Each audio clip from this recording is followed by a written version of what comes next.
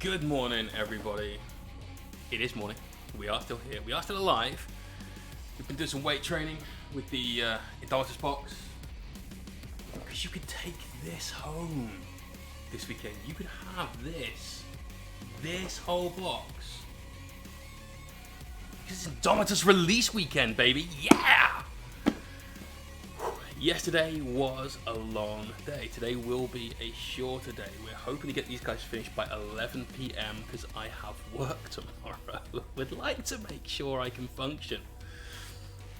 How you guys doing? You got Windspoon Wargaming, M. Peters, how's it going? Judiciar, you're at work, so lurking. Brilliant. No worries, man, no worries. Snake, Nick McDade, main unit, Viking. Strong meeps ammo.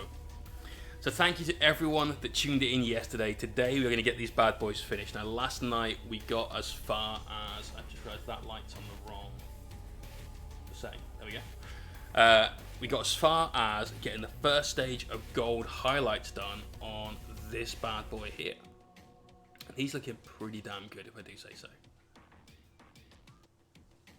Really, really like this guy in the way he's turning out. But this absolute monster. Oh, yes. Love this guy. This guy is legit scary. He's awesome. I can't wait to get a load more work done on this dude. We're going to start off today by finishing off the gold. Because once we've done that, that's all the metallics mercifully out the way. Then we're just looking at like the non-metallic metal styles that we're going to do on things like the blades, his Freddy Krueger fingers, all that kind of stuff. We've got then a load of base highlights to do on his armor. Now we put the battle damage in. We've got a load of work to do on this guy. We've got some freehand to do for his ultramarine symbol. So loads of stuff going on.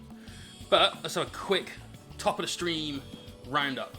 If you put in !box, you could win this box. This one right here. I've collated every single entry to the contest to win the full Monty Indomitus box. We are ready to go. We're going to do that draw tomorrow. It's going to be tomorrow morning to make sure everyone's got their chance to enter. It's not Step Hand box. It's not Step Hen box either. Just box. And no, this one doesn't have dancing areolas. But if you want to win that !box, follow the instructions there. Go and get yourself a box. I'm hoping... Oh, good lord. I'm hoping that if somebody outside the UK wins that, we're still within time to get that... keep your arms straight and hold out the box set for 1 minute, like the Hero Quest box. I don't think I can even do 10 seconds, to be honest. Let's man mode it and try and do it sideways on, shall we? Right. Oh, no.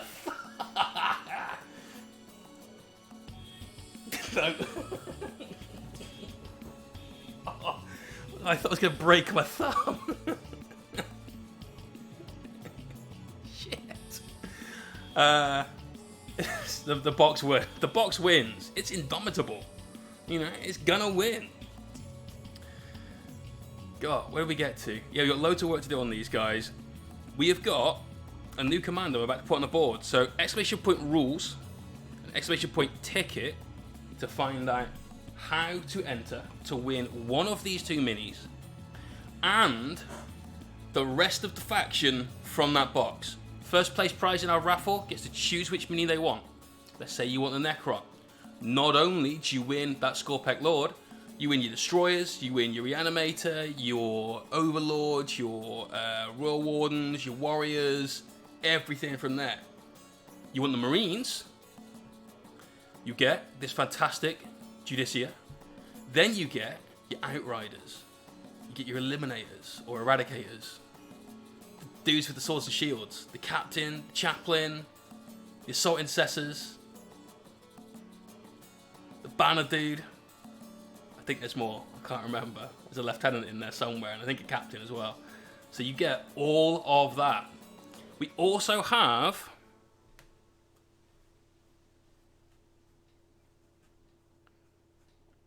a third and fourth place prize.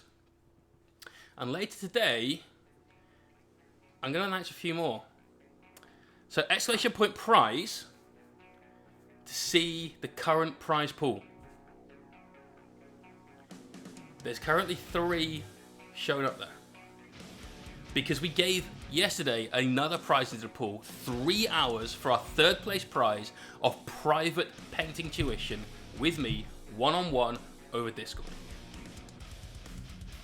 We will do whatever you want to do in terms of your painting progress. Let's say, for instance, you said, I like the new Necrons. My God, me, have you just taken a honking shit? God, the doors are open. God damn. Let's say you wanted to paint the Necrons. We could do a couple of hours on that. Let's say you wanted to learn how to paint flesh. That was something you were particularly struggling with. We could do some work on that. Let's say it was just, you know what, Jay, I really, really like the scenic basis you come up with. Can we have a lesson on how to do scenic basis? You can do any of these things. You've got 3 hours of painting tuition. Ooh, AJC getting some extra tickets. He wants it. AJC underscore 72. Now you entered yesterday. That's the wrong spreadsheet as well. Too many spreadsheets. Yes, you did enter yesterday. So let me just pop in. 15 rows. There. That's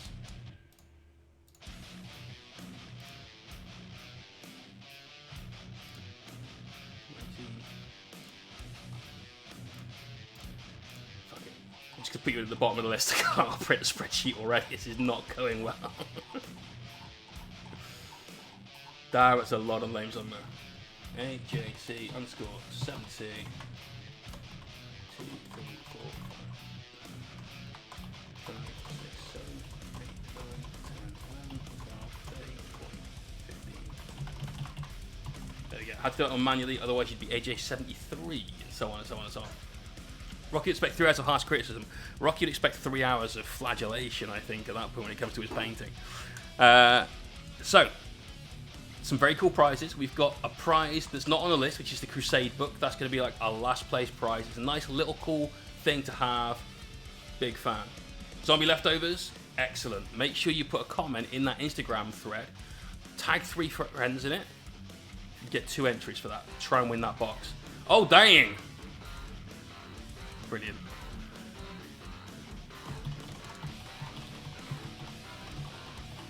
Here you go, Matt. 30 entries for you.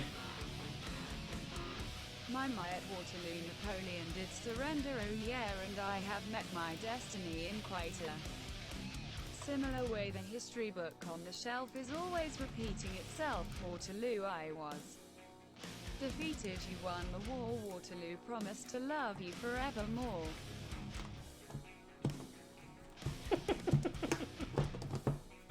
Mental.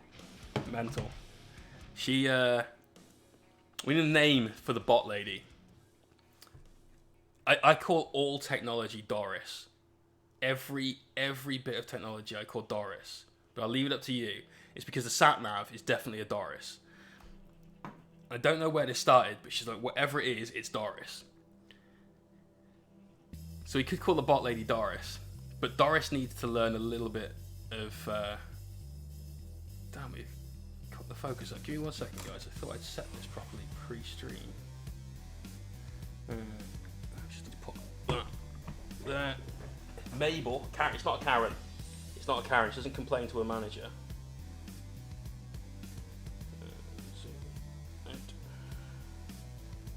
Try like this.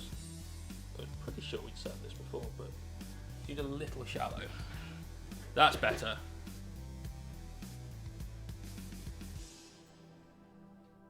He says. Oh god, no, it's way too high. Oh, fucking focus. Sorry guys, really do apologise about this, but...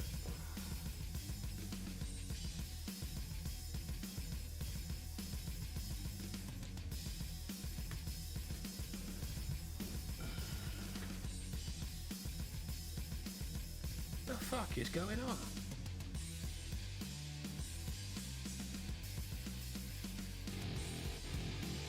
Matt, cheers for that host, Matt.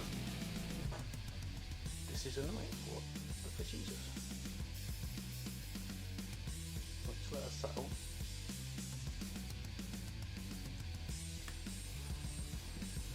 There we go.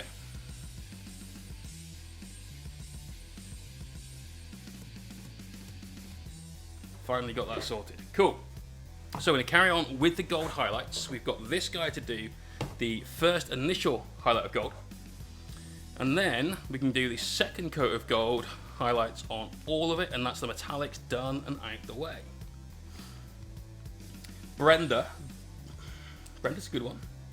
I think Mabel is probably my favourite suggestion so far. We're looking for names for the bot lady, and then we also don't have names yet for either of these two minis.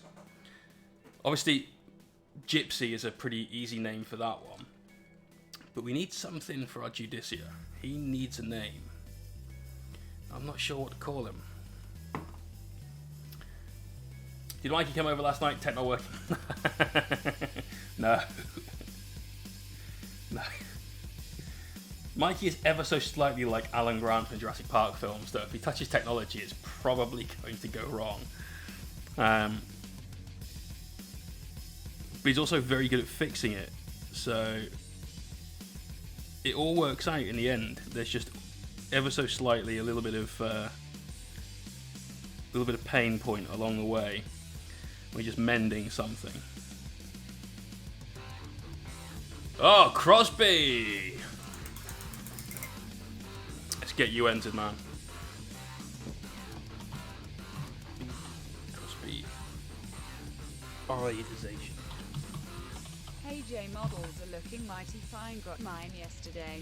Awesome, dude. Awesome.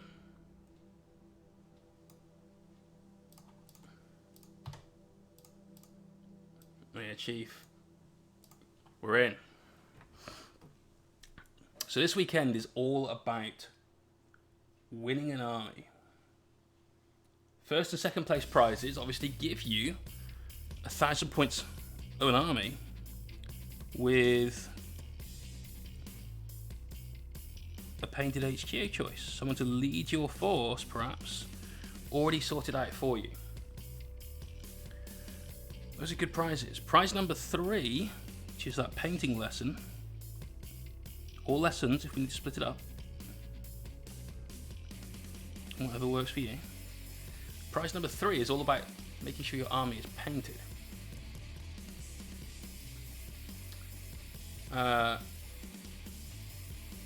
Mate, if it's been on WhatsApp, I looked at WhatsApp very briefly last night to catch up on any personal messages. Completely ignored any of the chats that were just like general messaging. Apart from, I was looking through the no retreat one because somebody had their flights cancelled and I wanted to make sure that I didn't need to worry about anything from that perspective. And then I went to sleep. I'll try to at least. I woke up at 6 a.m. again. So, yay. But yeah, third place prize is all about learning how to paint your army. So have a think about what other prizes there might be. Super Candy, like I said, all about winning an army. And the other prize is, I think, similar to how we did our night giveaway, where everything was linked back to that initial win a night kind of theme. I think we should do the same here.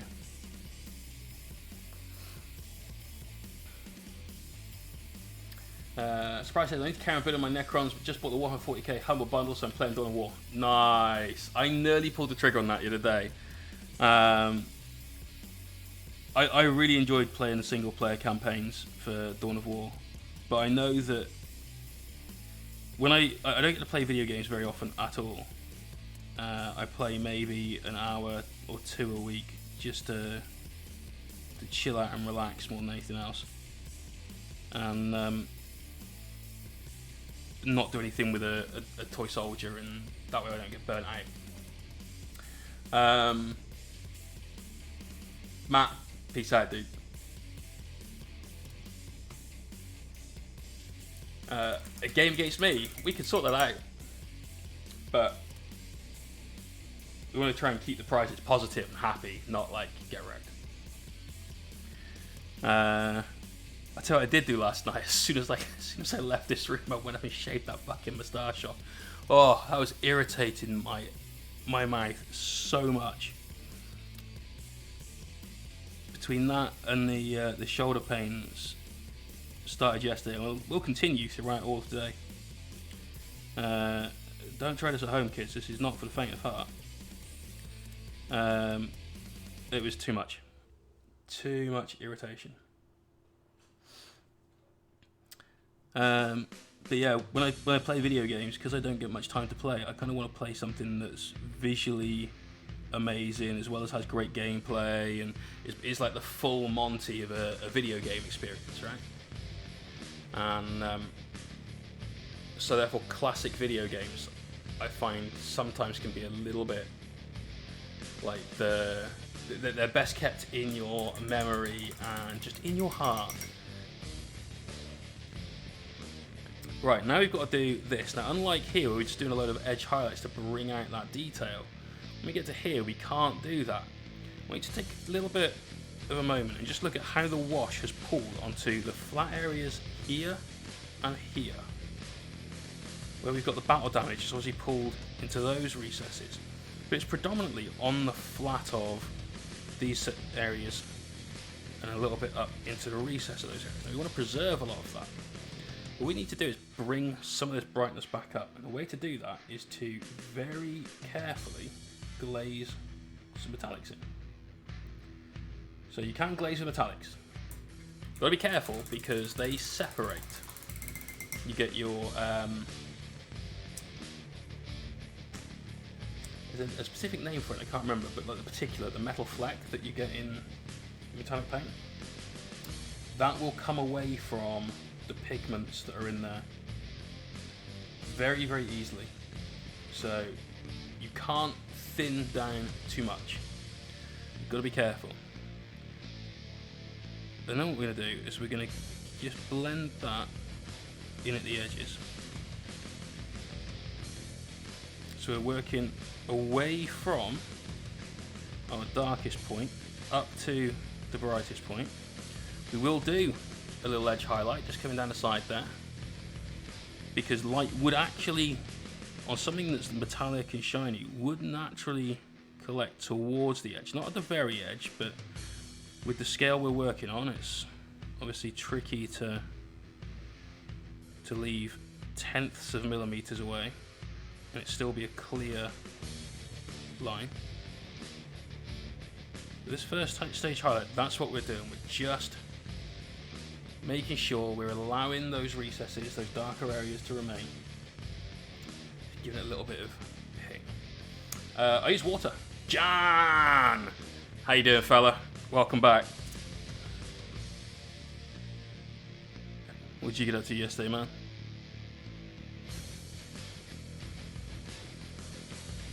So around the battle damage, we'll do a lot of highlights underneath. Twilight Walker!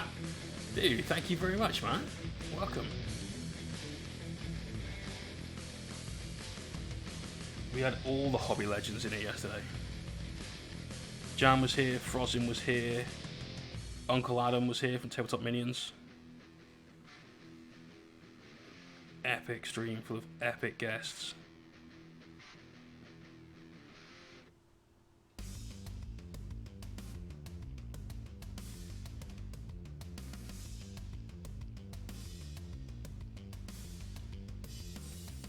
There you go. So this is what we're going to do for the most part now.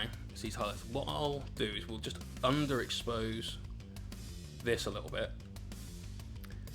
Make it easier for you to see those paint strokes we're putting down. So everything's going to be a little dark for a while till we get this done, and then we can bring that light back up. Start painting the inside of a cave with diorama plinth base. Oh, dude. That sounds awesome. Are you in our Discord? If so, if you can get a picture of that in the whip when we stop for lunch later on, I'd love to see that.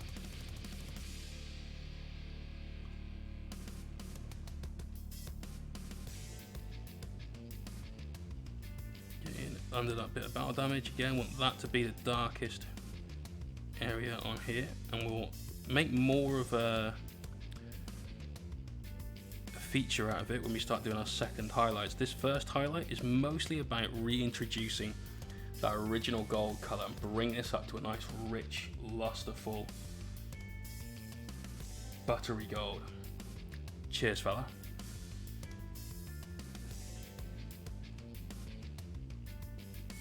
So you'll notice we're trying to stay away from that top point of the recess there, leave that little bit of shadow in. Again, blend towards the point we want the brightest element of our pigment. So that's the edges, moving away from the center with each brush stroke. And we talk about this a lot, but when you are painting, as soon as you lift your paintbrush off the miniature, there is a little bit of surface tension that just holds back some of the paint on the paintbrush. It pulls it back to the surface that you are painting and provides just an extra sort of drop of paint in that area. And that's why we're doing it this way, because if we were to work the other way and work towards the center of these rather than away from the center of these, when we lift our brush up, that drop of paint goes right in the area we're trying to blend. And unfortunately at that point you don't get a blend, you get a harsh start-stop of that gold.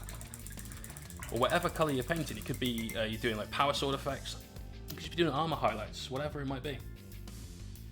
So always paint in the direction of least impact on the miniature to most impact on the miniature. So if it's a highlight, you're painting towards the brightest point. If it's a shadow, you're painting towards the darkest shadow.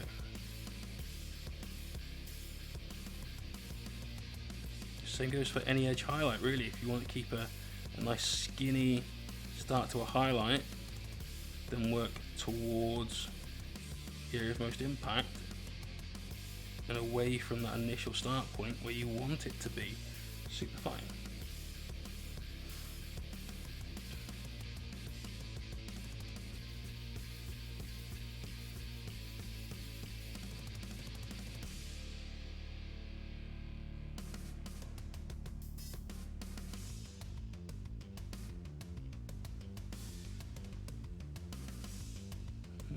Just end up smashing our brush into that crater. So again, now we've got a lot more of that gold back. Just need to do a little bit on the rear side, which is a little bit harder to get to. And here, because of that, and because of the fact this would be in shadow, we can do slightly more of an edge highlighting style on these. Because the darkest shadows we've got are in the recesses between each of these little plates. So we can bring this highlight up around there. Just hit a little of the side. We don't have to worry too much about blending it in. So see the difference between those bottom two and the next two? That's what we're aiming for. So it's Indom Sunday. We've made it through day one of release. Who else has been celebrating with praying at the altar of plastic crack, appeasing the gods of paint, sacrifices of blood red?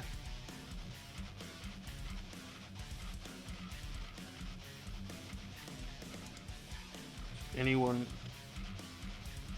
got an interesting story to tell from their Indomitus launch? By interesting, I don't want to hear like the app doesn't work.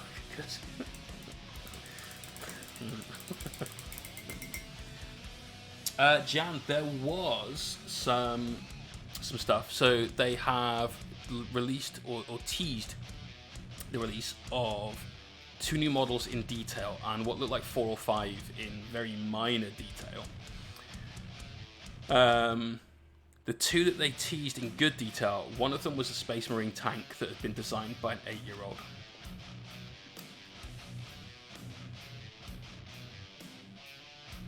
I don't know about you guys, but when I was a kid, if I wanted to draw a car, you'd start off with drawing a rough car shape, right? Like, here's my car. Yeah. Actually, I know what would be cool. I'll make it a flying car. So the wheels come off, and then you start like putting in fins and like aerofoils or whatever else, and engines on the back. Like, yes, I've got a flying car. I should put guns on my car. Yes. And you put guns on your car. Pew, pew, pew, pew lines. And GW released that yesterday. Fuck's sake.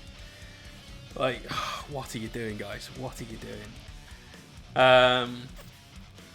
Was not just.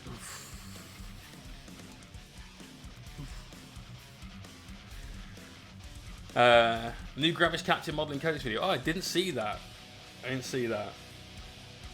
We sort of flicked over and they were showing, we're going to release the Codex Necrons and Codex Space Marines. And we all went, none of us are surprised. But for the Necrons, they showed the new monolith. And, oh, yes! That looked sick. Right, here we've got a unlabeled bottle. And that's because I know exactly what's in here. The way I paint my gold, we start with this. We do our purple wash, we do our flesh wash. So we get a double wash technique over our gold to really give it a nice lusterful set of recesses.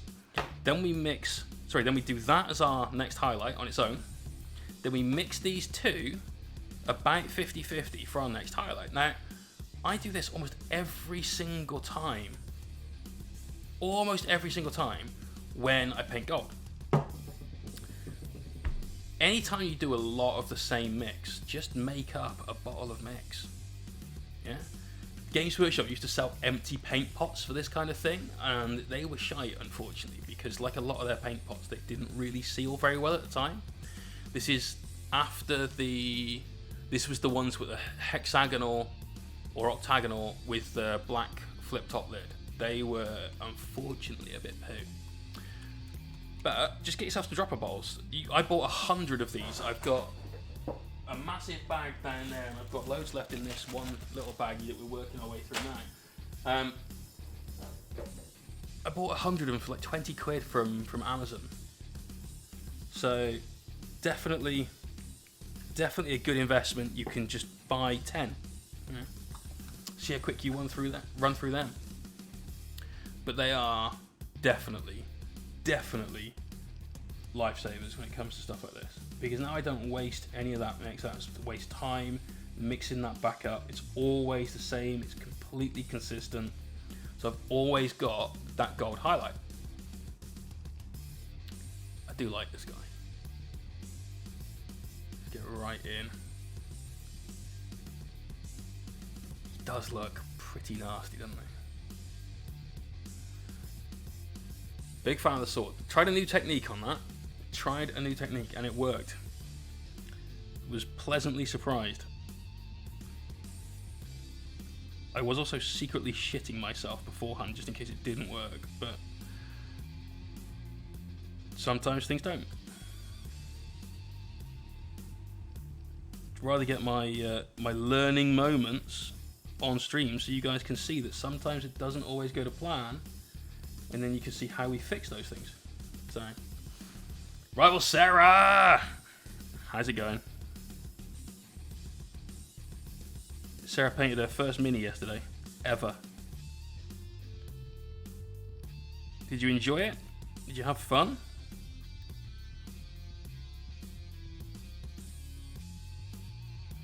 So what we're doing with this is we're just finding a few edges, a few raised surfaces like the top of the skull that will take another highlight. And we're trying to keep these relatively small. We want to keep the overall feel of that yellowed antique gold, that kind of pirate's treasure chest gold. Like Cap Shield. Cap Shield is a fucking travesty. That did not work at all. I spent ages on stream fucking about with that for it to not work. We were unhappy. What was it? We've done the other Imperial Fist that we started doing. That we tried the purple undershade for. That one was pretty crap. But that's why when I do stuff like that, I generally do like 2 or 3 minis at once, knowing that one of them's got a good chance of working. Yeah, new minis for Orc, Dark Elder, Chaos, and Sister Battle. The rumours are new Orc Boys kit, because they could do with a bit of a refresh, let's be honest. Lilith Hesperax, Lucius the Eternal, and I have no idea about the Sister Battle person, but those are the rumours that I've heard, with a possible look at a box containing Lilith versus Slanesh dude Lucius in a what was the Eldar Rise of the Phoenix box they did with Jane Zar and Drazar, a kind of one of those style boxes. So that could be cool. The Lucius model, I don't even know if it's still available, but the one that was kind of Hellraiser-ish with his tongue and the whip and all that, that was cool. It was just meh. Fury, thanks for that follow.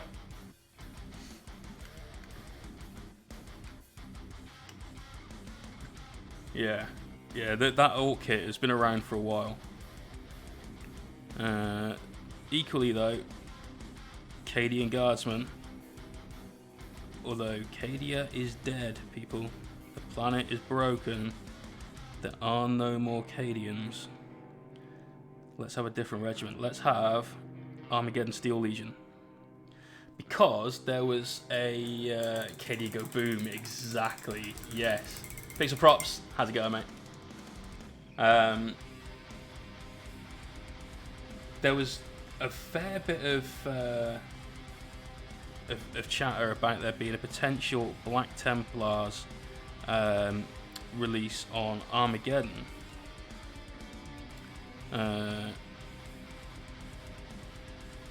And that would be sweet if that still materialized. So Plastic Talon would be cool, but my personal preference would be Steel Legion, because I love those minis, and the Death Core of Krieg are kind of loosely based on that. So I know you could just go and get those from Forge World, but I'd rather have a load of plastic minis than a load of Forge World ones. So Peyton is I swear these have never been anywhere inappropriate rosary beads.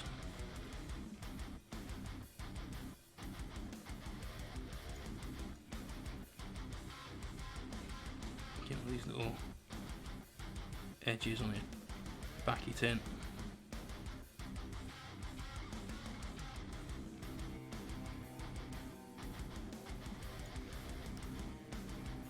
Going slowly, trying to design a battle wagon for my orcs. Nice. Throw the shit in the box with some plastic glue, shake it, see what comes out.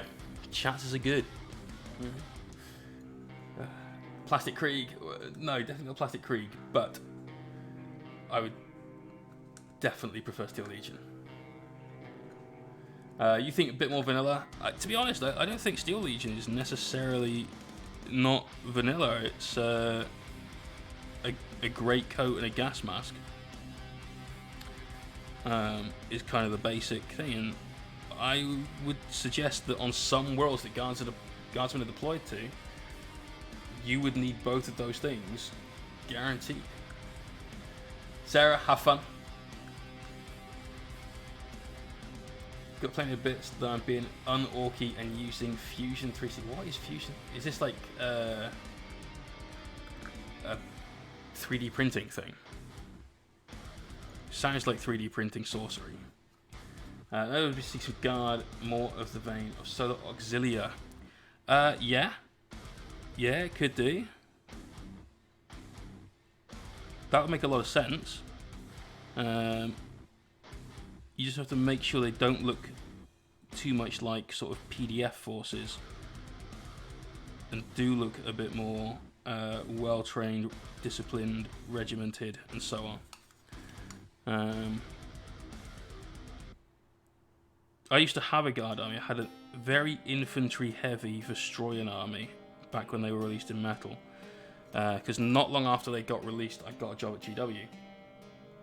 And so, of course, it was, right, I'll buy a Vestroyan army because it'll cost me a tenner.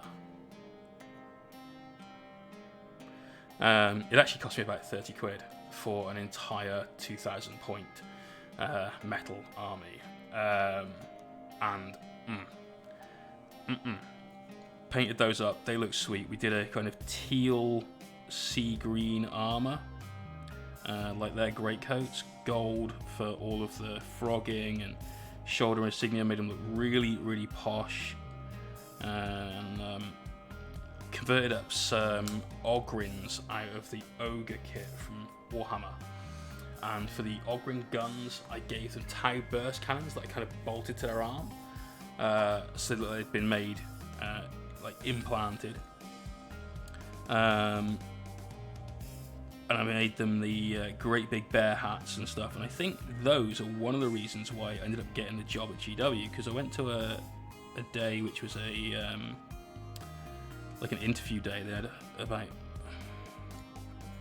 a dozen of us there, all interviewing, and you sort of looked around the room and you're like, okay, most of you guys have never left a basement. I can tell. I'm the only one that's wearing a suit for an interview. You're wearing jeans with more holes in than they should have. There's a lot of that kind of thing.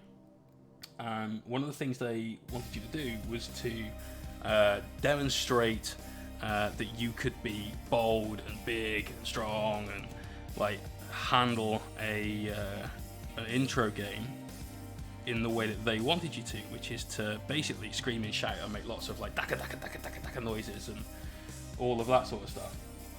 And I got picked to go first up. So, right, here I don't give a shit about anybody in this room. We're going to be as loud and fun as we can make this. And so I did a recreation of Jim and Bob, the Blood Bowl commentators, commenting on a game of Blood Bowl, somewhat in the vein of the Fast Show. I don't know if anyone here would remember that, with the Spanish guy and the Scotcho, Scotcho, very much a little bit like that. It was hilarious. Or at least I found it hilarious. Other people were laughing. Everybody else was very, very quiet. And so I think that obviously helped. But we were told don't bring any toy soldiers. And I thought, there's no way I'm going to an interview without taking some stuff that I'm kind of proud of to show off. Like, well, look, I can paint. And I took these Ogrins with me. And the guy who was doing the interviews took them out of my case and wandered around the store showing everyone these things. Like, all the staff members, like, look at what this dude's done.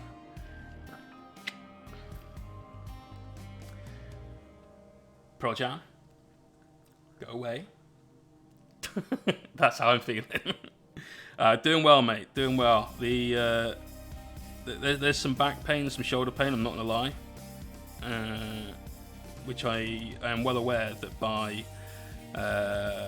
now, actually, is going to be starting to build up again, and tomorrow will be uncomfortable by the time we finish today.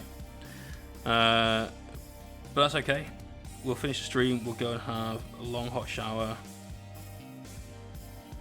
Try and get that back to some sort of semblance of normal feeling before going to sleep later on. But we're working till 11, people. That's PM, not AM. That's when the prize draw is going to be. And we're going to add more prizes over the course of the day. We've already announced a new third place prize. I've got plans for probably another 4. Because why not? Why not? Let's just do it, right? Let's go fucking crazy.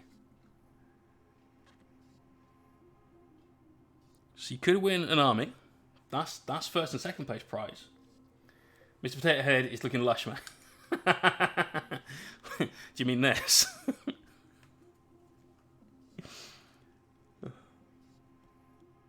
I know you mean this guy. I really like that skull head. He's like the ugly duckling. Nobody loves him. Except for me.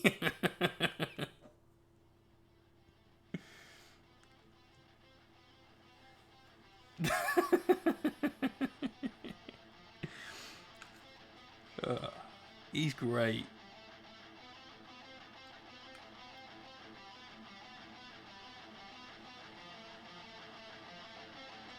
But yeah, not only could you win your choice of mini, this dude or this dude will be yours if you're the lucky winner. Not only that, but we'll give you the rest of that mini's faction from the Indomitus box, brand new on sprue. You get to start a Space Marine army at around 1,000 points or a Necron army at around 1,000 points. Jan, just celebrate and love the skull-faced helmet. It's amazing. Don't know what you're talking about. There's nothing wrong with it. He's just a little meat-headed is all. And as someone that is the proud owner of a meathead, that's okay. Meatheads need love too.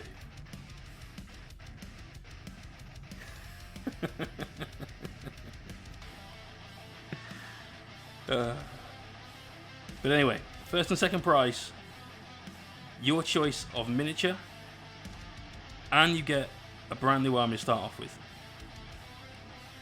And then we figure you're going to need to know how to paint that army. And so our third place prize, exclamation point prize, is 3 hours of private painting tuition by myself.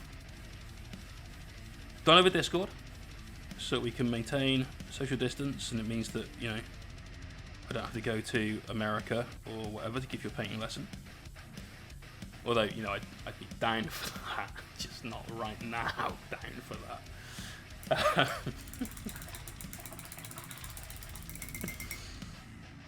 So, those are the prizes we've got currently. I've got plans for something else. This whole weekend has been about winning an army. And I think I've got a good 4th place prize selected in my head. And we will reveal that in about an hour and 20 minutes. So have a think about what it could be. This whole weekend is all about getting a brand new army. The painting prize there is obviously, once you've got your army, you need to know how to paint it. Des, that's a great suggestion. Wouldn't that be good? So, brand new army in a box right there.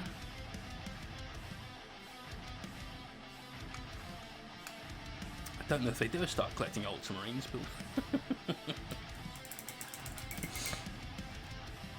but I reckon that's a good shout. That could definitely be on the list. And you know, at some point we're going to team up with one of our favourite vendors ever. And there's probably going to be some sort of base-related prize. That would be ideal, because there's no point in having an army that you haven't based, because if he's not based, then you don't get your 10 points. So, you know,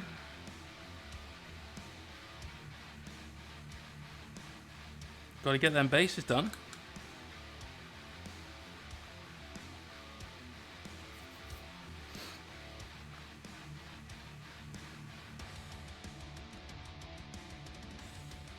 So we need to get very, very small highlights on the feathers of these wings, because if we don't, it will not look right. And we just want a nice little extra bit of shine in there for that. Frozin, you're in the gym, brother. That is way too much hard work right now. How have your gyms sanitized everything? Are they just relying on you being distant, or are they relying on you not sweating? Because that would rule me out straight away. For the record, you like my necron. Aw, dude. You're immune. Oh, motherfucker. Lucky you.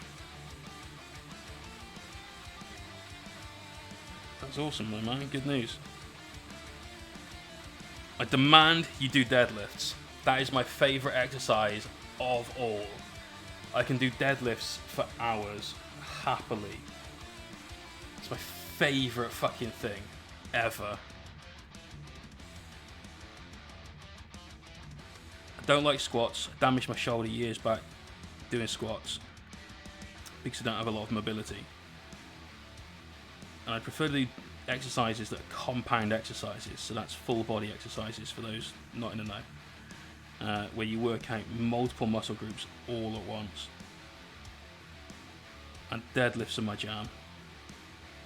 I don't go to the gym very often, as I mean you can tell, right? But my current, you're doing deadlifts first exercise, yes mate, fucking happy days. Dude, deadlifting Laura is not going to be difficult. She is a slim lass. Like, the hardest bit will be just grabbing hold of her in the right positions to be able to get like the full lift, yeah? But my current PB deadlift is 350 pounds. Just fucking explode that force down. Don't lift the bar, push the planet. Yeah.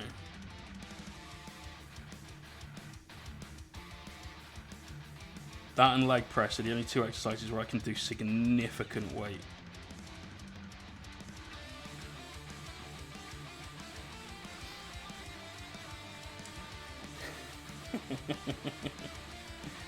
You know what I meant, man. 155 keys, so times that by 2.2 is 310. Damn, I'm about the same.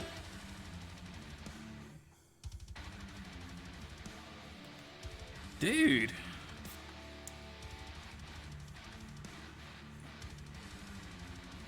We'll have a deadlift off as well as a paint off. There you go.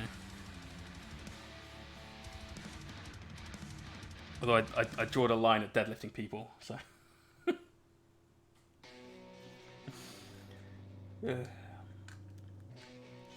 Evil Beer says, key is to sit back. So I think another one of the keys is to not think about lifting the weight, but think about pushing the bar into your hips, so sort of push forward your hips. Because to get to that position, it's got to come off the floor anyway, right? Half ton leg press, I can do. Oh, you mean half ton in kilos? Oh, no. What you paint the paint off? If you need to win one, maybe you should find another victim.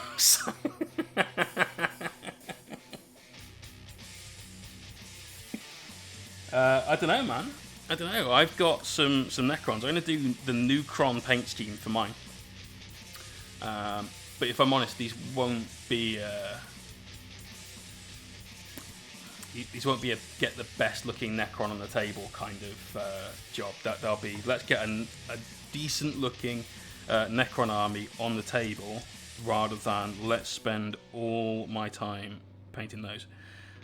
Because for that kind of army, we've got my knights. I've got my grey knights that we're hoping to be painting at some point in the future. But if I'm honest, it's looking more and more like next year.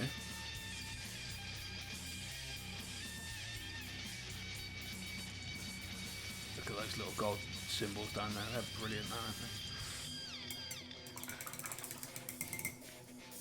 Personal best, £625 deadlift. Holy shit balls. That's like 280 kilos.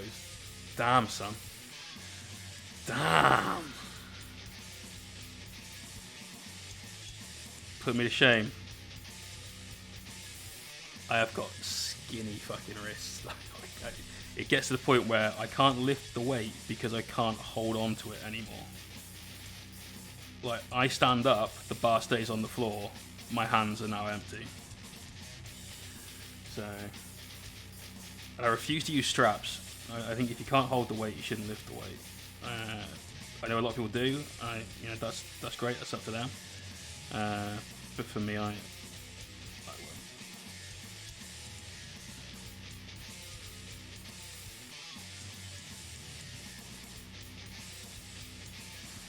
Right, just got this little skull in his back to do, and then that's all of the gold done on this dude.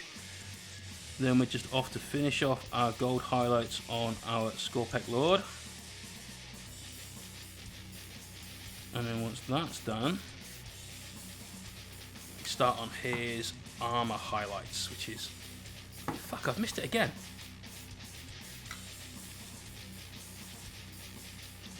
Son of a bitch. That's twice done exactly the same thing and not put the highlight on that edge. Small soldier! Thank you very much, man.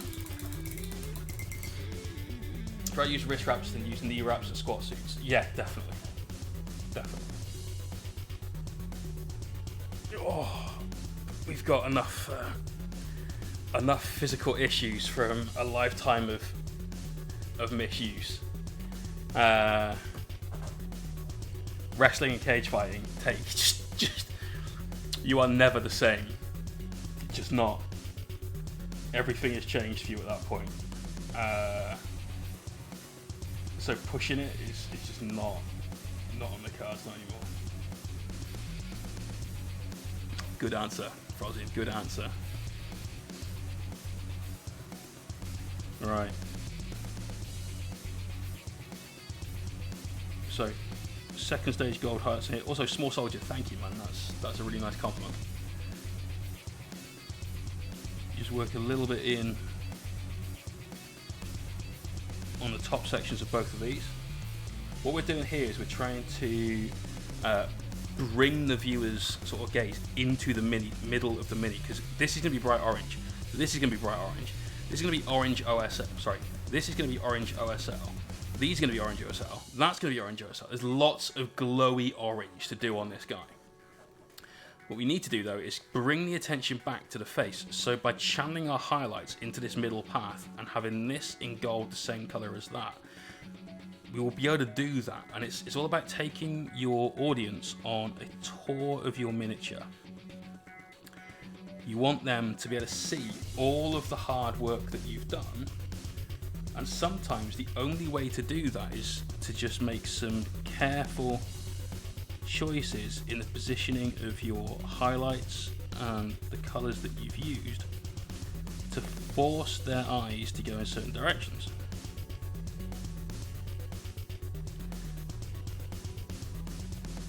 So we're painting a little part of the highlights here in the centre, same there, and then with this, that will help to guide them where we want to go.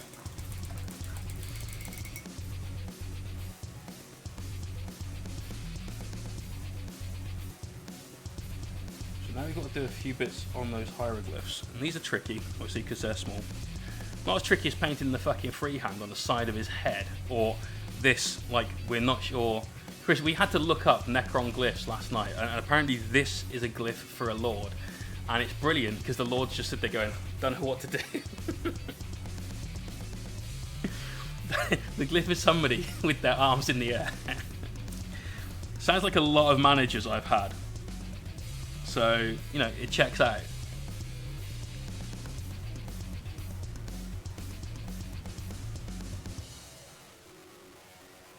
So we're aiming for the top section of all these glyphs. So just sort of the top half of it. If there's a two-stage one, like circle there, then the top of this circle and the top of that circle. Look at the slight difference between that one and that one. now. They stand out so much more with those tiny, tiny little details. Do you like our conversation about painting is so similar? Yes. You and I have got a lot of same ideas when it comes to painting, and obviously we've both sort of gone down some of the same paths with painting. But what I really like is that not only do we both have similar ideas and similar theories about how we paint, we both approach them from two very different ways. So you are a lot more about traditional brushwork. You've got your style of sketching out your highlights, getting your values right on the mini, and then blending and blending and blending until you've got this beautiful smooth transition through. Whereas I'm more, give me that airbrush and hold my beer, and bam, here we go.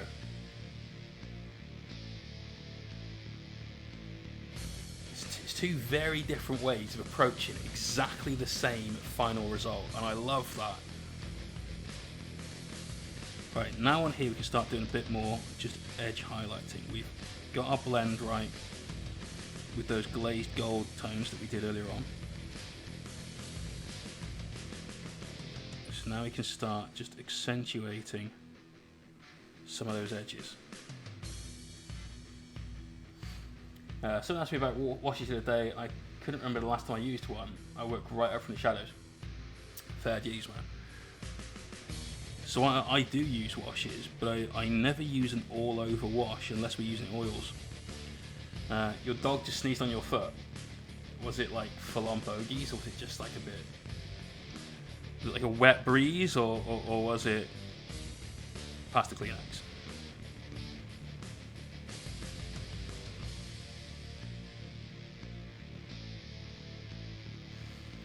Dark Card are going to be so airbrushed, yes mate.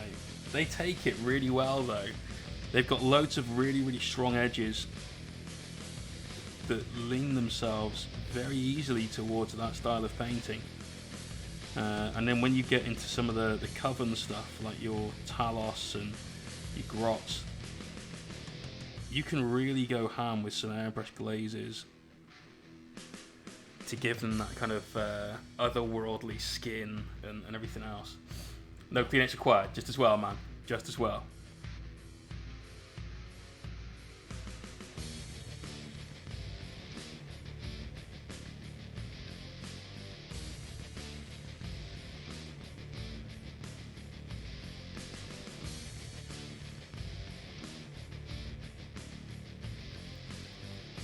Yeah, I like to use washes because I need to, due to the fact we airbrush a lot. When you airbrush, you'll put in one value essentially over an entire surface. And you need to go back in and just make sure anything that should be in shadow remains in shadow. And that's what's very different about mine and Chris's technique, where we both end up with similar results. So the way we go about it is different, predominantly, like airbrush versus paintbrush. There's other bits of work that I have to do to make the final result work out the same. But equally, there's other things that Chris has to do. He has to do a lot of those painstaking brush blends to get up to that smooth gradient that he wants. It just comes down to your preference, essentially. This is something that we discuss a lot on stream, is everyone needs to find their way. You know, you've all got to have that individual style of painting that suits you. A minute ago we were talking about working out, right? And the different ways, the different methods that you'll work out. It's the same with painting. You're still doing something that requires muscle memory, that requires development and growth.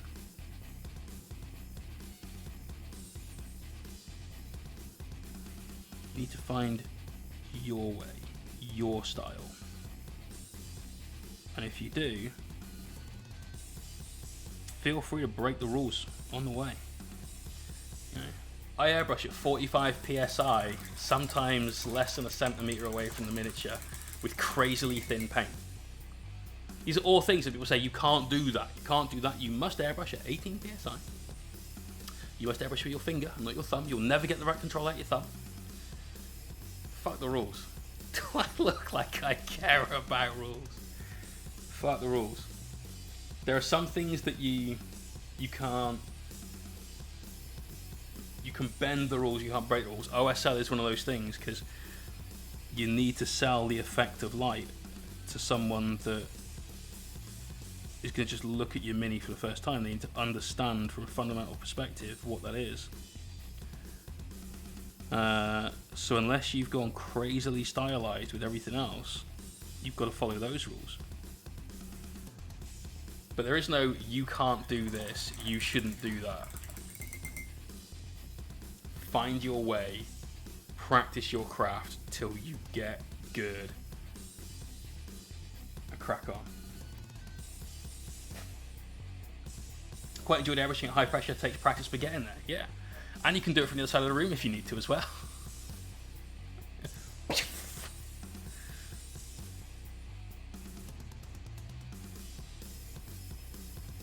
I'm waiting for Dez's missus to get called into a room and be like, sweetie, hey, look at my highlights. And there's minis lined up like a rifle range the other side. Like,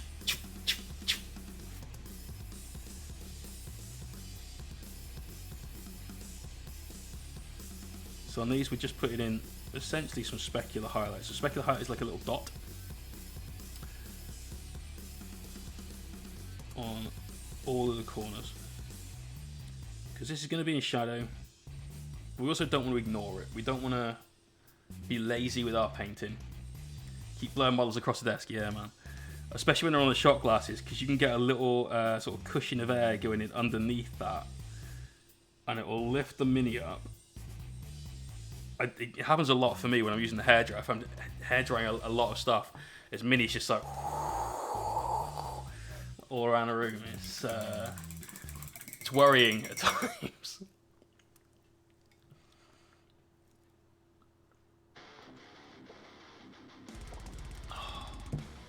Oakley dokley. So, all the gold is done, which means we have finished the metallics.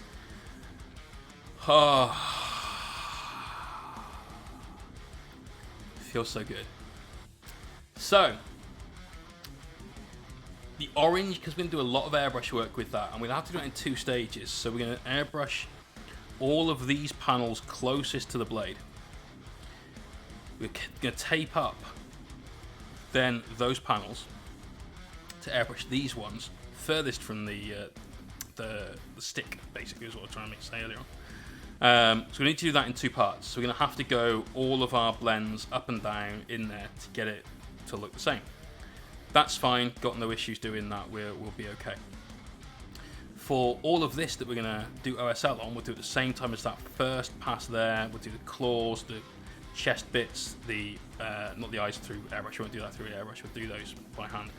But stuff like this little gem, these little glowy balls, disco balls, maybe at that point. So obviously got those things to do. Before we do that though, we need to get the rest of his armor highlighted. We need to do the gun and get that highlighted as well. So we've got plenty of work between now and then. So that's going to be mostly this afternoon where we get the really cool shit going on.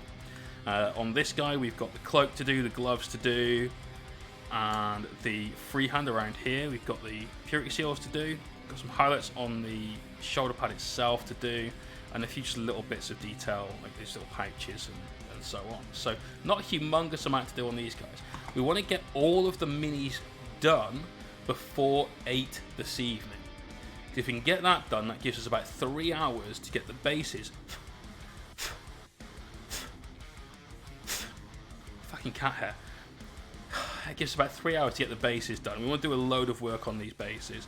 Going to get some UV resin in here for some water effects. We're going to get a load of pigments used for just making sure we've got a nice urban jungle kind of feel to this.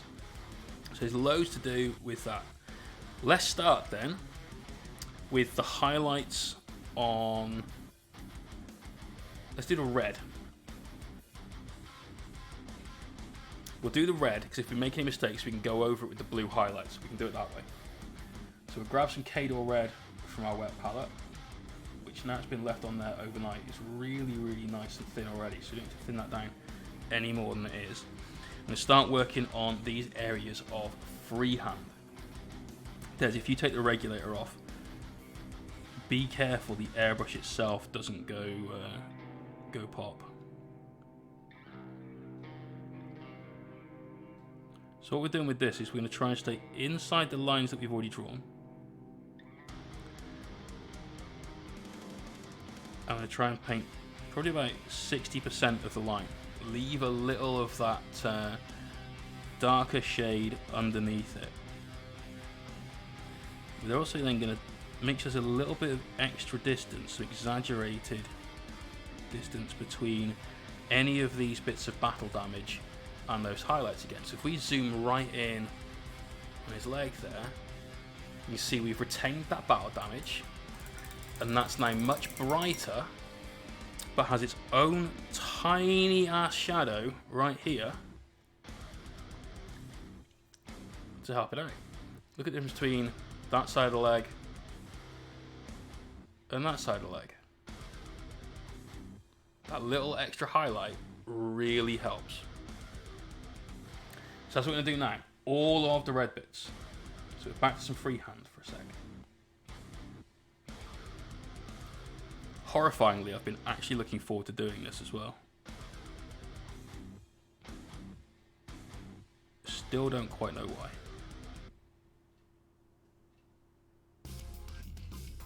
I think it's just because freehand isn't a thing that is something I've ever really practiced. We've basically painted inside the lines on our minis. Adult painting by numbers, or 3D painting by numbers, we should say, I suppose.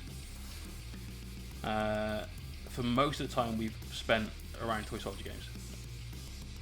So break in some of those rules of just paint something different on the mini. I think that's a good step. It's certainly going to help me out.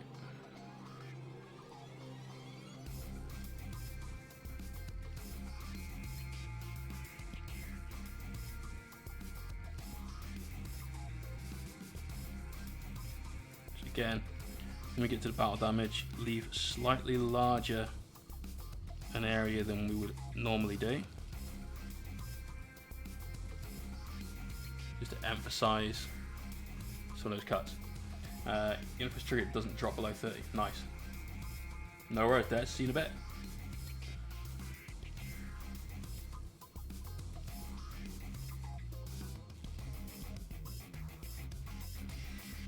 So let's color in all of these red bits.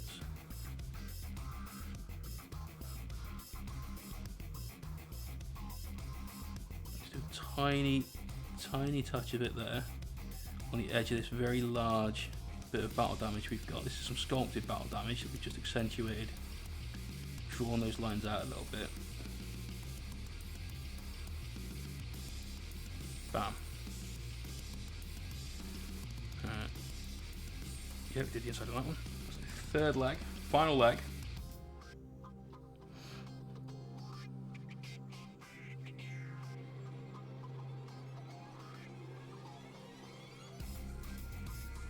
After we've done this, we'll start working on his armor highlights as well, so we can get this blue-grey mix that we've got looking its absolute best.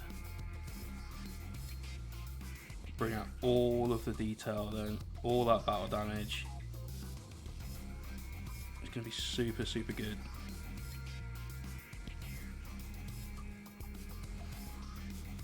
That's going to be one of the more lengthy things that we do today in terms of time taken, and that's going to be quite a bit of work. Lee, how you doing, brother?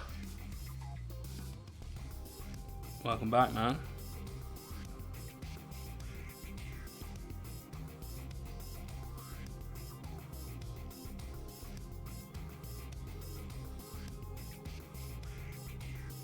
Lee's a fantastic painter. Great member of this community. Got some awesome 30k World Eaters. Big fan of that colour scheme. Stole his colour scheme and made him give me the recipe. Genuinely. Made him give me the recipe before we did the Chaos Knight giveaway for our stream anniversary back in April. Because I wanted to paint a World Eaters Chaos Knight. That was it. Would not do it till he gave me the recipe. Tired but good. Pub session last night till 3 AM. Just got up. Dude. Oh, I am past all of those things in my life now. We are done with that.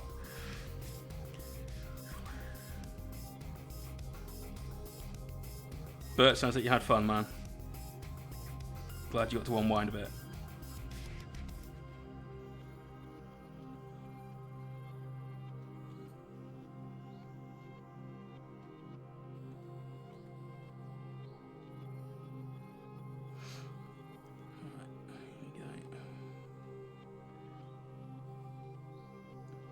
Bam. So you see we're just getting a bit more brightness, a bit more vividness on these. So look at the difference between this line here and this one, right next to each other. That's really, really helping out. That little highlight just going on.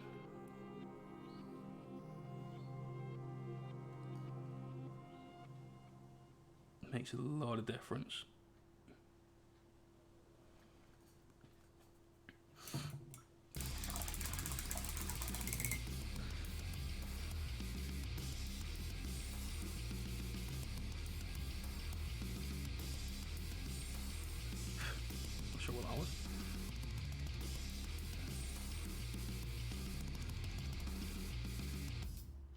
This is much quicker than doing that initial red line because we've already mapped that out for us. We don't have to worry too much about that. So it's also a little easier because you know exactly where you're drawing, which means that if you do decide to do some freehand, once you've got it down, don't be scared of doing this next step. It is easier than the first step, and you've already done the first step, so you know you can do it. Give it a go.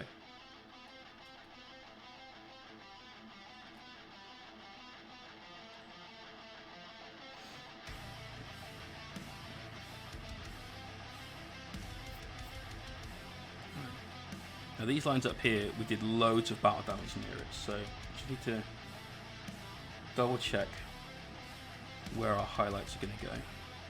We need to come up onto this edge because that's a defining edge.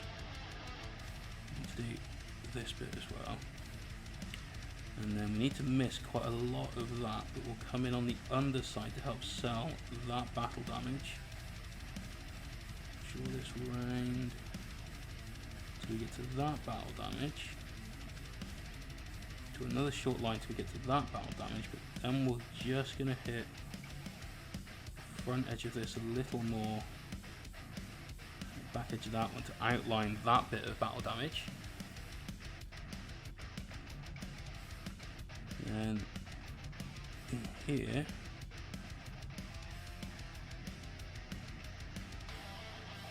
same deal. Then we've got this sort of scuff mark before we can paint that one. So that's a much brighter red line, like in that. Matt, I wish my hand was steady as yours for those lines. The trick is to shake equally with both hands, but also in synchronity. So. Brace, basically, man. So what were we doing last night? I had to push everything back. Oh, that was it. It was the freehand, like these symbols. I basically pushed my wet palette out the way and I put both hands like flat on the desk, like both forearms down, sort of like this, so I could brace on the desk and then do the painting. So it's not a comfortable painting position, because obviously you're hunched over and you shouldn't spend a lot of time sat like that, he says, wondering why shoulder blades hurt so much. But every now and again, where it's just I need this to be super controlled, worth it. Also, have something to hold the Mini with. That really helps as well. So I just use shot glasses and blue tack because, frankly, there's no way I'm ever buying that goddamn Games Workshop hobby holder handle thing. I don't think there's ever any need for that. Besides which, I can mount a knight on one of these.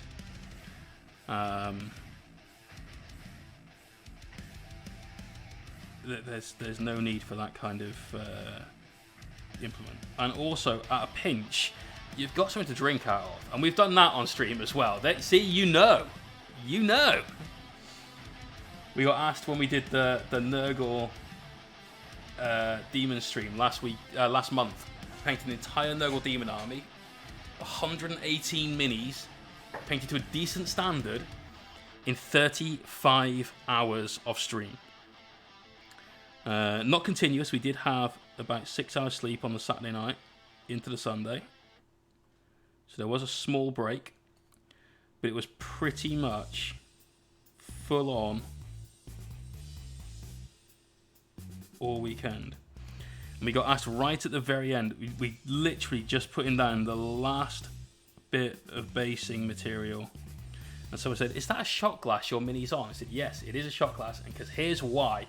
Grab the glass of bourbon. When you finished your project, you can toast it. Boom." Had to.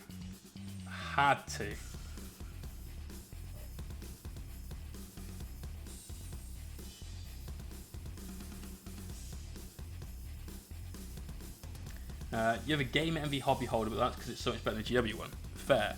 I know Chris, who's listening in, actually makes hobby holders. So for those of you that just do brushwork, that's something I would strongly suggest, because that's a lot like the shot glass. But his are really, really sick. So if you like having a nice little luxury item, because everyone's got things that they don't mind spending a bit more money on, because it's like, this is just cool, I just want it.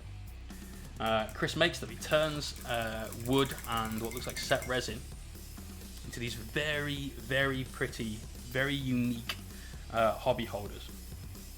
I'd love one. I really would.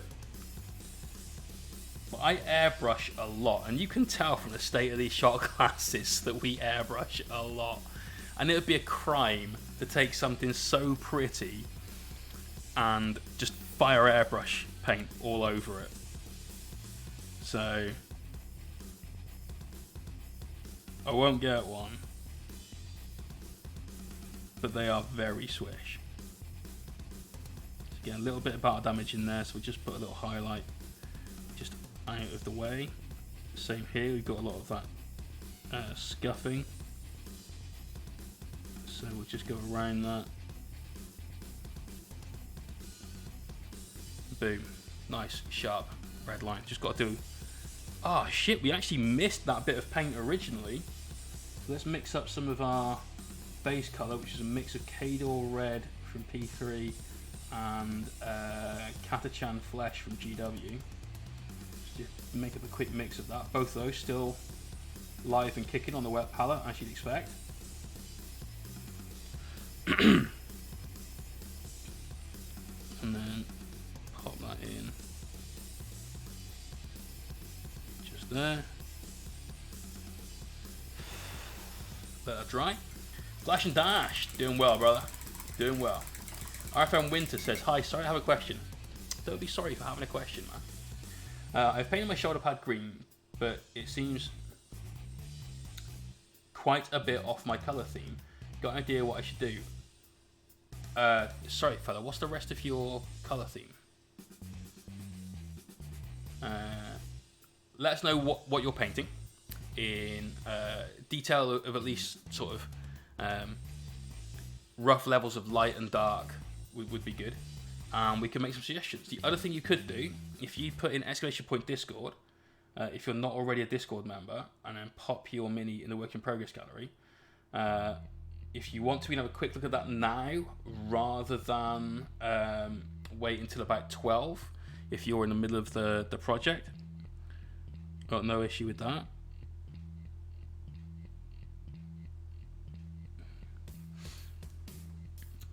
To be too long to notice, I can use neutral colours in my paint scheme. Not everything has to be complementary or contrast.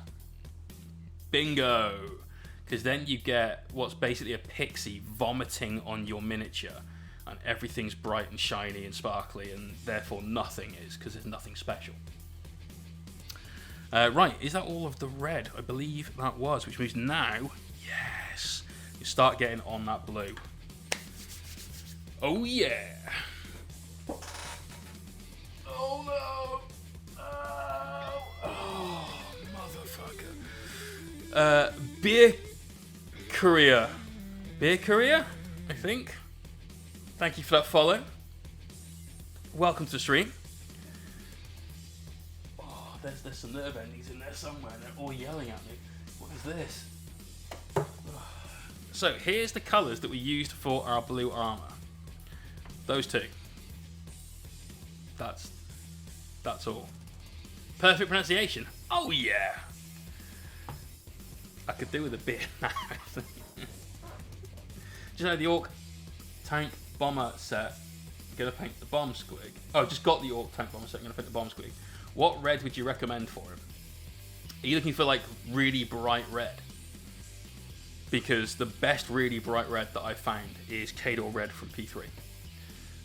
But start with a mixture, same as we've just done with this little bit of red we've painted here.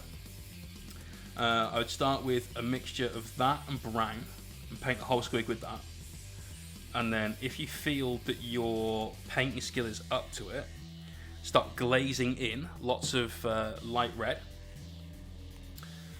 If you don't feel it's up to it, do it the other way. Paint it light red and then paint in the shadows with a little mixture of red and brown. But Khador red from P3, that is a damn perfect bright red. I'll show you in a second the difference between that and Evil Sun Scarlet. And it's minimal, and the camera might not pick it up. But for me, in person, it's enough. So, here's your Evil Sun Scarlet. There's your Khador red. Now, these both are coming up a little bit orange on the palette. But in real life, this one's slightly more orange than this one, and this one's much more of a true red.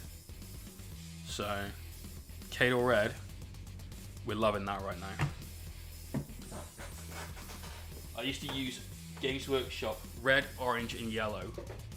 Like, that was the holy triumvirate of paints from GW as far as I was concerned.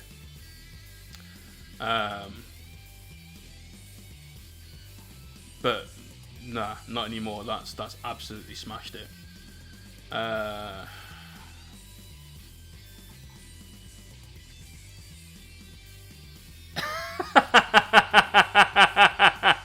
Crosby, I've just seen that shirt.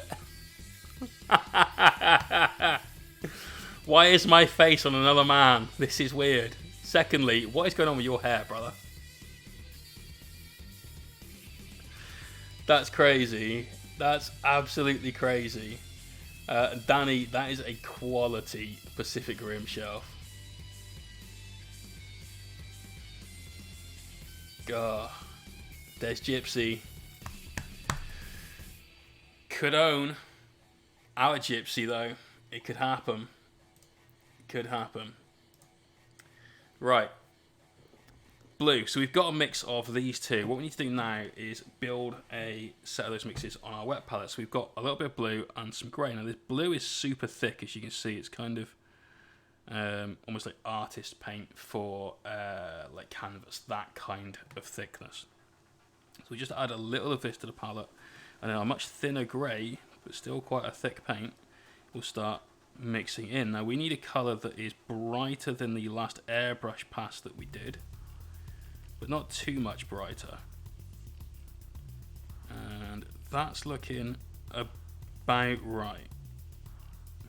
What we'll do now is we'll take some water. So we just got, oh, it's just off shot, sorry. So always got a little dot of water. This one's the ones that we used to mix our blue with yesterday. So this has got a little blue in it. So we use that dot of water rather than this dot of water, which has got some red in it. And then we can thin that down. So now we've got a paint that's about the right consistency. If we wash our brush out, man needs a haircut bad. I mean, you, right? Ichu, how you doing? Paint is right consistency. You should be able to pick up with your brush, no problem. Have the brush absorb that paint up into the body, like the belly of the brush, but not deform the tip of the brush. Okay, everyone will give you some weird example of, oh, it needs to be like skimmed milk, or it needs to be like if you've got some saline solution at exactly 37.2 degrees centigrade, it should be exactly like that. End of the day, that there is no clear analogy of your paint should look like this other product that isn't paint, that isn't going on a mini and should never be touched by a brush because it's made out of fucking kitchen ingredients. What it should be is behaving correctly. So think about that. So this behavior that I'm looking for is, it should be thin enough for my brush to easily pick up the paint, which means my brush will easily dispense the paint, and it shouldn't deform the brush, which would stop me from having the control I want. Nice, dude. Nice. Have fun with that. So let's start at the bottom and work upwards. We need to get some highlights on things like the front edge of these legs. And what we're going to do is just going to get a couple down. Then we're going to dry this off using the hairdryer. Just make sure that these highlights are the right tone. When you first put paint down on a miniature, because it hasn't dried yet, it has glossy properties and it looks more powerful than it could be when it's dried. And so there's no point in painting the entirety of this mini. So like we've said, this is probably the longest process we'll end up having to do today in terms of one thing happening for a while. No point in painting the entirety of it and then going, actually we didn't really do that bright enough, or it's maybe not dark enough, or whatever else the rationale may be. So it's worth just taking time and double checking that you're right. Now normally I'd paint this on a part of the mini that you can barely see. We'd do a test piece somewhere out the way, but there's quite a lot of in the way on this guy. There's a lot going on with this dude. So haven't really got that option. When we get to our battle damage, we're going to do some highlights just underneath, and that will help sell our 3D effect that we're going for.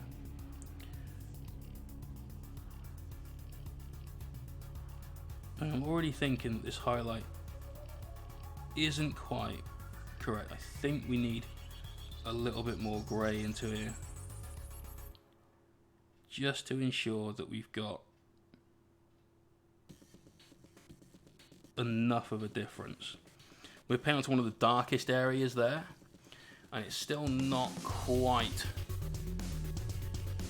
as visible a highlight as we want it. You can see it, but I think we need to go a little bit more. Slightly too subtle. And there's nothing subtle about this 20-foot tall tripedal engine of death. So we'll grab the hairdryer, dry it down, just be certain, but I think we're adding more grey to this.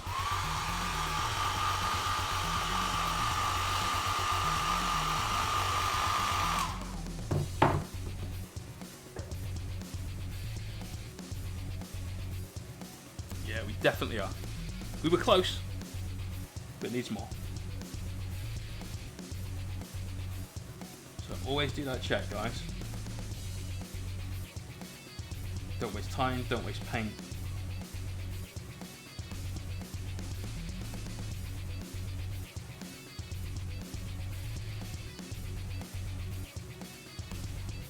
There we go. So you've just gone one step further up now with some of that grey.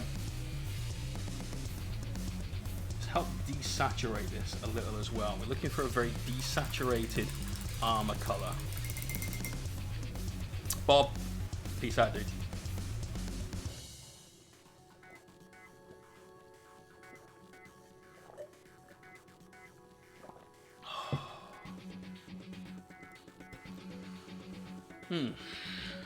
We got that picture in yet? No, not yet. Okay. So So now we just re-highlight those bits that we've just done. But that's obviously a lot quicker than re-highlighting the entire mini.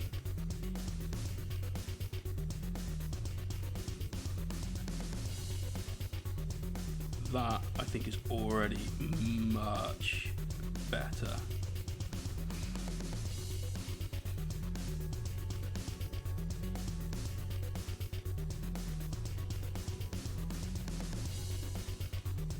So careful around your battle damage, and the reason you paint it underneath is because that is where the light would hit if that was a divot. So it starts to give you a pronounced 3D effect without it being 3D. And we can show you that in even more detail when we apply the same thing to an area like this, which is 3D. So there's some sculpted battle damage on this area of the mini. And if we do a little bit of a highlight there, and then continue that set of highlight passes underneath the rest of this guy, you'll see just how realistic it is, because it will match that 3D section. So before you all go about hacking up your mini using hobby knives and drills and so on, that big lump of damage there looks pretty much exactly the same as that big lump of damage there, but that one's just paint. There's a more pronounced shadow with this, and there should be, because this section of leg casts a shadow just in there, whereas here there is nothing that would cast a shadow, otherwise you'd have made part of that darker. But that's what you do, man. That's how to do some battle damage. It's quick and it's easy. And because it doesn't have to conform to straight lines, in fact it shouldn't conform to straight lines. It doesn't matter if you're somebody that's not so practiced at doing freehand, which is what you're doing. Don't get it twisted. You are doing actual art there. What we as miniature painters call freehand, and the rest of the world just calls painting.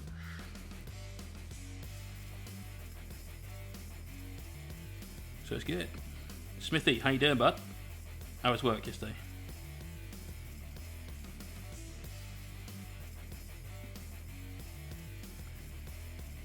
Let's get in all these other highlights on his leg again. Now, notice what we're not doing here is putting any highlights under and around the red. We don't want those to be 3D at all. I want those to have been essentially just painted on to the Skorpekh Lord himself. Works just work, not bad, not good. How much is the ticket? Tickets are £1, sir. So what you need to do, exclamation point rules, and then exclamation point ticket. Now, you might also want to do exclamation point prize, because yesterday we increased the prize pool. So for those of you that aren't aware of what's going on, this weekend we're painting both of these two minis and we're raffling them off. First place prize gets to choose which of these that they want. They also get every other mini in that faction from out of that box. So let's say you love Marines, you want to start a Marine army, you win, you choose this guy. You get your Outriders, Eliminators, or sorry, Eradicators, Honor Guard dudes, the Ancient, the Captain, the Lieutenant, the lot. You get all of that out of there. If you want Necrons, same deal. Get your Skorpekh Destroyers, your Warriors, your little Cryptek dudes, the Plasmancer, the little Plasma Sight, the Mascot. Get all of that. But yesterday we added another prize. Yesterday we threw in a 3-hour painting lesson with myself. So you want to learn to paint something, maybe in the same style that I do, or just in a different style. Maybe you're just struggling with one particular facet of a miniature, faces. flesh, battle damage, weathering, oil paints. Could be something super specific. Ichu! I'm assuming what you wanted was 10 tickets, which would be 15 with your 5 free. But unfortunately, mate, you sent $10 rather than changing it to pounds. So if you, I don't know what the difference is in change. We had this yesterday. If you donate another $2, then instead of it being what would be like 8 tickets with 1 free, then I'll give you the 15 tickets, which I think is what you were after. I can't remember who it was, but somebody did that last night as well. It's basically, to convert it, it's tucked up away just in the top left corner. And it defaults to dollars, which is a shame when you're a streamer that's not based in a country that trades in dollars. But that's just Twitch. So get those $2 in, and I'll sort you out, mate. Subsonic, how you doing? Now today we're gonna add more prizes. We're gonna announce the next prize in 24 minutes after I've had a break. So we're gonna do a load of this blue highlight. You get most of these down on the legs. Then it's time for me to take 5 minutes, get a drink, visit the loo, all the usual things that you'd need to do while taking a quick pause. And then when we come back, we'll come back and announce the next prize in that contest. Now we know the last place prize for the last name that we draw is going to be the Crusade book. Because this stream, this weekend, is all about Smithy, definitely, man. You can paint whatever you want. It's just we got 3 hours. That's our time budget. That's all.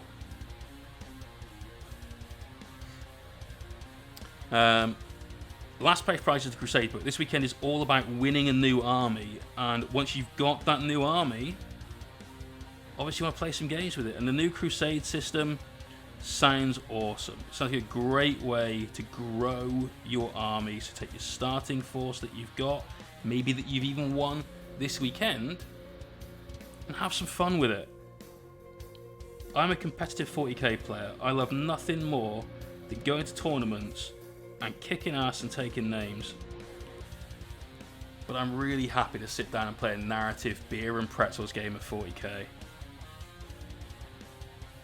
And I think the new Crusade system is going to help a lot of people out when it comes to just having some fun. I know that we're going to run a Crusade narrative campaign at our local. You may want to do the same, and this Crusade journal will really help you out. New to all this stuff, any advice for a newcomer? Round the pounds plus extra. There's no plus extra, so it's only $6. I know $6 is about 5 entries. You get 1 free, so we'll give you... Rounding to pounds plus extra P. There you go, mate. Pretty sure I've got you set up right. So I gave you the 15 tickets from before. Then with the extra, that would be about a £5. So that'd be 5 more tickets, plus then like 1 bonus for getting 3 out of that. So we're giving you the extra, mate. But we're definitely going to have some more prizes along the way. So far the prizes are getting some new minis and some painted minis to help lead your army, which is cool. And then we've got a prize which is that painting lesson. All lessons, we can split it up if that's better for you. Do a couple of 1-hour lessons instead.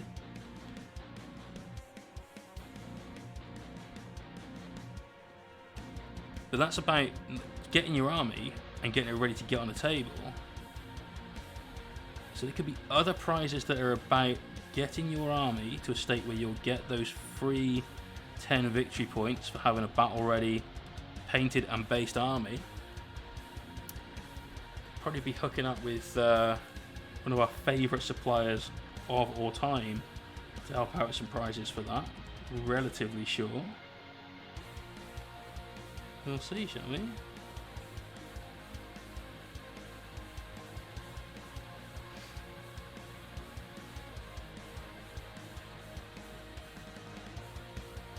So there's loads going on this weekend. Smithy, did you get your Indomitus stuff? Has it arrived yet? Because that's the other thing that's going on this weekend, guys. If you missed out, if for whatever reason you were unable to pick up the new Indomitus box, and then maybe perhaps couldn't even get one on made to order for whatever reason, maybe fiscal reasons, Sten, hell yeah! Thank you for that follow and welcome. Then we're giving away an entire Indomitus box. Oh, Jerry Drop Dead. Dude, that's a name I haven't seen before. Welcome to the stream.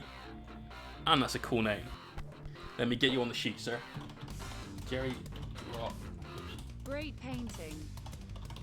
Thank you, Mabel.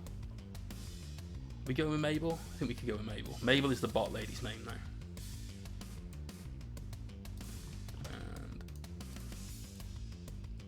there you go, Jerry. You're on that list, man. I find someone that might be able to sell me crons, but I want 65 for it, and I know they only paid 85 for it. Yeah. There's a fair bit of that. Vortexus, thank you for that follow. That's not necessarily scalping, it's just capitalism, really, more than anything else. So that's just kind of the world that we live in more than anything there, mate. But remember, we are giving away an entire Indomitus box for free. No purchase necessary. So if you wanted to just win a box, no money down, it could happen. It could happen. Exclamation point box. Follow the instructions in that Instagram link that you get given. You'll have to share my post to your feed, ideally, but your story is accepted. Follow me on Instagram, like the post, and subscribe to me on YouTube as well. If you do all of that, you get one entry. If you tag 3 friends, you can double your chances and get a second entry. So it's possible. Vortexa says, fun fact, the Gellerfield used to keep demons out of his ship trying through the warp. It's like a man in a trench coat stealthily making his way through a large crowd. Folks who don't use a Gellerfield, it's more like a large naked hairy man screaming at the top of his lungs flying through that crowd.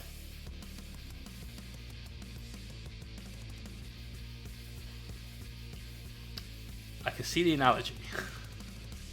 Joey, how you doing, fella? I just got a bunch of extra ships from my accident. You just let them buy them. It's probably easier than arranging for the collection and so on, man. But that's cool. So there you are, guys. Plenty of opportunities to win a new army, or if you're very lucky, 2 this weekend.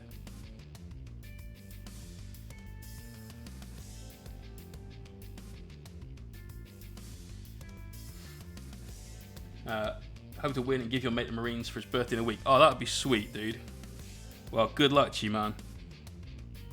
It's all going to be random number generation for that, and that draw will take place tomorrow.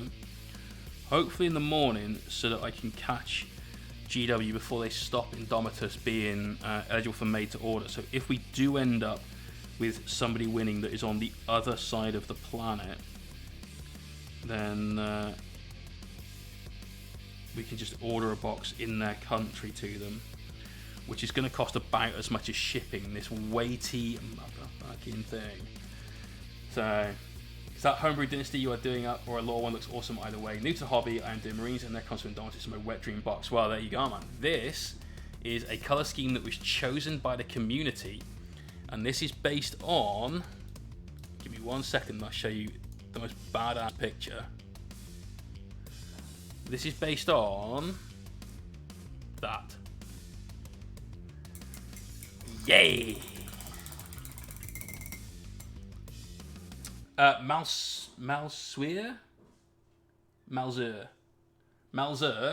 probably, maybe, 04.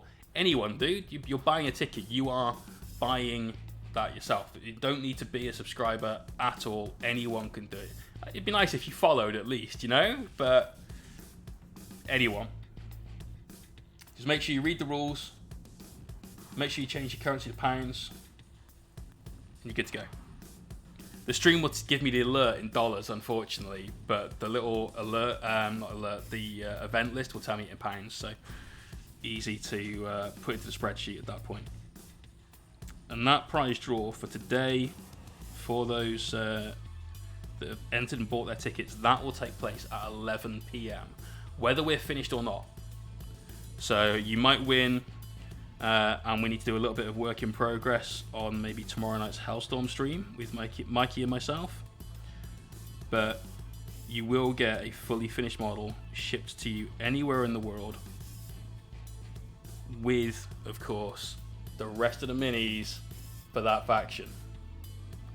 So, oh, I'm so excited to give these away.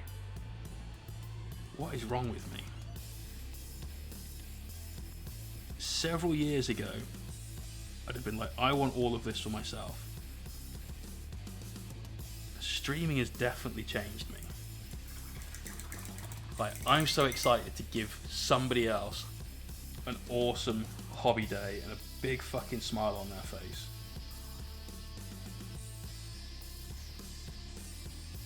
And I just like painting.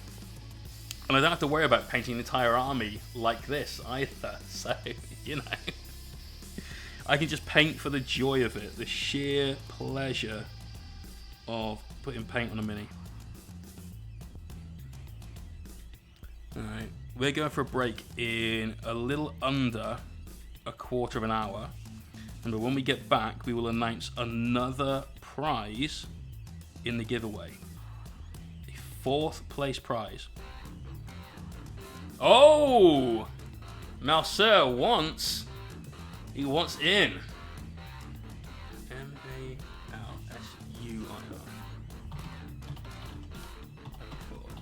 That's Nice is a nice prize. And that's 30 tickets to you, man. Oh, damn you, you. Right. 2, 3, 4, 5, 6, 7, 8, 9, 10,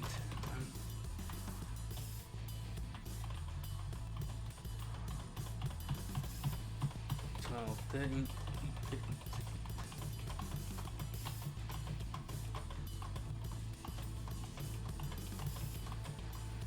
There we go, 30 tickets.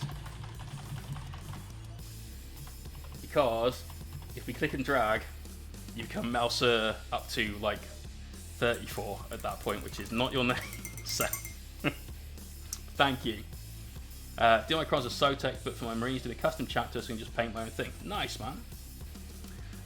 All of these paint schemes were decided by the community. So, I got a list of, I think, 13.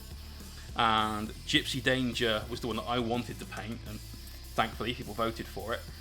Ultramarines was not the one I wanted to paint, but that's what people voted for. So we've got an Ultramarine Judiciar to go, and we've got Freehand to do on his shoulder pad to get that Ultramar symbol going on. So that will happen later on. So both minis will have had Freehand on. No OSL on the Judiciar. There's nowhere there that needs it, and it would just be doing it for the sake of it, and I'm not a fan of that. But plenty on this guy.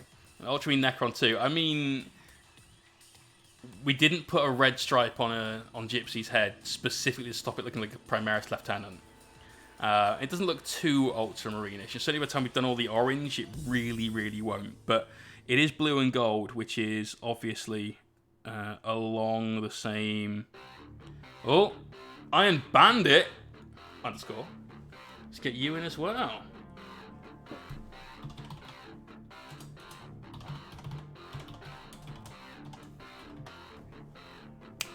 Keep up the killer work, man. Thank you very much, brother. 6, 7, 29, 7, 30. There we go. I think I got that right. There you go, Chief. You're in. Is a paint kit available for someone who's brand new, or whatever? Go. See how I get on without spending too much. There's loads of that sort of thing, actually, mate. Games Workshop do a couple. One, I think, for Warhammer 40,000, one for Age of Sigmar, where you'll get a mini that's very easy to assemble, and you'll get some paints and a brush. Army Painter do one. Where are you based? What country are you in? Because something that you could do, if you're interested, if you have a Games Workshop that's nearby, is just go to them. Cool, you're in the UK, there's Games Workshops all over, dude. Go to your local GW and just explain that you're interested in starting and can you have a painting lesson. And they'll sit you down and they'll help you paint a miniature. So they'll give you a mini, they'll let you use their paints and brushes and so on. My buddy Jake, who works for GW in Cribs in Bristol, he does a load of painting lessons. He's also a really good painter, so you can get some expert sort of tutelage one-on-one with somebody. It's really going to help you out and give you a good taste of it. We've got the hobby during lockdown, got some AOS stuff I'm painting for D&D minis. The kids in my group are going to frequent and unveil them. So no uniformity AOS stuff, I got fun hobby. Nice.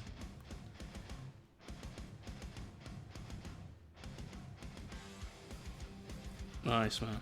So that's one of the best things about being a commission painter, is that you always get to paint something interesting and cool. Because people... Oh shit, that's the door. Sorry guys, give me one moment.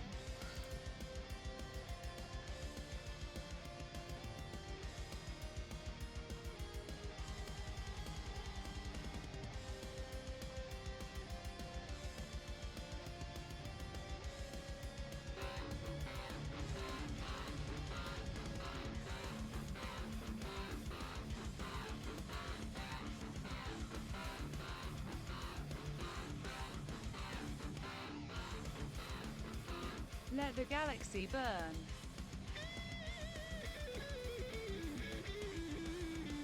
And we're back. That was the Amazon man. Thank you very much, Amazon man. Jerry Drop Dead, did you donate again? You did, didn't you? And Kionidas, thank you for the follow. Jerry, let me get you on the list again. What are you typing? And Bali Chi, thank you for that follow as well. So Jerry Drop Dead, that is another 30 tickets, mate. So 29, 30. There you go. 10 bonus.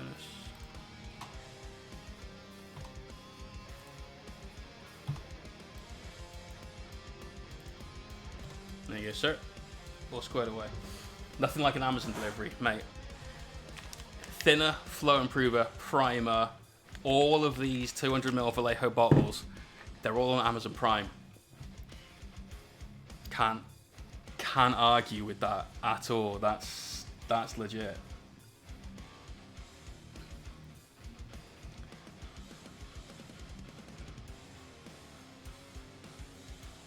So we're doing his little championship belt buckle.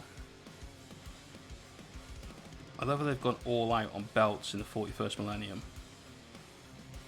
Like, this motherfucker here has clearly won the WWF or has the world's loosest jeans. Like, you do not need a belt like that, but I have this giganto belt. Okay.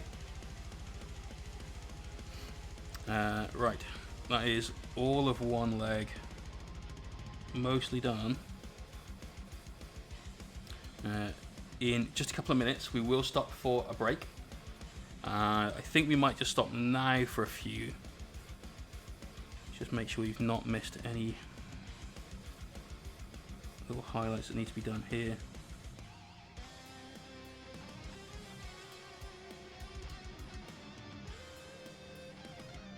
There we go. Notice how those are just two real small highlights. They're not going around, things are not tracing boxes or any sort of thing like that at all. We're just making sure that people that are looking at the Mini know that this little bit of detail does exist.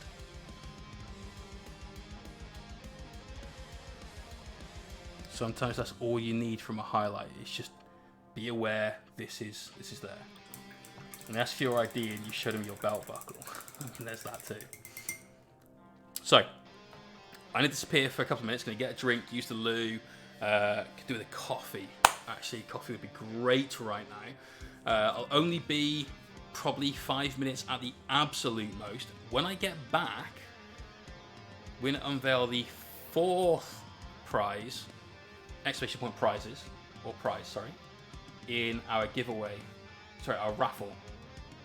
So first place prize is your choice of Mini and the rest of that faction. Second place prize is the other Mini and the rest of that faction.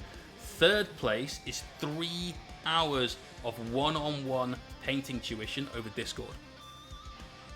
Fourth place prize coming up after this short break. So see you folks in a couple of minutes.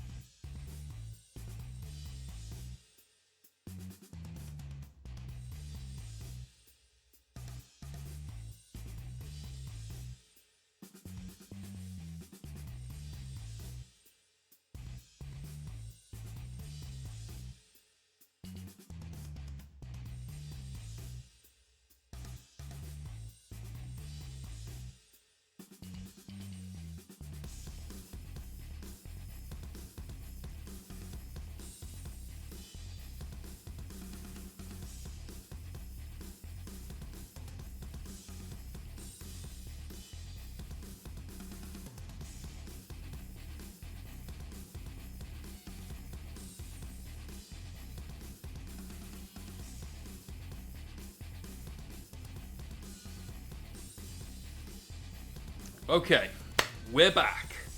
We have led down on the tiled floor, which has helped my back a little bit. We have got ourselves a wee coffee. We've been to the loo. We are in a position to get rocking and rolling.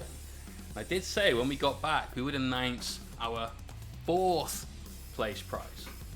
So 1st and 2nd place are minis and more minis. 3rd place is 3 hours of painting tuition. But this is a weekend stream all about winning a new army. So 1st place and 2nd place is getting a new army. 3rd place is painting that army. 4th place, let's just go back to more plastic crack. And so our 4th place prize is obviously going to be a start collecting box of your choice. Any of them. Warhammer, Sigmar, anything you want.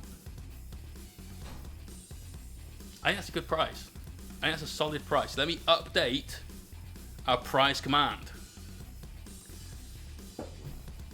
4th place. Start painting box of your choice.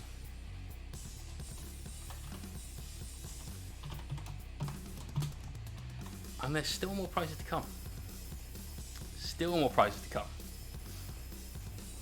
So what do you guys think about that? You happy with a start collecting box as a bonus prize?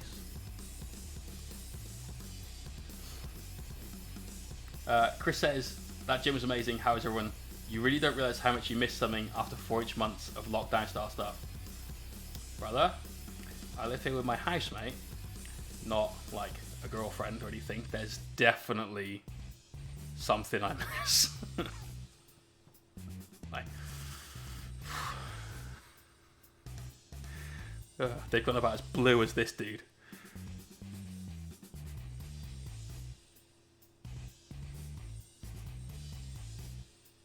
So, let's get back to it. Still doing the highlights on the blue. We've done one leg and the majority of his waist. Got to get through the rest of it now. There's a lot of detail to pick out. Not least of all the fact that we added in a load of extra detail with this battle damage. Look at that. Now we've got 3D battle damage. You know? There's also a load of bits of battle damage and weathering on this guy are barely visible. You can't quite see it, but just here, there's an extremely shallow line. So I'm going to put a very thin little scuff mark blue line in there as well. In Sainsbury's Q, want anything?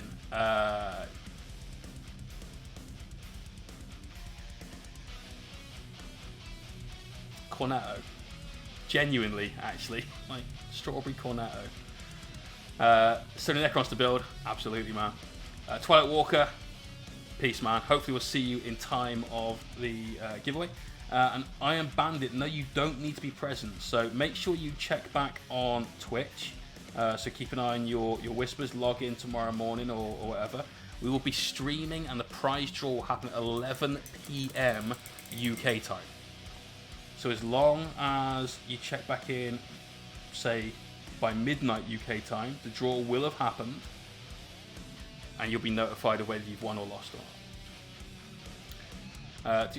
Dude, there was a lot of things I'm like, well, that would be quite nice, but yeah, I don't really need that. And then, actually, yeah, I kind of want a Cornetto.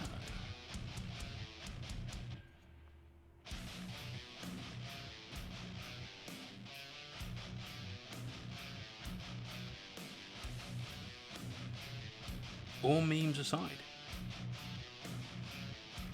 Yeah. I think you deserve a Cornetto, Chris. You've just gone and done deadlifts. That's definitely Cornetto worthy. Just think about them gains. You know, dirty bulking. You took all that weight off at the start of lockdown, mate, with all them runs that you were doing.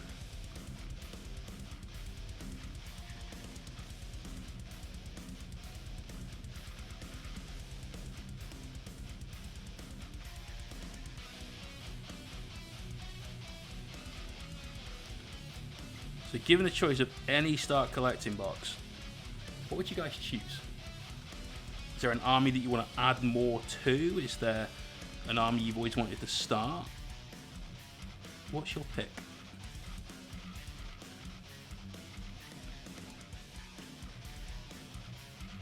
I mean, Frozen doesn't need any more crons, but he's just embarking on some Dark Eldar goodness. So, could Drukhari start collecting box in his future? Vanguard Space Marines. Dude, you've got a lot of Marines. Do you really need more Marines? I mean, that's going to be a big old Imperial Fist Force that you've got there, mate. Daughters of Cain. Skin practice. Dude, there's nothing but skin practice on those guys. That's all about painting skin. Small Soldier, just got the Orc start box. Get Orc started. Ugh. Wow. Orc start collecting box yesterday. Obviously, you did put started box. I was reading it right, just it wasn't right in my head. Never mind. Also got Stomper, which I'm regretting.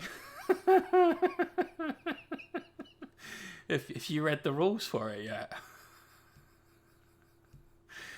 If you haven't opened it, take it back. They are one of the most overhyped, overcosted units in the game, and they're not good. So if some GW staff member was like, hey man, you know what would be really, really cool? A Stomp would be really, really cool. He was being an arsehole. They're shite. Not good for 10 years, getting back in, just need to pick a 40k when you get started again. Dude, I am always jealous of people like yourself that are in that position, because you only get that one first impression. We all know that. But that first time you start picking up some Warhammer stuff, the little bit of excitement and just like, yeah, this is cool, that you get from that is immense. It's an entire new world. Literally, in fact, brand new worlds that get opened up to you. So always jealous of people that are just starting out.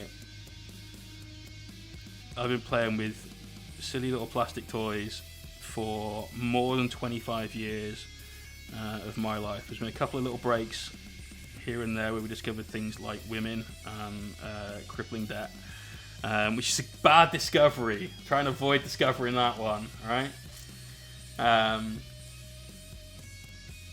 Fat bastard scammed me. He tried to sell me 3 Stompers like your army will be beast with these. They're fucking terrible. If you can take it back, then take it back.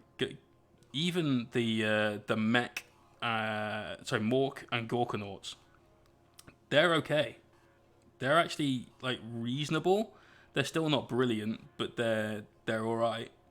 But the Stomper is terrible. I remember when they had a big hype for Orcs in October, and the Codex came out in November, admittedly, but okay, never mind. And they were hyping up how good Stompers were in a stream, and they were playing its Imperial Knights, and they're like, the Stomper will destroy. It can take on 2 Imperial Knights at once. It's so good, so good. I play a lot of Imperial Knights.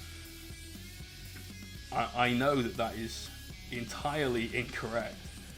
And I was very unsurprised to see that not only did the Stomper not take on 2 Imperial Knights, it died to 1 of them in close combat.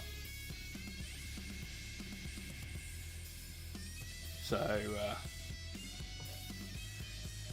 it's not terrible to build. It is. I mean, that's a little far. There are worse kits, but it's not a joy. Cosmic Cubicle, thank you for that follow, man, and welcome.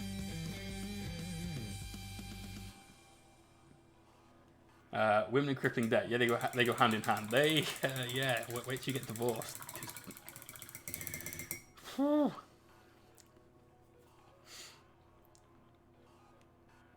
I mean, I'd rather you guys didn't. Just nod and smile. It's better to be miserable with a wife than not have one and be happy, I think.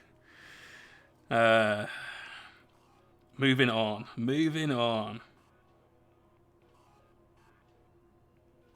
Let's keep going with these highlights. Once we get the legs done, the rest of it's actually pretty straightforward, but the legs have got so many edges. So many little areas that we want to get these highlights into. And we did all that extra work with the battle damage as well, just to make sure this guy looked like he'd been through the wars, fighting them kaijus. Oh, we really need a Tyranid for this guy to fight. Really need a Tyranid. Do what I do and get a wife who plays 40k. I'm not sure I could have afforded my ex-wife and 40k for myself and 40k for her. She was into one of the most expensive hobbies ever. Horse riding. That's a con. They see you coming. Like, you want to ride a horse? Excellent. You can muck it out. You can clean it. You can scrub it. You can exercise it. You can do all these things. You can pay for the privilege of doing all the work for me. And then I'll also charge you to sit on the damn thing.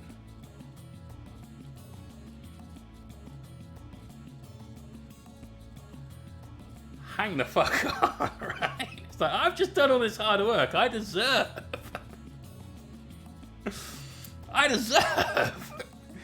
to have a ride now. No. 50 quid. Then you can ride. Like, what the fuck?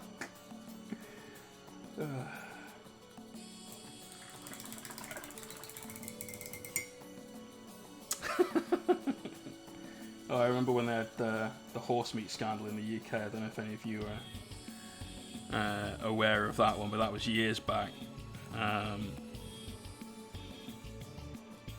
Finder's crispy pancakes and some ready meals of like lasagna or whatever had come in from whatever factory it was in, I think Romania. It was somewhere Eastern Europe. And they'd been found to contain horse meat, which isn't a problem. I've eaten horse a couple of times. France and Germany both have it on menus. I've got no issue eating the damn thing. It's not what I choose first, but it's tasty enough. And what's not an issue, it is an issue when they have a load of whatever this medication was in there, which can be harmful to humans if you ingest flesh that has been treated with it. So yeah, you could have found it in Tesco Value. Sword Race is one step above GW. You have to build the model, paint it with GW colours, and buy the rules to play. Joking. I mean, I get where you're coming from, dude. I do. There's a reason why a lot of my paints are P3 and Vallejo. I like some of the GW colours. I even like some of the contrast paints that they do. When not just used the way that they tell you to do it, because that way does not look good. Not in my opinion, at least. But yeah, I've got a slightly more cost-effective way of painting my minis. But if you think that's rough, then you're thinking, right, I need to play my mini, so I'm going to go to a tournament and play my mini. So you pay for a plane ticket to go to another country, like the Alliance Open up in the Netherlands. That was last November in Amsterdam. Or No Retreat in Gibraltar, which I'm going to ideally in September, as long as that still happens and doesn't get called off due to the virus. You buy your ticket for the event, you buy lodging for the event, do all of this stuff just so you can play 6 games. I'm about to start painting my Painway. First ever model, let's pray. Good luck, small soldier.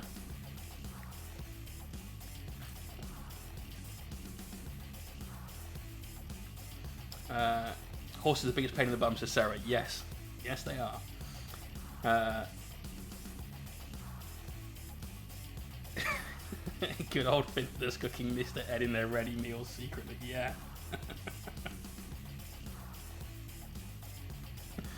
How you doing, Sarah?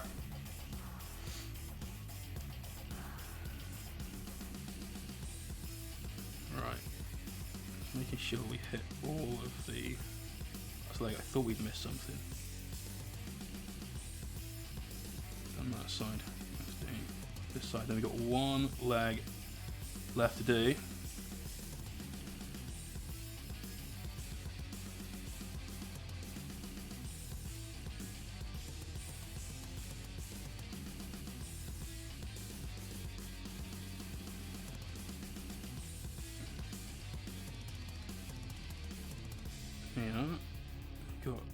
We're currently painting the Necron's bum because he's got a battle damaged bum, and I'll leave you guys to pass your own judgments on that.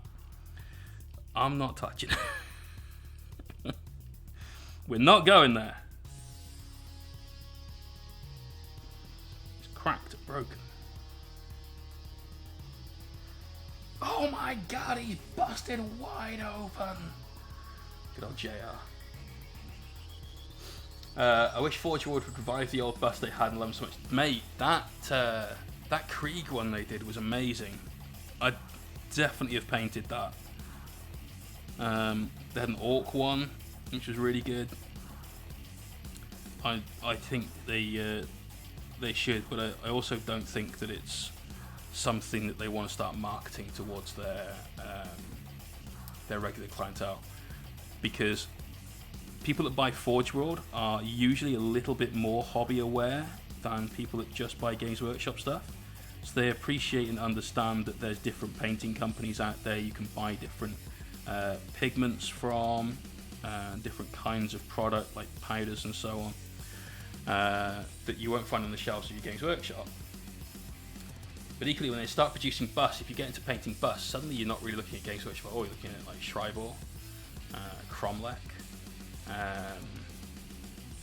Secret Weapon, like loads of other companies to just go off and do other stuff. Oh, sweet! You got bread tags.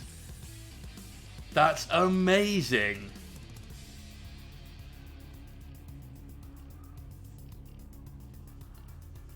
Awesome.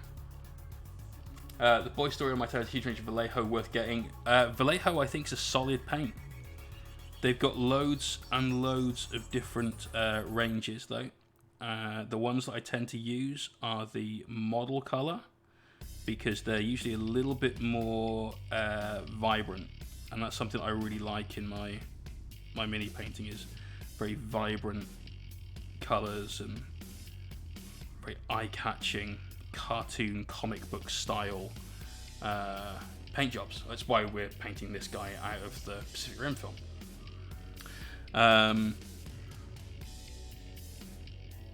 The metallics are really good, but I would probably just buy the metallic air from the model line, because they're brilliant. Their silver is super good. Gunmetal is really, really good, and their black metal is absolutely on. Yes, sorry, I did mean game color. Yeah. Well, you say model color is more muted. This is my favorite paint ever from Vallejo.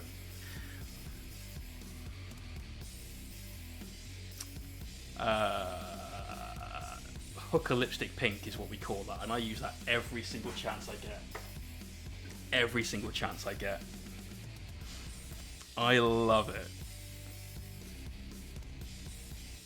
Adding bright pink is usually a really, really good way of making something stand out on a tabletop. Mostly because you almost never see it in 40k miniature paint. You're in the Slayer, it's great. Painting right now, awesome, dude. Good thing is with lockdown, get all my Vallejo with no issues because they're made in the country. Oh, you're Spanish. Nice.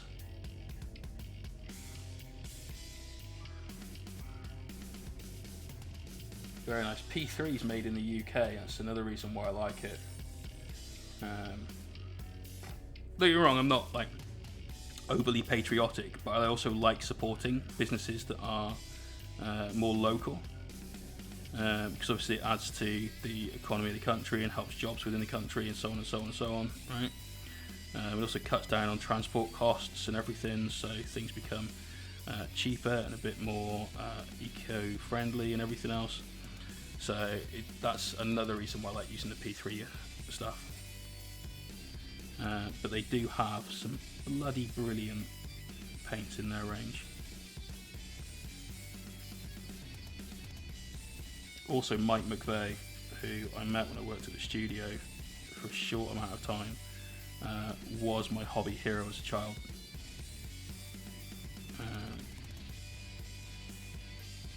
If you're not sure who he is, search on Google for Mike McVeigh Green Knight, or Mike McVeigh Horus versus the Emperor, and you'll see either one of the most perfect miniatures ever painted, or a diorama that in 1995 was the most brilliant thing. No, I've not used any of the Pro Acryl stuff. I want to, but I'm... Right. First thing, I really don't like their kind of two-stage twizzle cap things. I don't like that. That's definitely going to get gummed up. And whilst it may not be the end of the world and I'll be able to like unblock it and so on, it will piss me off. And that's enough for me to not want those. They have got a second gen, which doesn't have... that actually works because Jen from Monument Hobbies. They've got a second generation of paint cap. But they're not released in the UK yet. When they do, then I'll hopefully pick some up. Last stream of this month, Ninja Wolf, is Thursday night. We don't stream on Fridays. Friday night is my night to chill. Before we spend basically all weekend painting other people's toy soldiers. Right, better chapters that fit the Marines in the Indomitus box. We could do Templars, someone said Blood Angels is better. So, Blood Angels are better than Templars from the current rules perspectives. It's arguable that White Scars are better than Blood Angels. Now, what I would suggest to anyone that is starting an army, and they want that army to be competitive, and again, we said this earlier, my favourite 40k thing in the world is going to tournaments and playing those hard games. I love it. When you are pushed at the tabletop to be the best that you can be, that is 100% one of the greatest things about this hobby for me. Last year I was fortunate enough to win a lot of events with my Imperial Knights, which gave me the title of world's #1 Imperial Knight player in the ITC rankings. I am absolutely so proud of that.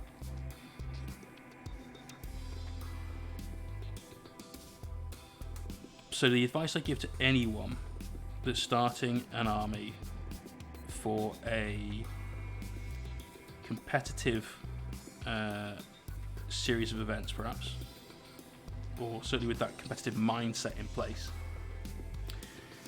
is to not paint them as any specific chapter.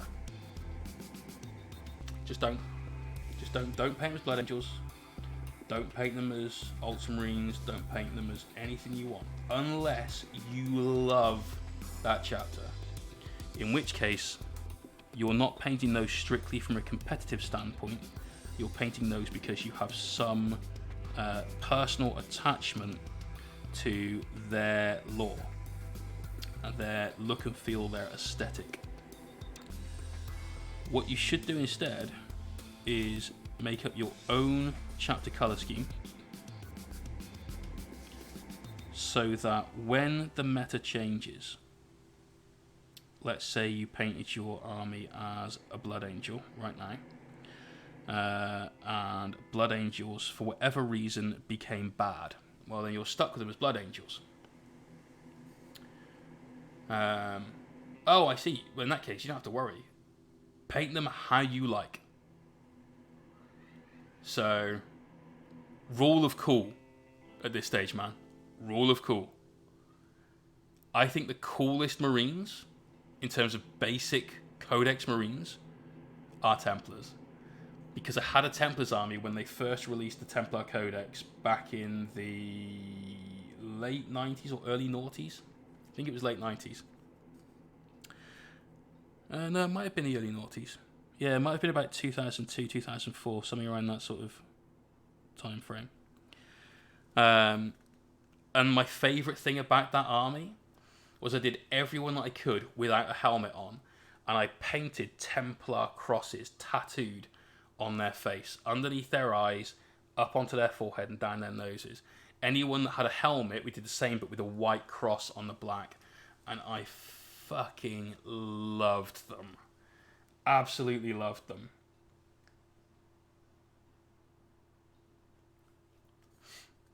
Comradeson, how you doing, man? Just don't want to get monkey stopped when I go to play. Lose your first game.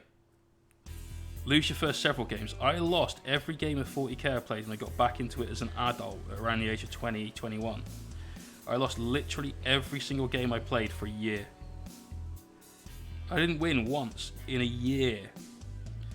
And I went through the phases of, oh, it's my army's shit, I need a new army. I bought like 6 new armies for fantasy, a couple new armies for 40k. Like, yeah, I must be terrible. I'm an awful player, but it's not me, it's my army. I've just got bad armies. I need a better army. I went through all of that. And then I realised... Chewy, give me 1 sec, I'll come back to it. I realised that it wasn't the army, it was me.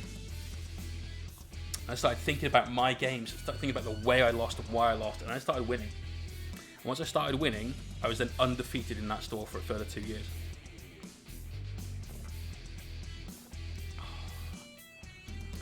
Oh, yeah.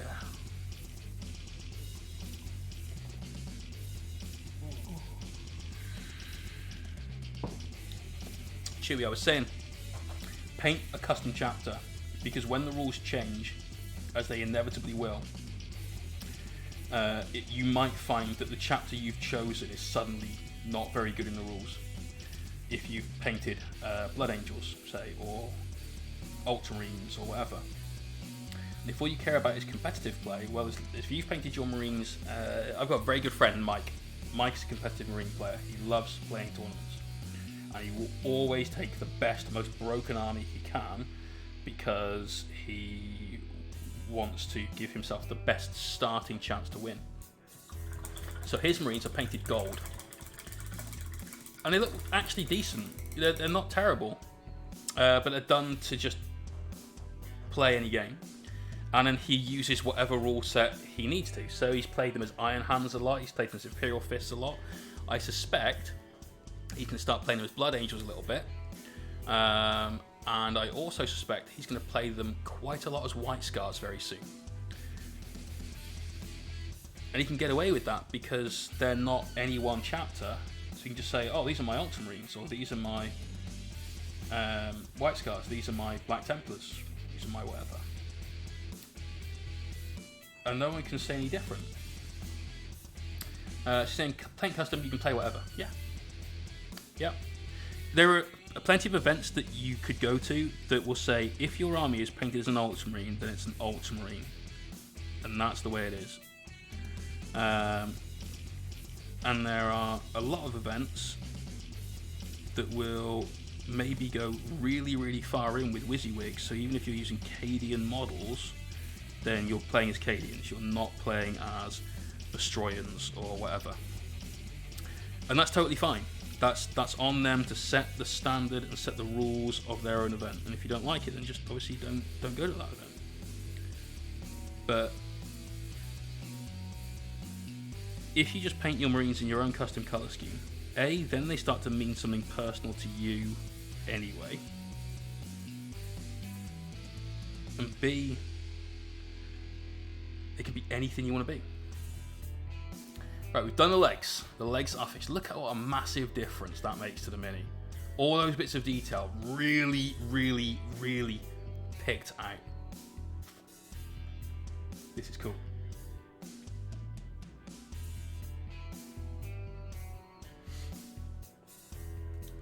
Right. Now, oh wait, we haven't done this part of his pelvis. Didn't do the front. Just double check we did do the back. Right. Now let's start on the torso, because that's got quite a lot of detail on it. Let's make sure we get all that down. Like I said, this section is going to be the most time-consuming part of all of the Mini, because there's so much surface area to do, and we want to keep these highlights really, really small. Peckish! How are you doing, brother? I don't know if we've got a mod in the stream, but somebody should be able to do a shout-out without being a mod. If so, can we get a shout-out for Peckish? So exclamation point SO, and then his name. Peckish, you might really give your own shout-out. Try giving your own shout-out, and if you can't do it, then I'll change the command. But everyone should follow Peckish. Woo! A little bit of self-promotion there for you, man. I'm doing good, dude. We've got the obvious tension in the shoulders from painting 14 hours on stream yesterday. We're doing well, mate. We're doing very well. In fact, we're doing so well, we've increased our prize pool, Peckish. If you exclamation point prize, that's gotten a little bit larger than it was. We've now got 5 prizes. The 5th one, not listed there, is the Crusade book for Warhammer 40,000. Little Crusade logbook, which I think is cool. So, decent set of prizes. Seeing as that ticket could cost you £1, and so far for that £1 you could win essentially a commission painted character standard miniature and a new starting army. This one's tricky to do.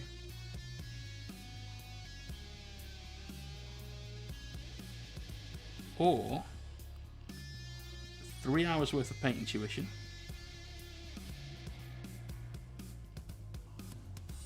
or start collecting a box of your choice, and there's more to come.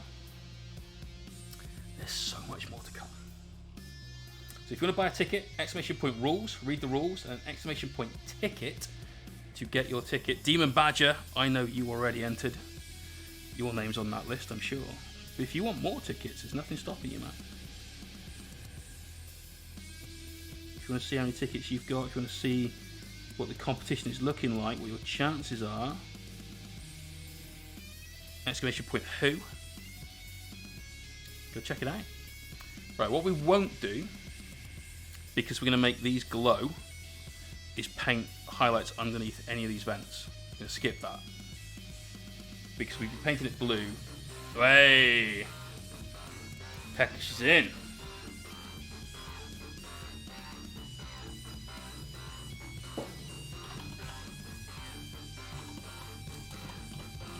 Let's go for lucky tickets.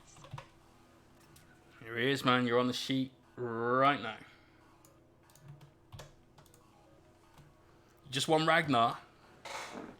Could win a load more Marines.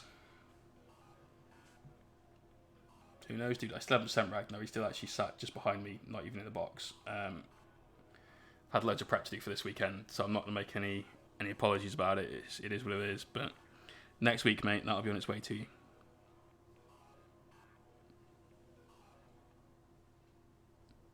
This weekend has taken up a lot of time last week getting prep done for it. Also, guys, don't forget, if you don't want to or can't afford to, perhaps, enter the raffle, you could still win an entire Indomitus box completely free.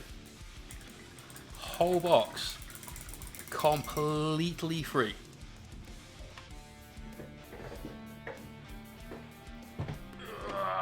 This is so heavy.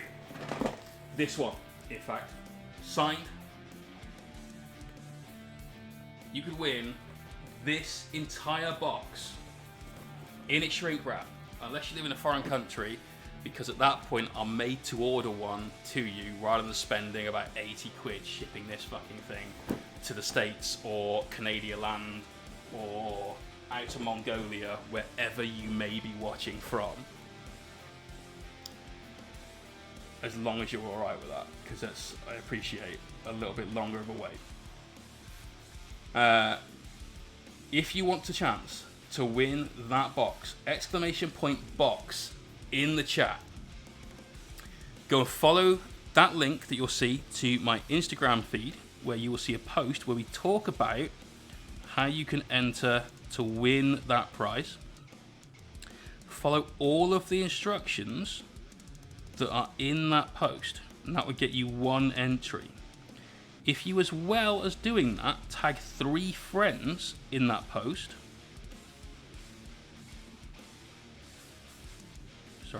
then you will get a bonus entry. If they do the same, obviously they can enter as well.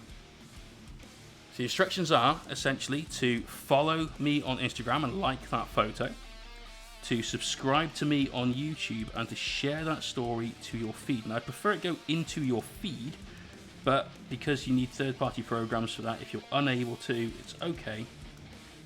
You can use it in your story.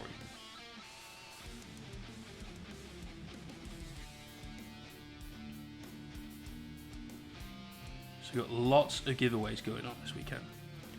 Full Indomitus boxes, painted miniatures, brand new armies, private lessons, so much going on. Too bad if you don't have 3 friends. Crazy Yank, they're internet friends. They're all made up friends. Just make up 3 friends.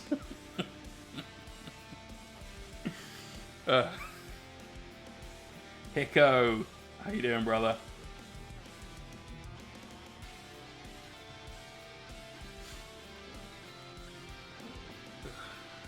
There is no not safe for work. I don't have Snapchat.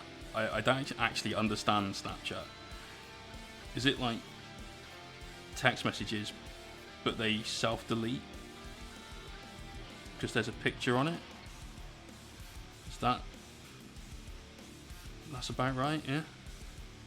Remember, I'm old and not really down with the social medias.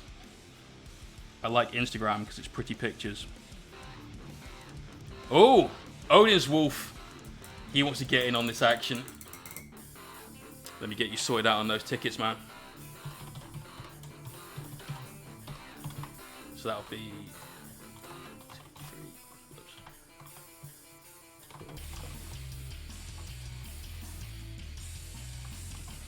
1, 2, 3, 4, 5, and 3. 1. So that's 6 tickets for you, man. Premium Snap and OnlyFans wear. Never, dude. Never. Like, firstly, I know OnlyFans is basically used by ladies that want some extra attention. Smithy, it's all good, dude. It's all good.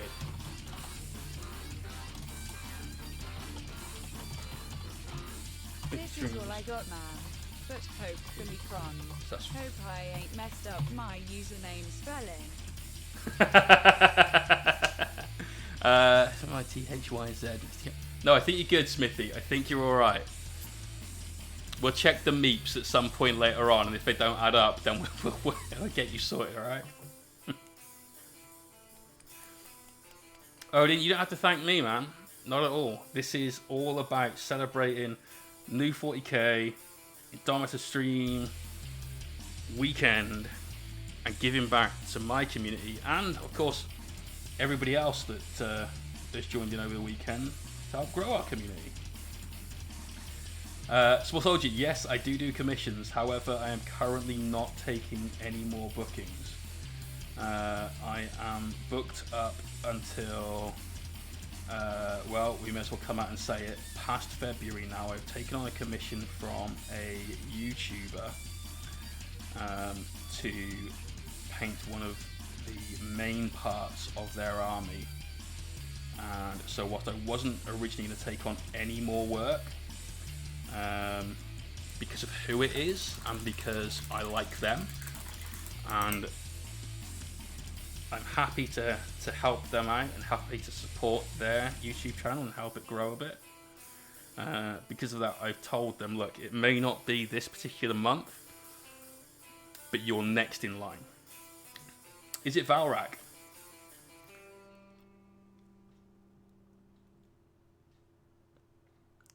Valrak paints his own minis.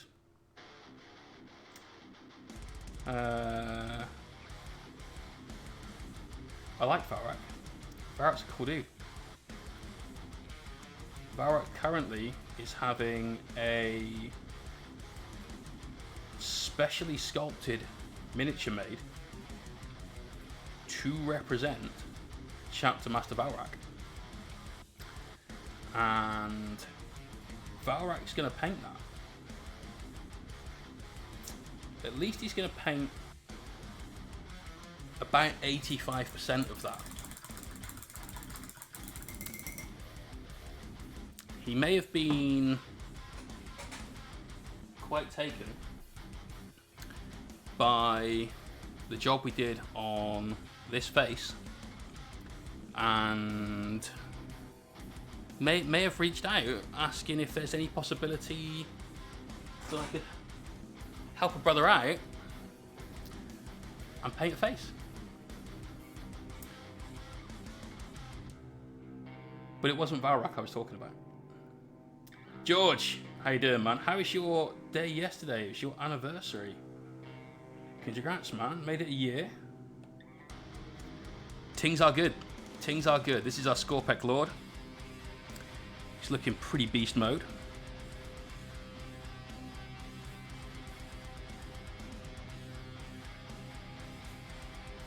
Just doing the highlights on his armor panels. We got up to the arms now. So we've got this short arm to do, and then we've got the whammer, that arm, and then just the sort of main carapace, this sort of hard shell he's got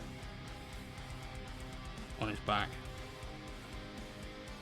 And then we're going to take a break from the Skorpekh Lord for a bit and work on the great coat, and maybe even the gloves for our Judiciar. So he's doing pretty well over here. Liking him, love that sword. That's a technique that I borrowed / stole, definitely stole, from Marco Frizioni. So Marco, I love Marco. He is one of the most happy, jolly, and infectious guys in the hobby. When you are watching him, you can't help but paint his "Hello guys." I fucking love that dude. He's epic. Go and check out Not Just Mecha on YouTube, because that guy is an absolute baller. And he did a Black Templar. He did the Emperor's Champion in like a custom 54mm 3D print, I want to say it was. And he did a similar technique to what we did on the sword. We changed it a little bit to make it something that fits my own style, but it was inspired by the way he did that blade, and I loved it, and it's worked really, really well the way we did it here. So very, very pleased with that. I'm just going to hit this highlight. This is tricky, so give us a sec.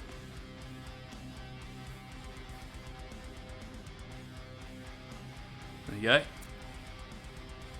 Awesome. Lovely day out, mate. Felt like driving, went to the beach. Then she decided she wanted to do the Cotswold Way walk. So I went to see Hobo J in the area and surprised her. Oh, nice, man. Was the surprise that the girlfriend was actually real? Like,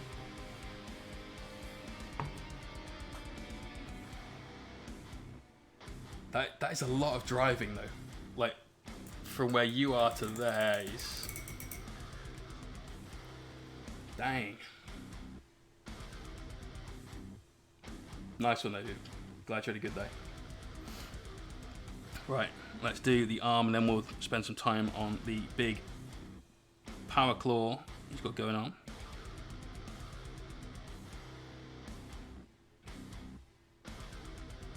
Anyone got the rules handy for this guy's power claw? Like 6 hours of driving. Yeah, well, yeah, exactly. What made us randomly decide, oh, let's go to the Cotswolds and do this long-ass walk? What was the deal there?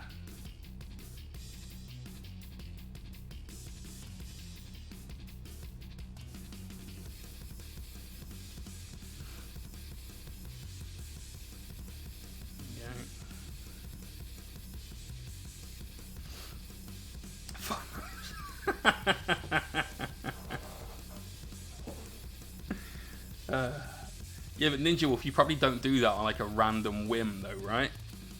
Whereas this lady be crazy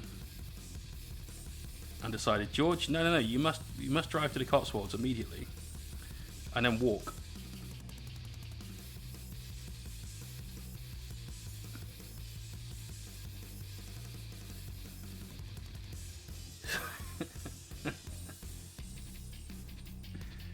Nice. Was she thinking like, let's see how committed he is? It's been a year. Let's see if he'll make it to 2. Will he do what I want?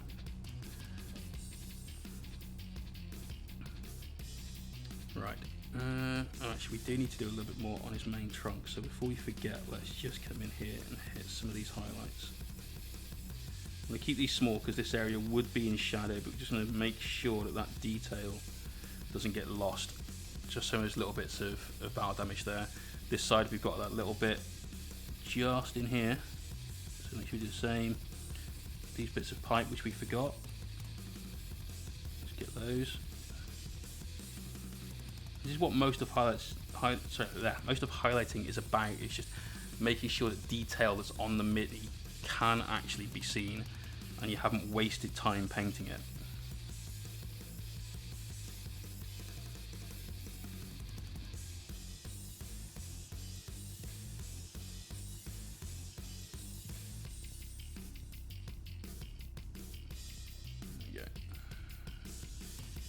Excuse to go visit the hobo, seeing as it was 20 minutes from where we were. Basically, the hush woman. This time, I decided we're driving. Nice. Strength 6, AP -1. Huh. Is that all? It's the same size as this dude, nearly. You know, like put one next to the other. Astaris, if you do exclamation point brushes, you'll get a command for that. He's being hit with a Primaris man, basically. How is it only strength 6? Never mind. Oh, Nano! Thanks for that follow back. Oh, Ninja Wolf has got that command. What a boss.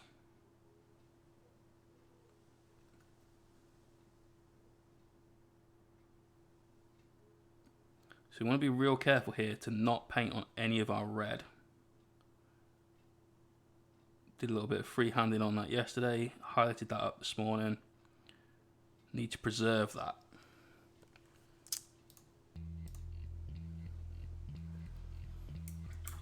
Double attacks. Oh, okay. Okay, it's one of those there. Low strength, but just output. That makes sense. So he's agile. He's quick. Death by 1,000 cuts. I can dig it.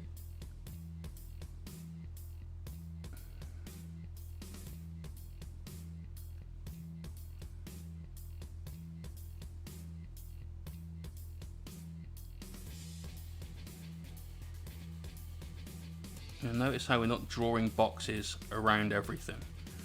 We're making sure the highlights kind of sit where they would naturally. And we're accentuating certain bits of detail. That's what we were just talking about, right? So around what will be this glowing orange orb. Which for a while your paint's on point, man. Cheers, dude. It's very nice of you to say, thank you.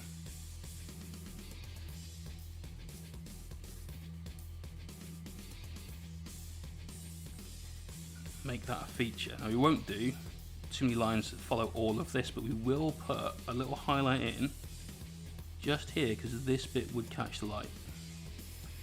With his hand in the orientation it's in, that would definitely hit it. Same as some of this battle damage at the underside. To get in around those areas. Get this section before it reaches out to his thumb. Definitely catch some light. I'm going to take bets on whether or not Rocky will get into a stream boss fight again. Rocky won't. Rocky won't. He doesn't really take part in the giveaways with any desire to win. He spends his meeps because I told him he couldn't just give them to somebody else. Because once I say yeah, that's fine to do, suddenly everyone's like transferring meeps, or people are asking for meeps, and like we're not going down that road. Like, there's enough stream admin as is. We're not going to start throwing extra fuel on the fire for the stream admin bonfire. So he enters them just to spend meeps and loves it when he doesn't win. So, tell myself, Bob, what have you done? What have you done? What mistake?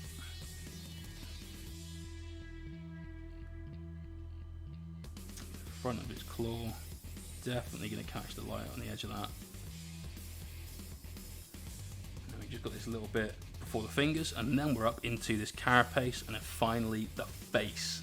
Oh yeah! I just got back to 40k, forgot how much I enjoyed it. I collect Dark Moody Boys, Dark Angels. Any tips on highlight them if you know? Yeah, we've done a few Dark Angels paint jobs. One of them, you'll see it sort of flick through the Instagram gallery below me, is a Leviathan Dreadnought that we did in Dark Angels Green. We've done some Raven Guard, which are in there as well. Not Raven Guard, Raven Wing. Sorry, I always get that wrong. Samael and a Talon Master, with two of my favourite miniatures that I've painted this year. Really, really, really enjoyed those.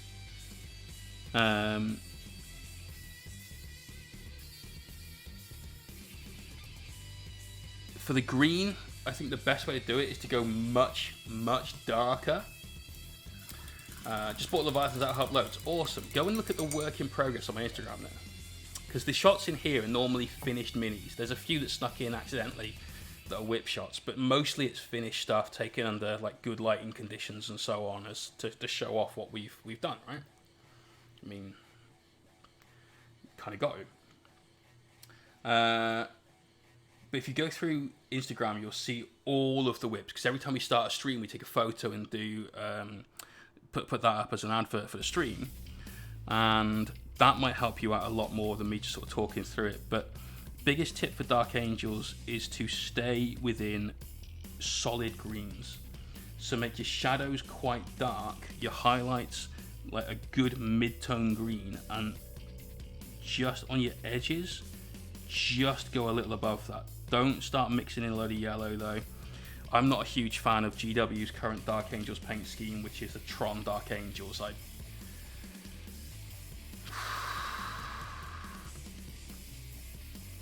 don't really like that. I don't really like the heavy metal style of painting anyway, where they put boxes on every part of the mini. I think that's the wrong way to highlight stuff, but that's the stylistic choice that they've gone with. And I support that. We said earlier on, everyone should find their own way, their own style of painting. That's the way that they chose. I can't be mad at that. It's just not my thing. It's not the way that I would choose to do something.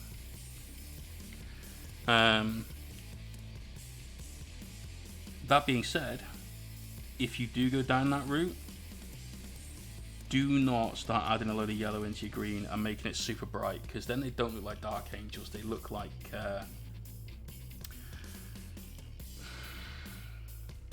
I don't really know what they look like, but to me that isn't a Dark Angel anymore. It's not dark and a little bit moody. So if you've got an airbrush, get yourself down with some Caliban green, Dark Angels green, whatever it's called. No, it was Dark Angels, now called Caliban green. Yeah, Caliban green. And then mix in, for your first airbrush highlight, some Warpstone Glow. That's also a GW paint, so it should be easy to get hold of. Once you've got that in there, do one airbrush highlight that you keep really small and you glaze in with some necrotite green from P3, and all necrotite green is warpstone glow and yellow. So you could mix it, but the reason I say use necrotite green mixed in is because it's less yellow going into the pot that way.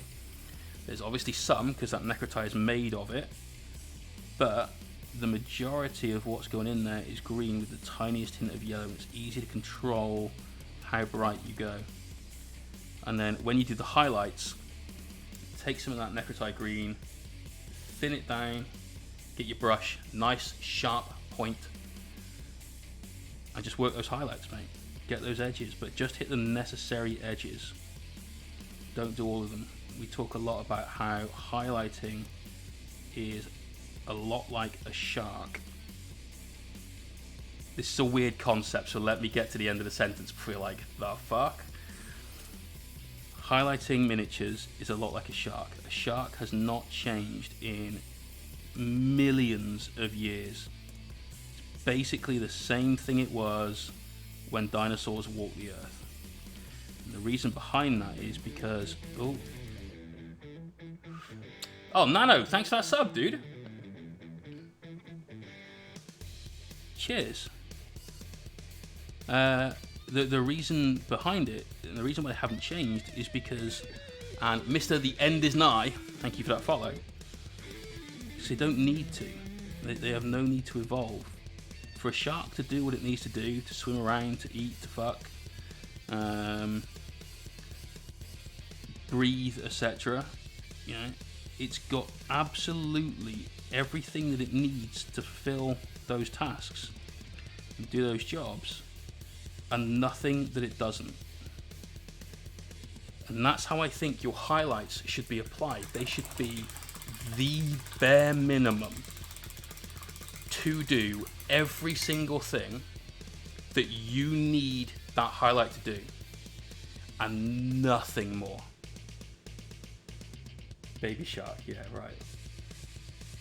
But that's how I think brushed highlights, especially that kind of edge highlight way of painting, that's very popular, and we use it a lot now. Look at the edge highlights we're doing on this battle damage, for instance.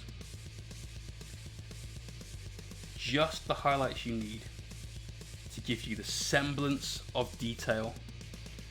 Toonie Sprues, thank you very much, dude. And DK, you want to see the Marine? There he is. He's getting there too. Got the gloves, the cloak to do next. Got some freehand to do. Got lots to do. Got to get all the painting done by 8 this evening. If we don't, then we're behind. But back to the highlights. This is what we're talking about. This tiny highlight here is all I need for all of that battle damage to look right. This one just here and this one just there makes that battle damage look right. We're not drawing boxes all around it, because that doesn't look right. This is the Skorpekh Lord from the new Indomitus box. If you'd like to win this mini and other prizes, exclamation point rules and exclamation point ticket, and you can find out how. If you'll see what other prizes are up for grabs, exclamation point prize as well. We've currently got 5 prizes in the prize pool. Because one of them we haven't put on the list, which is the Crusade notebook, which I thought would be a cool prize. So tiny highlights. Choose the location of the highlights carefully, and it's something that you'll train yourself to do. You know, it's not necessarily a natural thing, but there are 2 kinds of highlights. I feel there's some that are common sense highlights, like this one we're about to put on right here. Having this edge highlighted makes sense because it's right near the edge. It's also in a position where it would catch light because it's towards the top end of the model. That's a common sense highlight. Then you get highlights that I call rule of cool highlights, like this one here. This makes no fucking sense whatsoever to be highlighted. That will not catch the light. It just won't.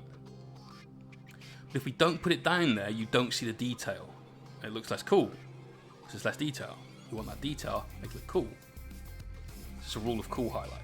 Two kinds of highlights. Rule of cool and common sense.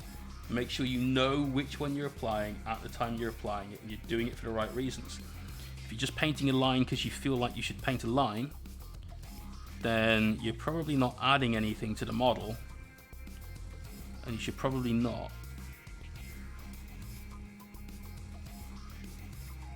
So just bear that in mind when you're doing your highlights. Look at that 3D battle damage we've got in there. It's a tiny bit of sculpted stuff, and then the rest of that was just painted on. We went ham with some cracks. This guy clearly got shot in the back. Not every Necron loves this guy, clearly.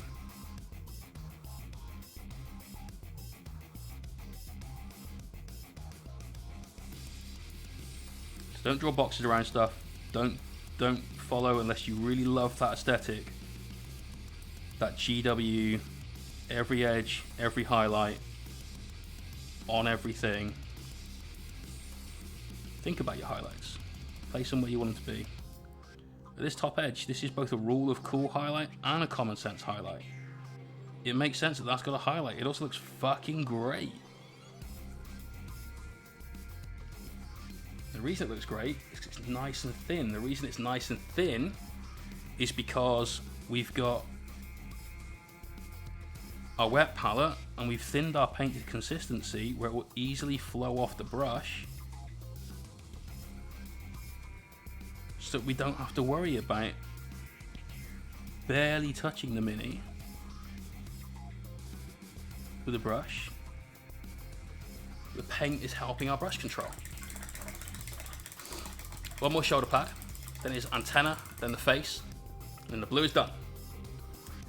Streaming a lot more now. So the stream this weekend, mate, is all about the release of the Indomitus box, which is the new edition of Warhammer 40,000. So this is a special event, which is why we're doing this weekend stream. We've got two prizes, which is this mini and this mini. Selling tickets to raffle these off. Winner will receive not just the painted mini of their choice. The first place gets to choose which mini they get. They also get the rest of that faction from the new box, brand new on spring. Second place prize gets the other mini and the rest of that faction. Third place prize that we've put in now is a 3-hour private painting lesson with myself. If we need to, we can split it up into a couple, but 3 hours of private tuition where I will help you level up your painting. And then we now have a fourth place prize, which is any start collecting kit from the GW range. Not a bad prize pool, that. So if you want to be in on the action, exclamation point rules, go and read the rules, and then exclamation point ticket, get your tickets. Then we'll be back to normal stream schedule of 3 nights a week and weekends painting other people's toy soldiers. Alright, these highlights are super hard to get to because they're in shadow. We don't need to do much there. Again, just do the minimum. This one just finished my place. Diggy hole. Nice, mate. Nice.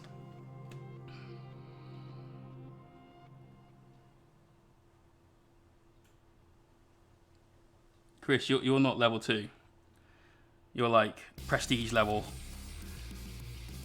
You've clearly prestiged a couple of times. Ain't no twink in there. Mr. Golden Demon finalist over there. Again, not a highlight that makes sense to be there, but rule of cool highlight. We need to show off that detail. I need to blow my nose. You want the Dark Eldar box? I bet you do, mate. What about the mystery box? That's not till Thursday. That's a completely different set of giveaways. So every month we do a minimum of 2 giveaways at the last stream of the month, which is coming up on Thursday night. We give away a £50 hobby voucher, That could be to any hobby stockist. So we've done Games Workshop and Element Games quite a lot. We've done Forge World before. One guy was desperate to buy an airbrush, so rather than give him a hobby voucher, I mean, he promised me he was buying an airbrush, and we sent him some money on PayPal. But we could do anywhere. We could do Rival Crafts vouchers. We could do whatever your local hobby stockist is if they have an online voucher scheme. So that's the first prize that we do at the last stream of the month, and that's the prize that you need to collect your meeps for. So meeps are our in-stream currency. Every minute that you watch rewards you with meeps. And if you watch all of our content for a week, you basically get enough for one entry. If you also are a subscriber, we give you 3,000 meeps. And so if you do both of those things, if you watch everything that we put out and you're a sub, then you end up with about 10 entries into that raffle. And obviously that doesn't cost you anything but time and the sub cost. So maybe even Twitch Prime. So literally zero cost.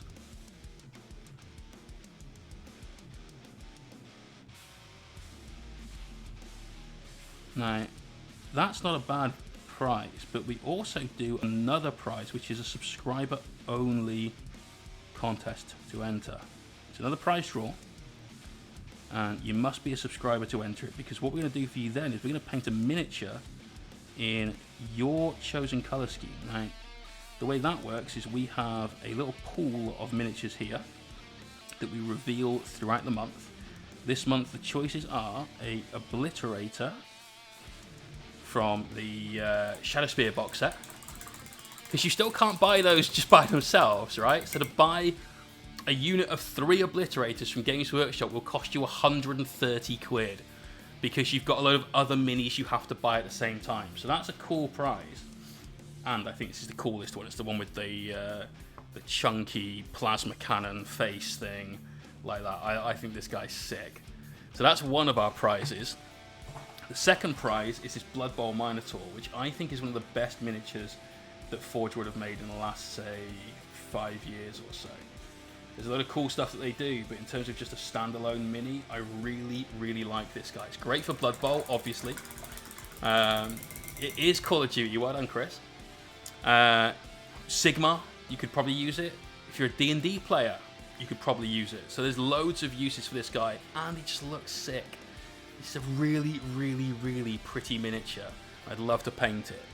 And if you don't feel like you want either of those two, you could gamble on the contents of this mystery box.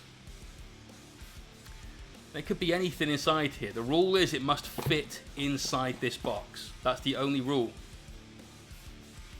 But in here, there is a mini from my collection.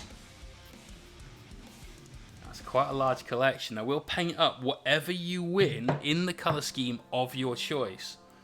So if you wanted your Obliterators like an Alpha Legion, cool beans. You want it as your custom Chaos Legion, also cool beans.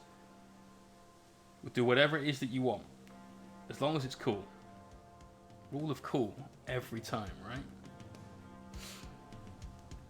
right? Chris, you don't know if that's a Necron. It's a mystery. That could be a Necron. That could be anything. But because it could be anything, it also means that it might not necessarily be something that you want. It also might be a little bit of a booby prize, because it's got to be a gamble. I love the fact there's an element of, I'm going to take the mystery box, and I'm hoping that Jay's been a good Jay and put something in there that I want. Because it could be just a little bit of scenery. It could be a scenic base. It could be a single scarab. Or a ripper. Or a grot. It could be something that's not an amazing prize. But we're still going to paint it up for you and send it out. So there's that little bit of danger involved in that, which I really, really think is fun. The devil you know, and then there's the mystery box.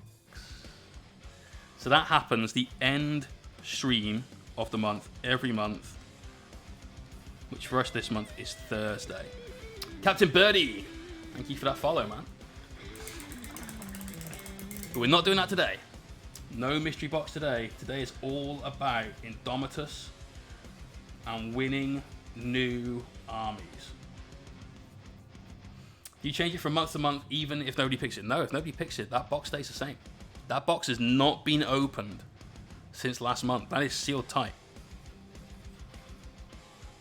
I told Ben he will want what's in the box. And he went, oh, what's in the box? And I said, well, it's a mystery. And he was not impressed. But I know he'll want it. So even my housemate doesn't know what's in that box.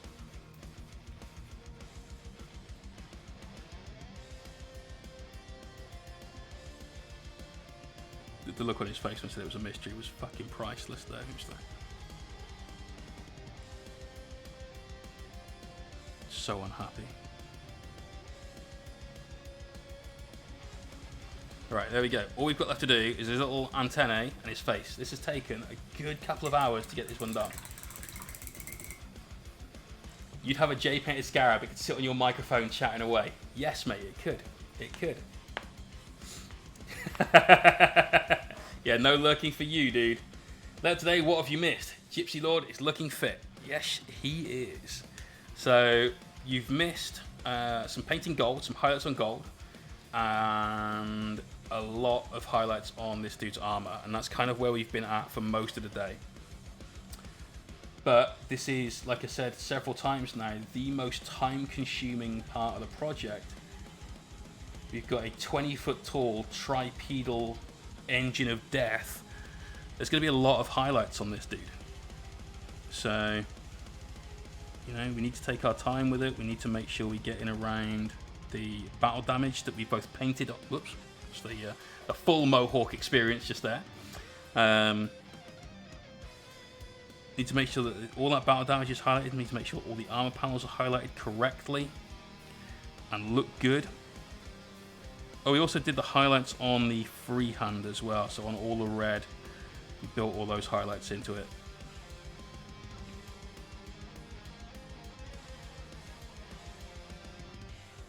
So yeah, fair bit has happened to this guy today then, I suppose.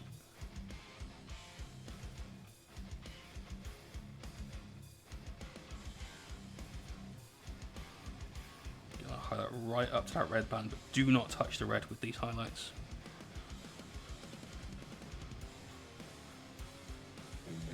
Oh, Sonkaz, thank you for that sub, man. You're gonna have to build a Gypsy Danger army. Nope. Nope. My Necron army, we're going with the Necrons because they're simple to paint, they're quick, and they do look cool. They do look cool. This one, we're gonna at some point go back and finish off his fucking cloak because that's not as good. But the rest of this guy looks pretty sick. I'm happy with him. So that's gonna be my Cron army when we eventually get around to doing it. So the third Indomitus box that I bought, intending to be used for stream giveaways for things like our end of month giveaways. Probably going to keep all the Necron bits from that. Of course, I might not. I might change my mind. What looks cooler? I mean, clearly the Gypsy Crons look cooler. But equally, I get very, very little time to paint my own minis. Ask any commission painter how long they spend painting their own stuff, and they're like, you can paint your own minis? It's the only downside about doing what I do is I rarely get time to get stuff of my own painted. Now I am actually going to have to paint some of my own very soon. I need to get a third Armiger Helverin done up. I'm currently just waiting for some bits to arrive for it, which I bought off of eBay. I bought a couple of Helverin guns and they haven't arrived yet, so we need to chase that up. But once we've got that guy ready to go, we'll be painting him, as I need him now for my army. It must be. We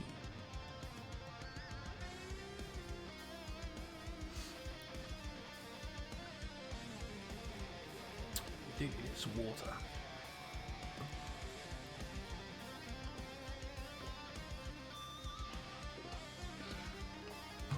really needed some whiskey. Oh, help me forget about the back pain. Oh, I'll do.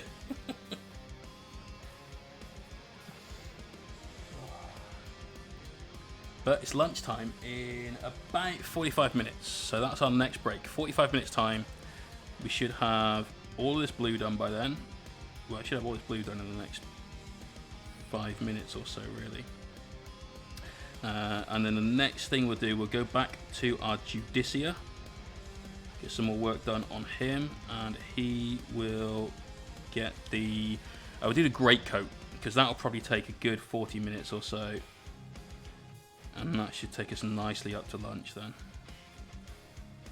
It's also a really, really big part of the mini, so once that's done, there's not a lot left on him. I've got some freehand to do. Got that ultramarine symbol. The big U to paint later on, that'll be freehand. So that's always fun, painting a bit of freehand.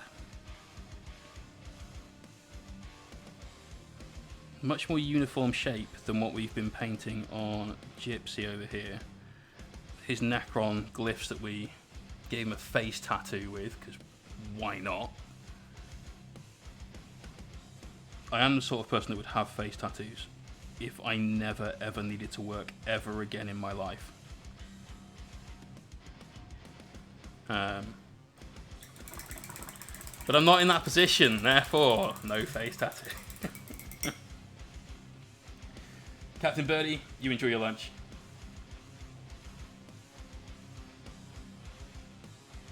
Hope you've got something nice.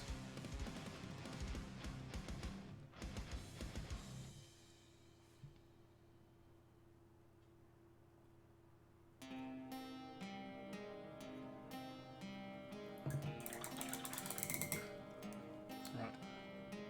Just thin down this paint a little bit more, and we can crack on.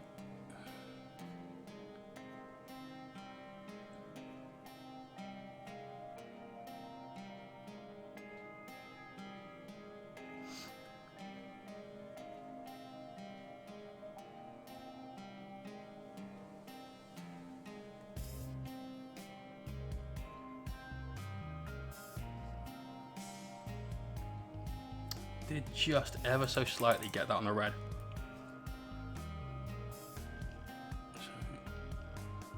No, that's already dried on. Just grab a little of that dark red mix that we made up earlier on.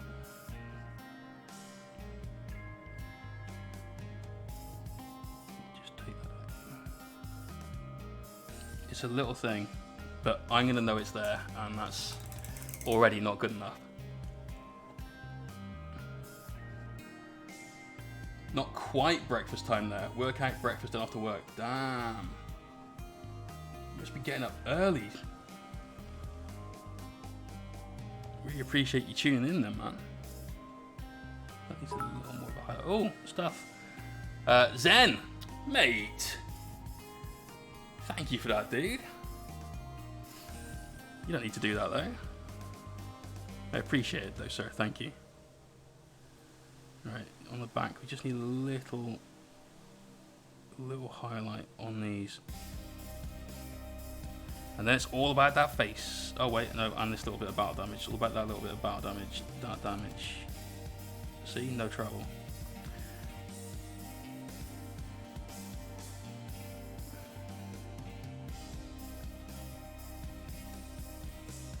Just trying to make sure the moe isn't intruding.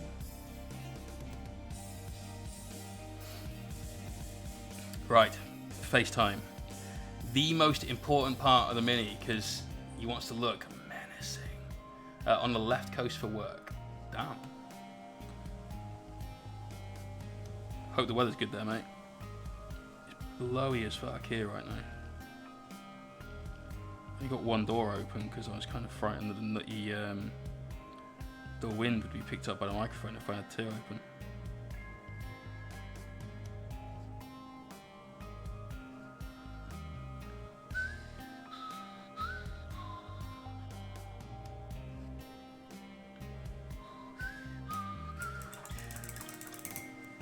Tell you what, let's zoom in a little bit while we work on his face.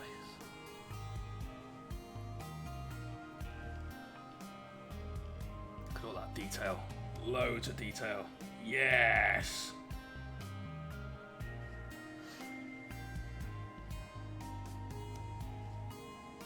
So what we're doing is we're glazing in our highlights. So we're going really, really thin with them.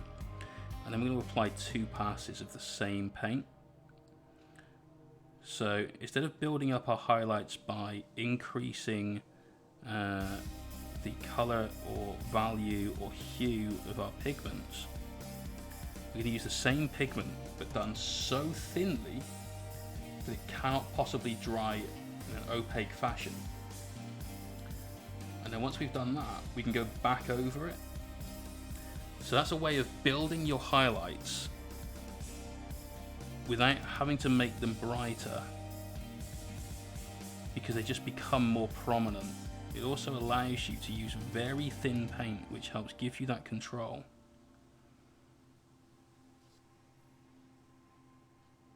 And that's really what we're almost always looking for, is precise, considered brush strokes.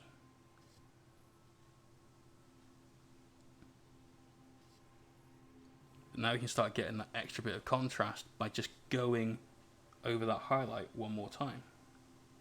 If you paint ever so slightly less of a line in terms of length, then you'll even get a little transition on your edge highlights.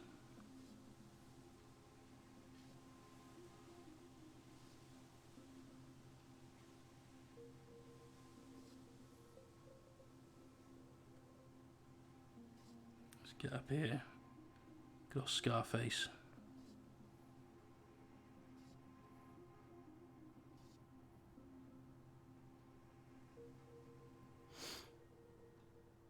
Give that a little bit extra depth. Looking amazing. Well, thank you very much to Dyson.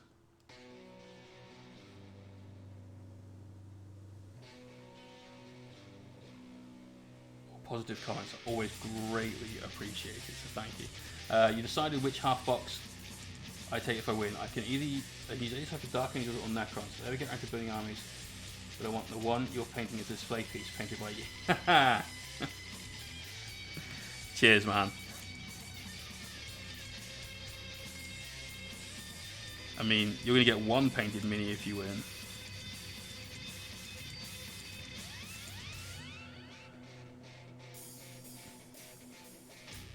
If you won the Cron, though, would you try and recreate the Gypsy Danger colour scheme on the rest of the army? That's the question.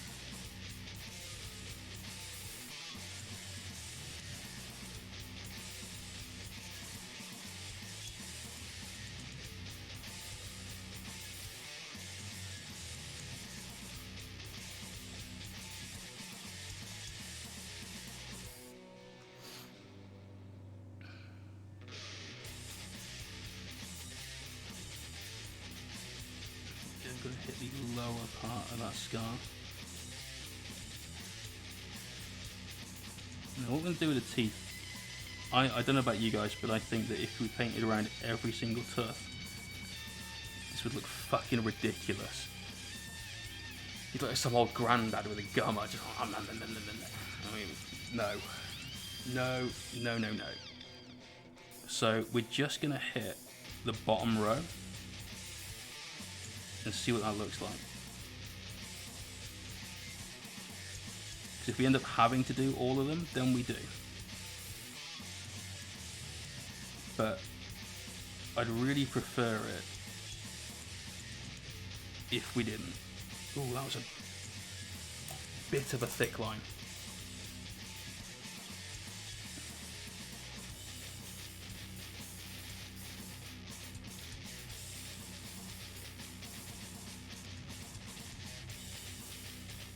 That, ladies and gentlemen, is why when you've done your airbrush work, you varnish. Got that save game, always go back to it, start again.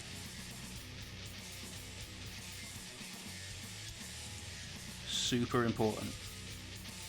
That's the first mistake we've made with the highlight since we started, and my point I'm about to make is, only takes one wrong brush stroke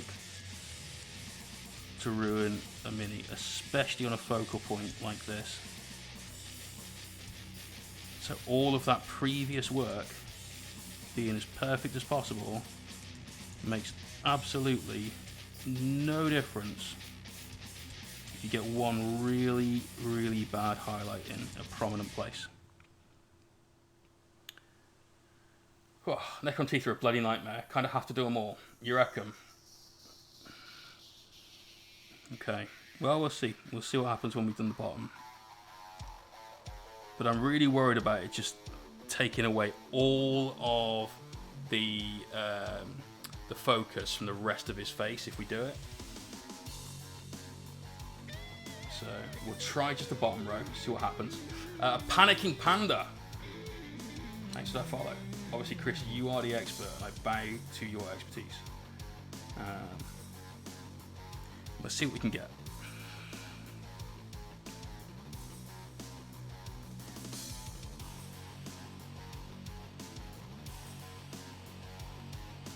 So, brush control, absolutely paramount right now.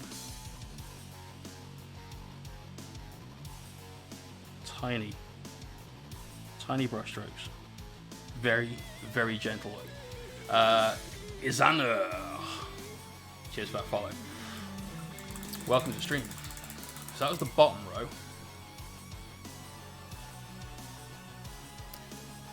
Let's go. Super zoom. Enhance. I don't know, I think that's okay. What do you guys think? Answers on a postcard. If we do the top row of teeth, there ain't no going back. Once we've started it, we've done it. I think it looks like he's got a little bit of an underbite, which makes him look a little bit like the robot from the Stallone Judge Dredd film, which is not a bad thing at all.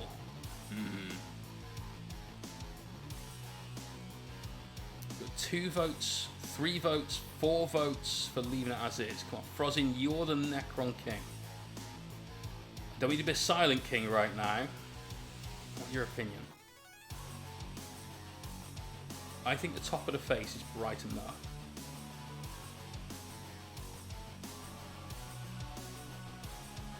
Is he the Law? He's not the Law. He's the RD whatever robot was. Okay, so far unanimous for leave it, so we'll almost certainly leave it. But I'm going to do another highlight or two just quickly around the eyes to just up some of that that intensity. ABC Warrior, thank you. Haven't seen that film, but Stallone in it, therefore it's great. Yes, it was. It was actually a great film and had Rob Schneider playing the sort of comic relief, but not in a particularly comedy way. His character was a real shit. It was a real shit. But that was an awesome film. Even Chris says leave it. It's hard to see, but leave it. Okay. Okay. Cheers, guys. Much appreciated. Thank you for the feedback. But like I said, we're just going to hit a couple of real small highlights. Just to be sure we draw the attention further up.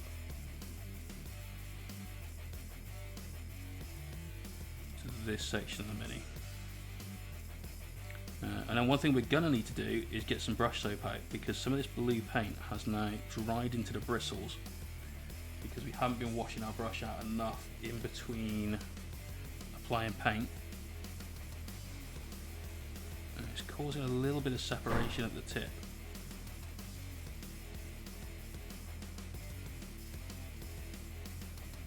So there we go. That is one cron face. Hawking away. I needed to concentrate for that, so apologies, but deal with it. Cool. So as you can see from my brush, we've got a load of that blue paint just, oops, out of focus, just drying on those bristles now. So grab some brush soap, we'll sort that out for a sec, and then we'll come back, do some work on this guy before we break for lunch.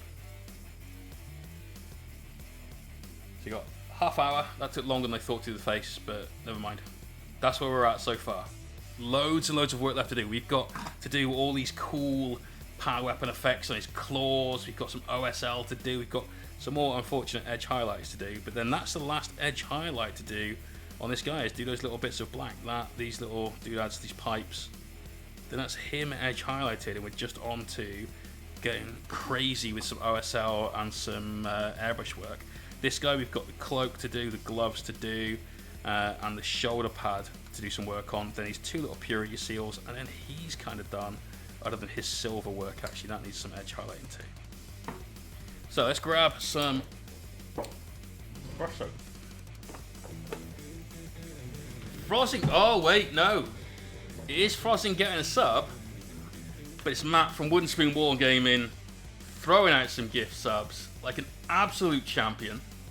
That's Frozing, Eyeglass, Okar NPC, I Am Tioti, and Nidge, all getting some gift subs from Matt.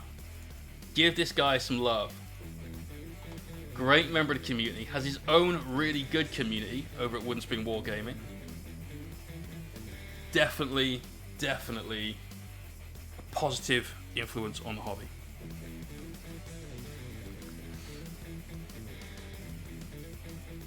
So a little bit of water in our soap, and then gently start working up a lather with your brush.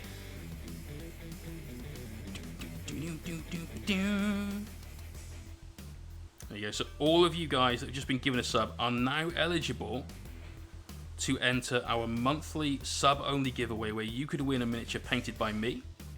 And between now and Thursday, I will make sure you all have your meeps as well. The bot doesn't give the meeps directly to the person that got gifted the sub, it gives them to the person gifting the sub. So Indrazor Rian, thank you for that follow and welcome. So before Thursday's giveaway stream, we'll make sure that you've got your meeps. So exclamation point win and exclamation point mystery for a few more details on why it's good to be subscribed here.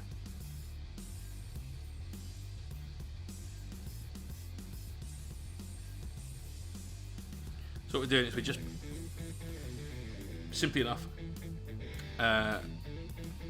basically massaging this lather into the brush, and then sort of twisting it down using one of the natural lines in my hand. Nice looking models. We've painted this beautiful hand. We did some battle. This hand's taking a lot of battle damage. I got stabbed through it at one point with a stiletto, a fucking ice pick. So it's definitely had some weathering. Right, there we go. Now we're going to give that a quick wash.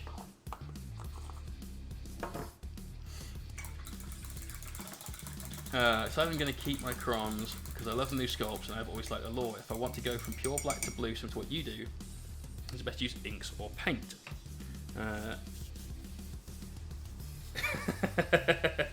Chris says he's taking the mystery box. Rocky's like, no. No.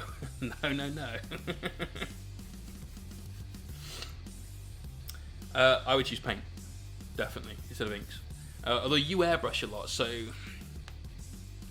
it depends on the method that you're going to apply the paint to the mini. If you're going to do the same thing that Chris does and set your values for your highlights, and then go back in and do those blends, paint is definitely the way. Definitely the way. Soapy. But if you didn't airbrush that blue on, then you could go with inks. But I'd still probably use paint for that. The Deadly Duo. Absolutely, dude.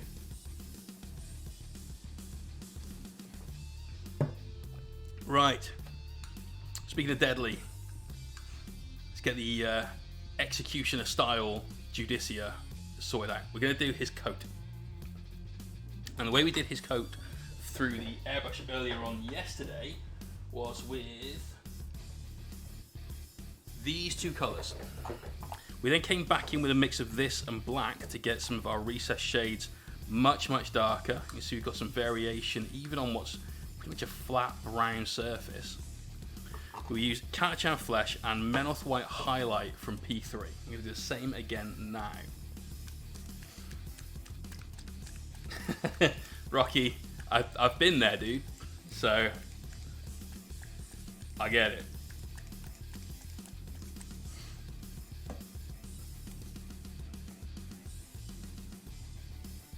Commissar, I'd like to say thank you for saying thank you, because that's just good manners and it's polite. Rocky doesn't need a thank you, as he says, but I want to say thank you to you. Mostro! Good morning.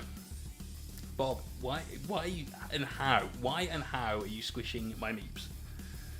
This is crazy. So we're going to do some edge highlights. We're also going to do a few little weathering lines. If we brought up the picture of the Judiciar, there's lots and lots and lots of little horizontal slashes that they've put in there. There's that Leviathan. Missed it. But, and they're in there so that you have the look and feel of aged leather, essentially. We need to do that with our painting here. Magnetizing Reaver jet bikes. Don't they only have one weapon option?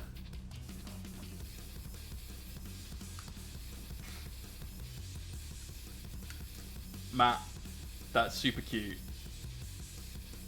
but it isn't me.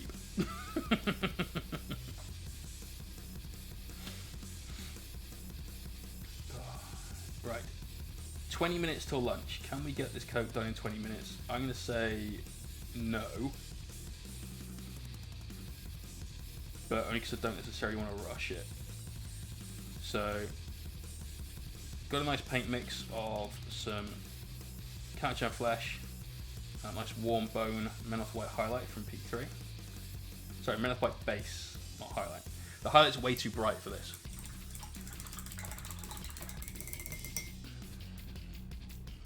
Splinter Rifle, Blaster, and Haywire.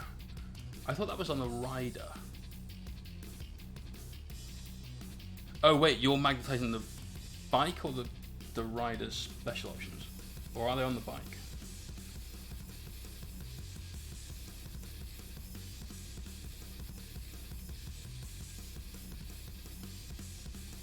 Huh. I love magnetizing though. I think that's a great way to get the most out of your miniatures. So we start off just getting a few quick edges down. So obviously we've got a nice high point here. That would definitely catch some light. We've got this one as well, just to make sure that the detail stands out. Then let's start working down here. So there's a nice crisp crease in the coat, just there. Need a little bit more water in this paint. Thin that down a little bit more. The understone on the Reaver bike itself. Ah, okay. I never bought Reavers when I started my Dark Eldar. Just had some Cavalites. Which reminds me, dude, I've got in here just a random bits box full of Dark Eldar stuff. I sold all the warriors and everything that I had, but I'd forgotten that I'd clipped all that stuff off the sprue to use as a bits box. Is that any good to you? Happy to send it over if so, man. I ain't gonna use it. So just pulling out that crease, giving that a nice little highlight.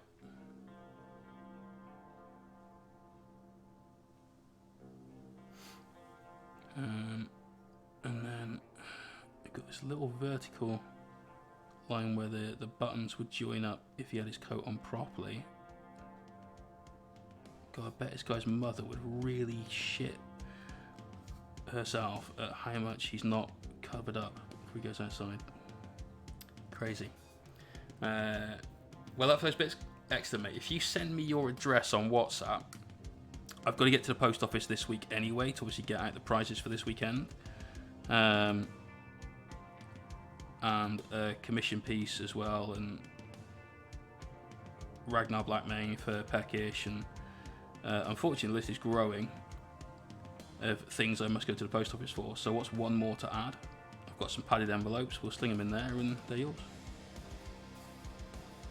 I think it's mostly like heads and backpack bits and stuff like that, but I know how you like to do your conversions, and so you're going to get some use out of them, whereas they're going to sit in my drawer and then get thrown away. No, don't worry about dollar, mate, at all. Just buy us a beer when we're at no retreat. Sorted. Oh. Frozin is in the Secret Good Painters chat. He's in a couple.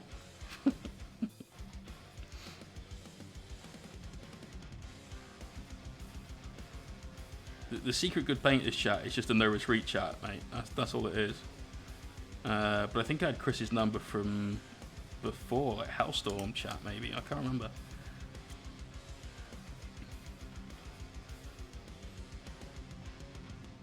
Right, what we're going to do now is going to start bringing in some scuff marks on the bottom of this coat. Now, it's very, very key that these go on there thinly. Must be thin. If you put big fat lines on the bottom of his cloak, it doesn't look like scuff marks. It looks weird. It just looks weird. Breathe hole. No worries, mate. Good luck to her.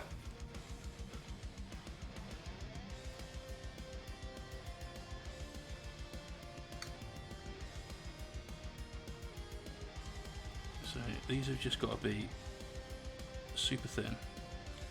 And by thinning your paint down nicely, that will help tremendously when doing stuff like this. It's difficult to see because the paint that we've used for this is really, really satin. And if I'm honest, I'm going to matte this down because whilst I don't mind the fact it's got a leather jacket that's kind of shiny, because, you know, leather jacket and all, I want the highlights to be the highlights that we've chosen to go on it, not the highlights that the ambient light that the miniature is in has chosen to go on there. This is something else we discuss frequently on the stream, is how we are not creating a recreation of a miniature, we're creating an optical illusion of that recreation. We have to establish a set of highlights, a set of shadows and contrasts and things like that that give the miniature the illusion of being in whatever surroundings it's in. In this case, this guy is in the middle of a broken city that will have some grass tufts, and he's got some barbed wire down there you can see, so it's going to be a city that's been destroyed and has started to be overgrown. That's going to be happening later on. Might even break out some more of those real preserved mosses and ferns from rival crafts as well. And so because of that, what we don't want is natural light to start stealing the thunder from the highlights that we've laid down. And notice these highlights, we're doing more of those scratches, this time horizontally, to take the place of what would otherwise be a vertical line highlight down that cloak. And by doing that, it's adding texture. God, you really can't see that because of the light. Let's zoom right in. It's adding texture and a highlight to that area. I think we'll... AK Ultra Matte? Nah, man. Accept no substitutes. This shit's legit. It's so good. Firestorm stock it, mate. And they've normally got anywhere up to sort of 600 cans of the damn stuff in stock. There was a massive shortage of it in Europe. Not the UK, in Europe. You could not find that shit anywhere.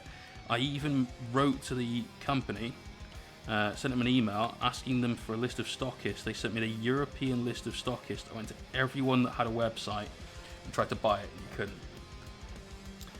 Body aches like fuck. It's lovely. I'll tell you what's a full workout, mate. Is sitting in this chair for now, what, we 4 hours in, so 18 hours of stream so far this weekend.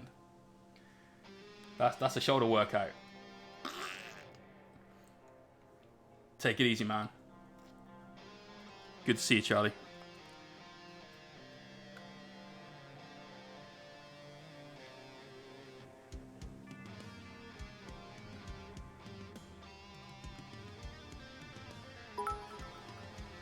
Skull Punisher, great work, but remember to drink your paint water for extra skill. P.S. Here's your mini addiction that we have as well, lol.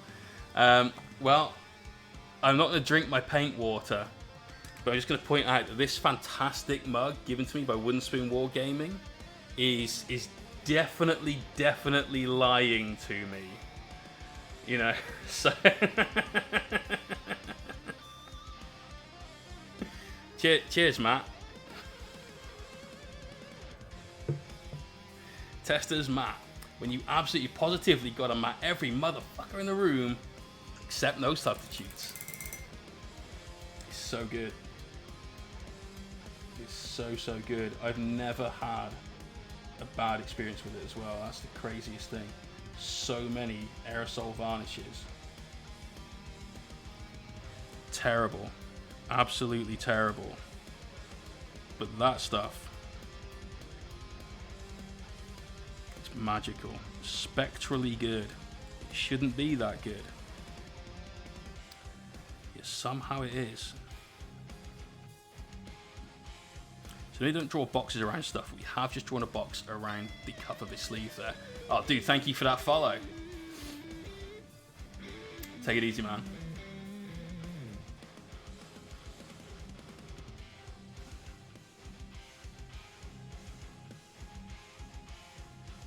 Again, get some scuff marks going on there. It's a very thin paint, very light brush strokes. And that's the key to brush control, is just touching the miniature with the tip of the brush, not slapping it. Not trying to beat up the miniature, you're trying to paint the miniature.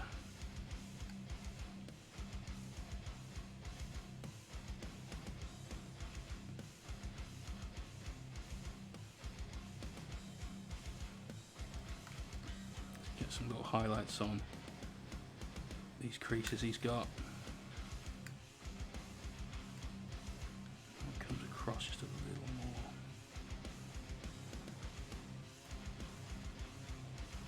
And again, we'll just bust out a couple of little scratch marks.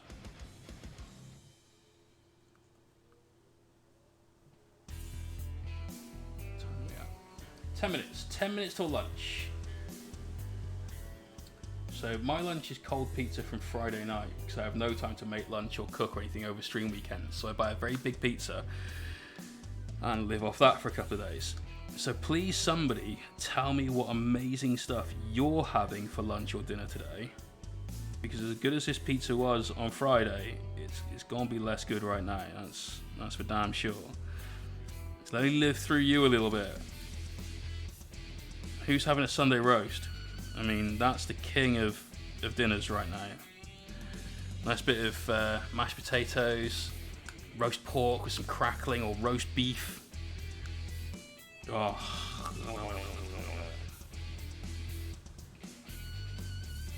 Gimme.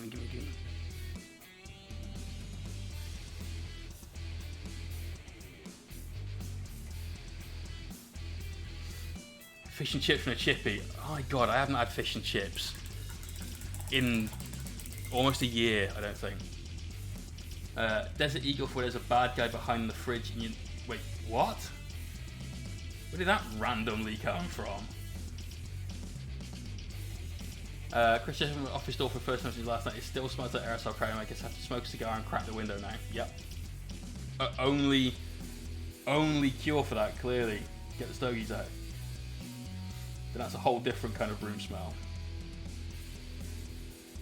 Lamb meatballs. Ooh.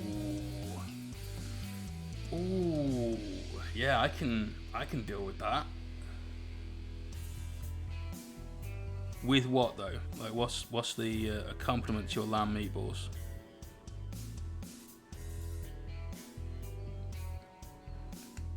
going to bring this highlight down in. I wasn't going to do this highlight before, but I think it's kind of necessary to help show the shadows, and we'll just gently rough this up a little bit as well. There you go, now we're getting that texture in there. So that side of this cloak, this little trench coat, is pretty much done. Let's do the chest piece, because that's quite small. And we want to be careful with this as well. We don't want to paint any of these black armor with this brown. So a quick highlight up here. And then what we might do, just have scrambled eggs and pastrami, because Jim, dude, I love pastrami. Pastrami with some pickles, a little bit of Dijon mustard, tiny bit of salad. Doing homemade leather. Oh wow, cranberry! I have no idea what that is, but it sounds good, whatever it is. Roast beef, gammon, and chicken with everything. Wait, what? Roast beef, gammon, and chicken. Motherfucker, that sounds good. You're also having Friday's pizza. That's clearly OG food right there, man. Glad I'm not the only one.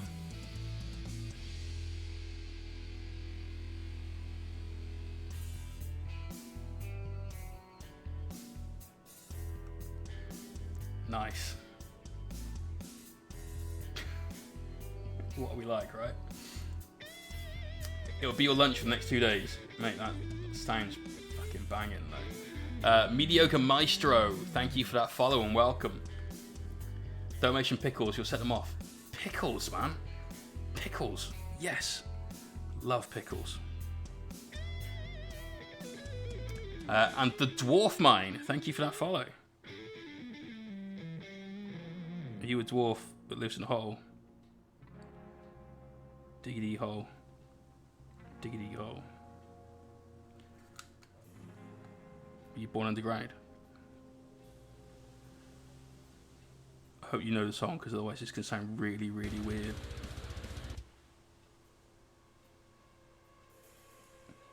So again, we're putting these little scratches on to help it look aged in lieu of a slightly more traditional method of highlighting it.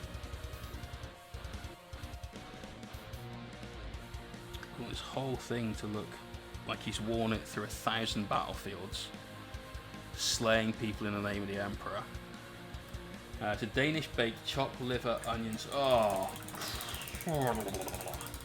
yes, please.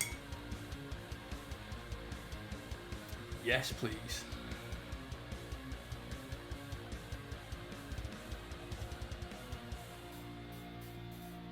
Done right, liver is excellent. Pot noodle lunch, that's not food. That's not food. And a can of Monster is definitely not food. Hell no. You're 6'2" and you don't like confined space. It's definitely not a dwarf then. Definitely not a dwarf, unless you're Kara. And maybe one person in the stream will get that reference, and I will love them for it.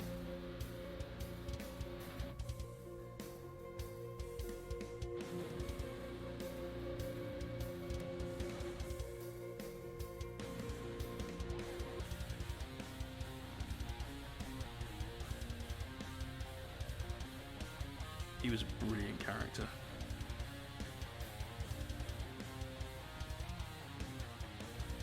Right, let's do scuffing at the bottom of his cloak. And you get a lot of weathering pigments on this when we start doing the bases as well. So it's going to really help to blend all this together and enhance the look of this worn effect that we're going for. Could that sword be converted into a Dark Angel sword? Not keen on this look.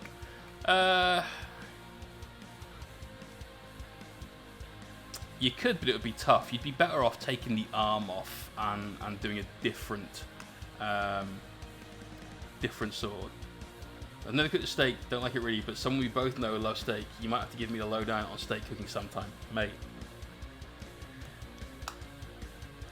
I can guarantee you, I could cook you the best steak you'll ever have in your life without spending hundreds of pounds at a restaurant. And that sounds like nothing but pure arrogance, but that's a guarantee. Guarantee.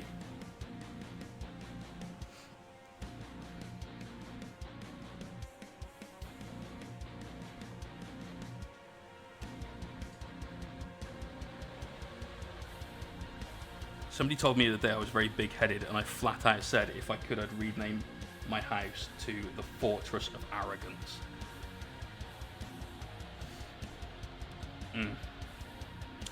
When I do steak, knicker elastic snaps.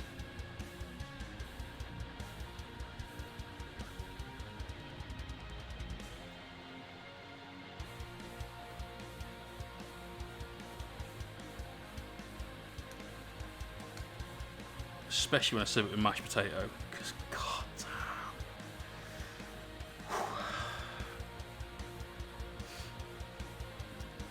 damn. Awesome, dude. So the first thing you need to know about cooking steak, and I'll give you the lowdown while we do this bit of brown, is the process of cooking steak starts 4 days before you cook the steak. So you can go to a very, very high-end restaurant where you will have dry-aged steak. And steak that soulless foe, like I said, without spending hundreds of pounds in a restaurant. And I would posit that a dry-aged any steak of a decent cut, decent animal, you know, and ideally a rib, would knock the shit out of any of those funky Japanese steaks that are fresh. It's all about that aging. So you buy yourself some steak, good cut of steak. You want a ribeye, and it needs to be a thick cut. You're looking at a minimum of 1 inch. You buy that steak on Tuesday from a butcher and not a supermarket. Do not buy steak from a supermarket. Just don't, because it's not going to be as good. It's going to have been sat in a packet on a shelf for a couple of days. It's just, you don't need that. When you get home, you take the steak out of the bag the butcher's given it you in. You put that steak on a cooling rack, a wire rack. Put that on top of a plate, and you put that in your fridge. Now I have 2 fridges at home. Ben and I have one just in the kitchen, and then I've got my own like tall fridge freezer combo in another room, a utility room with a washing machine, which is where we store things like drinks and so on and so forth. When I'm cooking steak, that fridge is no longer used for drinks, because the steak goes in there on that rack, and you turn it every morning and every evening. Just keep flipping it. That's it. And you do that so air can get around it and start to dry age that steak. Now, what a fridge is a condensing fridge, which is what most people have, which contains a motor to help circulate the air, and then a set of mechanisms that help dry that air out. And this is why you should never put things like tomatoes in a fridge, because that mechanism takes the flavour out of your tomatoes, because it takes the moisture out. But things like tomatoes, they really rely on that moisture to help carry the flavour. But for something like a steak, you actually want to remove some of that moisture, because doing that intensifies the flavour. And 4 days is about the right length of time. So that's where you start cooking your steak, is that far ahead of time. You need to get that age. Now you can obviously vacuum seal it and then put it into a controlled temperature environment for anything up to 180 days. By the way, the reason I keep doing that, as you ask, Punisher, is because it helps keep a point on my brush. These brushes have now a perfect point. You wash it and then quickly, and you're good. On day 3 of you aging that, you take some butter out in the morning, you leave it on your countertop, proper butter, unsalted butter as well. Leave it on your countertop, and then by mid to late afternoon, that should be nice and soft. Put that butter in a bowl. Chop up some garlic, some chives, some parsley, some coriander, that's cilantro for some of you. Maybe some chilies, some dill. That's kind of it. Don't need much more than that. And what you're doing here is you're creating a flavor bomb that you're going to help infuse your steak with. Put all that in the bowl with the butter. Mix the living fuck out of it so the butter gets nice and soft. Once you've done that, you put that into some cling film, make a sausage out of it, bung it in the fridge. On the day you're going to cook your steak, you start cooking your steak at about 12 o'clock in the afternoon. When you go to the fridge, you take that cooling rack out of the fridge, leave it on the side so it slowly adjusts to room temperature.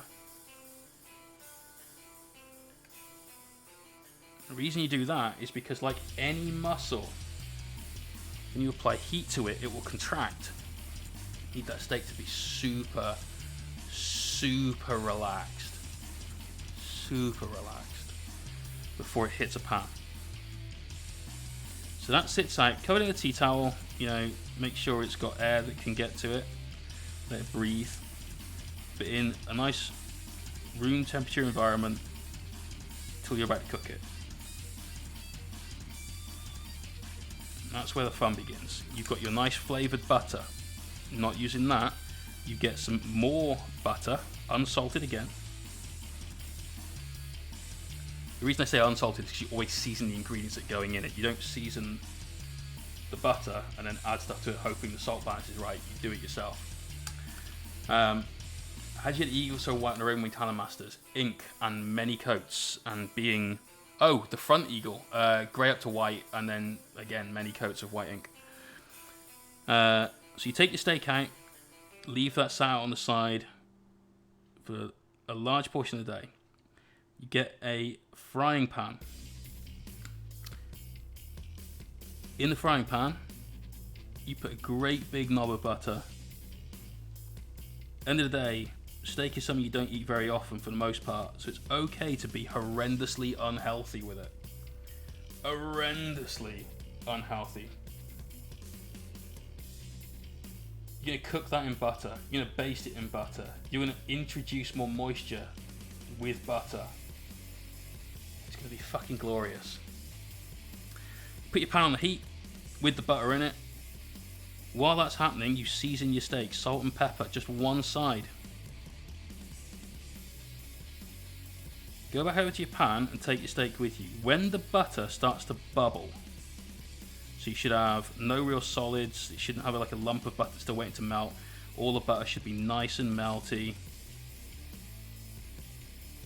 It should just start to bubble. When it starts to bubble, that's ready to start cooking. You put your steaks in the pan. Obviously your cooking time depends on how you want your steak, but normally you're looking at about 2 minutes or so, maybe 3 aside. And it's a resting time that helps get that from rare to well done if you want it. So steak goes down, season side down, then you re-season the top of the steak. Whilst that's cooking, baste it with the butter. So get a teaspoon in the pan, lift that butter up, lay it over the steak, and you keep doing that for that time. Like I said, 2 to 3 minutes aside. Once you've done the second side, that's had its time, turn it back over. Take a big wedge of that nicely seasoned herby chili butter, lay that on top of each steak, and put that just on the side. and you leave that. You're looking at 5 to 7 minutes perhaps for a very thick ribeye steak. And then you pop that on the plate and you eat that, and you sit there and revel in how fucking good that steak is.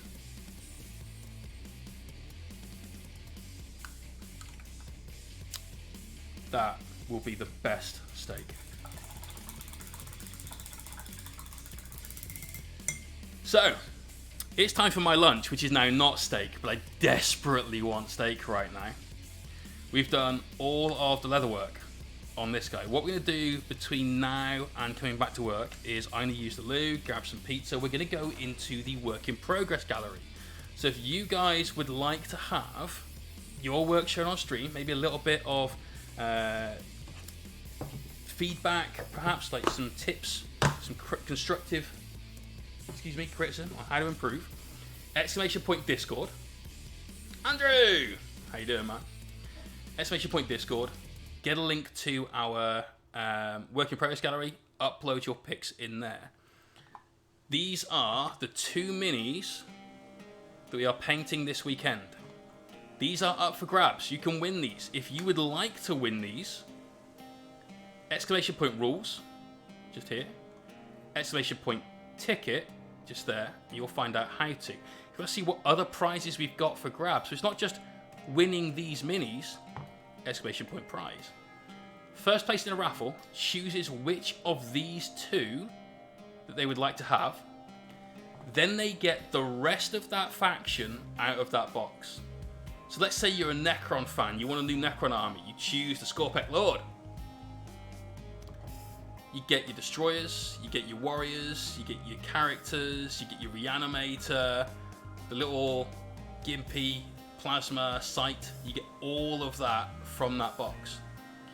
You want marines, you get this Judiciar, your outriders, your captains, your honor guard, your eradicators, you get all of those dudes as well. That's first and second place prize. Second place gets the other mini and the rest of those. Third place prize gets a 3-hour private painting lesson with me. We can do it over a couple of sessions if you need to, or 1 3-hour stint. You get to choose what you would like to paint, and I will help you get the best results that you can out of whatever it is that you're trying to. We're going to level up your painting with you in that time. It'll be done over Discord or something similar, so we can both see each other's work as we're doing it. It's going to be great. It's going to be a lot of fun. Fourth place prize is a start collecting box of your choice. This weekend is all about winning an army. Currently, first and second place prize is going to get a painted HQ model for their army and an army. Third place prize is going to teach you how to paint that army. Fourth place prize, let's have some more plastic cracks, shall we? And coming up this afternoon, we will announce our 5th, 6th and 7th place prizes as well. So stay tuned for that. Right now, I'm going to take a break, get some pizza. When we come back, we'll do the whip. So !Discord, get yourself over there, get some stuff in the work in progress gallery. I will see you guys in about 5 minutes.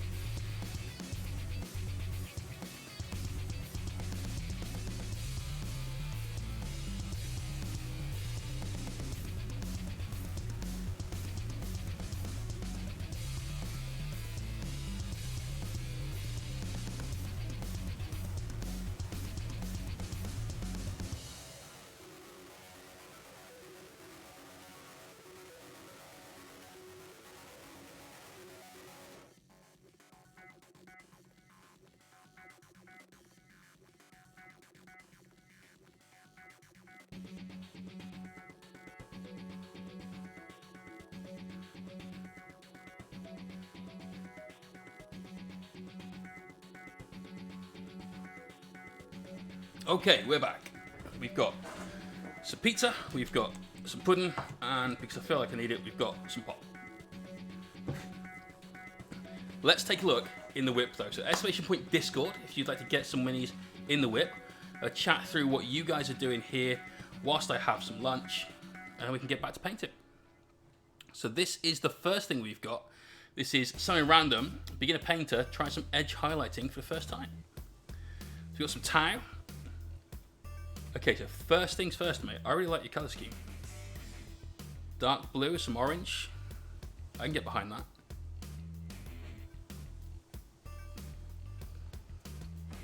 Ham and pineapple is great, dude.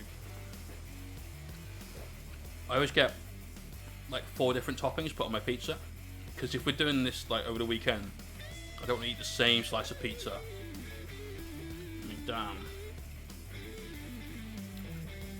MP3 Chaos, thank you for following.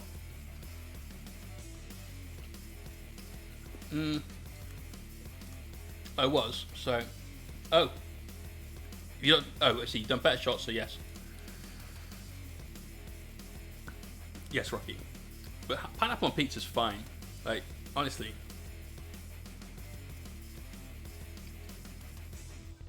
Like, if you've had bad ham and pineapple pizza, it's because they use bad pineapple. It's great on pizza.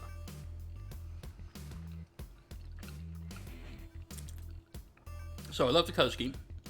Edge heights for the first time. You've done really well. Like, you can see that there's 1 or 2 that are a little bit thick, which mostly comes down to making sure your paint is the right consistency and a little bit of brush control.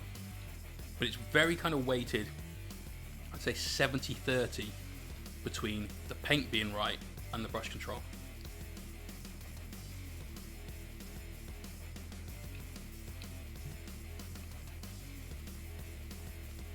You've done a really good job.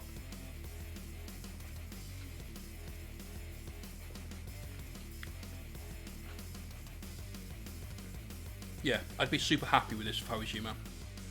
Some of your highlights on the black, you can do with adding in 1 or 2 more because some of the details are lost. But if you look at the guy on the left, you can see that nice highlight along the length of his rail rifle. A little bit below. If you look at the guy on the right, you get nothing. So you just gotta get some more of those details to just come through. You'll be fine.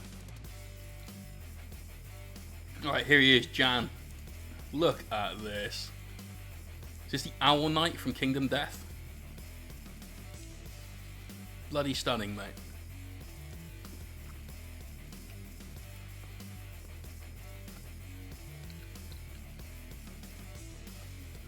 That's gorgeous.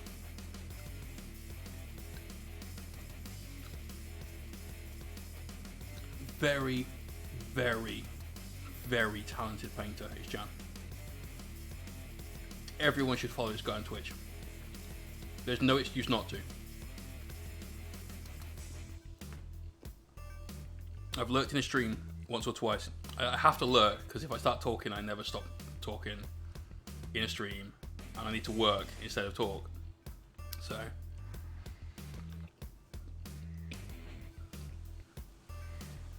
have to lurk. But my god, such a great dude.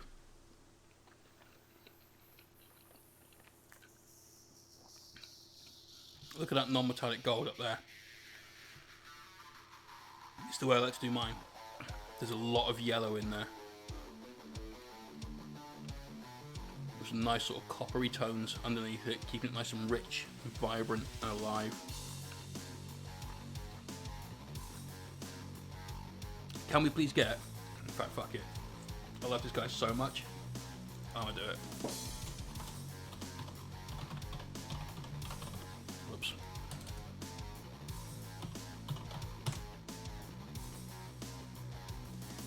Damn it! Don't click that link.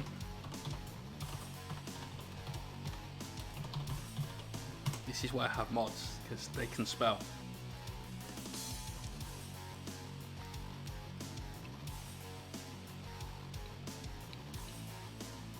Absolutely gorgeous, man.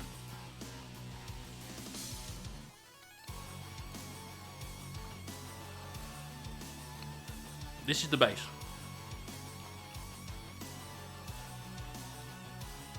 This is something else.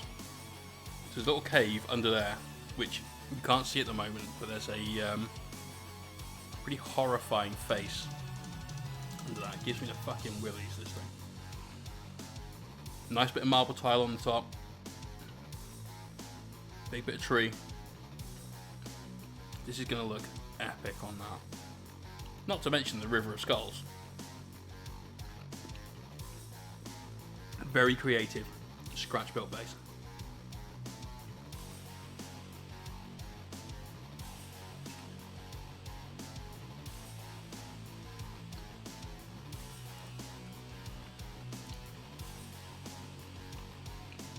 That's fucking freaky. It's that little baby face thing. It's like, no, nope, nope, nope, fucking nope.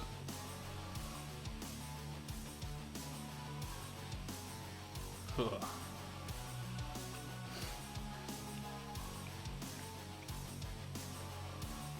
Look at all the root structures hanging down.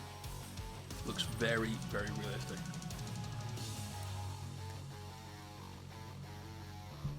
But that thing can get to fuck. That's a no. That's just a strong no. It's a flower knight, that's it, not the owl knight. Okay, Crown Blade.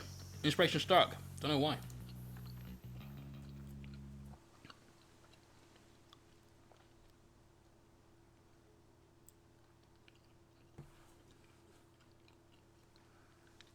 So,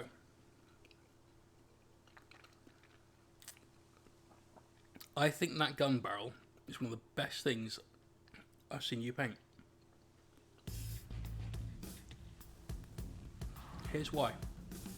Almost all of the stuff that you've put in the whip over the last couple of months, we've talked about increased contrast, Either highlights brighter or shadows darker, one of the two. That gun, you've got absolute pure black in those recesses.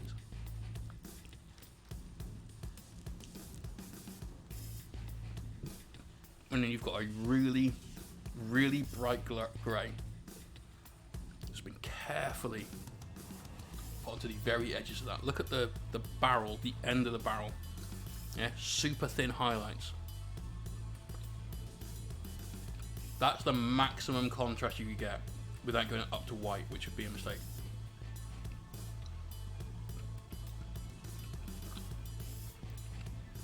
That's brilliant work, mate.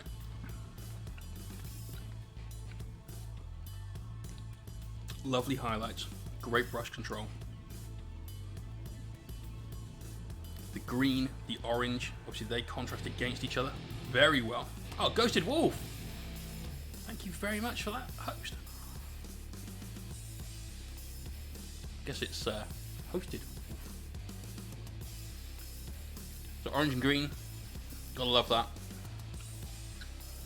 Little semblance of green in that Ghost Blaster on some of those highlights. Brilliant work. Well done, man. Right, here's Rocky. Varnishing and getting ready for washes now hurt me, daddy.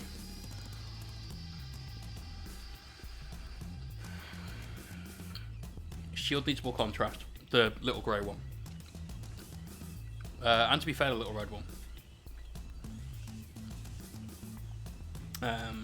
I appreciate someone that will come your washes, but I know you've airbrushed this. And so you could have already given yourself a transition on that little grey shield. The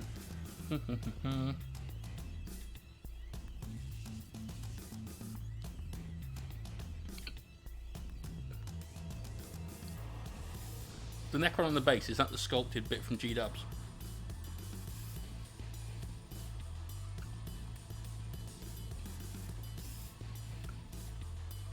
Trying to work out if that's part of the mini or something that you've sort of popped on there.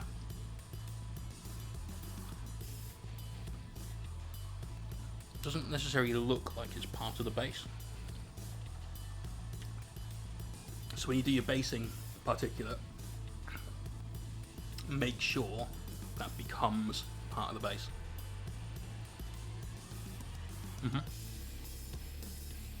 That's fine, dude. Tip for stuff like that. Do any of your pumice and all those sorts of things, ideally straight away after you've assembled the mini. So by the time you get to priming it, that's dry. You can prime all of that at once. It's a bit funky going on with his hand on top of his shield, I think. I can't quite see that. It's a good start, mate. Honestly, it's a good start. Definitely have got more contrast out of that shield, though. And even the leg directly underneath it as well. You could have got some shadows in from the side, or even from the bottom where the ankle is and the leg plate starts. You could have done that bright and then darkened it up towards the top. There's loads of things there you could have done to give yourself more contrast and a transition on that armor panel.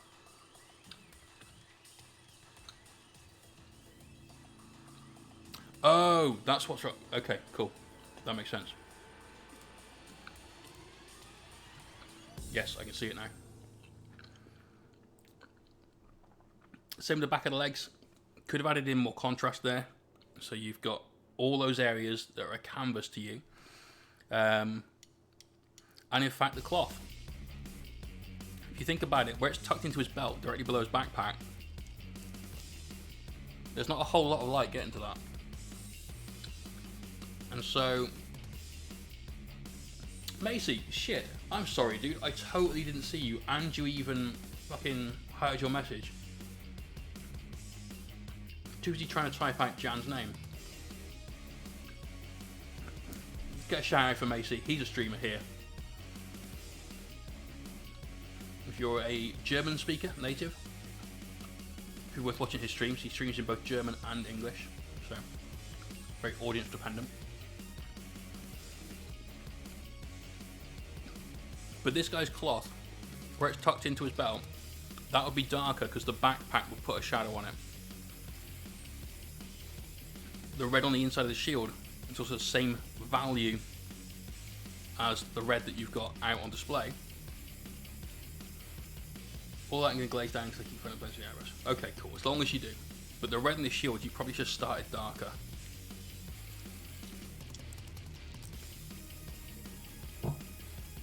Because the inside edge of that shield is not getting any light. Right, Demon Badger. Still going with these Thousand Sun Sorcerers. Very nice, man. Love the blue. Electric as always. A lot of detail on that cloak.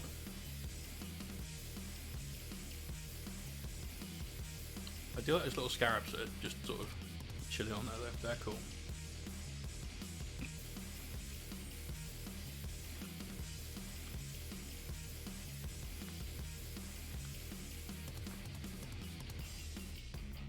Obviously, got plenty of work to do.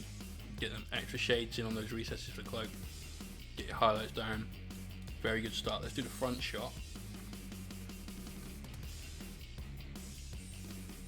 Very nice, dude. It's a strong yellow. Very, very strong yellow.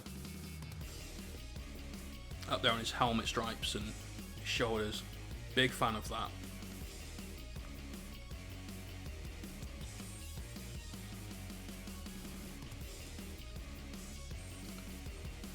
Looking good, man. And then so in the term is already regretting this was gold trim. Yeah. Yeah, Thousand Suns look great until you get to that part. It's almost sometimes better to spray them gold and start with that and then paint the blue in. It's the other way around. It's painful both ways though.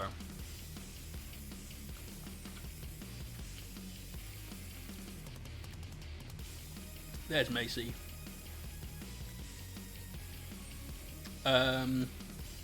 Definitely Disco Lord. Definitely Disco Lord. Helldrakes are weird right now.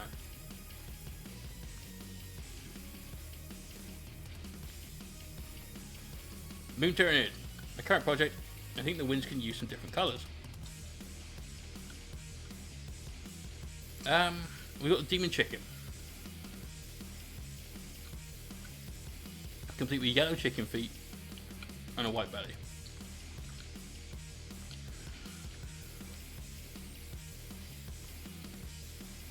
Question really is, what colour would you do the wings in addition to what you've got?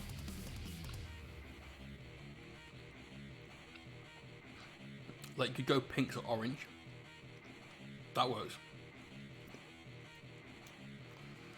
But are you just thinking, oh, I'll just put another colour on the mini because I feel like putting another colour on there?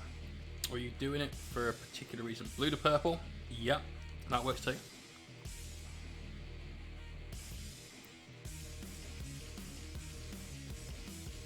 If you put the blue on there, where's it going to go in relation to the mini? I think it'll be the only source of blue. If so, how's it going to mess with the overall composition? Oh, I know, December. There's loads of little things you can do. Just sort of change it up. It's close to the skin.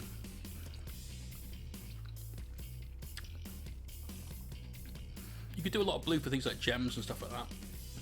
That would help.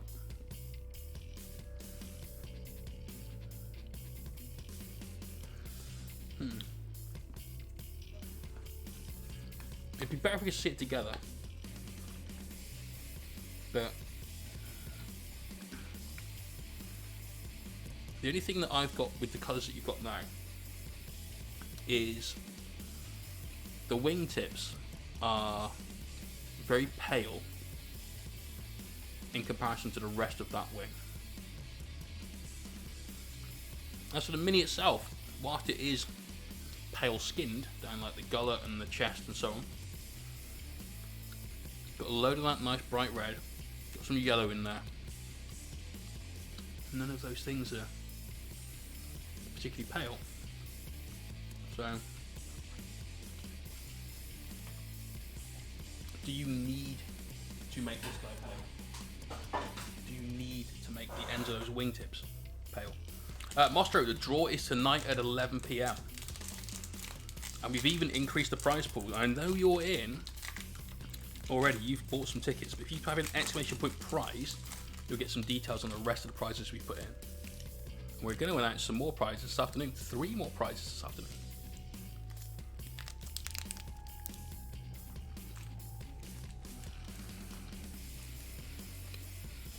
It's good, man.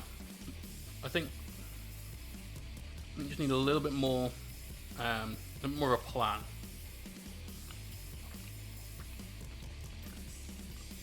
Then we can go forward. Okay, here's Sith. He's been working on his Father Christmas.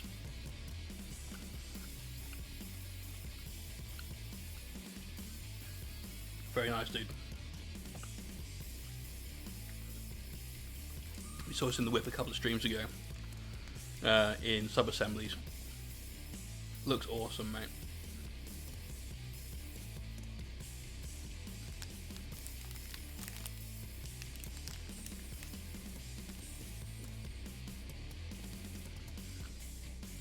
I think your worldies from the base could do with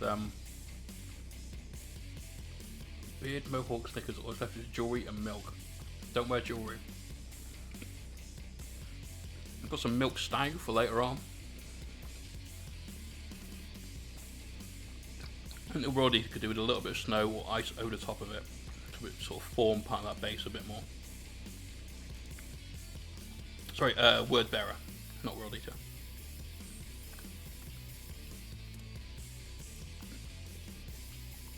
But looking good though, man. Great work as always.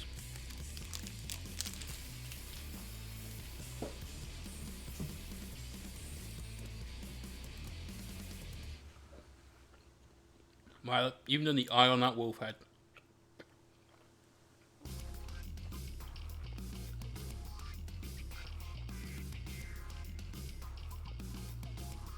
some of those highlights are a little bit on the chunky side.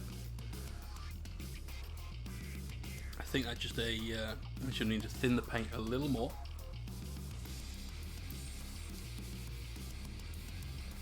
Rocky, what have you done? Because something where you had to do several jagged, slightly thick passes with the paintbrush there, so thin those down a little bit more, you'll be fine. Okay, how much have we got left? We've got quite a bit left to go. Obviously quite a bit of painting left to do. So we'll do another, say 5. And then we'll save the rest for when we stop for our dinner break later on. So Forge Breaker's working on his librarian. What is it? Tigurius, that's it. Can't choose between yellow or lime green cables. Oh god, neither. Neither. Yellow would be best if you have to choose between those two. But Christ, no, let them fade into the background. They're not a main feature of the Mini. The main feature of the Mini are the big hammer staff that he's got, the face, and then really the next one for him is kind of the robe, the central robe. Don't paint those lime green. Piece of the double action works, it's stuck and won't pull out. The trigger.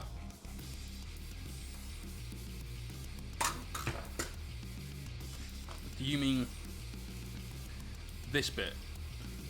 Or do you mean the inside bit where that depresses?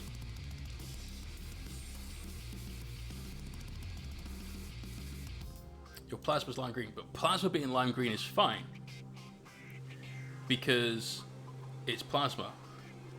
Tiggy's not going to be running around with fucking plasma cables on his chest, is he? I think keeping those very subtle and letting them be the background to the other focal points that you've got would be the best thing there. Otherwise, people will look at Tiggy and they won't see all the other work that you've done. They'll see green! And that's not ideal.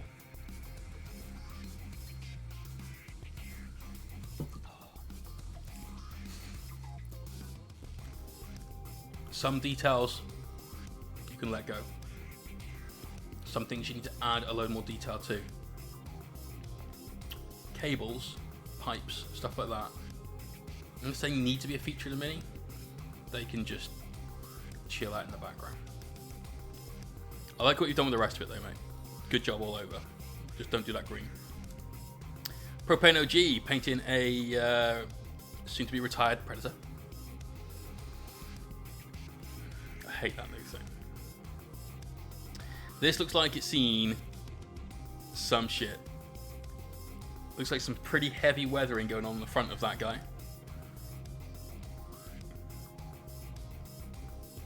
It's been in the wars.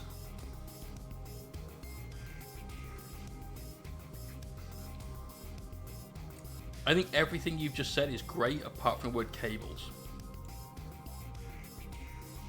Definitely. Everything else. Cables, yeah. Tell you what. Just paint them as like background stuff till you've done the rest of those bits. And then if you think, no, it really does need those cables done as well, then repaint them. But you've given yourself the option there of doing it or not. Nice work, Propane. Ghosted Wolf. Dude. Got some OSL going on. Okay, so we'll talk about this one a little bit. When you are doing object source lighting, you have to obey the rules of light. Earlier on we said quite a lot about how you can fuck the rules. But there's some things you can only bend them a little bit, and this is one of them, OSL. I don't know what the light source is. I'm trying to work out if it's coming from the model or it's coming from a source away from the model. And the reason I say that is because it looks like the light source is coming from directly where I am now, and I'm shining a light that way. Because we're hitting the front of his face, his shoulder pad, his chest, the gun, the legs, and the ground. But we're not hitting the shoulder pad the other side of him. It's coming from the gun. I mean, I thought they were bolt guns. Is that not right? I'm trying to go more from the gun and like, okay. Let me just flip the music on to, oh no, it's still playing. If you're doing it from the gun, then you've hit the right areas of his torso to a degree. But remember, light goes in straight lines. It sort of radiates out from a point. And the brightest thing will be the thing that is creating that light. It's a flamer, gotcha. So the brightest thing needs to be the little bit on the guns, that green, that's sending the light out everywhere else, right? So having very, very bright points on the rocks at the front here doesn't make a lot of sense, because they're brighter and therefore draw the eye a little bit more than the shoulder pad, which is very close into the gun because he's obviously holding it close in. So you need to work just on a little bit on the balance of the colours that you've got. I love the fact that you've done it, and just at a first glance, it is very impressive, mate. It really is. But when you start really kind of dialing into the details, there's a few bits and pieces that just sort of come up and aren't quite correct. If you think about, if we say that thing on top is what's causing the light, there's a barrier underneath it, and then you've got his arms in the way as well. So a lot of that light wouldn't touch his feet, because there's things in the way, this light and shadow. I love what you've done, and it's extremely striking. Like, that bright ass green is amazing. You guys know I love my vibrant colors. But just a few things to think about for next time that you do some OSL. You did a great job, but just a few tweaks here and there to turn it from a great job into something that is actually just a full-on work of art. Good work though, dude. Good work. Gonna be going back and refining the shadows on the shield, and so we're getting oil washed and cleaned up for that grimdark look. So we've got the Thousand Suns and also this by Ghost Wolf. Nice, mate. I love oil washing. Love oil washing. So I can't wait to see this after you've done the oils and the clean up. Such a beast mode mini as well. It's properly stern as fuck. Nice, mate. Good luck with them oils. Let's see them. Zen, this is from a few weeks ago. How to work on Molly from Ritual Casting. Going to redo some of the leg inserts and hexes. Would love some critique on the skin shading. I'm not going to show that one because Twitch. So you need to put in some highlights. This mini looks like perhaps a 54mm or 72mm, something along those sorts of lines.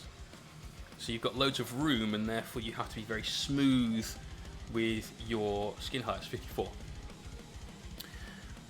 So on the head and a chest, you've got a lot of areas that are easily exposed to bright light coming from above, like sunlight or whatever else. I don't know how you're going to situate her. Maybe she's in a lot of shadow or whatever your diorama, how she's going to sit is. But certainly, like my Chromas dome up here, similar to what she's got, but her Mohawk's longer and a bit more luxurious. Definitely gets some shiny light. I mean, yeah, you see already we've got these, sorry, wrong side because of the mirror thing, bright highlights that come in, and you've managed to capture that a little bit, but you need to capture the bits that go in around it as well. So you need to bring some of that light in here, but take it away from somewhere else perhaps.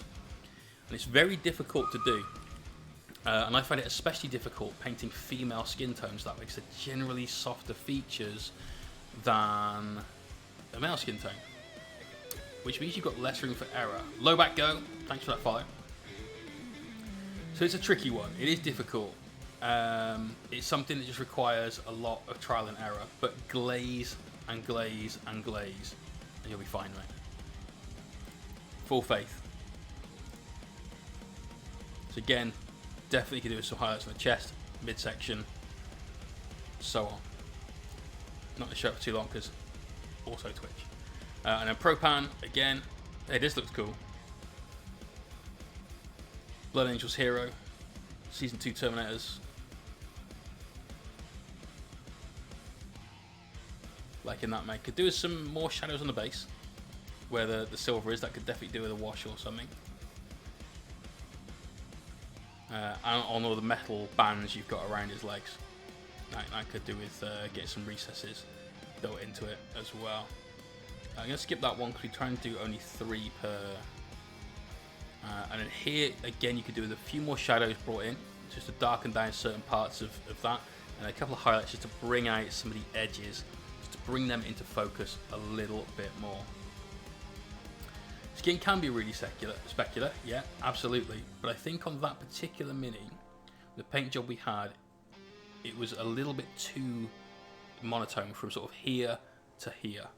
So whilst you will have that bright shiny point, like I get them usually along on this sort of line, you'll still have that, but from here to here need a little bit more of a transition.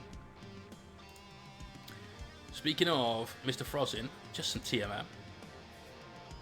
Nice. So this is a perfect example, and this is going to be, we'll do one more and then we'll stop, because we need to crack on with the painting. We are now down to only 5 hours to get these painted. Then we need to get the basing done, which we want to leave that 3-hour mark for. Look at this, we've got the interplay of light and shadow on that skinny little cloak. So at the very top, we've got the brightest highlight. Yeah, that's 10 out of 10 highlight right up there. As that goes down and bends slightly inward, you start bringing in that shadow. So you'll notice that shadow comes in almost in a triangular pattern, yeah, from the top and the bottom. And that's because where that kink is in the cloak, that bit at the top would have the darkest shade applied to it first, and it would come out of the shade last. So at the bottom, we've got those like brighter colours down the end of the cape. So like I said at the top, 10 out of 10 bright highlight. At the bottom, you look at maybe a 7 out of 10, and it goes all the way through the middle down to like a 1. Spot on work, Chris. Absolutely banging. Great highlights, great shadows, loads of contrast in between those two. Perfect. So last one for now. Grimrock, Acid Rock Girls in the works. Haven't managed to do some holiday stuff for time, so I want to spend a little time on her. So these are the Necromunda ladies. That's sick. That is sick. Love the bright colours. Yellow, green, purple. Green and purple contrast well. Purple and yellow contrast well. Green and yellow kind of sit nicely together. Like what you've done.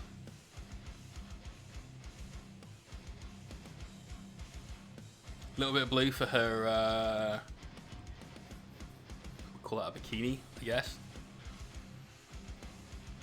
And I really like the base as well. You haven't gone for the traditional just flat metal and some rust or whatever. You've got this kind of, looks like it should be on the ship from Aliens, an Nostromo or something. That's cool. Butt shot. Load more green. Yeah, man, this is solid. This is solid. Good work on the skin tones as well. You kept your highlights nice and soft. Your shadows aren't too harsh. Yeah, I can't really argue with this. I'm trying to find fault now. I think the only thing is the sword. It's kind of green from one side here, and then nothing from there. I'm guessing that's the part you might be working on right now. Not good with the eyes. No one's really good with eyes. Overall, mate, I think it's good. She's kind of dirty looking, as you'd expect from the Underhive. This is solid.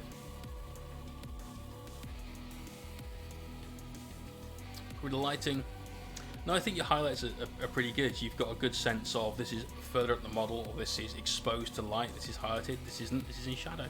It's just the sword. That's the only thing for me, because this side, like I said, almost nothing. This side, very green. So maybe just even that out a little bit. Oh, okay, cool. Just the photo itself then. Nice. Well, we will still do the rest of the whip, so we're going to be on air when we come back to this later on when we have a dinner break. But for now, we do need to crack on. So here is where we're at. We've got both of these two minis painted to a pretty reasonable standard. I'm going to finish off the highlights on this guy, leaving just the freehand next.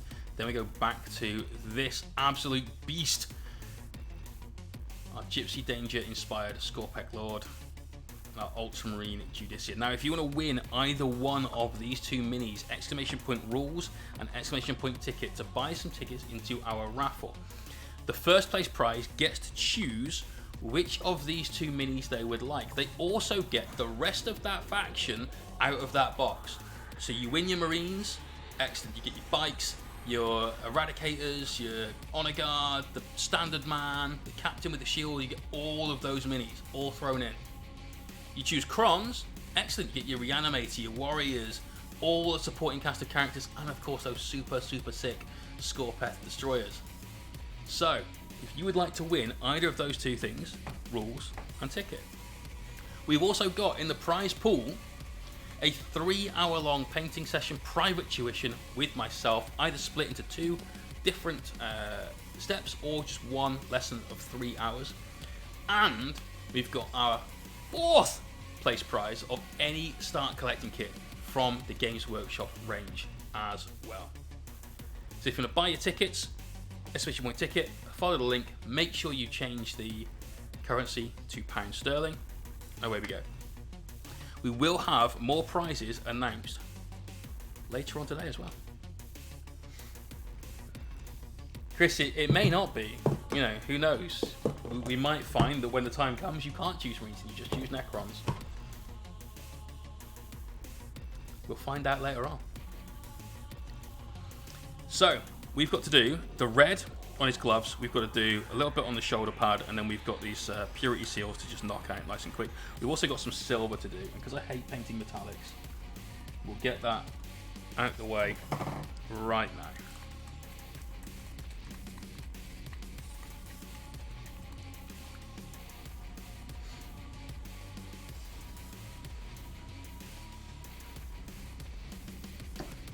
What do you guys hate painting? For me, it's always metallics. I absolutely hate the metallic stage. It's my least favourite part of painting a mini. What about you guys? What sort of pet peeves do you have when it comes to, oh god, this part's just such a chore? Flesh. I used to hate painting flesh. Then back in like 2005 or so, I painted an entire Strigoi vampire army of freshly dead skeletons, which I use ghoul models for. So suddenly I was painting nothing but flesh just to get over that. Demon Badger also didn't like painting flesh. Moon hates painting. Moon, how do you hate painting yellow? Aren't your Gene Stealer cults all yellow? Or your Tyranids, were they not yellow? Have I imagined that? I'll tell you guys now, I love painting yellow. Yellow is absolutely one of my favourite things to paint, because once you know a couple of tricks, it's easy. It's not even secretly easy, it's just easy. The first trick is making sure you've got a strong base coat you can build up from. So I use a colour called Bogrim Brown from P3, which is a kind of a very full-on ochre. You got way better at it, but you still hate it. That's totally acceptable. Getting started in the first place, says Lee. Damn, that's the bit you hate. Whew. You hate bone or horns. Oh shit, we've got bone to do on this guy's ribs. We've got to do that next. Otherwise we'll forget it again and they won't be painted. And I will be displeased and I will have brought dishonor to my family. We've accidentally got a little bit too wide on that highlight, so it's going to take a little bit of black. Let's make sure the music is still playing as well. There we go. And we're just going to knock back that highlight a little. Bam. Done. GSC is yellow. Cool, I thought so. Farcias hates painting white. Again, there's some good tricks to painting white. I use Baylor Brown, pretty much the same. Yeah, there you go, man. Just, you need that kind of ochre kind of... you hate doing the back of swords and you've done the front beautifully. I do it all at the same time, so... I'm going to do script on the Purity Seals. Of course I'm going to do script on the Purity Seals. How can you not? How could you not? There's not even a choice. The first thing we do is base coat those ribs, which we have forgotten to do several times now. Black, I just don't get how to paint black armor. Generally, I found by not painting it black is the way. So we painted this with a base coat of something called Tire Black from Skorpekh, which isn't black at all. It's kind of a blue with hints of a greenish yellow in it, which is really, really weird. But it does look almost exactly like the sort of rubber car tires that you get. Ah, the Dyson! He's decided he wants in on this. Let me get you added to the list, my friend. It's the _ Dyson _. Yeah. Best of luck, everyone. Oh, and there's more. Moon Tyrannid wants in too. He wants that 3rd place prize though. Wow, we need to add more rows to the spreadsheet. Damn, I've never had to do that before. Going for that 3rd prize. So the Dyson. There you go, mate. You're in. And then Moon Tyrannid, let's get you in. You want that 3rd place prize? I'd have thought everyone would be like, want them crons, want them marines, but apparently what they really want is just to spend some time with me painting. Crazy. Crazy. Just pop that border in again. There we go, we're good. Cool beans. You guys are both in with a chance. Right, I'm going to thin that bone down a little more and get in there for a slightly more smooth second pass. Let it rain, he says. Brilliant. Can we talk about things like painting hammers on necrons? I mean, we could. We could. I thought that was a pretty inspired Smash Lord conversion, to be honest, mate. All we need now is necrons to get thunder hammers.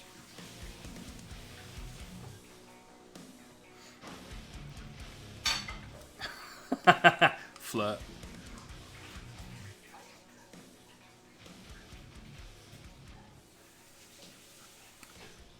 Quite a lot of people, I'd imagine, mate.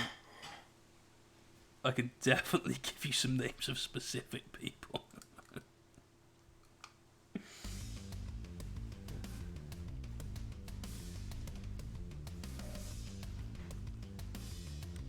Here we go. So just building up a nice strong bone colour with this. We're going to obviously give these a bit of a wash in a second and let that paint dry down and seal up.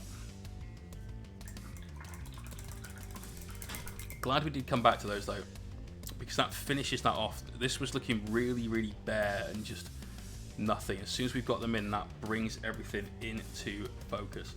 Yes, 11 PM British Standard Time, summertime. Farmer time in the UK. That's where we're at with it. Right, let's do these Purity Seals now, because we can use the same highlight colours we're about to use for them bone sections. So we've got some nice thinned down Menoth White base to begin with.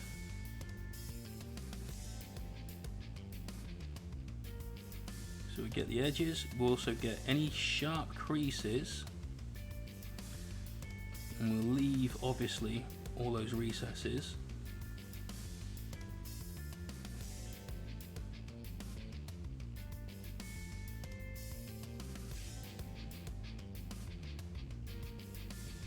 Let's not forget there's two sides to this. Okay, the other side as well. You'll still be on, and the farmers do love this extra sound. Like, yeah, but I mean, you know, like electric lights. Nidge, he wants in. I have to copy and paste these, so bear with.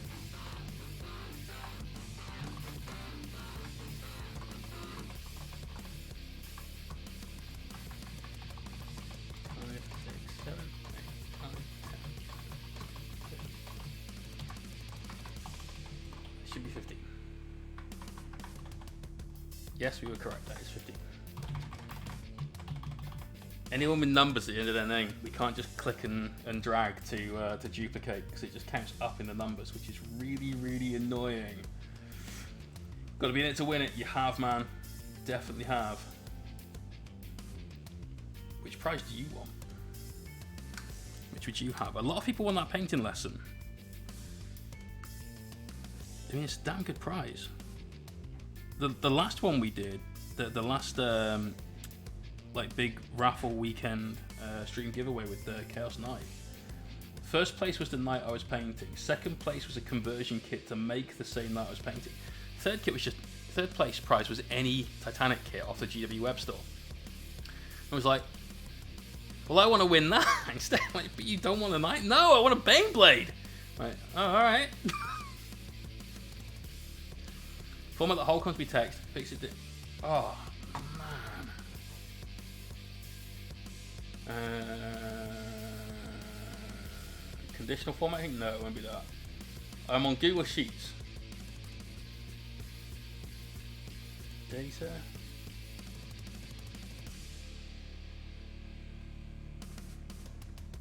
No, I've got nothing, dude. What time roughly during the drawing? It is 11 PM UK time.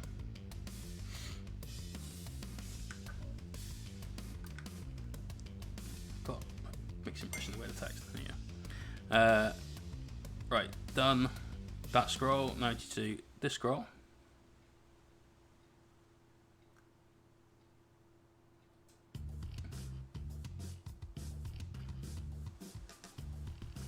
So all these have had so far is a base coat, the same colour we're using now, and then a wash of the flesh tone from Army Painter. Use that because we were using it on the gold, and so it made sense. But you can use any dark brown wash. You can even make your own washes, remember guys. Washes are not products, or at least washes are projects. A wash technique just requires thin paint essentially, so you can make your own. I frequently do. It's easy. People pick what they want in the order, or is it just the first picks the army, second gets the other half, and so on? So first place prize gets their choice of which mini. The second place prize is the other mini, and of course both of those two people will also get the rest of that faction from the box. Right click on column, format.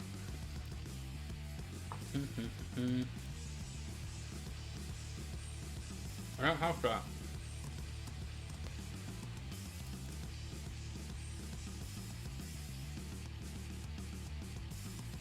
I don't have that at all. If I right click on the top without like selecting a column first, there's no format option on this one. Tied, damn!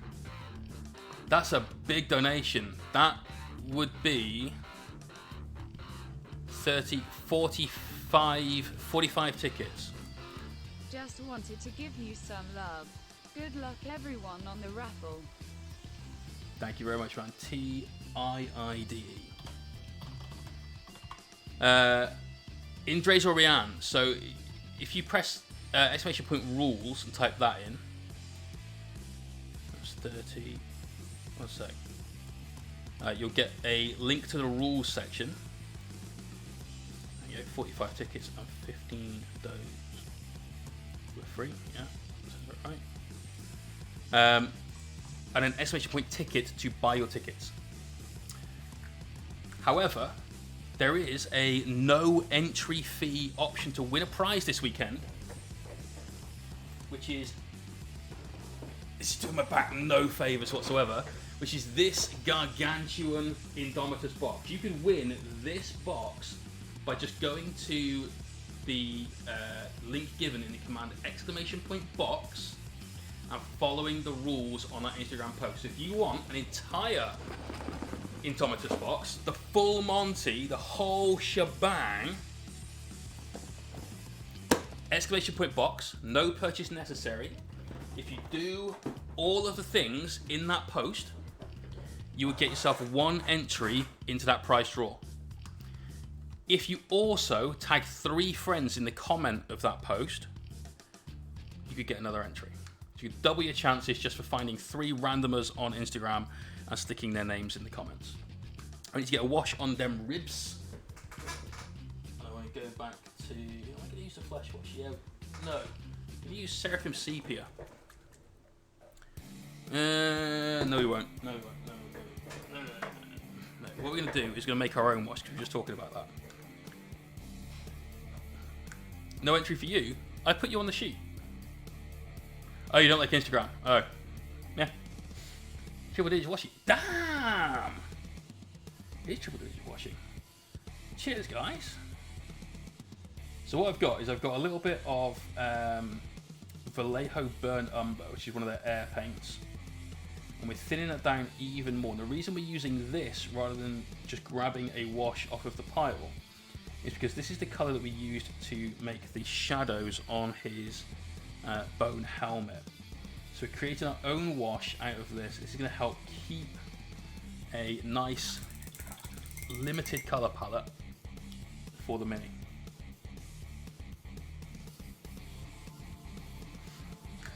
So,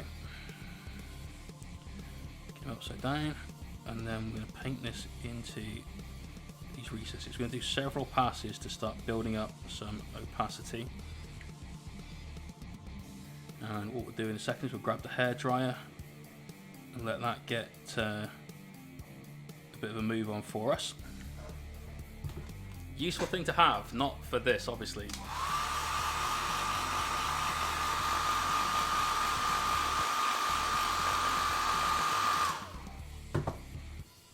Although the beard's nearly getting long enough, we need to use a hairdryer.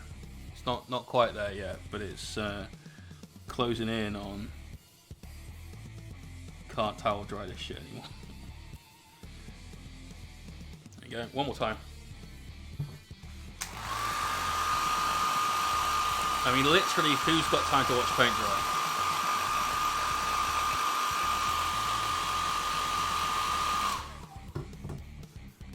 £10 for a cheap travel hairdryer, right? So now we've got those shaded down. We get those highlighted back up with the same bone that we just used.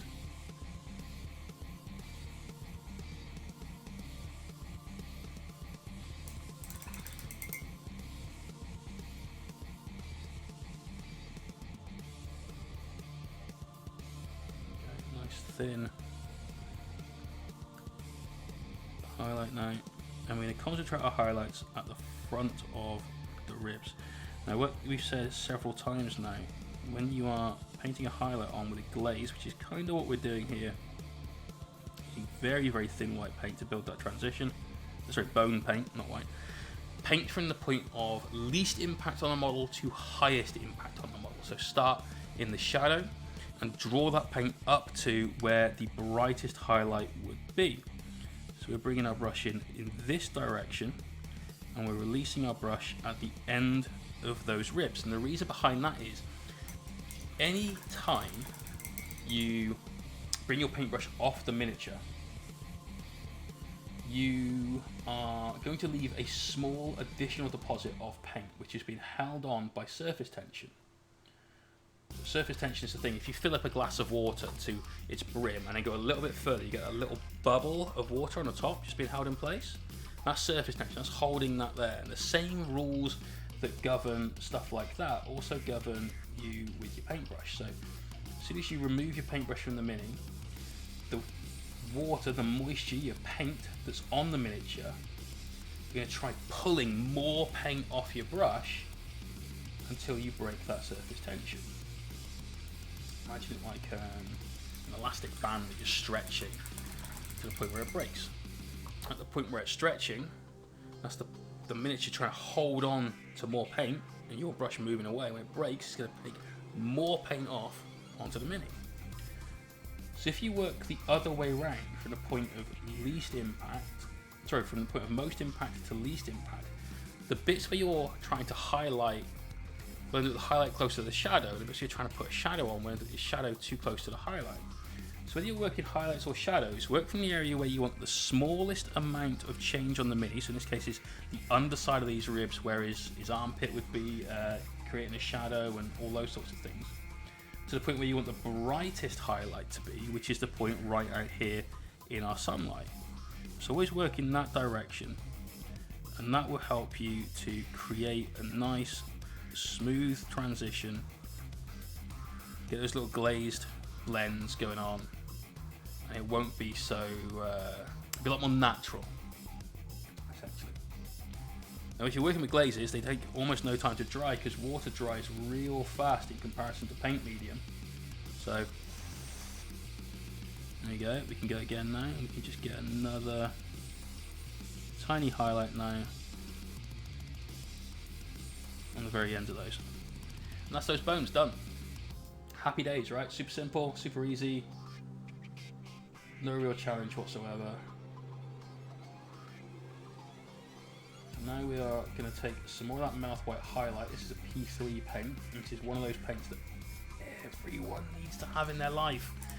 It is such a good utility paint. It's useful for everything. Need to take some of that, and now we're going to make some more highlights on our scrolls.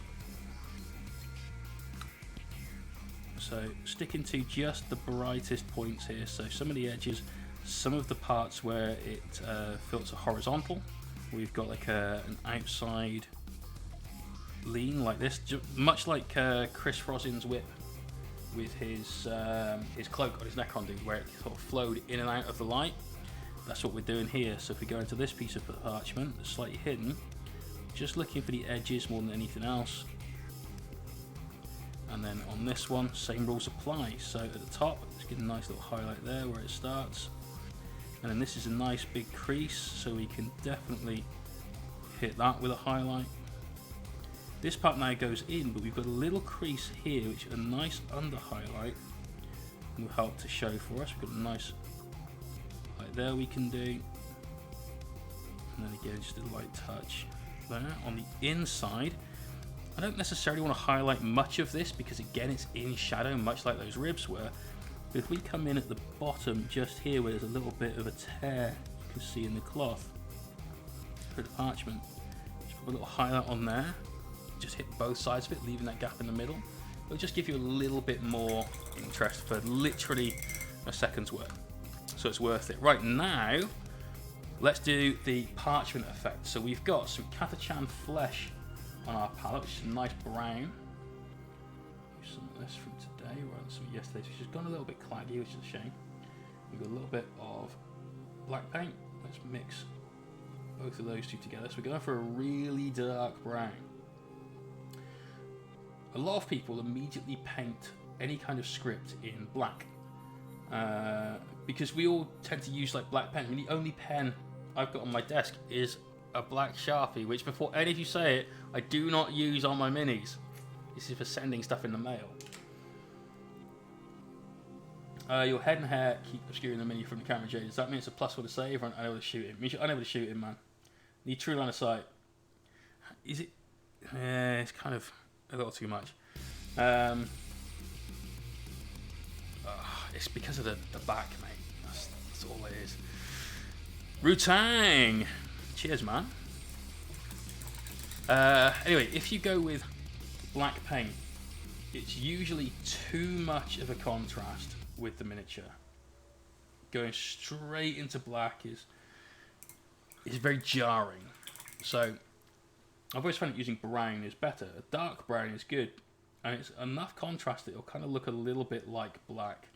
Because it's on some faded parchment, it'll look like it was written down maybe even hundreds of years ago or whatever. So it's all good. Now, as always, you want to make sure your paint is so thin that your paintbrush can pick it up without deforming the brush tip. And then you very carefully, very lightly draw in some lines. Kind of in the same way that we did the cloak, and a little bits of weathering on that. But now we've got a little bit of parchment with a little bit of writing on it. And try and keep that writing kind of centered. Don't go too far to the edges. Don't go off the edge, obviously. Because you know that the guy that was writing it probably took care. This is a purity seal. Even if you go back to 30k and it's like the oath of moment and stuff, there's not going to be like a lack of care taken for that. That's going to be, this is an important thing. So be careful, be precise, take your time. Very light brush pressure, so that's the amount of pressure between your bristles and the mini. And just draw on those nice neat lines. Now you can obviously go and really take this to another level by using different colours for like red ink and stuff that's been used, painting on little bits of detail such as Imperial Aquillas and that sort of deal. But that's enough. That's that little bit of ink there, just a little bit of text is good. So let's do the rest of the red now. We've got two different reds to do. We've got the red in these gloves, which we will use a mixture of Khador red and some Catachan Flesh for to begin with. That's what we used for our base coat, and then we'll layer that up, glaze in some highlights with it, need some more water on the palette. And that is going to give us a nice smooth set of red highlights for this. The other bit of red we need to do is for the pommel of his sword. So we've got a very nice, very vibrant red on there. That was done using the Citadel contrast paint, which I really, really like. Fish! Time does fly, man. 9 months. You say time flies. I think you've been here for longer. Whoops. So for the hand, instead of going through brown and working upwards, we'll just go through red, and we'll probably pop a little bit of yellow in there to go into a little orange highlight for that. Now it gives two different reds that are right next to each other. So you can still do stuff like that. You just need to increase your contrast between the two by treating them differently. So let's do the purity seals, because I know I'm going to forget those if we don't. It's just Khador red and brown, which we use for our base coat. We're going to hit almost every part of this, apart from that nice recess in the center. And that will get another highlight on it. Make sure you hit the sides as well.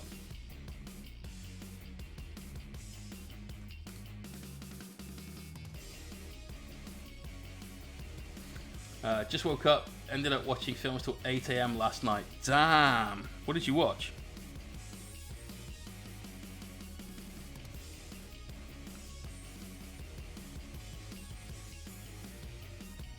Happy Sunday indeed, mate.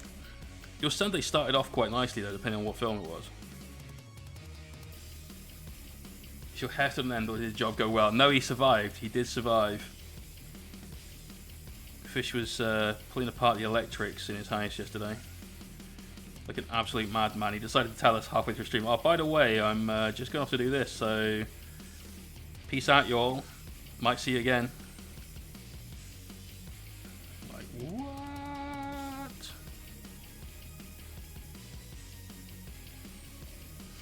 little skull on that Purity seal.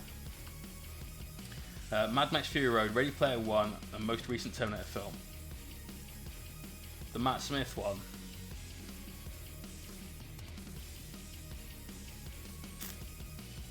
Oh wait, no, Salvation, not Salvation. That was fucking terrible. Never watched that. No one watched that. Oh god, the one with old Sarah Connor. I've seen it. It actually wasn't bad. It wasn't bad.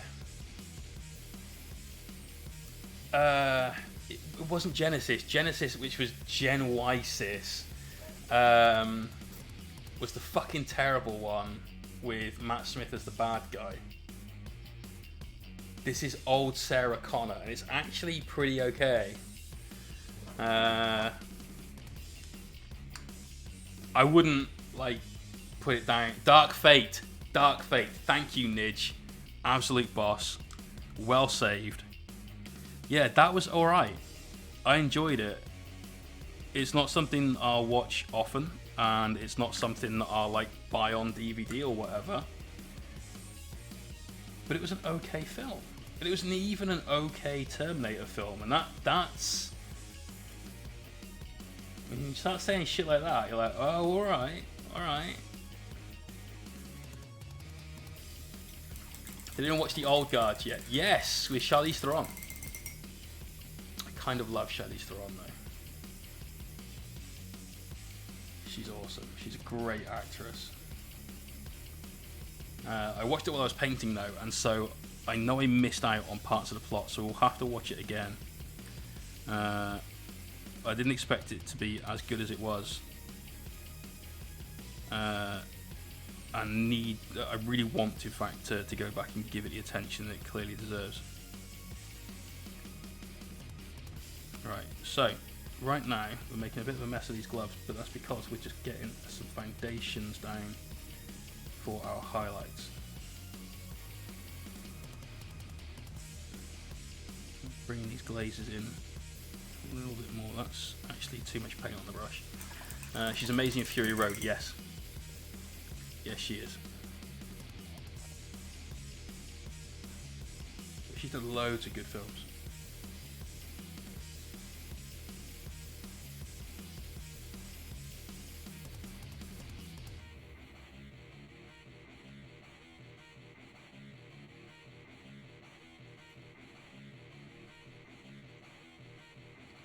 So we're getting height around here. We've got a little shadow in there I want to try and retain. I'm going to start glazing up these highlights. I want to get to the same sort of red as his face mask that we've got going on just there. So some really nice dark shadows surrounded by some very bright red highlights. But these are going to be solely red highlights, whereas the highlights we're going to do on his pommel of his sword, this bit just here, we'll work some yellow into the mix to take that through orange a little bit, to change it up away from this. They'll still both be red next to each other, that'll be fine. So no issues. Netflix has really been up in the game with films. Yes, they have, but they've now got to compete against the whole Disney Plus thing, right? So it's not just like Netflix and Amazon. There's like your sort of two main streaming services. Maybe Hulu, I think, is the US kind of other competitor.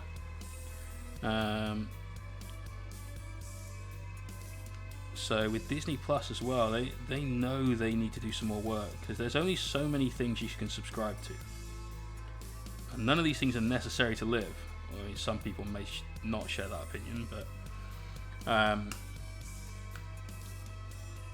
you've got to pick and choose what you can. Snowpiercer, the TV series, that was good. That was good. I binge watched that while painting over a couple of maybe 4 days. TV series, great. The film,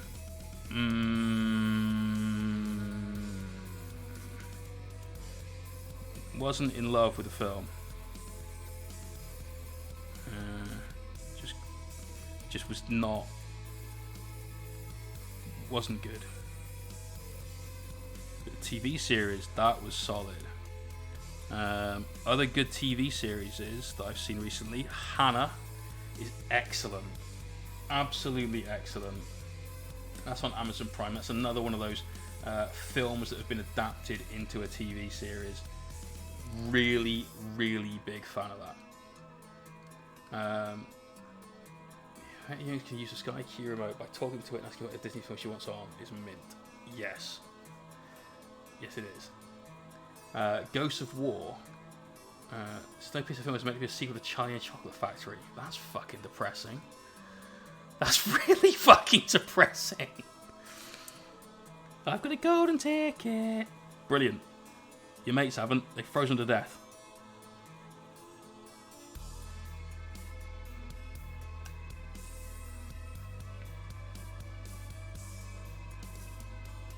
So again, we're just sketching in where we want our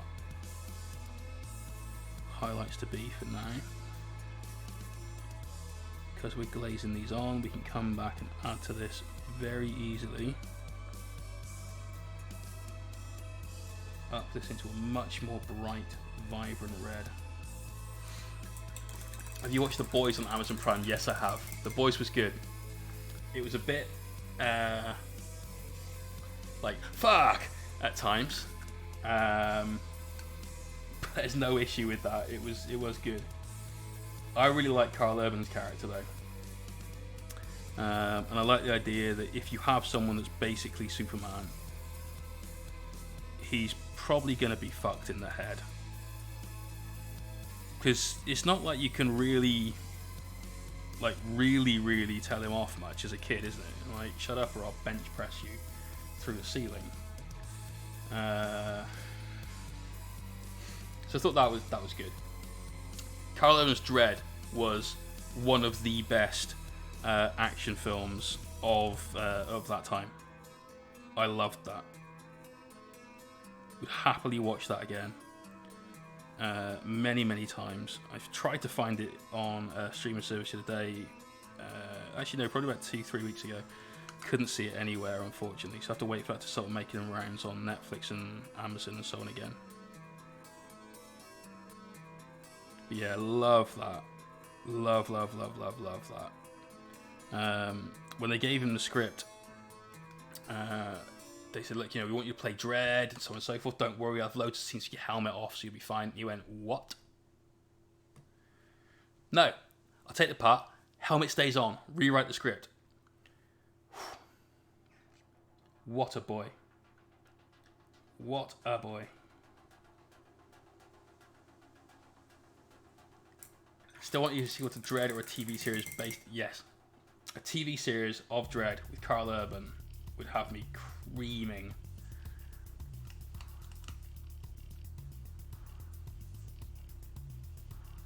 I would read the comic books for definite.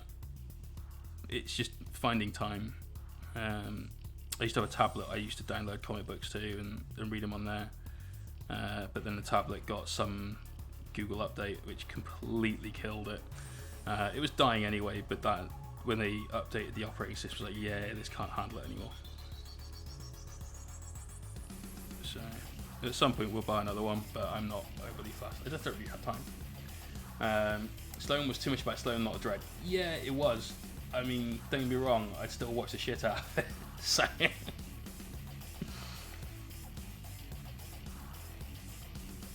it's great, it's just not good. And that makes sense.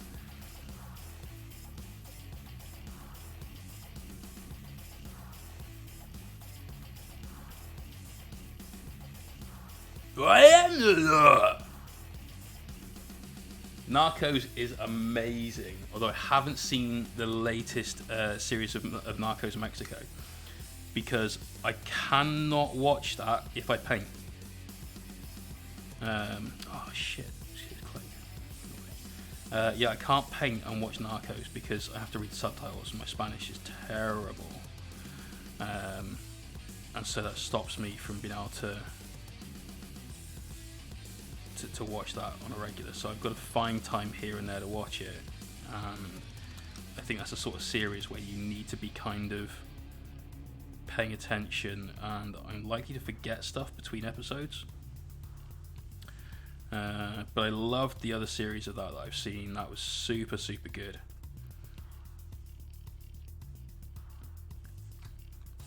Altered Carbon Series 1 was brilliant. Yes, Series 1 was brilliant. Series 2, they took the wrong actor. Anthony Mackie is a brilliant, brilliant fit for a lot of characters. And this is going to sound possibly a little horrible, but I don't mean it to be. Anthony Mackie is a soul brother. He's got that expressionful, dark eyes, and he's just, you know, like, look at me, man, look at me. Whereas Joel Kinnaman plays being a complete bastard very well. And regardless of what sleeve Kovacs is in, he's still Kovacs. He's still a bastard. So that was unfortunate. Didn't love that. But I still love the series. I watched the animated version as well. That was cool. That was really cool.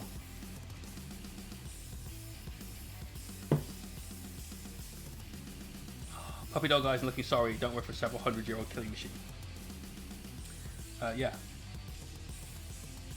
Yeah. Just trying to find his missus. Desperately trying to find his missus. You know, that's his one goal, and he's not going to let much get in his way for that. Right, what we're doing now is going to take a load more of that Cador Red, mix it into our foundation mix we just had there, which was the brown and red together. Lace this down for a second highlight, and then Nalindi! Ah! Superstar! How are you doing? Wilson B, thank you very much. Everyone, you should all follow Nalindi on Twitch. She's very cool to watch. Very laid back streamer, but great fun. Always, always a smile when you're watching her.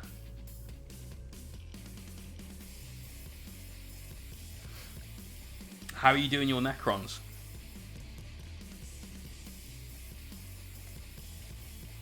We've been painting both the Judiciar and the Skorpekh Lord today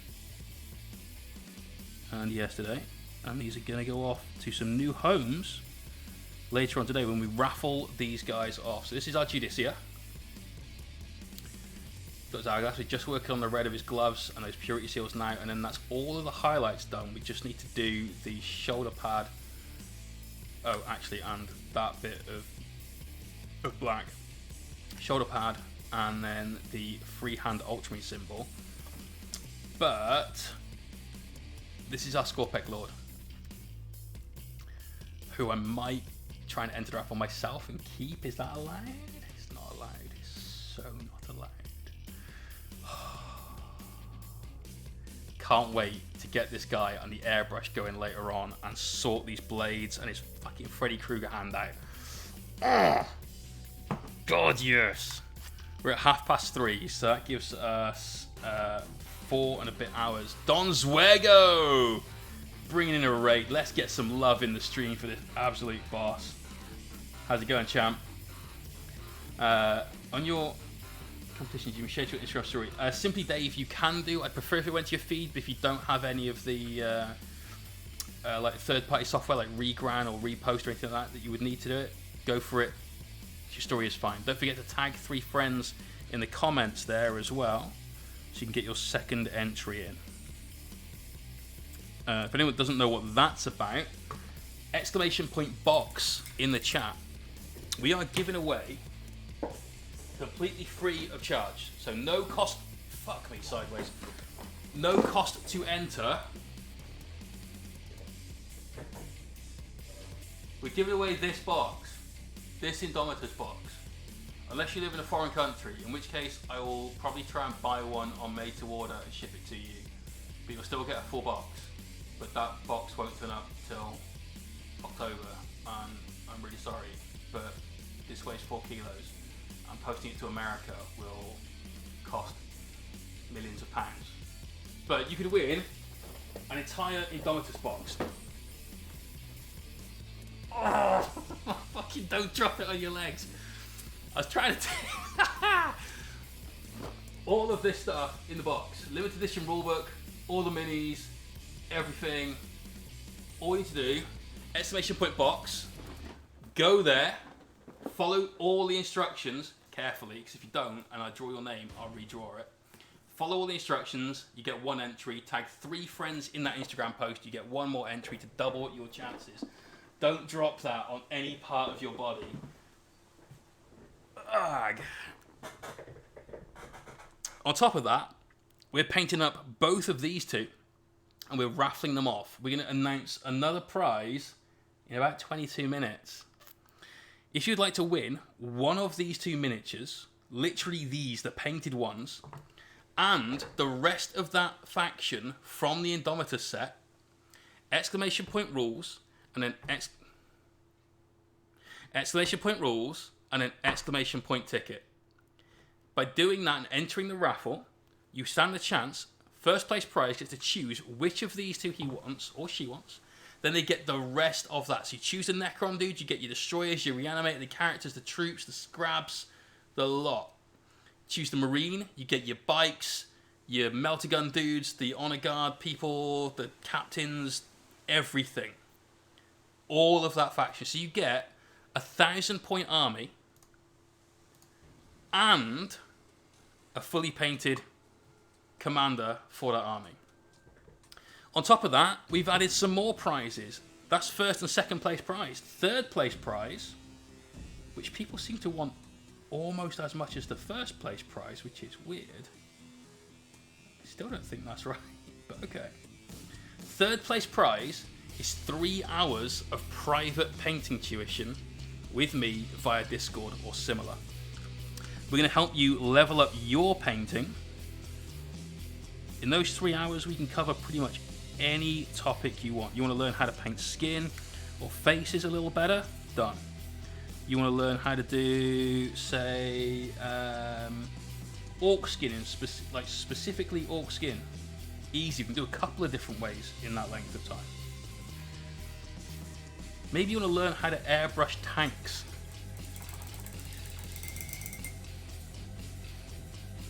Maybe you just want to learn how to airbrush. We will give you 3 hours of painting tuition to learn any of the skills that I use for my minis.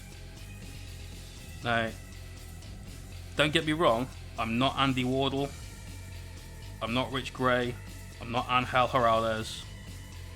There are a lot of way better miniature painters out there than I am. But I like to think I know some tips and tricks that certainly in a one-on-one lesson we can really impart some knowledge and help you get your painting just knocked up a notch. So if you want to get knocked up by me,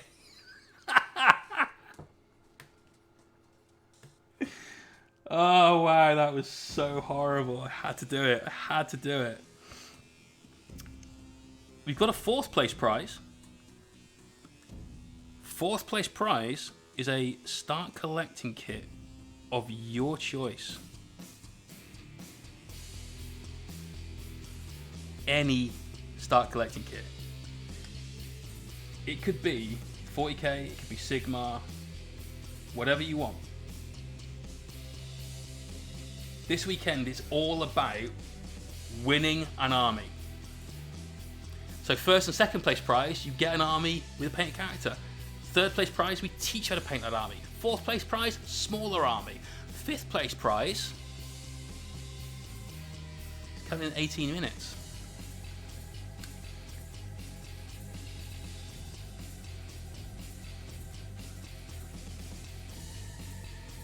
So stay tuned, folks. We'll be updating the prize command as we get more prizes, and the prize draw happens at 11 PM this evening. So it'd be great if you're online for that, but if not, just keep an eye on your Twitch whispers for the next day or so. If you are a winner, we will notify you that way.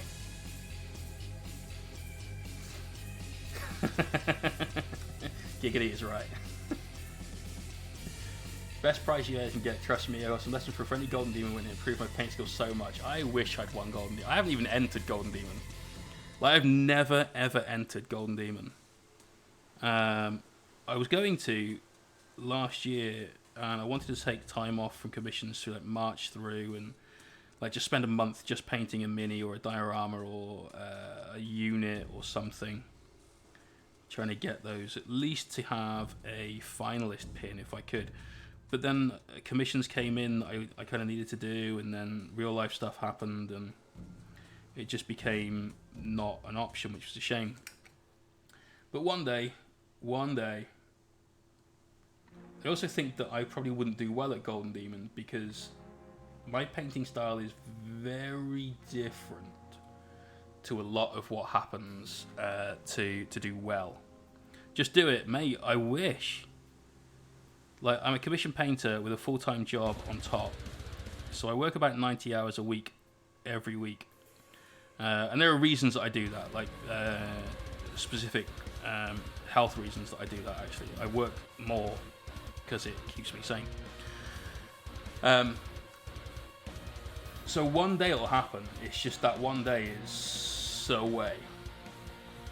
Just away. Mate, the Slayer sword. They'll take one look at me and go, "You should not hold this in front of a room full of people." That's a no. We'll just give it to you afterwards when everyone else is gone. That's the way that'll work, you know. Lindy, you want that 3-hour private time?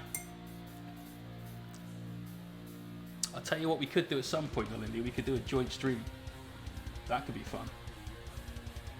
So it wouldn't be private time, you know, but it's in the mail. Yeah, that's what I'd get. Yeah.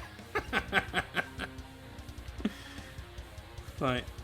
We don't want you near us with the sword or anyone else. You're clearly deranged.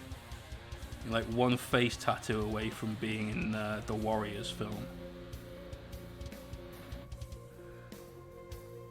We could do a dual stream. Your community and my community hooking up for an evening. That'd be cool.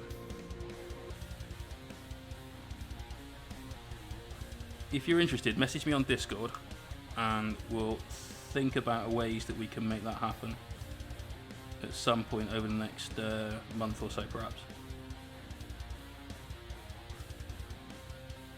Always down to collaborate with good people. So what we've done here, we've just put a tiny highlight on the top of each of those knuckles and then the smallest little sliver of a highlight across there to help separate the different parts of the finger bone, like the metatarsals, or is that this bit? Phalanges. Phalanges, we know some anatomy. Have fun with them crons. I think they're great. Grumpy Badger, he's getting his follow on. You've used the Slayer Sword to sacrifice myself and send to demonhood. I feel like that's an appropriate use for the Slayer Sword. And also, Sir Welshie getting that follow down as well. Thank you very much, guys. Really appreciate it.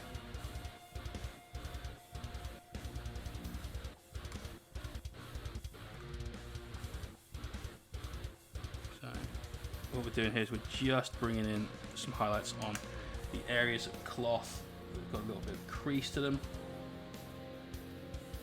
Keeping this nice and thin, working with almost glazes. Oh, and the host as well, you absolute boss. Thank you very much. Maybe we could do it when I'm in an only painting session on the Gunpla kids. Possibly, man. Possibly. Mohawk sitting outside his car, clinky paint bottle shouting, "Frosty, come out to play."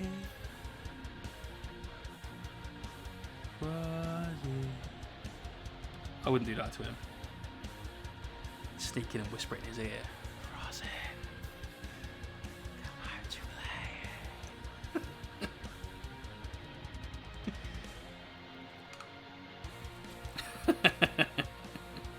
God, that'd be super creepy. I'd definitely get arrested for that. Laura wouldn't be too happy with me either, I don't think. Oh, Jerry dropped dead. He wants even more tickets. How much is that in real monies? Shit, how much is that in real money? Jerry, how many tickets did you try and buy? $19.19. Is that 15? 10 is 12 something. 5 is 6 something. 12, 18. Maybe that's 15. It is 15. Thank you. Thank you. Jerry dropped dead.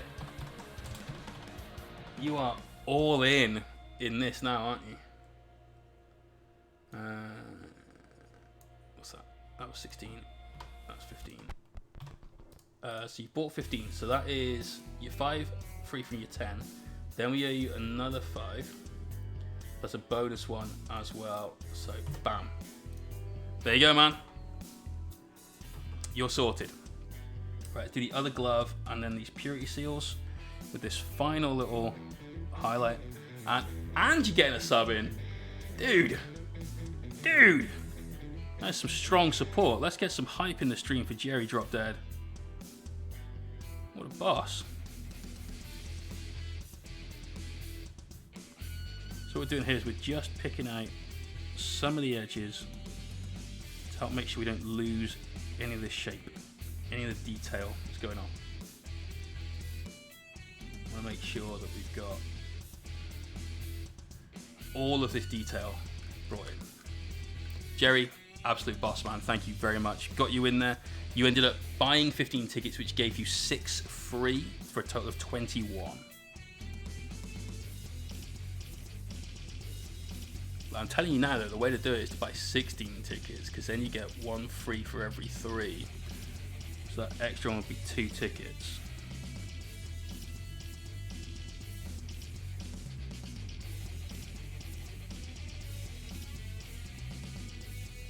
So here we're just hitting the joint, little knuckles in between the phalanges to make sure you can see every single one of those finger joints.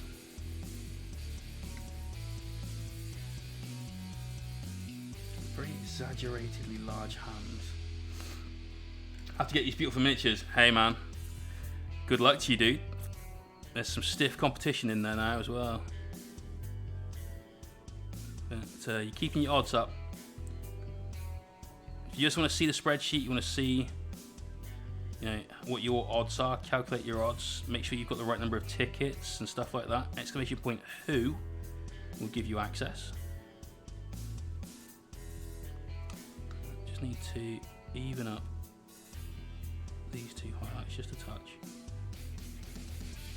So again, paint from point of lowest impact on the mini to highest impact on the mini for your highlights. Get me some donuts from Donuts in Nottingham. The best place for donuts, better than Krispy Kreme. God damn it, I'd love a donut. Oh. I haven't had a donut in over a year. I'm gluten intolerant, so I can have gluten. It's just there is a price to pay, and it's only weirdly in food. Beer I can drink. So I'm guessing it's like the way the enzyme is, and it turns out a lot of beers are just naturally gluten free. They just don't tell anyone because they think people won't buy it, which is weird. But whatever, right? So I use Winsor & Newton, dude. I pretty much only use Winsor & Newton. Exclamation point brushes, but Series 7 size 1 is pretty much what I use for literally everything. Eyeballs. Brush shears, but we should probably make the brush command also work. Dude's pretty bored out. Yeah, for a lot of beer, it probably will be. Certainly, I know that anything that is particularly strong beer, that just kills the enzyme anyway. So I can drink Scotch. That was my biggest fear when I found out I couldn't have gluten was, shouldn't have gluten. Was damn, can I still drink whiskey? What about bourbon? Are we okay with that? I mean, rum's okay. It is. We were looking for alternatives to Scotch, which is a pretty sad state to be in. Let's be honest here. But that was a big concern.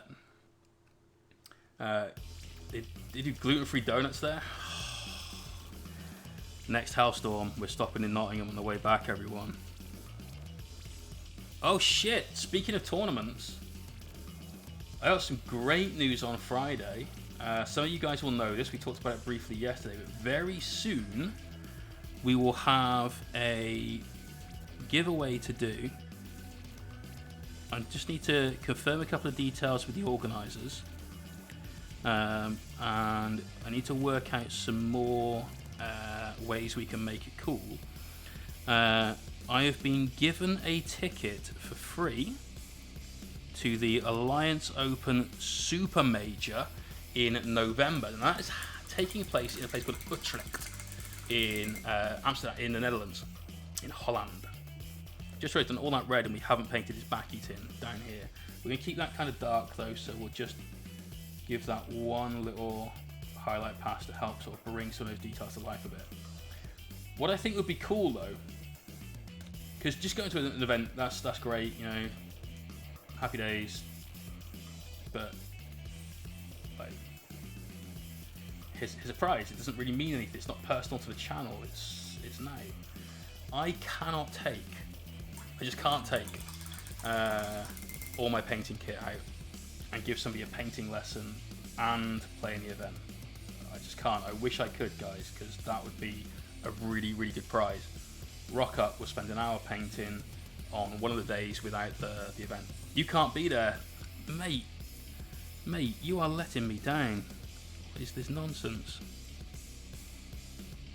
So we need to find a way of making it a bit more personal to the channel. So maybe it's just like having lunch one day, or a couple of pints or something, on me of course, and we could maybe go through like some work in progress pics that you've got, and I can give you some feedback on some minis. You can even bring some minis that could give you some feedback. Back rub, fuck, I need a back rub right now, I'll tell you. Ticket goes to someone who can get here and give me a fucking massage. Reach around, you're taking it too far, fish. Wow, is this guy finished? No, we've got this shoulder to do and that pistol grip. We'll do the pistol grip before we forget it. Before we do the shoulder, we'll do some more work on this dude for a bit. But this guy is pretty much done now.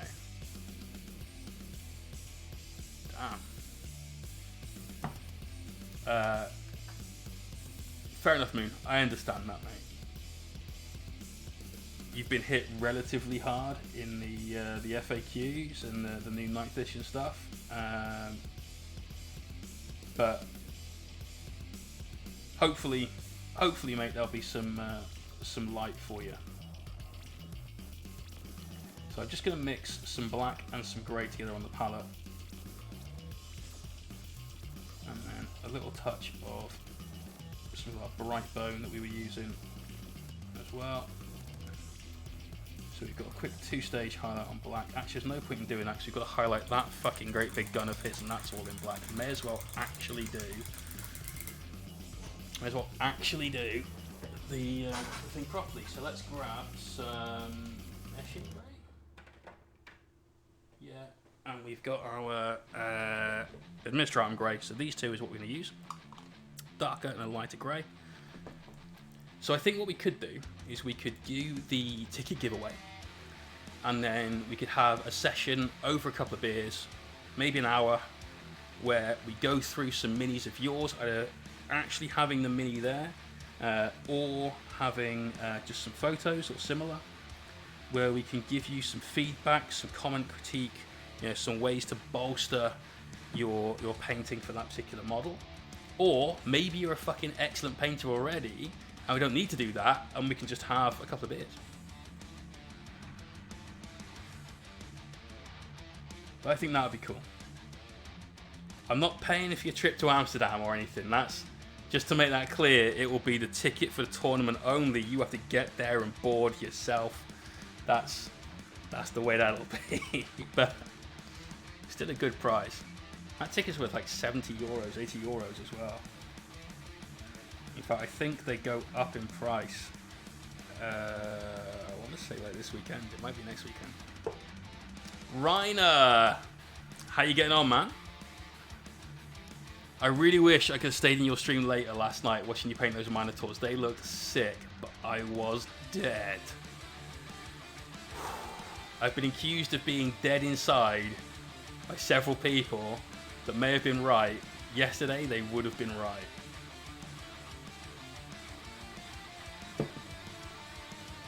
There's always on the money with those shout-outs as well. Thank you very much, fella.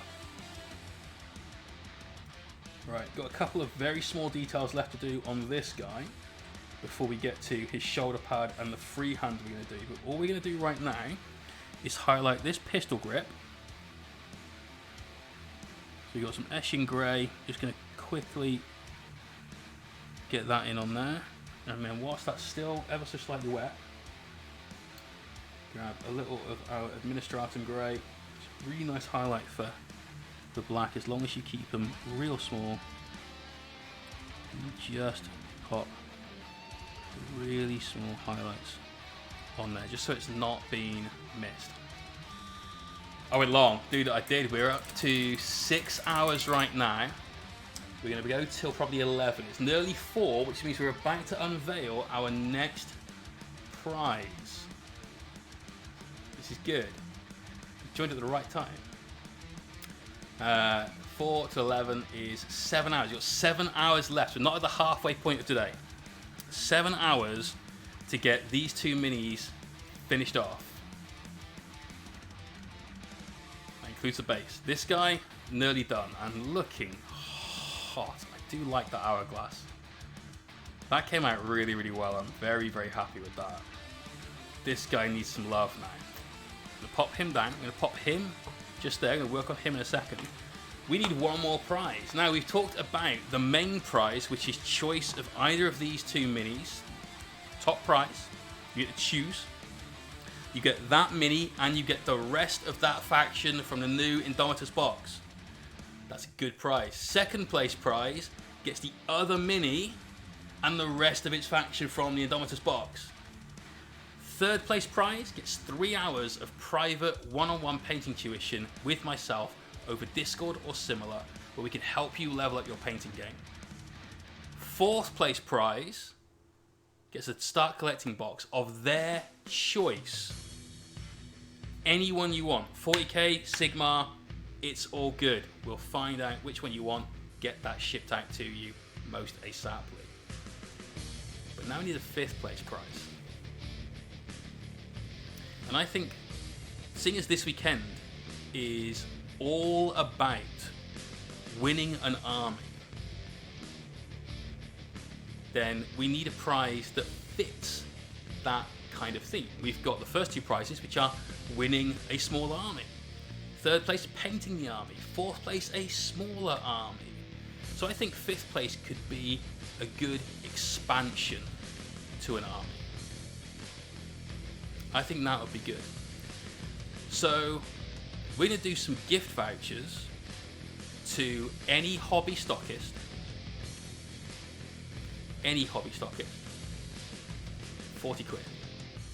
So that's going to get you, that won't get you a start collecting box, not unless you can find them that really heavily discount, right? And there are some out there.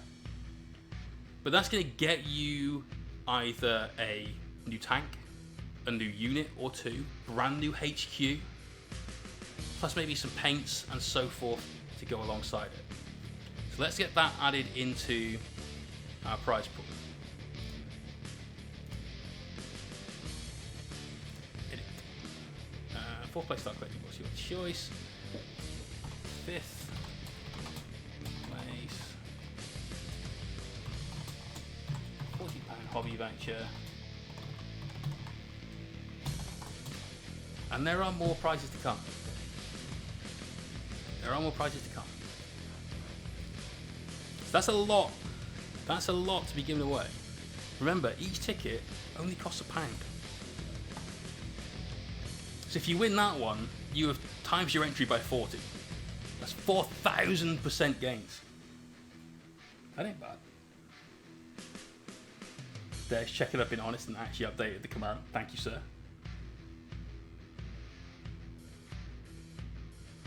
So later on, got a little bit more of a price. Right. this gun, this is next. So we've got lots of black to highlight. So we've got some more Eshin Grey out. And again, it's all about hitting those edges.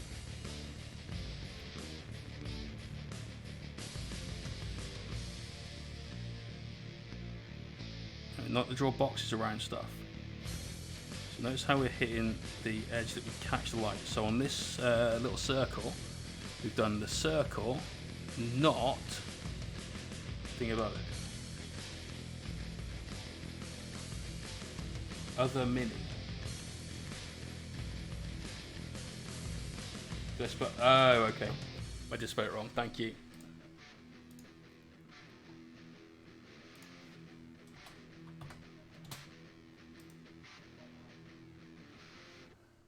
All done. So yeah, on this little circle, we've highlighted the top of the circle. We haven't highlighted the bottom of this top section. We don't want to draw boxes around things. We don't really like the heavy metal style of painting. So we're putting our highlights on the areas that would have that highlight. So where something starts, not where something stops.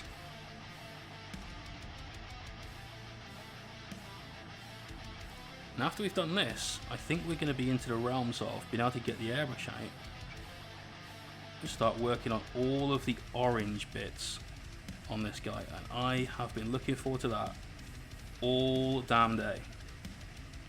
All day.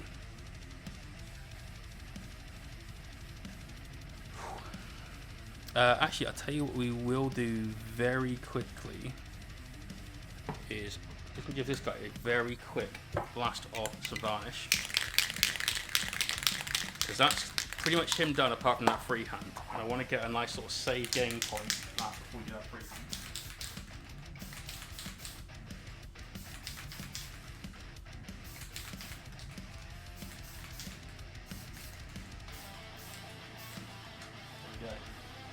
Do that in a well ventilated area, not indoors, because it is pongy and very, very horrible for you. Very, very horrible for you.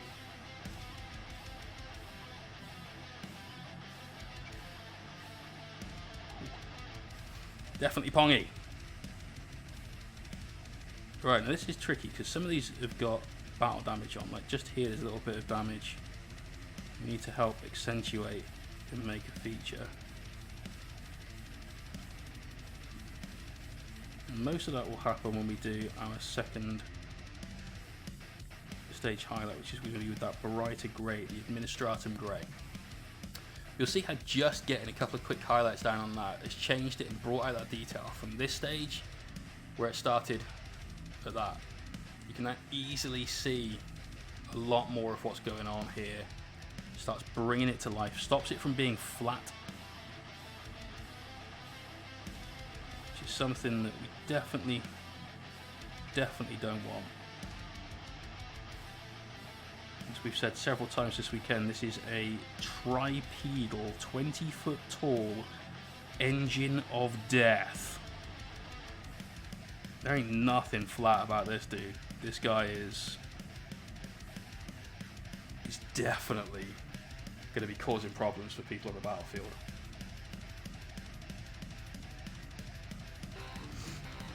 Jerry dropped dead, getting in again. Let me give you 15 more tickets, sir.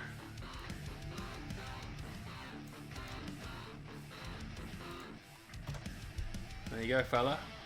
You're in. You are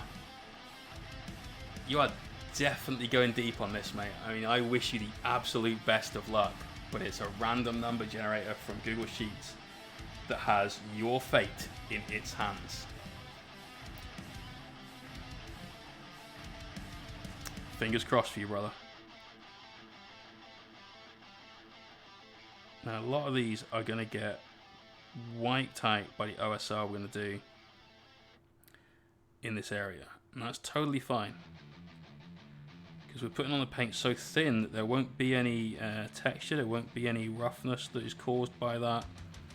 There's no harm to it whatsoever. But if we don't do this and don't get these highlights down, and one of these areas isn't touched by the OSL, it'll look weird. It'll look flat, like we said before.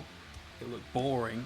And if we try and bring those highlights in after we've done the OSL, if we run into any sort of step where the light would shine on where that highlight is and have that little interplay, we'll be stuck, because we'd have to either do the OSL again or brush blend some of that, and that's about the last thing we want to do is redo or brush blend that, because it won't be as smooth as the original. So we need to do all of these first, even knowing that some of them probably will never be seen. So that's the slight feels bad when you're doing this kind of thing. You know that some of your work is wasted. But equally, you know that a lot of it isn't. So don't despair. No, it's just part of the process. It's the slight price we pay to make something look sick AF. Again, we've got a little battle damage here. Let's just pick that up. Now, because we get a little bit of light coming out of the end of his gun, we will just do a small highlight on the inside edge of both of these. Keep that skinny. Just touch the mini with it. Oh wow, Destruction Mama. That's a cool name. That's a very cool name. Thank you for the follow and welcome.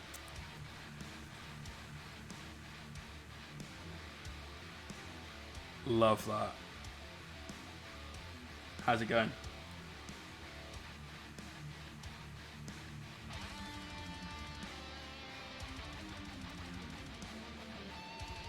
Oh, they dropped him. Again, we've got a little bit of battle damage just in here. Tiny little extra couple of lines. Just in case someone's looking super close. Tiny price to pay.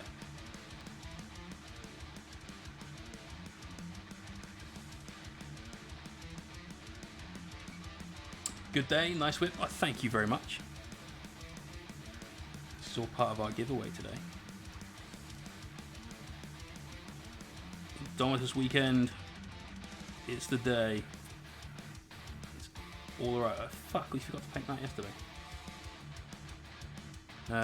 Do we have to do that now?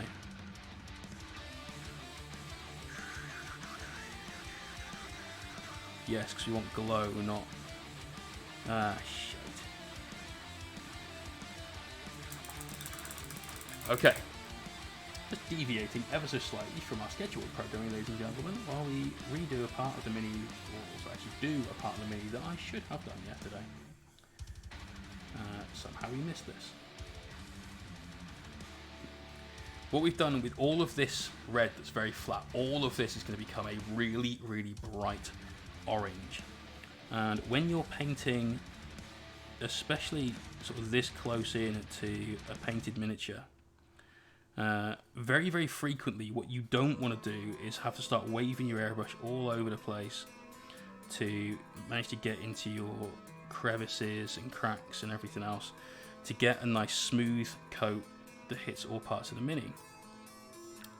And what we're going to do with things like the gun, with things like these orbs on the back of his shoulders and so on, is going to do a little bit of object source lighting, but rather than it being like the brightest bright thing that's ever been brightened and counts as the sun, we want the glow to be fairly mute. We want it to have a glow, but not necessarily to cast much light. So imagine like this is a candle. There are a few people in the stream that are giggling at this, I know. Imagine this is a candle instead of like a flashlight, like a big high-powered searchlight kind of thing. We want this to just have its own little glow. And I'll show you what I mean actually now, thinking about it. I've got an example right here. Earlier this week, I painted a necron. This is how I'm going to do my own necrons. This is that necron color scheme, and we did a video a stream dedicated to this, and that's up on YouTube now. So exclamation point YouTube, you can go and watch this video. If you want to learn how to paint the necron without the new paints, none of that Rune Lord brass and no necron washes or whatever they called it, and certainly none of that OSL contrast, that doesn't exist. That's not a real thing. But we kept the glow on this really nice and subtle. It has its own illumination. It doesn't really illuminate the miniature very much. And that's what we're going to do on here, because the alternative is when you do something like this, where that glow really comes out of the mini and is super bright and like, look at me! And we don't want to do that.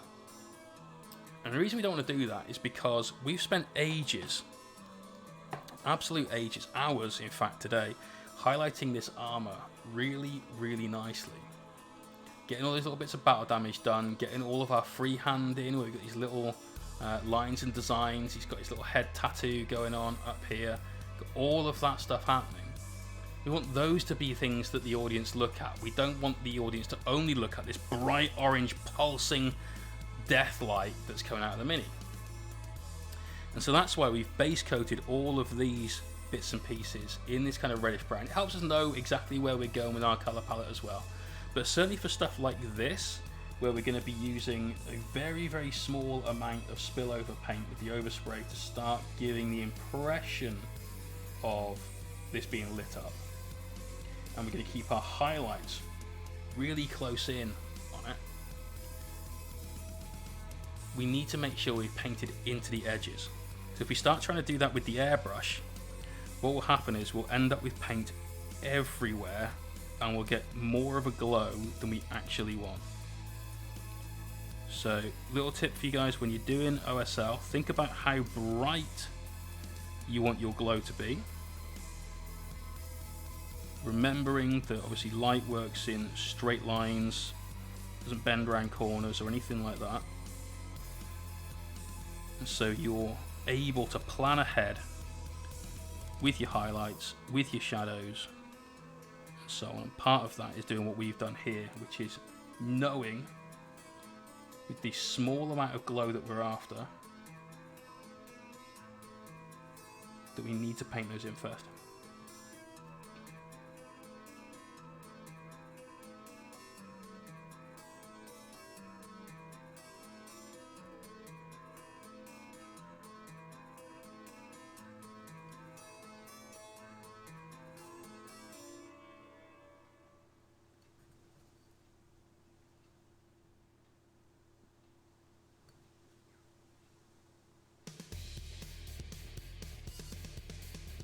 Back to just getting these highlights, and there's still plenty of bits of battle damage in this guy's gun. He's clearly not taking good care of his weapon. Damn, man, to look after stuff like this. Otherwise, it might jam when you try and shoot that space marine. I say jam, what moving parts does this thing have?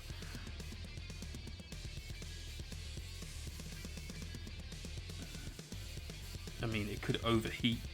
Looks like some hot, spicy plasma death. That could be a thing.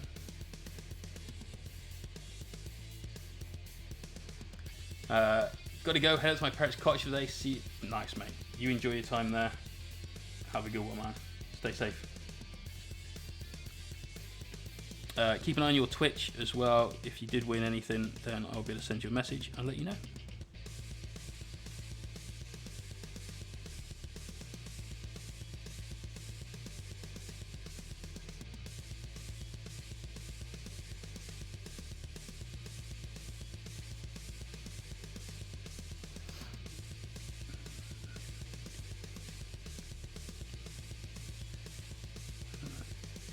These little clamps, grips, clamps, I tell you.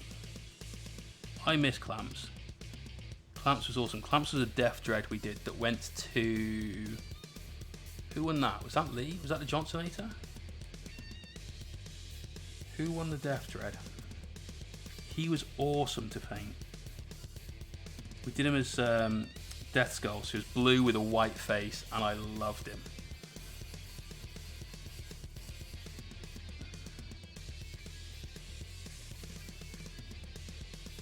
Even more more battle damage. What have you been doing with this thing, mate?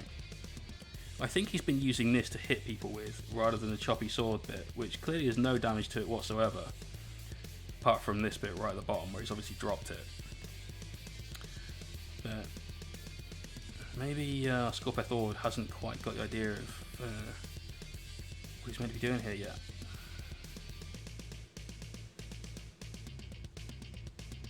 Alright, so now we've highlighted that once. We've got to do it all over again with a different grade. But before we do, let's not forget we've got a few pipes to highlight. So there's one there. There's this one here. And then speaking of clamps, there's also these little clamps that we've left black to give ourselves a little bit more contrast to these hoses, which is going to be painted orange. Everything that's this color red is going to be orange, basically. You won it first. I know you won it first. You very graciously decided that whilst you'd won, that somebody else should win the mini, because I think you also won the voucher that time. I think it was Lee.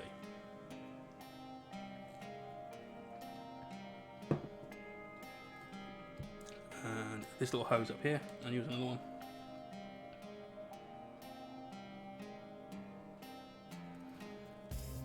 Anything from this side needs to be done? No, that's in enough shadow that it should be left like that. That's cool. Alright, now we need to get our brighter grey, Administratum. Administrative grey.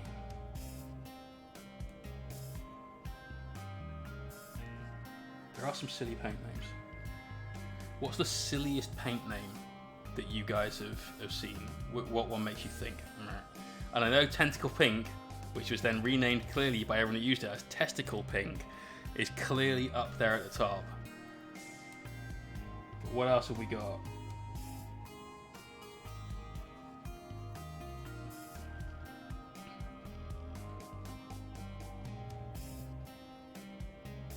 Right, so you keep these highlights really small. I'm going to keep the weapon itself quite dark, but we're just using these highlights to just add a little extra definition to some of these edges. Screaming Bell, wow. Wazdaka Red, yeah. Yeah, that's definitely a, we made up a name that we didn't even know what we were doing at the time. We just wanted something that sounded like guns and moving quickly.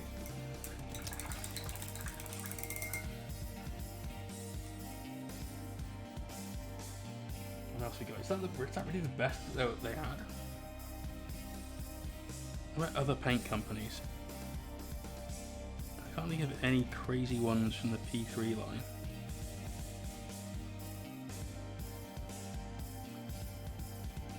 Most of them followed the sort of Games Workshop naming convention of being named after like one of the miniatures or the lines that they were producing. Skarsnik Green. Okay, yeah. Isn't he the little goblin dude that's actually more well known for the bright red squig that follows him around?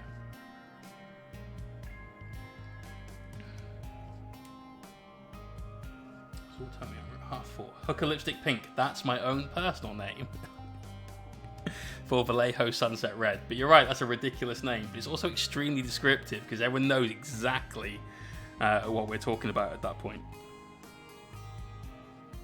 So, you know, there's obviously that.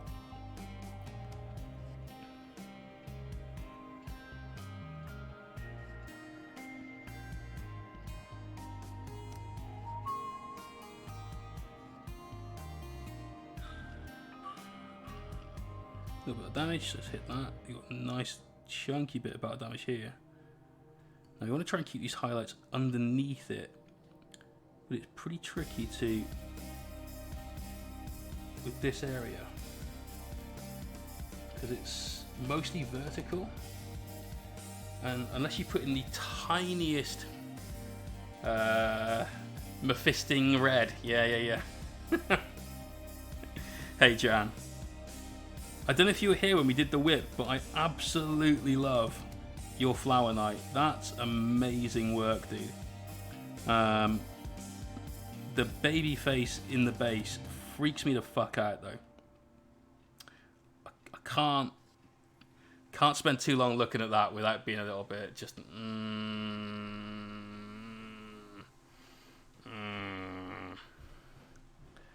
at what's going on. That's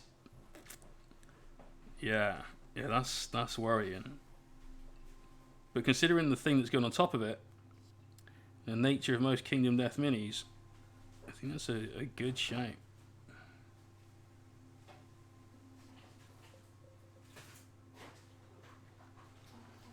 I had to step out for a while. The base has a lot of work to be done. Client is thrilled so far, though. Dude, I'll bet that the NMM that you've done is particularly lovely. The gold on the sort of headdress, I really, really like that. It's got a definite warmth to it. I don't like that highlight with the battle damage. Need to get some more shadow in there. That's a bit too... Right, so we've just got a little bit of black on the palette. We'll thin that down. How's it going, Mr. Ben? All good. Got fancy mac and cheese. Fancy mac and cheese? Fancy mac. Wait, is this the 20 quid mac and cheese or whatever it is? It's on offer, so it's only like £4.50 this time. Oh, okay. As opposed to the 8 quid it normally is. Nice, man. So fancy it comes in a wooden box. That's some fancy ass mac and cheese, man. Pixel, thank you very much. We've still yet to get to the most impressive part, which is all the orange, but that kind of has to be done last, because we don't want to do like stages of it. We're wasting a lot of paint, a lot of time with the airbrush. But the claws, the sword, the glowing gun, the bits of cable, the chest lights, his belt buckle, all of these things are going to be just so good. I can't wait. We just need to get these this ever so slightly boring section of tiny edge highlights on the gun done, and then what's next? What's next after this? Are we working on the orange after this, or have we got something else we have to do? Actually, we do kind of have to go back to our ultramarine while we give this guy a varnish and let him dry, so that we can paint the ultramarine symbol. Do you want to look? Nice. I'm going to take up a blue and gold. It's got my Yes. approval. Very nice. Yeah. See, Ben loves ultramarines, everyone. You heard it right there. It's all about the ultra lifestyle. And your marines are blue with gold trim, right? Yeah. Yeah. Basically, ultramarines. They're- Painted them.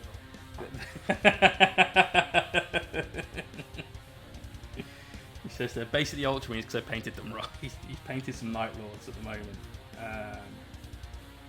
At the moment is a stretch. Like, he's painted some Night Lords 4 months ago.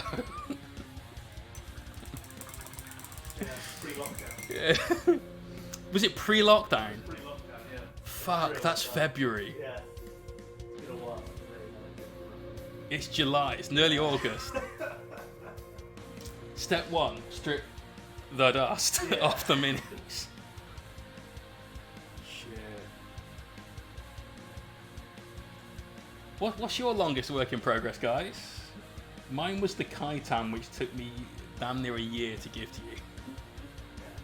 I got that in March. Yep. 9 months. Yeah, nine months to paint the Kaitan. But he does look great. He is just here in the no, you can't see it. It's just off screen. It's a shame. Rocky, you're calling it finished minus the base. That's not finished. That's not finished. I feel you're shortchanging me. I know you need some more basing materials, but you're a man with a back garden, you know. Go dig up some dirt. Go out in the yard. Crawl into the car. See what you can find. Don't do this to me, pal. However, well done you for getting the mini itself finished in such a short space of time. That's some good work, mate. Good. Piss off, Jay.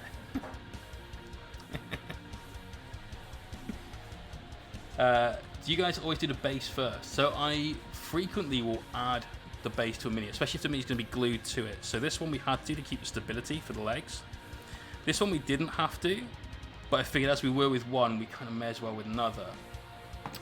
Frequently what I'll do is I'll mark out the place of the feet on a base, and then we'll create a load of basing substrate around that to give me something that's a little bit exciting. Oh god, this paint, that's way too thick.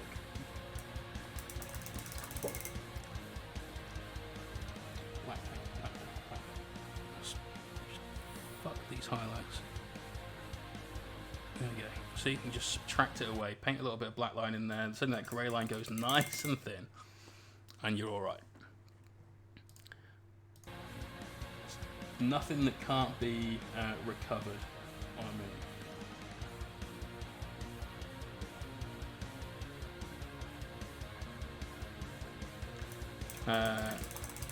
But yeah, quite a lot of time we do the base separate, but for what we're doing this weekend, it turned out to be we're going to have to put the bases together, so we may as well do the bases together. It also means that you could undercoat your base at the same time as spraying the rest of the model. So I airbrush prime pretty much everything. I could get in there and sort that out. Now we are going to be airbrushing a lot of the base for these guys as well, so you think you have to be careful doing airbrush work on this. When we airbrush some of these, like the bricks and things like that, we're going to have to be careful with what's going on.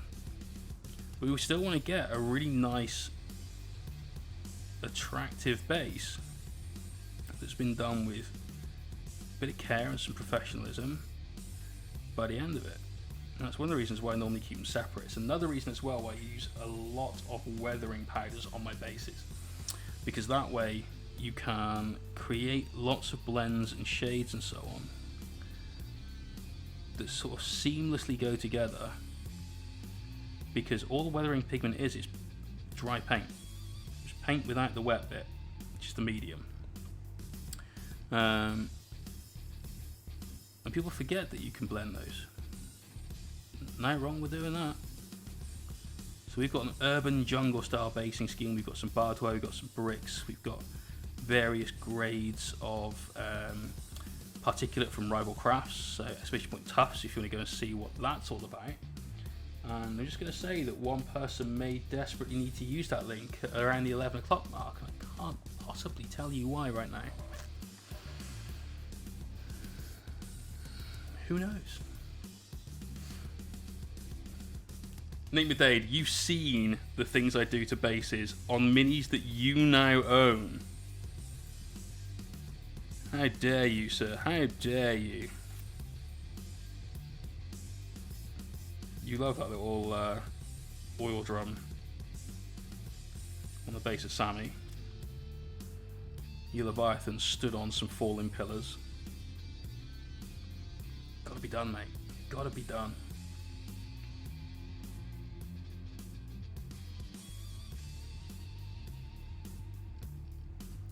Pixel had an all-on bike over a few years. Now it's not done. At least I hear the boss on bike is no more in line. He's going to have to wait even more.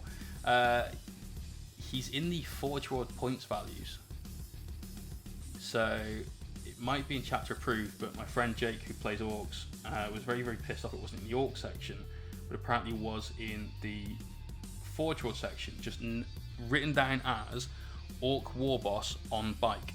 Not the special character that it used to be, just Orc War Boss on bike. So you can do it. You just need to paint that model. Sorry. And then he said, I first started painting miniatures back in October 2018 with a Mumak. Yes, I went full ham off the bat. That's the big elephant thing from Lord of the Rings. I still yet to finish the base and the tusks. Okay, that's nearly had its third birthday. That's a good long whip. See, Ben, it's not so bad. It's not so bad. It is pretty bad, yeah. The warp time conversion is sitting there for even longer. Warp time conversion. Oh shit! Yeah, you did quite well with those.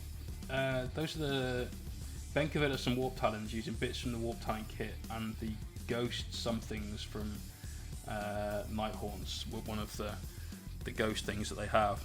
They looked really cool. I was looking forward to seeing you do those. And I guess I should probably start looking forward to it.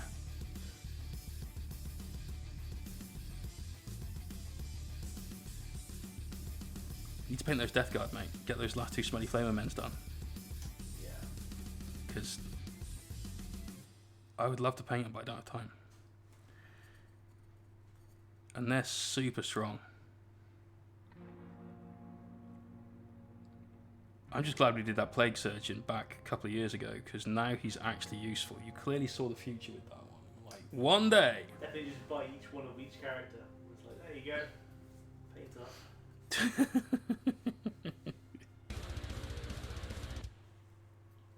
Right, I think we're done on the gun. Almost.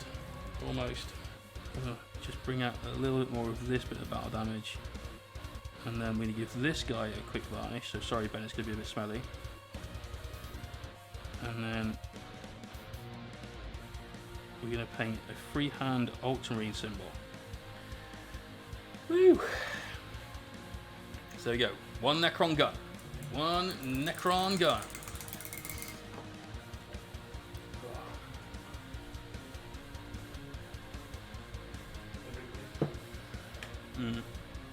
I'm good, but cheers, mate. Oh! Fucking hell. Oh. Feeling it in the shoulders right now.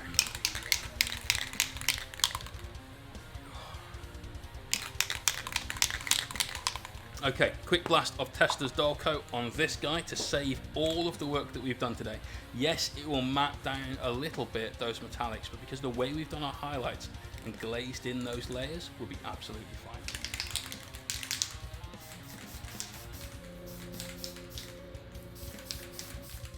It's just making sure that all of the work that we've done stays completely safe. So if we make any mistakes using the airbrush to do any of the bright orange areas on this guy,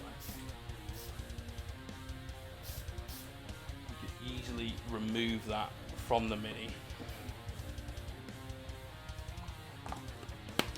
So let's go back to Choppy Boy. As you can see now, still has a slight satin finish to his coat, but nothing as shiny as it was earlier on. That's been really, really knocked back by that coat of varnish. We've also got to do this bit of red on his sword, which we forgot earlier on. So let's do that. We need some yellow. So Flash Gitch yellow. Haven't found a substitute for this yet. This is the absolute best yellow I've found. There's a brighter yellow from Scale Colour, but it's like painting with custard. It's so thick. So crazily thick. It's damn near impossible to use. You've got to thin the living hell out of it, and at that point it loses some of its vibrancy. So here we go. Let's get some Kador red. We'll start off with a highlight of that. Then we're going to work a little bit of that Flash Gitch yellow in.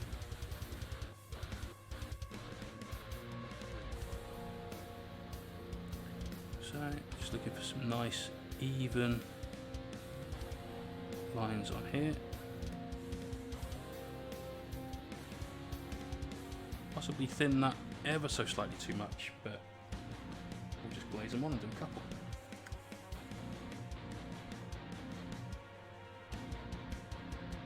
Now this is so far a wash of Flesh Wash that's gone over the Flesh Terror's red contrast paint with a gold base coat. Because I really, really like how powerful that Flesh Terror's red is. It's got such amazing pigment strength. It's an amazing, amazing paint. Now, right now, because all we've got on here is Kador red essentially, that's blended in to that glove. It's the same thing. Whilst that's no real issue, we don't want it to all be one misshapen red blob at the end of his arm. And obviously his sword is an amazing, say the word amazing too many times, this sword is a great example of a non-metallic kind of sword. which was done really, really quickly with inks. Like, that sword, aside from the white lines, was, what, 3 minutes work? If that, on yesterday's stream, and damn, happy with that. Pearl Jam, thank you very much, sir. So what we're going to do now to try and keep this separate from the glove is we're going to move our highlight colours into orange. So we add a little bit of that Flash Gitch yellow into our Kador red. Get a nice strong orange mix out of it. Jager! How you doing, man? I'll show off the necron in a second. It's got some varnish drying right now, so I don't want to touch it at all, but he's looking pretty damn spiffy. So by changing this out of the set of reds that we've currently got it and moving it up into orange, it will help create separation from the red of the glove, but it's still going to be red, so it still keep a restricted color palette,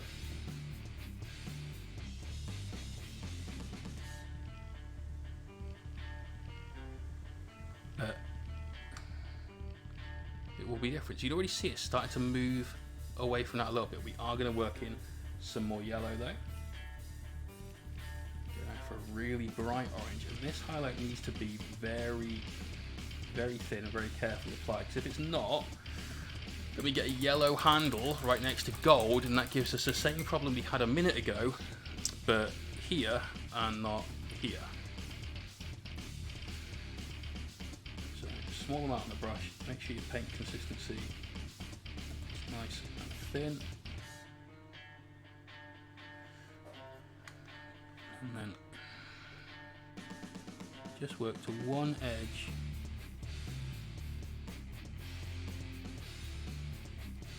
of those rib sections of the pommel. Not pommel, handle, whatever it's called. The grippy bit. So we see we've worked towards the furthest from the ground, so the most upper section, topmost section, that's the one I'm trying to get to get that highlight in. Now that's definitely separate from the two. Give me 1 second and I'll answer that question. I just want to do these highlights. Boom. Oh yeah! So that's separate from the skull. Definitely not quite, definitely not as close to that that yellowy gold that we've got here. Definitely a lot more orange than that glove there, which is very red. So we created that separation while staying within the same color palette, just by adding in a little bit of yellow. Right, so random question that you may have missed yesterday. If I sent you Gundam model kit to build, or a pre-built one to paint on stream, see what you could do on that, would you be game for that, for the lulz? I would. However, it's fitting it into the schedule. I'd love to. I love giant robots. There's nothing not to love at that stage. But with commissions and everything else, it's very difficult to fit in additional work, and we're now booked till, I'm not going to say how far, but it could easily be April, maybe May. And so finding time to fit anything else in is tricky. And I wouldn't want to say yes and then have you send it here and have it sit here for months just on a shelf, because that's not fair to you. So I'd love to, and maybe one day in the far future we get to a point where we can do something like that, but unfortunately it won't be right now. So again, really appreciate that, mate.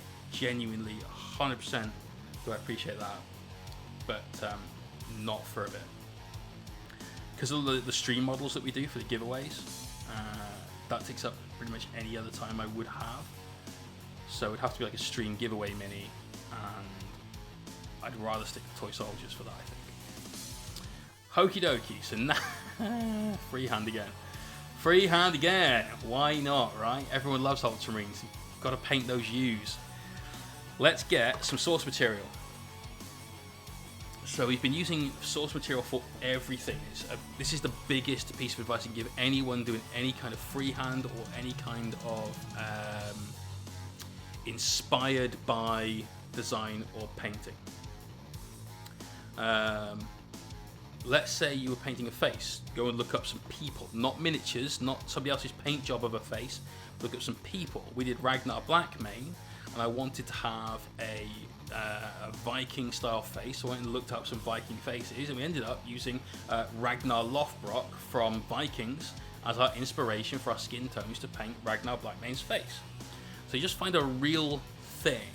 Now obviously when you're doing symbols and icons for your freehand, you kind of got to just go with what you get. So we're going to search for ultramarine symbol.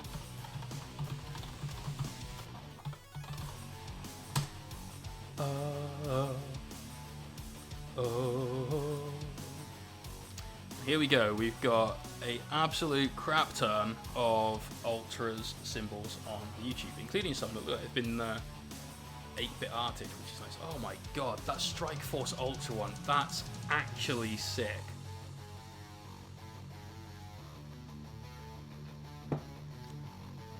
We're not painting that. I can't paint that. My god, that looks fucking cool. Jager, I'm sorry, brother, but is what it is, man. Is what it is. So, U's. We've got loads of different U's. We've got some that have got skinny, long top sections. I don't like those at all. I kind of like the bit more compact, fat ones. There's a one, this one here. That's a good U shape. We're not going to paint the skull because there are... I say there are limits to my freehand. There are a lot of limits to my freehand, and stuff like that is definitely a step too far. Oh, this is useful. We've got a Warhammer ultramarine transfer sheet. Oh, they do have the skinny U's at the top. This is from an old codex. Look at those minis. Holy shit. Holy shit. Look at those Rogue Trader Marines. Damn. They're cool. That's a very different U shape. The top opening is much further apart. I can't do that. It's too old school. It's got to fit a modern Ultramarines army. Let's see what else we've got. Is there any more GW inspired art? Here's some GW stuff. Yeah, they've gone for the skinny top for the U. Okay, so the subtitle: Ultramarines are okay, and some of us are going to play them. So we need then. I think right near the top we've got a pretty good image. It's even on a shoulder pad. So that's what we're going to replicate.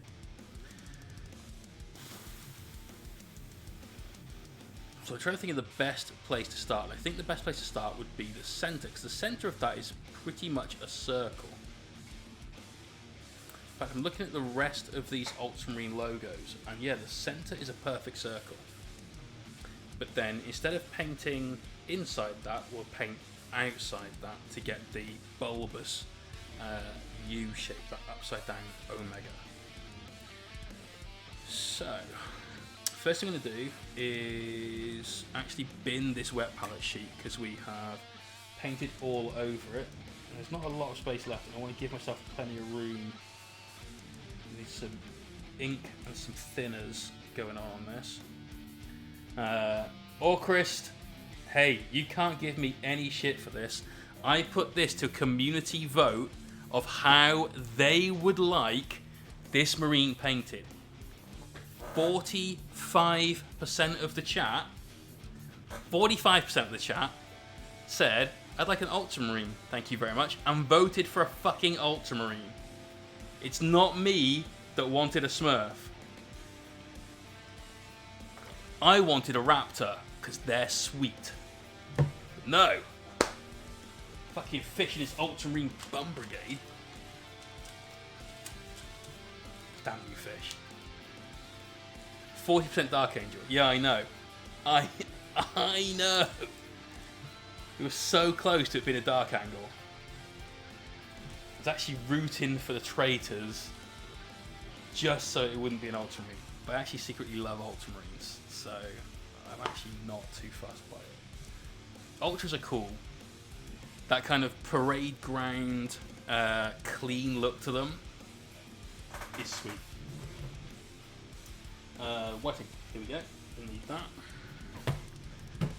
And let's go back to this. So, Orcrist, before you start throwing shade my way, yesterday I had 6 hours sleep before the stream. We streamed for 14 hours. Today, I was asleep at 1, I was up at 6:30 because fuck you sunlight, how dare you at dawn. We're currently 7 hours into our stream. How did your 12-hour stream go, Orcrist? Have you gone quiet? Here's what we're working with. This all sounds vaguely familiar. Yeah, I know, right? Here we go. Here's where we're at. Our Judiciar and our Skorpekh Lord. Skorpekh Lord is ready for the orange, which is going to be a lot of airbrushing work to go on with him. We are at nearly 5 o'clock. By the time we've done this, I'm thinking maybe 4:30.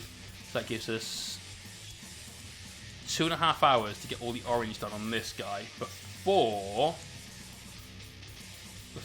we start doing the bases. Really looking forward to the bases. It's going to really finish these minis off, and it's going to be super sick. Now, if you would like to win either one of these two miniatures, and of course the rest of that faction from the Indomitus box, ! rules and ! tickets. Got a mad craving for fish and chips? Yes, please, mate. I could desperately do with something like that. That'd be great. First place prize gets to choose which mini they would like, and then they get this shipped to them anywhere in the world with the rest of that faction. So you want the Necrons, you get your Skorpekh Destroyers, you get your Warriors, your Scarabs, your characters, the lot. You want the Marines, you get your bikes, your Shield dudes, the Melter Gun dudes, the characters, again, all of that out of that box. That's a great start to an army. One painted HQ, I think this guy's an elite choice, but you know, use him as a chaplain if you want, I guess. So one painted HQ and an army. Third place prize gets a 3-hour-long painting session with me to help you take the army that you might have just started for 9th edition and knock it up a notch. We will do 3 hours worth of painting tutorials for anything that you would like to make sure that you've got, by the end of that time, something that you can be really, really proud of and take forward to the rest of your minis. Could be something like really specific, like I want to paint orc skin, I want to learn how to paint faces, I want to learn how to paint black the way you do it, because I don't like the black that I do. Could be anything like that. Could be something quite general. I just want to paint a noble demon. Anything you like. That's our third place prize. Our fourth place prize is a start collecting kit of your choice. Could be any one that you would like, from 40k or Sigma, anyone you like. Our fifth place prize, and there's going to be more, but our fifth place prize is going to be something to help you boost the existing army that you've got. It's going to be a £40 hobby voucher to any hobby stockist. So it could be Games Workshop, Forge World, it can help go towards your next big tank or whatever. It could be Element Games. If you don't live in the UK, it could be any other hobby store. As long as they take PayPal, we're all good. We've got a sixth place prize, which is going to get dropped down a list every time we introduce another prize, and that is the Crusade Journal. I really like it, and as this weekend's all about getting a brand new army, why not do something cool with that brand new army once you've got it? Go and play some Crusade games, get a narrative feel and a love and a joy for miniatures that you've got in your collection. Jaeger, you've missed some. If you want to see the full prize list, ! prize. But remember guys, importantly, rules and then ticket. That's the way. Now we've done that, let's paint some ultramarine symbols. Way! Now the first thing I'm going to do is grab a really pale desaturated blue, such as this. But Jay, the ultramarine symbol is white. I know. Trust me. I know. Jaeger, you've got many more chances to win now. So those tickets have become even more cost effective than they were when you bought them. So Jay, why are you painting a blue ultramarine logo? They're not blue. It doesn't work like that, Jay. It's okay. The reason we're using blue to begin with is because I am confident of two things. One, I'm going to fuck this up. And two, when I fuck this up, I'm going to want to fix it really, really easily. It's easy to glaze blue over blue. It's a lot easier to glaze blue over blue than it is to glaze blue over white. And so we're going to take some of that Calgar blue and grab some white ink, which is the FW ink from Dalarani. Pop that on our palette. And grab some nice fresh water. Doesn't know. Moontrin, how dare you? He knows. Knows all. To refill that water pretty soon as well. And my own hydration.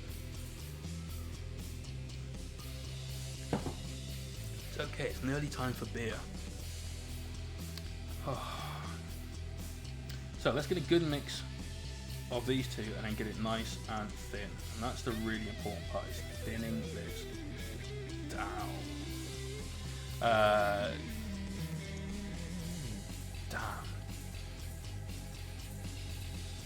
Dijalna. Dijalna? Dijalna? I'm hoping it's something along those lines and I haven't mortally offended you and your family. So, hope I'm close. So, we've got a really thin, pale blue.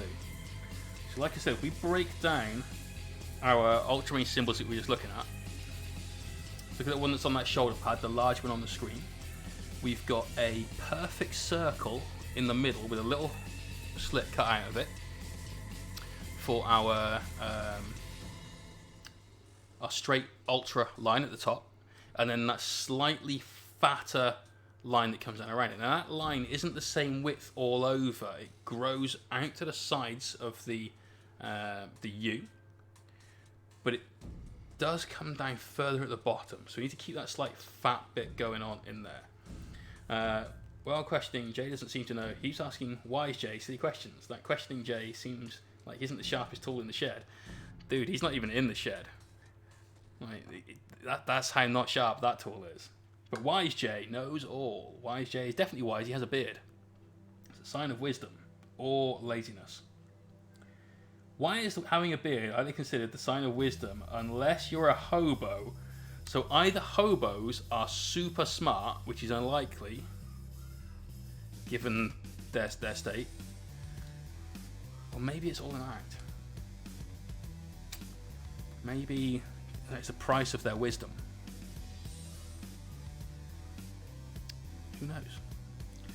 Right, so first thing to do is set our position of the top of the U, which I'm going to arbitrarily think is about here. But is that correct? Looking at that shoulder pad, that seems about right. We are... Random Riddle, quality name, thank you for the follow. Smart doesn't equal wise. That's actually very, very true. You're not Elliot, you should not be in the shed. Elliot would share a shed with me. That's shed, not something that sounds similar.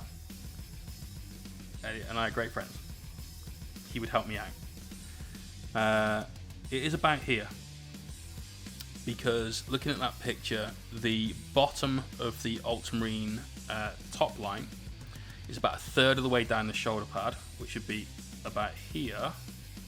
So the top line should be slightly above that. So we're going to pop that on gently, very light brush pressure to give us some indication of where this U should be.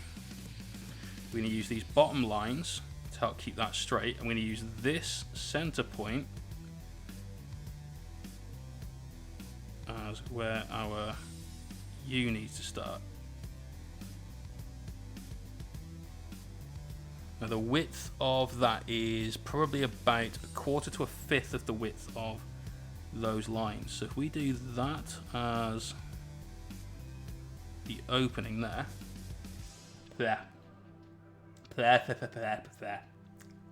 inks do not painter's inks do not taste nice. Good evening, inks. That was a strange segue. Welcome. Doing well, thank you. How are you? Six Painting, thank you very much.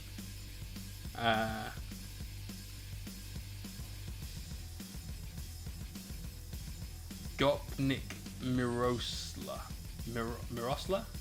I think. Tough to read that name, sorry.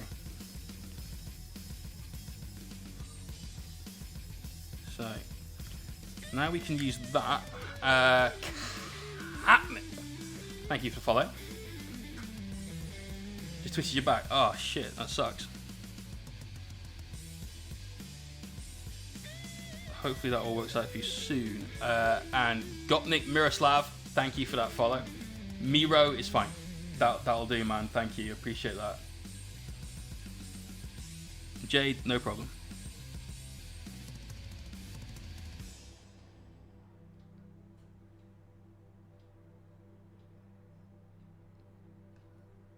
Okay. So the width of these determines the width overall of the ultra symbol. So better to be ever so slightly short on these and have room to pad them out either side in a bit anyway. Awesome, glad you're good, mate.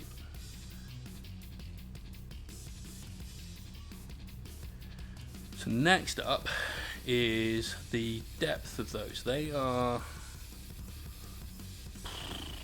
skinny.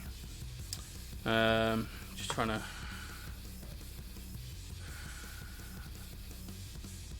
about a fifth of the way down. Would that be about right? So that makes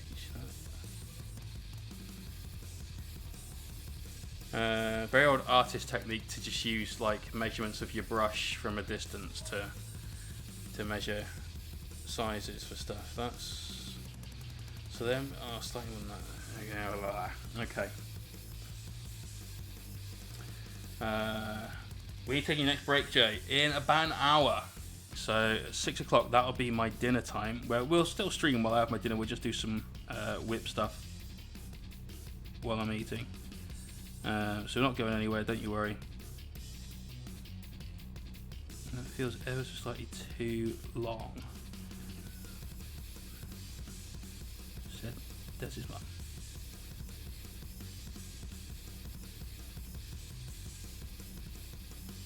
This is our circle, which means what we've got now is we've got our ultramarine symbol.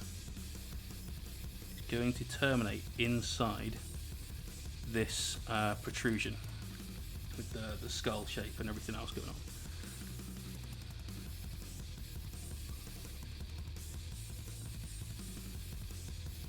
And go slightly further out with that than we would otherwise do. And we'll now turn that into a perfect circle, which is tricky. Just got into Warhammer 40k. Any heavy advice on painting orcs that have shooters and their chest is blocked by their gun? It's difficult, mate.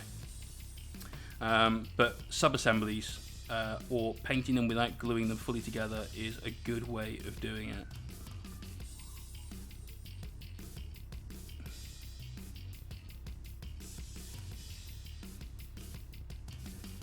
So when we painted this guy, we started him out, we didn't glue his head on, we didn't glue this arm on, we didn't glue his backpack on. As we painted a load of it, then we started gluing those together. Not Maynard. Sorry, mate. Forgive my ignorance on that one. I'm assuming that's an artist.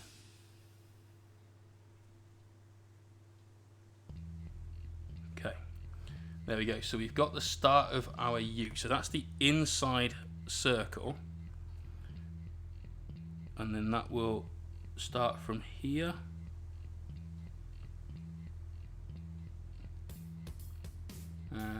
Keep getting different advice. I think I want to do like in separate pieces. People tell me I shouldn't worry too much about it and just do it in one piece of speed. It's up to you, mate. Every painter will give you different advice because painting is extremely subjective. It's all art in the end, which has to come from something here, right? You've got to have a passion for whatever. Oh, fair enough, Rob. For whatever way you choose to paint. And so it's always a very personal thing. So people tell you, do it this way, do it this way, do it this way. I will tell you to find your own way, but here's how I do it. Because I think that I can't teach you necessarily a different way unless I fully understand that way. But I can show you how I do things, and maybe you can make your own judgments from there. Doesn't Jake paint them fully assembled? Some of them. Yeah, but a lot of his orcs he bought second hand, so there was very little choice in that. It was like, this is how they came from the eBay land. If I was painting a load of orcs, if I'm honest, I would probably paint them all fully assembled, and I'd paint the chest piece prior to painting the gun, so that when I inevitably... Sorry, really had to focus. When I inevitably got it wrong and painted a load of paint from the chest onto the gun, well then I was going to clean that up when I do the gun. Use Citadel paints. I use some Games Workshop paints. A lot of paints I use from a company called P3, which are an English company, and they produce some amazing paints with some really, really bright pigments, some very vivid colours. Use some Vallejo stuff, use some scale colour stuff. There's loads and loads and loads of different miniature production companies and paint production companies out there. Jerry, you've got a lot of tickets. You sure? Are you sure?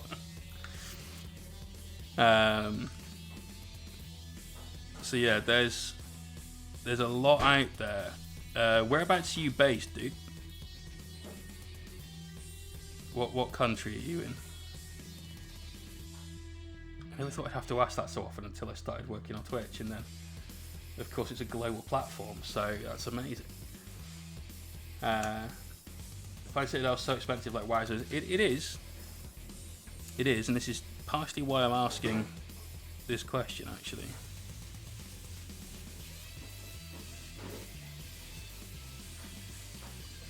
Right, so now we just got to fill this in. Ideally, colour inside the lines constantly.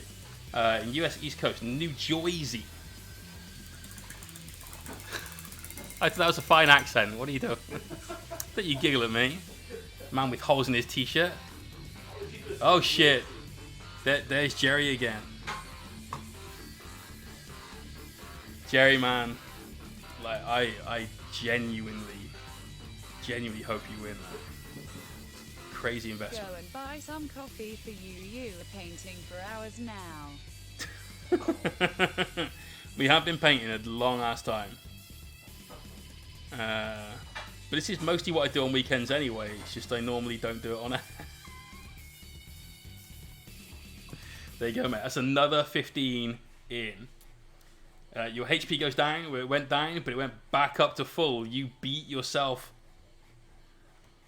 Wait, you can't beat yourself. If you donate and you're the boss, you heal yourself.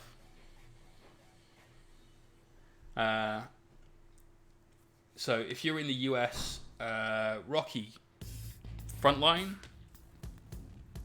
do a lot of GW stuff and hobby stuff at discount, is that right?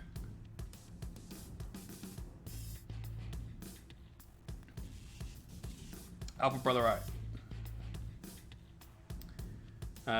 Jojo Red, you live in Germany? Excellent. Place like Element will ship out to you as well, mate. So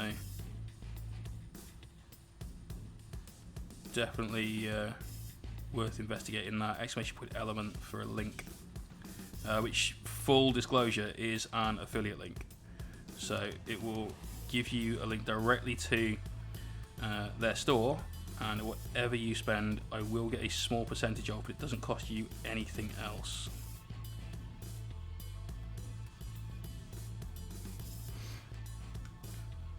So we're getting there with this U symbol. This is why we start with blue though, because if it is a little bit wrong, if we need to tidy up the edges from the outside in, it's a lot easier doing it on this than it would be to paint over white. And also this is going to give our white something to cover over, which we should be able to get done in like 2 to 3 passes all around.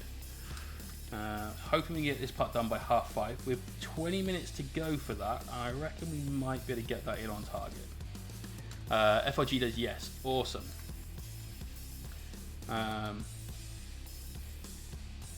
Yeah, Rocky went deep on the last one, and RNG just decided, nope, not for you, not today. So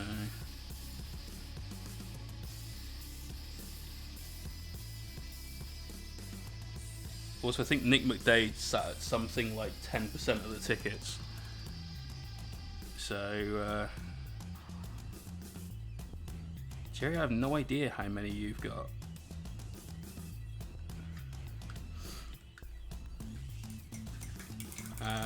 The U thing is for Ultramarines, right? But in Space Marines, different symbols are there. Do they stand for classic Ultramarines as well?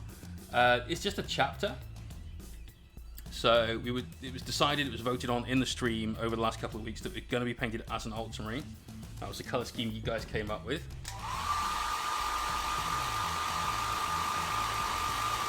And this is the last part of it. John, how you doing, man? Good to see you again, Chief. Alright, now I'm going to grab some of that white ink, which I've unfortunately corrupted slightly with blue. So let's just get some new white ink on the palette. That's a shitter.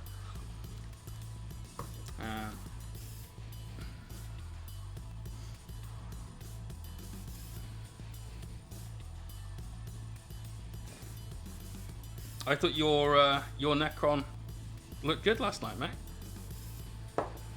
Here's the current whip on ours.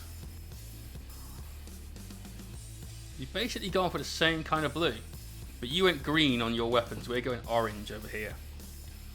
So, slight differences. But I liked what you came up with, mate. It looked good. It looked pretty damn hot. Right, now we're going to fill this in with white ink, and this is going to take time, but that's fine. Done the hard work, which is outline the damn U. Now all we've got to do is paint inside the lines, potentially 4 times.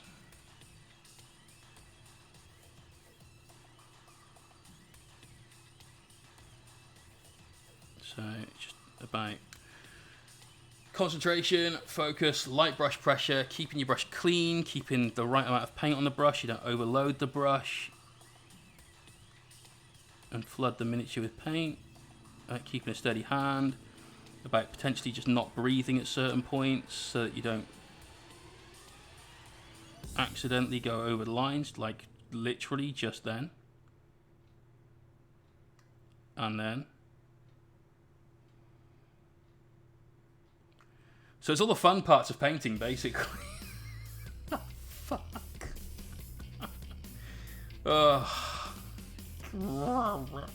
I was going to take the Marines if I win because I want the Shield boys, but I definitely want that Skelly robot boy now. Damn. Damn, we've made a convert out of Rocky. Well, mate, good luck.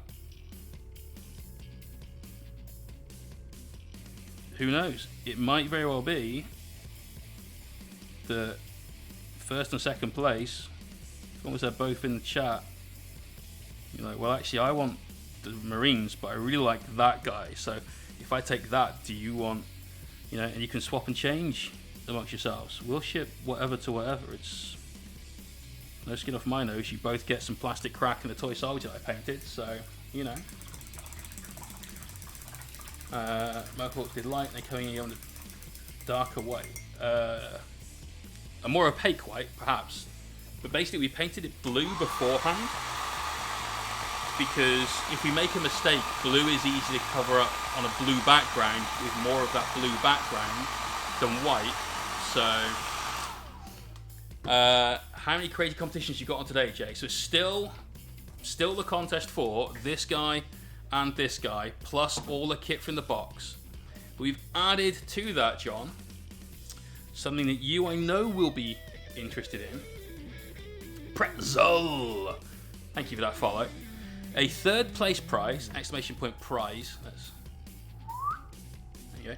Exclamation point prize for a list of prizes. Third place prize is a 3-hour-long painting session with myself. It'll be on Discord or some other sort of remote way of communicating. Ideally, with you having some sort of webcam set up so that we can see what you're painting at the same time as what I'm painting, so we can have a really good lesson. But 3 hours of private painting tuition is on the table.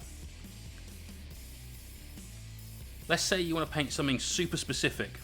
Jay, I need you to teach me how to paint faces because I don't like doing it. Cool, 3 hours of painting faces. Let's say you want something super generic. Jay, I need you to teach me how to use my airbrush because I'm not very good at it. Cool, 3 hours of airbrush painting. Whatever you want, we'll teach. Whatever you want. So that's a good third place prize. Fourth place prize, as this is a weekend all about winning a new army, to start collecting box of your choice. Fifth place prize, there's more. There's more, and there will be more. Fifth place prize is a £40 voucher. Oh, damn! John's like, I'm in. I'm in, you've convinced me. I want in.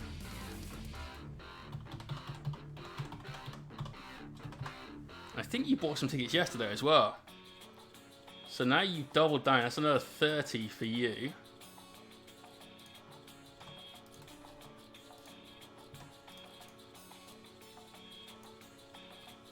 There you go, mate. So you're in again. Oh, wait, and hang on. Oh, shit. I'm going to have to copy that in. I'm not typing that, mate. That's way too long to type.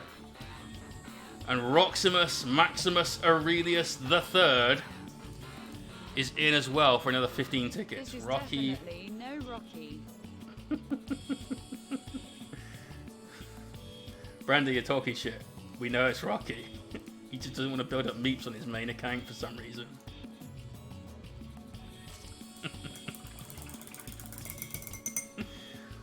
It ends this evening, mate. 11 PM will be the sort of cut-off. Well, I suppose you still buy tickets for the last prizes if you want, but I probably wouldn't. I'll get you tickets first for the main prizes, unless you're desperately trying to get just the third place prize, which people seem to want. Why is third place prize more popular than the first place prize? I did not intend this to be the way. Went with Brenda. Yep. Went with Brenda. You've got just about enough meeps at a little over 250,000.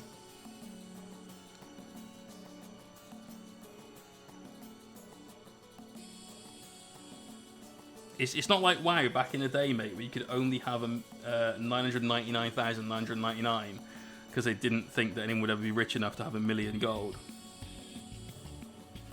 You know, you can store as much as you like on that. You know, going for those meme accounts, it's all good. Does Roximus follow me? Like, come on, man, boost me up.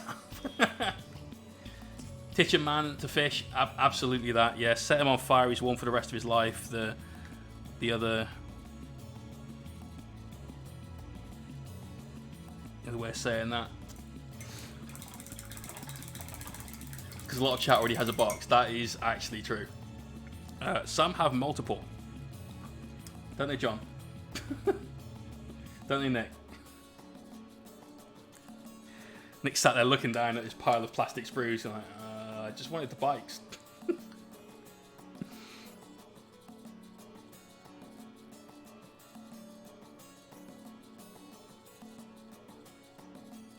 So still working on getting this to a nice smooth white without any blotchy, without any blue showing through. It just takes time. Just gotta be patient with it. And super careful not to colour outside the lines as well. That's the other part. But then the bit that gets really tense later on is when you tidy it up by going around the outside with some blue. Because if you slip up then,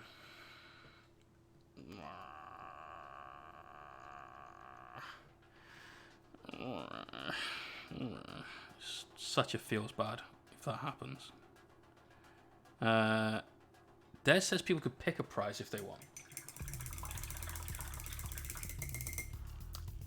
I don't know. We've kind of gone through. I like that idea, and maybe we should have done that from the start. But because we've gone through all the way through the stream, like first place, second place, third place, fourth place, maybe someone's hoping for that third place prize, and so I think we should stick to. I think we should stick to the schedule that we've got, the kind of the setup for it. Oh, there was never any doubt, you know. Fair enough, mate. You've definitely done a lot for me in this community, man. Right, nearly there.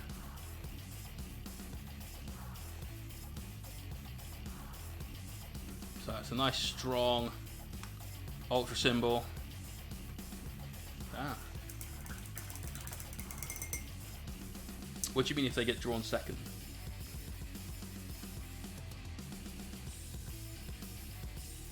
But if they get drawn second and they wanted the paint thing, then let's hope they also get drawn third. There's no limit on how many prizes you can win this time. I didn't put that in the rules, I forgot to, and I can't change the terms and conditions halfway through. That's really unfair.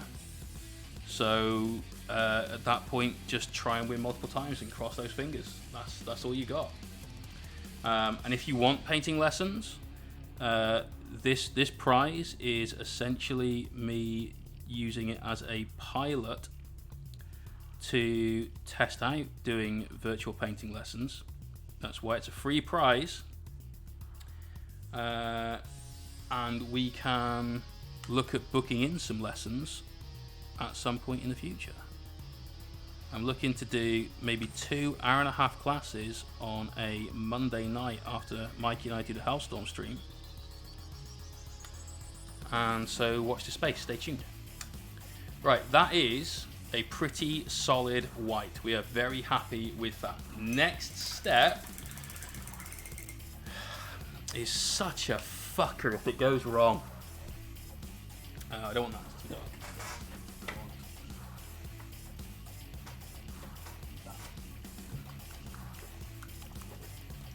This is the bit where you hold your breath. This is where you just fucking suck it up and do your best. And if it goes completely tits, then it goes completely tits.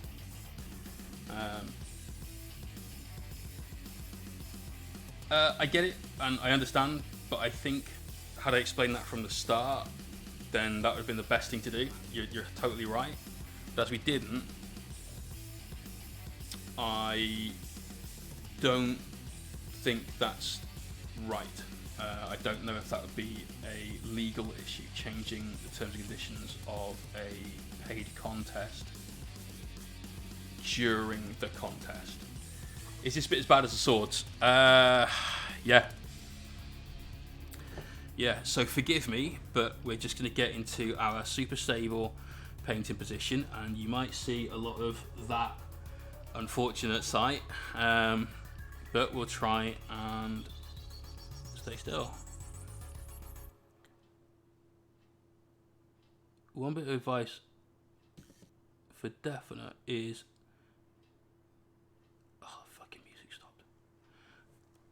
Don't do this when you're busting for a piss. I really need the loo. But next break is at 6 when I stop for dinner, so...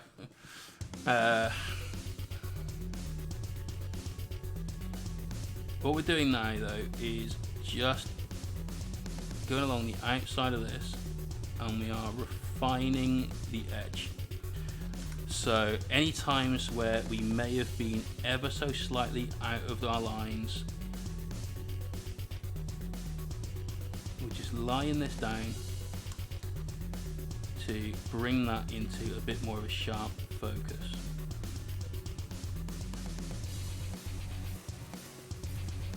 Anytime you do freehand, I suggest you probably follow it up with something like this.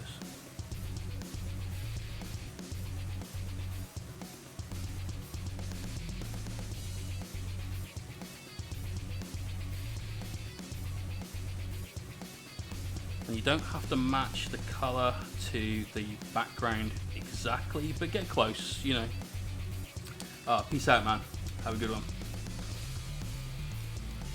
Des has the dog body to bloody hell.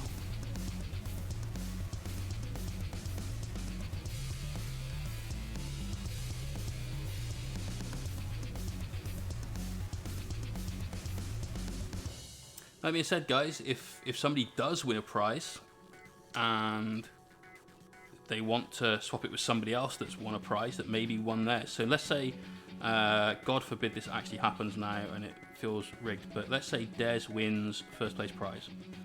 But what Des decides that he wants is actually the painting lesson.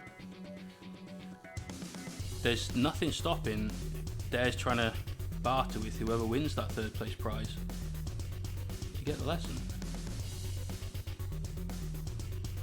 You guys are all mostly adults. You can all work it out amongst yourselves.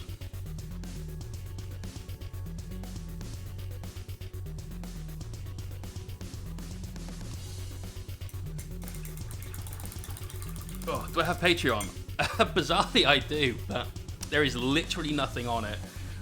So do not, nobody ever go to my Patreon and try and support me there, because there's literally no reason to do so.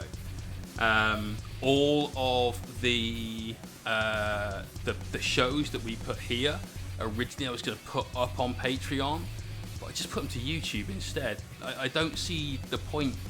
Well, no, I do.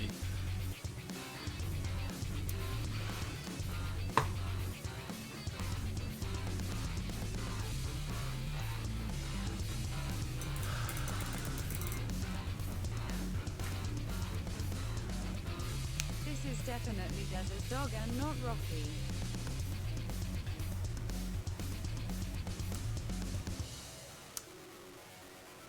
So now we're at a quandary. Do I put these down as Des's tickets or do I put them down as Rocky's tickets, chat? Because it's definitely Rocky, but he says it's not. So I'll let the chat decide. Are these Rocky's tickets or are these Des's tickets? Greenleaf Terrain Studios. How's it going, mate? Do I lift?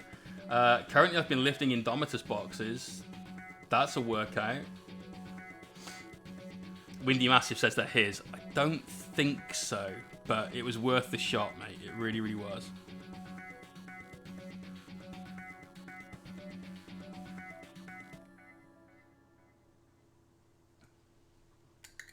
Right. Last bit.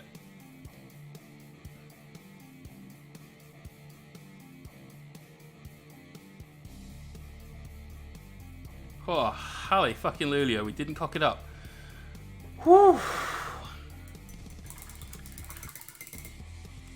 Give you to Des. Des, do you want a massive win? Oh. Des, I'm going to put them in your name. Rocky, you absolute boss. So that's 5 tickets, that becomes 6 with the bonus. Bam. There you go, mate. They're in your name, Des. Oh. Right. That's this guy done. Aside from his base, that's this guy finished off. Actually, it's not. We've got a little highlight to do here on the shoulder pad. So we'll use a little of the Calgar blue from earlier on. And I'm just going to drop a small amount of that Signal Blue highlight we were just using into the mix, just so we don't go all the way up from like 0 to 100 with this highlight. Top mod Des. Top mod Des. That we can all agree. Yesterday, because we value what Des does for the channel and the amount of time he spends here helping me out, we donated 20 quid to charity to buy Des some tickets. It was a great charity I'd never heard of, Models for Heroes. I was absolutely bowled over when I heard what these guys do. It's an amazing, amazing thing that they have, where they help veterans and people with PTSD find some semblance of serenity and peace through having a creative outlet, whether it be scale miniatures or like airfix kits or something along those sorts of lines. And that speaks to me on quite a personal level, because I've been the person before now who was going through a tough time, and it wasn't until I started getting back into Warhammer and had a creative urge again to paint miniatures that I realized that this creative outlet was what I was missing, and that was causing me some semi-significant, it wasn't, I'm not going to ham it up, you know, there are people that are far worsely affected, but it was causing me some semi-significant mental problems, and I really love what that charity does. I'll take this highlight just a little further.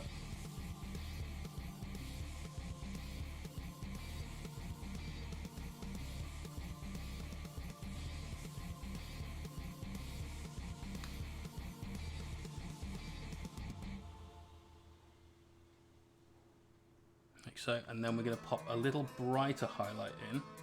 I'll take a little bit of the white ink we're just using.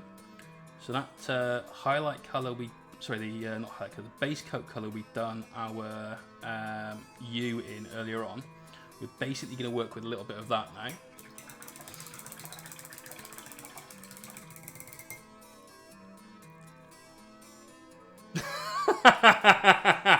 Definitely Desi's dog is the stream boss. Awesome. Awesome. And Rocky, that's exactly right. You know, Desi's top mod, he's never timed anyone out without actually having cause to.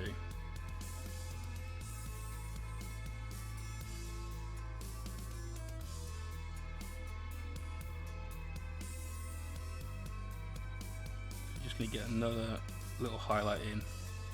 Just here. This is the last brush stroke on this mini. Bam. And a Judiciar is done. I said 5:30 and look at that. 5:30 nearly on the dot. We're a minute over. Better late than never, hey? This guy is done. Oh yeah. Oh yeah. Right, now I know I said I'd have dinner at 6, but the next thing we've got to do, in fact the last thing we've got to do paint-wise, is all of the orange on this guy. So I think what we'll do, instead of having dinner at 6, is have dinner now, you can get that out of the way, and get the airbrush out, and we can really start working on this absolute fucking beast mode Skorpekh Lord. I can't wait to get these orange. As soon as we start building that up to a bright orange, this guy is going to transform, and not with the noise, not that kind of transform. Brilliant. Right, in that case, I'm going to go and get some pizza. I'm going to use the loo, get a drink. I'm going to pop the wet palette away for a while now. Next time we need that will be for doing the edge highlights on all of these bits of kit. We're going to be doing some cool shit with masking tape later on. So we're going to paint all of that side of the blade. I'm going to mask that off so it gets nice tight edges. I'm going to hit the outside part of the blade. Show you guys how to do some of that. So if you need to know, if you've been curious about how do you do things with your your masks and that sort of thing, well, you'll find out later on. Nano says, that's when we go through a tough time as we get back to Warhammer. I recently a bike accident, broke my neck, foreribs, right arm, hand, collarbone, and my right tibia. Recovery was long, but what's helped is just getting a peaceful environment painting. Fuck me, man, that's serious. Damn, man, that's. I'm glad you pulled through. Glad you pulled through. I stopped riding a motorbike after an accident. I actually can't ride a motorbike anymore because if I change gear for any more than like 4 or 5 times, then I stop being able to move my left leg, left foot. I suppose it's the ankle that's fucked. But damn, man, I'm glad you pulled through. Glad you've got something creative to do as well. It really, having that outlet helps so much. Making something is a wonderful thing. I need to go and grab some pizza. I need to grab a drink. I need to use the loo. I'll be back in maybe 8 minutes or so. So if you can stick around, that's great. Because when you do stick around, we're going to reward you with some airbrush work. Getting these guys claws, his weapons, his glow effects. Can do all the fun, cool shit. Very, very soon. So see you guys in a few. A little bit longer of a be right back than before, but it's dinner time. When we get back, we're doing some work in the work in progress gallery. So !Discord in the chat. Head on over there. Upload some pics in that work in progress progress channel. There we go. And we'll see your work on the channel very shortly. Peace out. See you soon.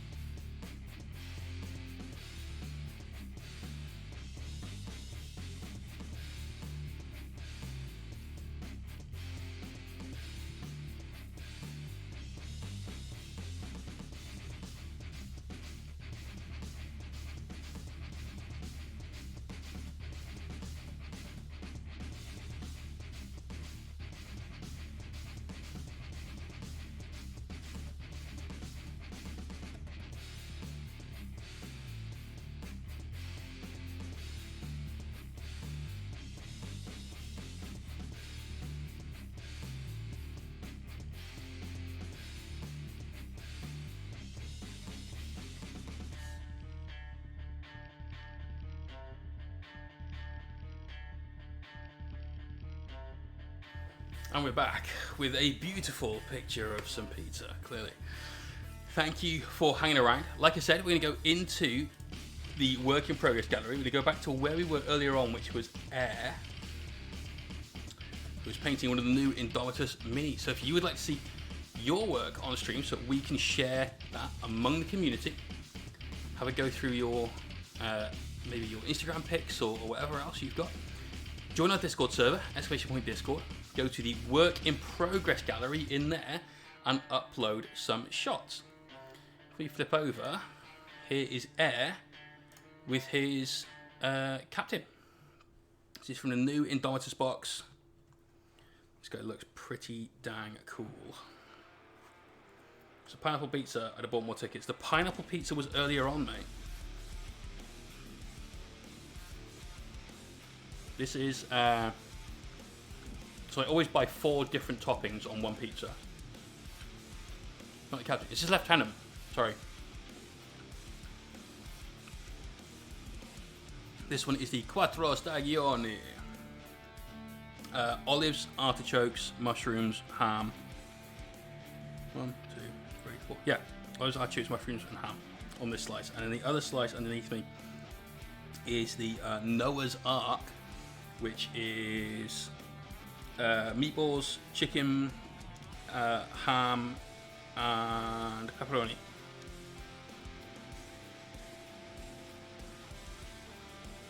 So, it's good. It's good. Speaking of good, this is solid. So you've gone for a little bit of a glow effect on his gum, which I like. But you could definitely do a little bit more to that. So remember what we do here, every time we do some OSL, we go back in with some washes and we darken down some of the recesses. Helps sell that optical illusion of light a little bit more. So if you were to get a blue wash or an ink, or make one, you just paint in some of the recesses of that gum, and then go back in with a little bit of blue-white highlight, bring that one back up a notch. That'll make a big difference.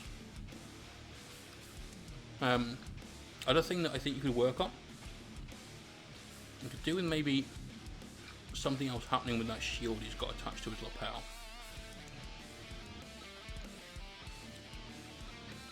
So either find yourself a decal that fits it. I see you've got one on the shoulder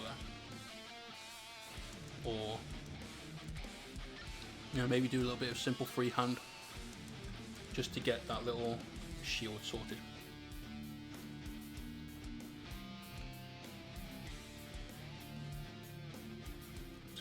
To one day hear Jay saying my work is solid, I'm just gonna start putting my cars in the whip.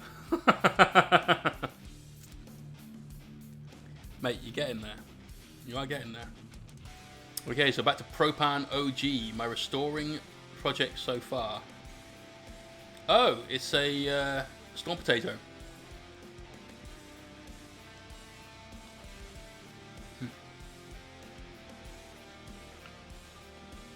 Nano, if you use the code, the command !element in the chat, you'll get an affiliate link to Element. So if you buy anything after using that link to go to their site, then I will gain a small percentage of what you spend. If you use the code JAM9370, it's in there, both you and I will get extra crystals. So we use those crystals to help buy giveaway gifts for the stream. So it's not so much supporting me, it's more supporting the rest of the guys here, and possibly even yourself. There you are. Well, mate, Propano G. Good luck with those. Oh wait, it went from that to that?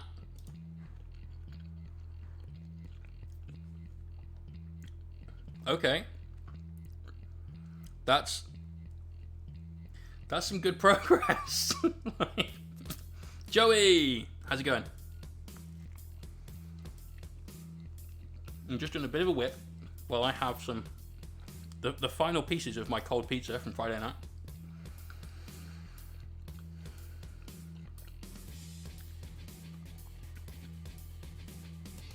Looks good, dude. Kept it really clean around that glass cockpit as well. I like the little panels you've got for the flaps, and then that little joining bit that puts the tail on. I think that's good. Helps break up the red a little bit.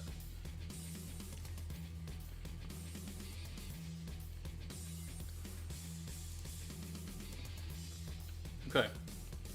Here you go, Mohawkminiatures. I don't hit anything about not seeing finished minis for at least 13 months. The base is not done. Get the base sorted out, you'll stop hearing anything. But let's have a look.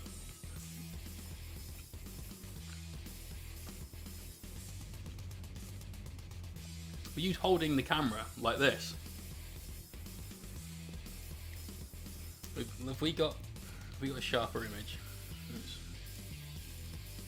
We'll look at one of those here. Oh, this looks better. This looks a lot better.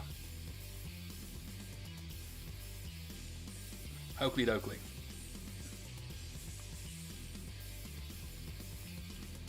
It'll be 13 minutes, you don't get that base down.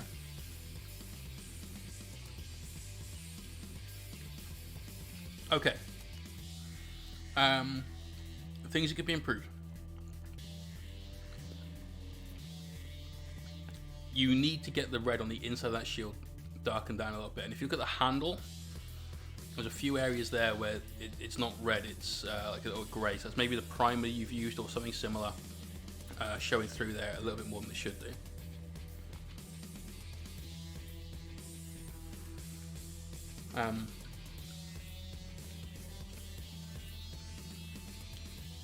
Something slightly weird going on with the parchment over his hand. It's like a pinkish colour in between it. I'm not sure what that is, but that might be part of the mini that I can't really see.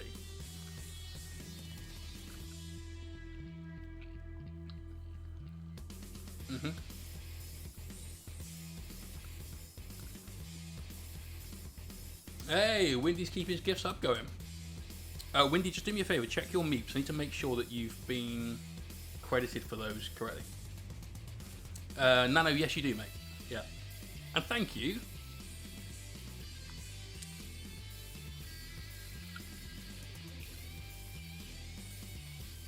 So your sword is missing 3 brush strokes. Well, 4 brush strokes.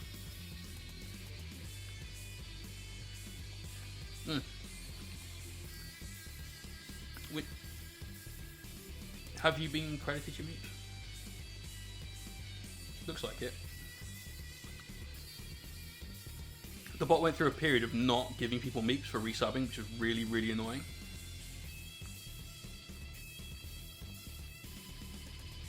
So, I wanted to check. I didn't want to leave you short, mate. Yeah, with the sword, you need those highlights around the outside. Okay, mate, cool. But you know that. You know what to do next.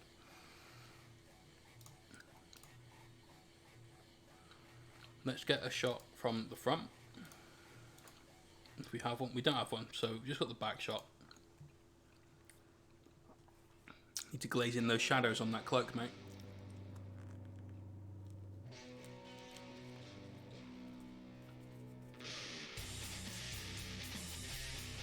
Once those shadows are in there.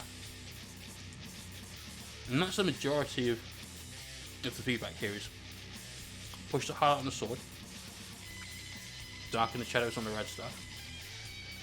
It's all about increasing that contrast, yeah?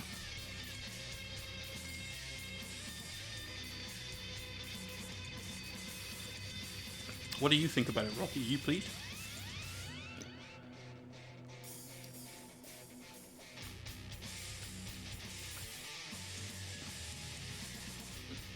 You happy with him?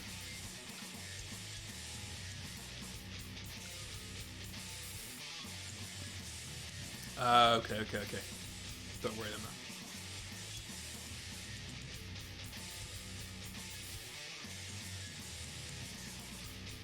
Nano, you're a little legend. Thank you very much, dude. Really appreciate that. Like I say, all of those things, they go into buying new prizes for things like our giveaway every month, the stream, and that sort of thing. So it really helps everybody else here. Cool. Rocky, I really like it, mate. I go brutal with you with the feedback because I know you want to improve as much as you humanly possibly can. I really like it. Everything you've got in this image is of a cohesive colour scheme. You're grey, you're red, you're gold. The sword being blue doesn't interfere with the grey, doesn't interfere with the colour scheme. It doesn't stand out a humongous amount, but just the right amount.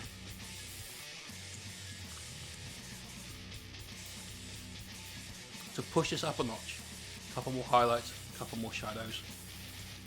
Obviously get the base finished, black base rim. You know these things.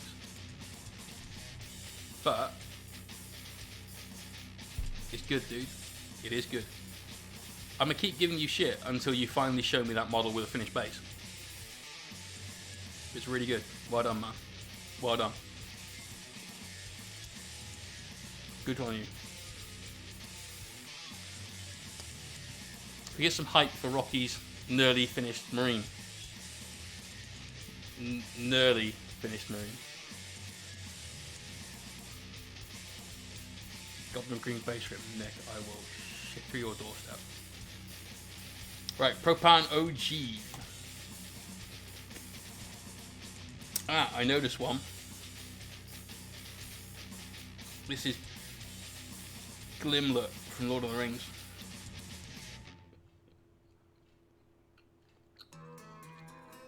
I know it's Gimli. Just waiting to trigger somebody off of that.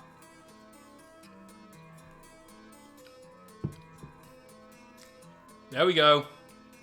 I knew there'd be a trigger somewhere.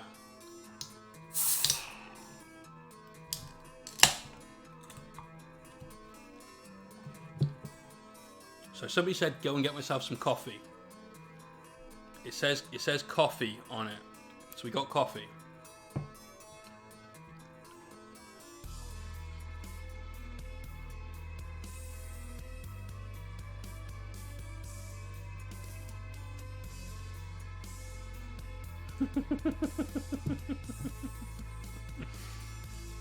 I unmute for 2 seconds to hear that. Wait, I was muted? I was muted? Wow. Wow, the disrespect is real, man.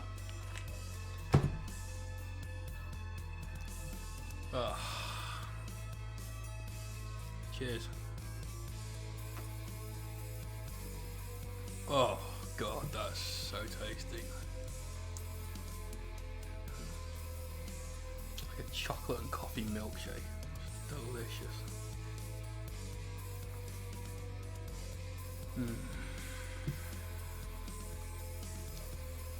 Well, you can keep Guinness. That's the shit right there. So, Propan OG. I have some feedback, and this is one of my personal pet hates in minis. So, take it as you will. It's almost like a high tolerance to your voice. Fair.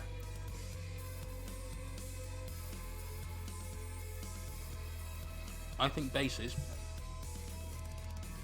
should always have a clean base rim. And it should always be painted black. And it's something I feel very, very strongly about, because by doing that, you frame that miniature. Imagine having something like a beautiful painting on a raggedy canvas just on the wall.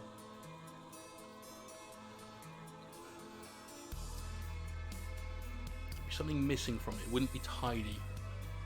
Your attention as the person viewing the art would be drawn away from the work that has taken place inside that canvas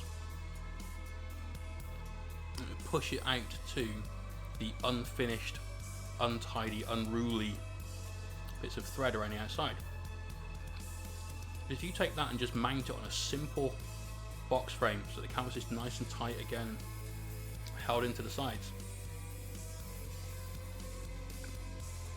you do that, then all the attention is kept on the bit that you've done the work for, the bit you've painted, the bit you've spent your time and attention on in the middle. And what you've got here is an example of that unframed picture. You've done all the work of painting your dwarf. When I look at this, all I see is the base room with bits of sand and stuff around the inside of it.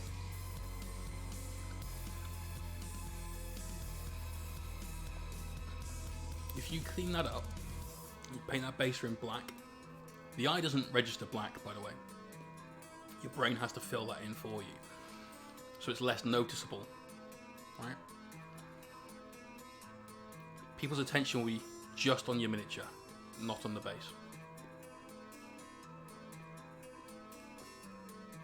That's the biggest thing I think you should change about this mini is that. And that goes for everyone. Black base rims, nice and tidy. Let the people looking at the model that you spent hours, days, weeks, months painting be what they're looking at. Not this shitty little disc of plastic that just holds your mini up. Treat it like a miniature plinth. Thanks for sharing. That's definitely what I would change about this mini. Herta says, kit bash work for now. Moon, I would like to stay in the Netherlands a little bit. I kind of saw a lot of Amsterdam last time, and I'm not really fussed about like the Amsterdam part of Amsterdam. I thought about going to Rotterdam instead. And equally thought about just staying in another part of Amsterdam. Maybe get on a train and just doing a day trip somewhere. I wouldn't mind going to the Van Gogh Museum, honestly. Fish is stream weekend. I buy a pizza on Friday, and that pizza has to last me till Sunday evening. So yes, we're eating pizza again.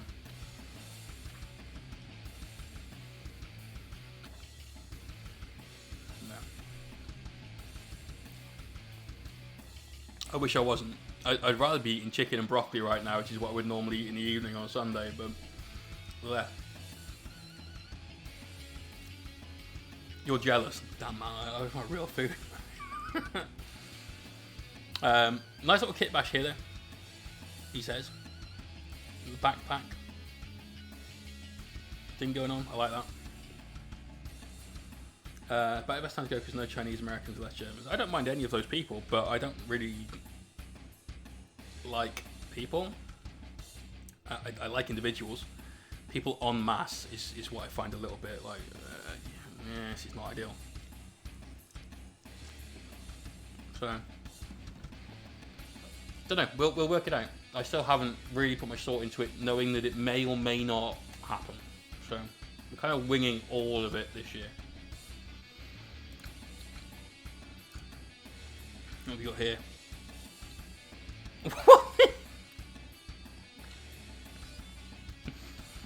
I love this. Here is our respectful brother attached to this sacred imperial eagle, and above him is some stuff that we found and tied together with rope.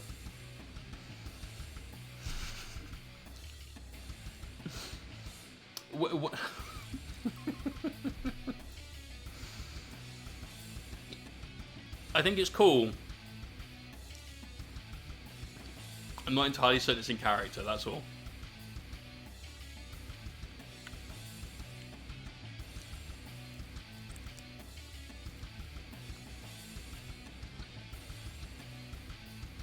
Definitely different. Oh, you're doing wolves. Now it actually makes plenty of sense.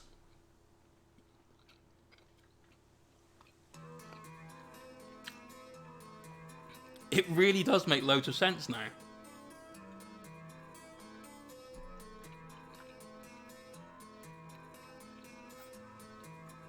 And it fits.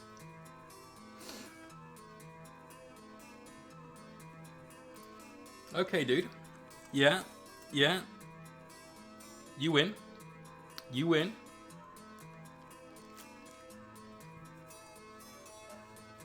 Good work. Let's hit painted though, yeah? Holy shit balls, this guy means business.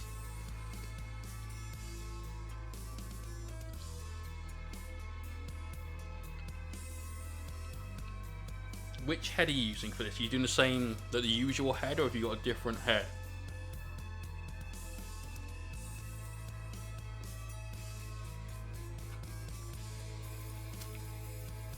That axe is badass.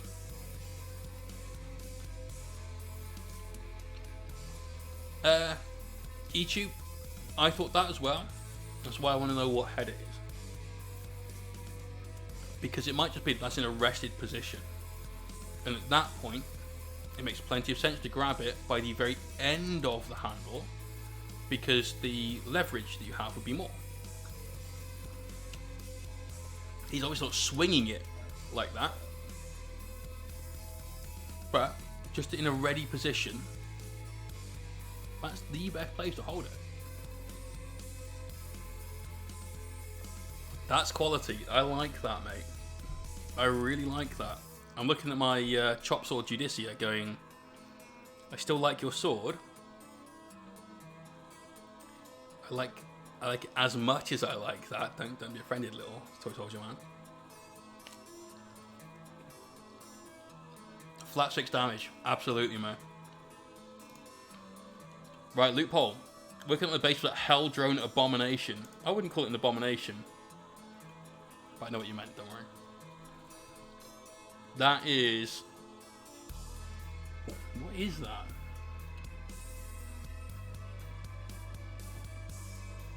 I'm gonna get the thing and just suddenly work out what it is and be horrified. Chaos Spawn bits?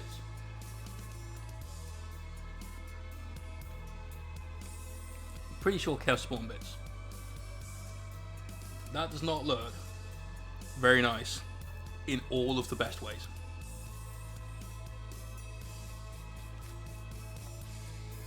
Go for a warp landscape. You totally got that, mate. Totally got that. Have you put much thought into how you're going to paint this? Because that's going to be a challenge for something like this. It's making sure your paint scheme is absolutely on point. Moon, hell no. Hell no. We're not going there. Don't know about that weird anime stuff that you watch.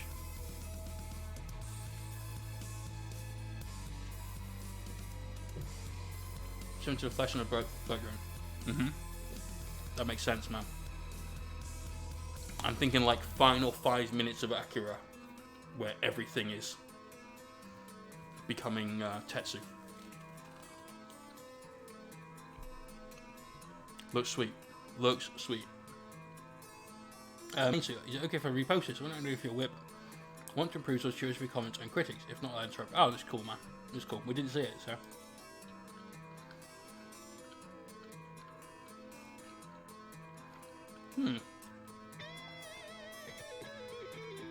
VIC Vic 144. Thank you for that follow, man. Welcome to the stream.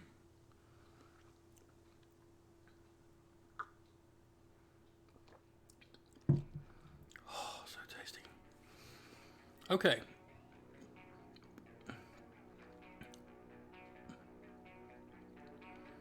I'm not sure your highlight color is completely correct. And Captain Bath coming in with a follow as well. Cheers, dude. Welcome. Yeah, the highlight color for the green is a very yellow green. But the base coat for his armor looks a slightly blue-green. I'm slightly confused. I thought you might have used moot green. I saw the Games Workshop paints in the background, but then I also saw a Vallejo pot just over there and thought maybe it was Scorpion Green or even Necktie Green from P3. Base is Warpstone Glow. I think what you needed to do is just mix a little of the Warpstone Glow in with the Moot Green to get those highlights down. Just to help it transfer over a little bit more naturally. Because I have both of those colours here, but my Warpstone Glow is much more of a regular green, whereas this in the photo, and it's probably the lighting in your room rather than anything else then, is making it look a little bit blue on the screen.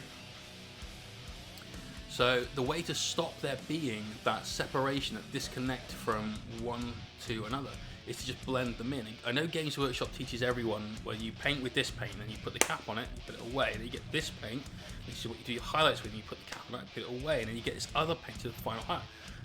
I've never liked that system, because every single pot of paint that you buy, ever, will have slightly different properties.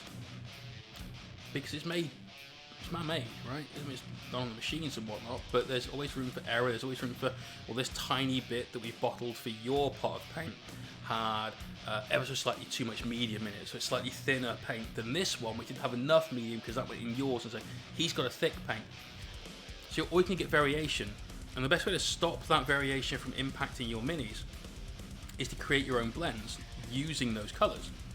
So then you can start creating like a recipe book for, I do my highlights this way, I mix this to this ratio on this, and so on. And I think that stops you having any problems like this, because it flows through naturally and gradually.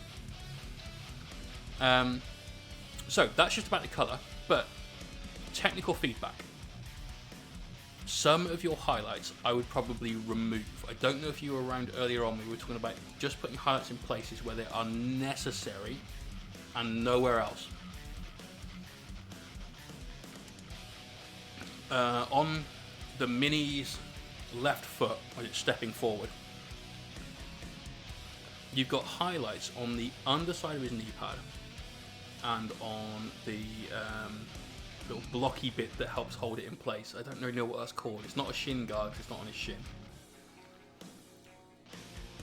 Some of those highlights I probably wouldn't put there, but I would put those highlights on his foot where they're slightly more needed, because there's some ridged areas there where the light would catch just here, and that needs to highlight rather than the underside of the knee pad.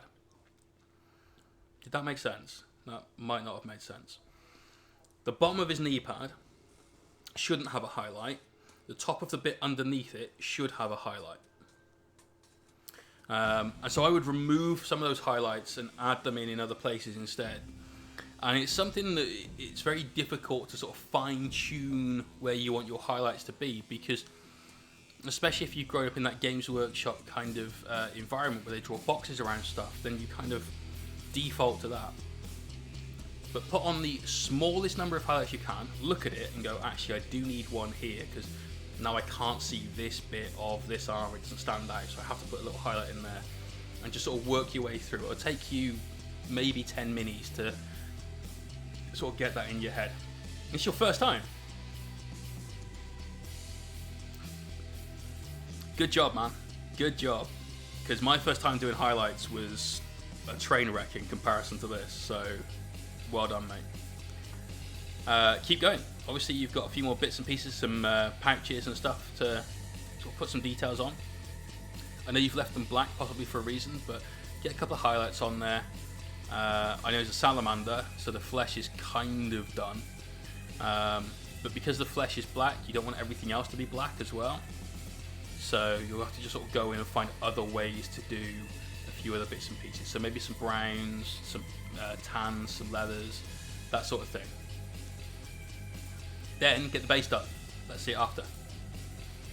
Right, Moon Trinid, bit of progress. He showed us the wings earlier on. Now we've got the giant chicken. The staff has had some love done to it.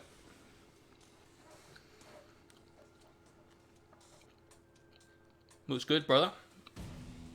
Going that blue purple.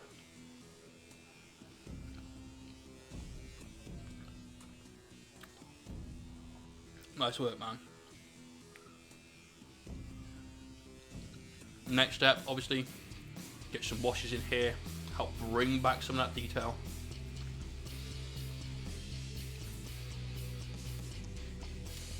You've got a nice blend at the top, but the purple there stops a little abruptly. So just make sure when you do your highlights, you just go a little further with the purple highlights into the blue, help carry that through a little bit. I've did my first highlights in an extra highlight with biostrip, says Nick. It's tough. It is tough. But if all mini painting was easy, I wouldn't have a job as a commission painter.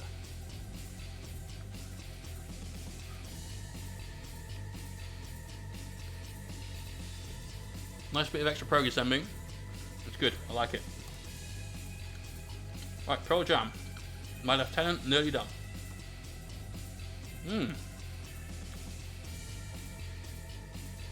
That's nice. Great colour scheme. Really good job on the gold. I like the fact you've got a different finish to the gold on the chest eagle than to his helmet. I do. Genuinely like that. In all of the artwork, it's normally exactly the same colour. Because it's the same colour as the silver. There's the skull in the middle of it.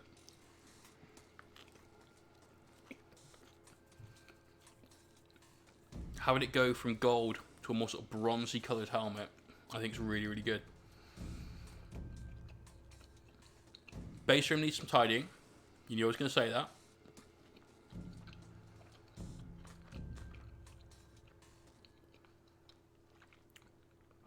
And I think some of your armour highlights are a little fat.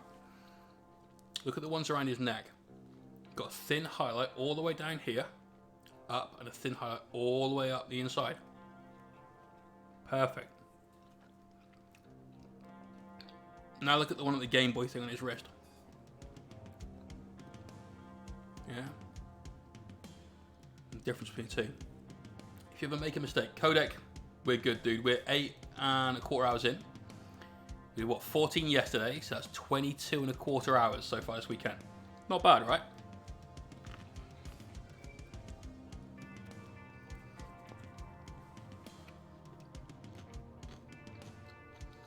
If you ever make a mistake and make a little fat highlight,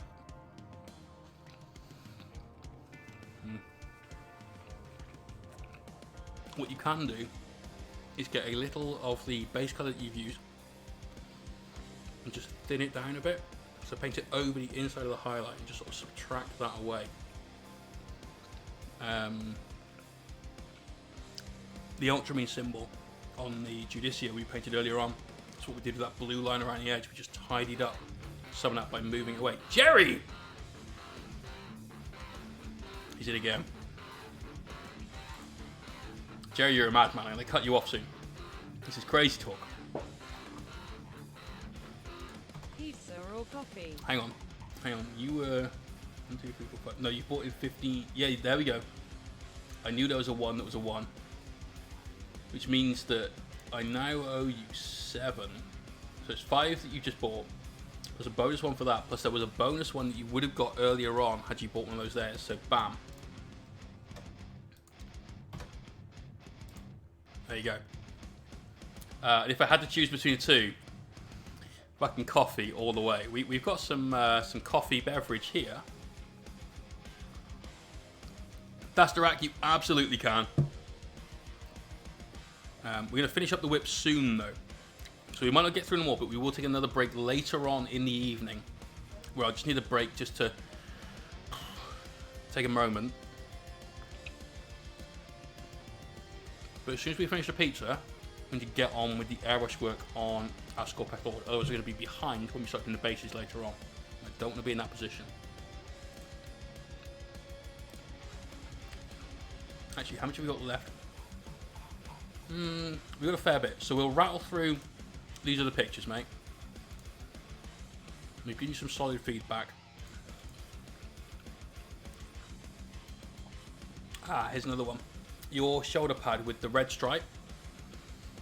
Where the yellow meets the shoulder pad rim, you need to just block in there with a wash or something, just give it a bit more definition. I like what you've done. I love the fact that you've done that. Don't be afraid to put another highlight on the edge of that yellow either, but just get that little bit of shade in there. If you haven't got your hands on one yet, maybe it goes off sale at 8. Oh, Viking, you legend. Okay, cool.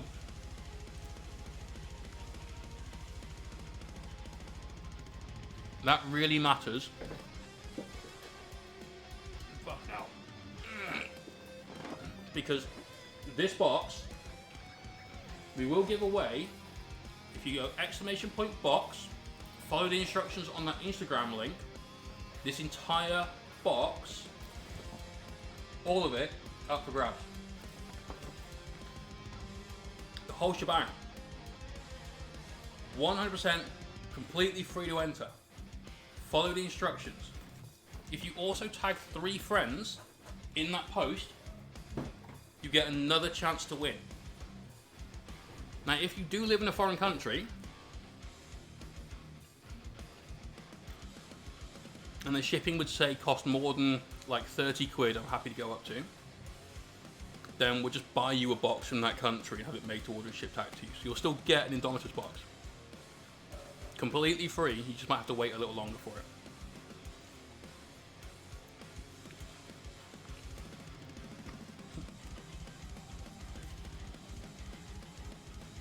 Good work there, mate. Get some shadows on that shoulder pad.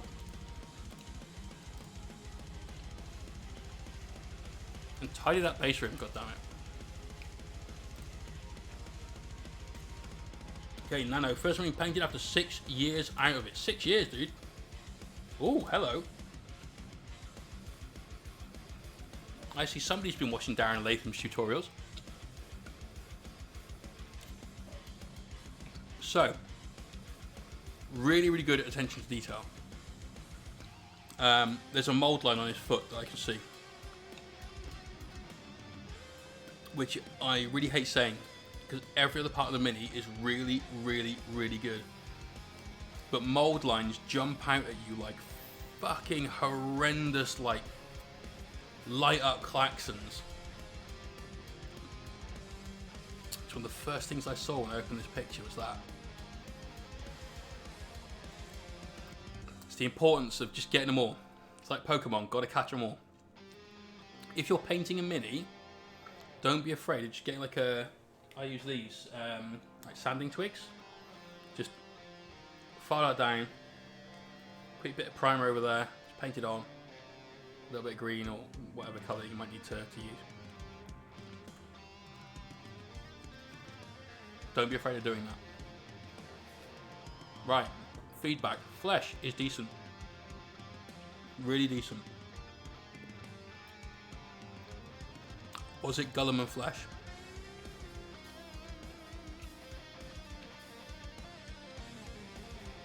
The bone that you've got on his shoulder pads and his chest, I really, really like it. Especially that shoulder pad, it's just a little bit darker in the recesses. I think that's brilliant. I think that's really, really good. And now let's get to the sword. What you've attempted is a very, very difficult technique to copy. Darren Latham is easily one of the best painters that work for Games Workshop. Easily. He's a phenomenal artist. And the technique that he uses to create the power swords is flawless. And it is difficult to replicate because you must paint extremely thin lines, and you've done a really good job for that attempt. You've really done a strong go at this. All you need to do is thin down your paints a little bit more, so that when you are putting your brush to Mini, it'll flow off a little easier. Use less pressure, means you've got more control. I'd say you are about 80% of the way there to getting that sorted. You should be really, really proud of that, mate. Well done.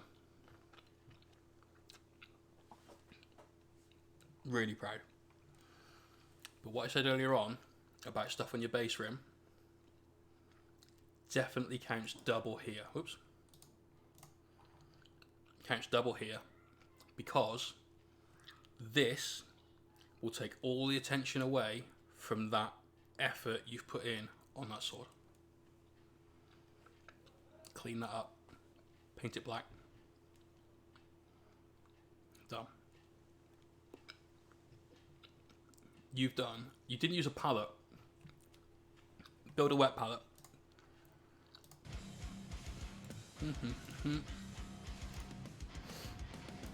Pause.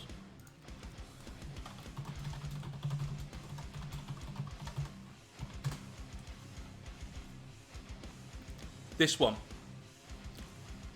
Sort of Daz. Sorry, he's great. Adam, this is the video you need to watch. Alright? 7 years this thing's been up. 7 years. And it's still completely 100% relevant.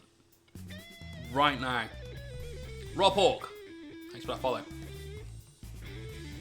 Go and watch Uncle Adam's video, how to make a wet palette. It will change the way you paint. 100%. Galloon's crying towel. Amazing. Absolutely amazing. Okay, Windy. Finally got that arm trimmed for Deathwatch. Nice, mate. I know a lot of people are converting up their Indom stuff to Deathwatch. Yeah. I can imagine. Whoa. Bikers would definitely be a pain. Because of Uncle Adam, you got the 40k models. He's an absolute hobby beast. And one of the happiest moments that I've had recently was on Thursday night. He came into a stream on a raid. And then yesterday, he brought the raid here. I love that guy. He is such an amazing, positive force in our hobby. So happy. Nice conversion though, Windy. I like it. It's taking the time. Well worth it, dude. Well worth it.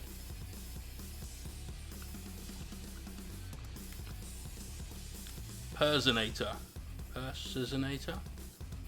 think. Some semi going on, Drago, and some mini crate minis. Oh, what's in the mini crate? Oh, War Machine stuff.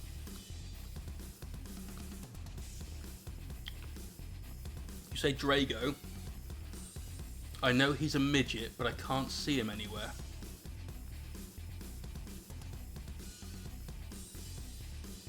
But some cool looking War Machine stuff. And that's Privateer Press. I know we haven't done this to Chaplain. Try some freehand on that one. Can you not change art?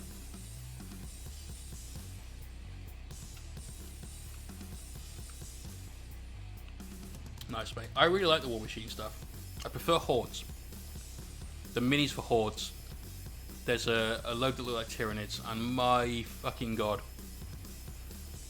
They're crazily good. Okay, Windy. That makes sense. Drago's the murder bot without arms.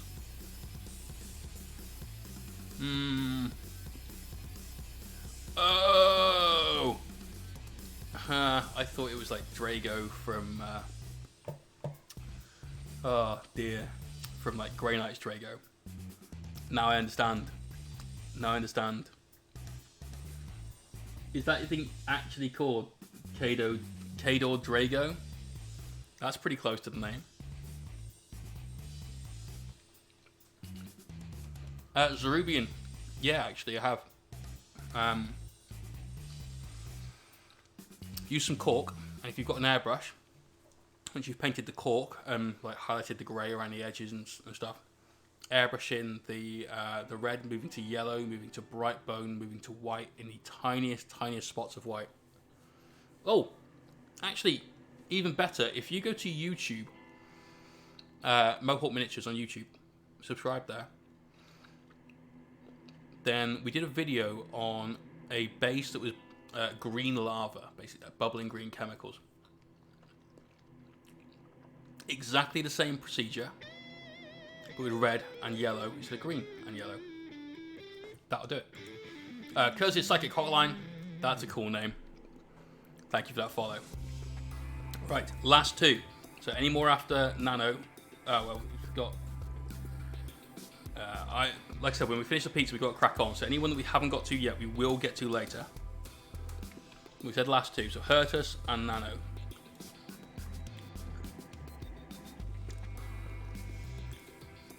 I really, really love this conversion, with the exception of the dog face helmet.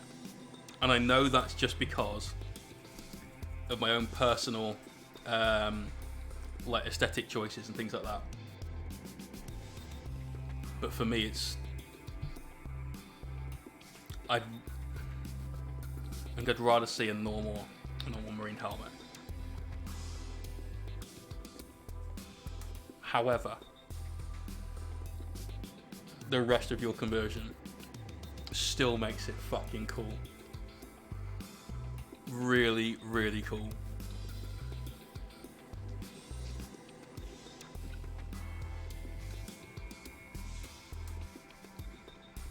Even with dog face. Even with dog face, I love it.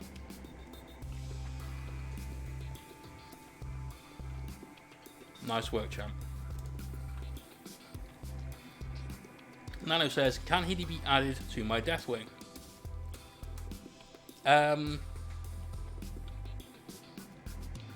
Yes and no. I'm not sure the weapon loadout is legal. Power sword, yes. Plasma pistol, maybe not.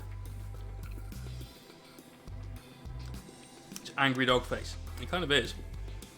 Nick McDade, you are being summoned. Oh, great Dark Angel of the ITC. Is this loadout acceptable if we called the Volkite a plasma for a... I know it's Volkite. We'll call it plasma. Could a Dork Angle be equipped with plasma pistol and power sword with Terminator armor? Possibly even Cataphracti.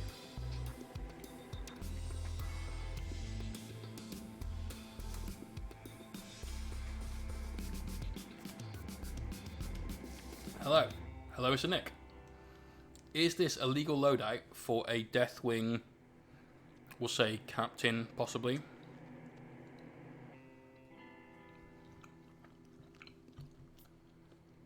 Haven't glued the weapon on, I've pinned it, but I'm waiting for a conversion on its way. Okay, cool. Pizza done. Tea time is over.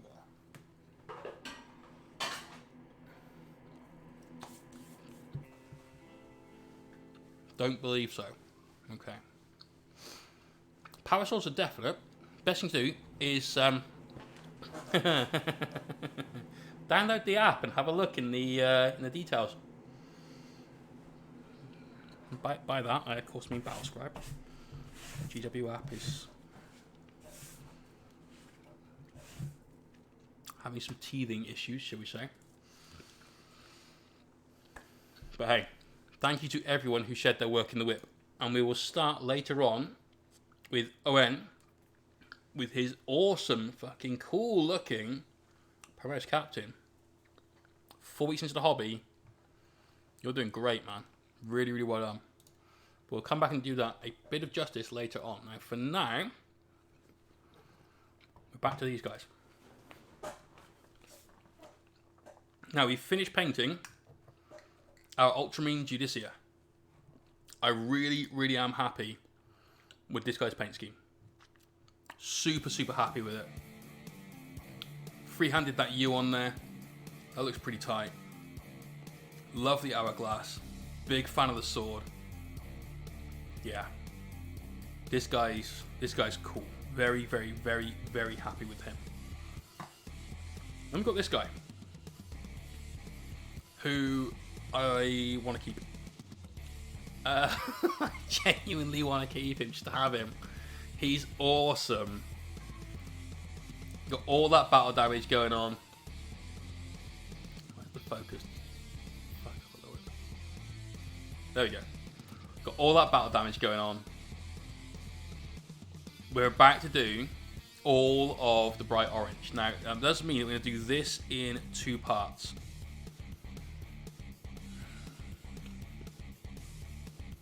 Unless we fucking man mode it.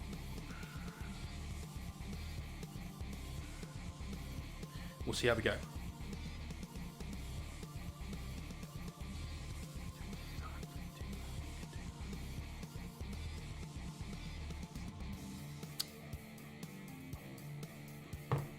Let's try it. Let's try it. So, gonna get the airbrush out.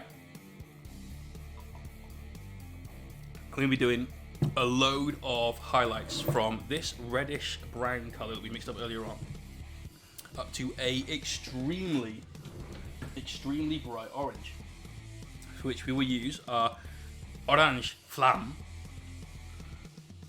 ink and our jaune citron, or lemon yellow. How you do the leather, just a quick explanation on your favourite recipe. Need a good leather recipe. That was Catachan flesh mixed with black, and then Catachan flesh mixed with a bone colour, like a mid-tone bone. We used Menor White base from P3. Now, if you would like to win either of, yes, our lemon yellow, better known as J hair dye, it has happened. If you would like to win either of these 2 minis and more, exclamation point prize, we're running a giveaway. We're running several giveaways. If you buy tickets into our raffle, the first place prize will choose which of these 2 minis they would like to have. Then not only do you get that particular mini, you get every other bit of plastic belonging to that faction out of that box. So let's say you choose our Judiciar. You get your bikes, your assault intercessors, your characters, your chaplain, you name it, all the marine stuff for free, just given to you as part of the prize. If you choose the necrons, you say, I want that Skorpekh Lord, he looks badass as fuck, I want him. You win this guy, you win your Skorpekh destroyers, you win your Cryptek looking plasma dudes, you win your overlords, your scarabs, your warriors, every necron thing out of that box. So that is our first and second place prize.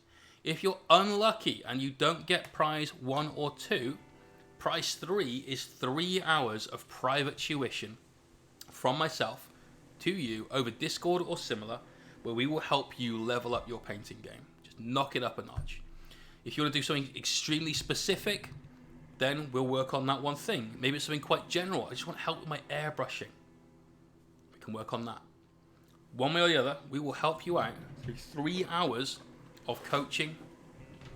And I think that's a really good prize. Our 4th place prize is quite nice. This weekend is all about winning a new army. 1st and 2nd place will give you a good starting force with a painted character. 3rd place will teach you how to paint that army. 4th place, let's go back to building that army. So you get a free start collecting box. Any start collecting box. So that's a good prize. There's a lot of cool minis in there. You can be anything from 40k, or it can be Sigmar, your choice, I don't mind.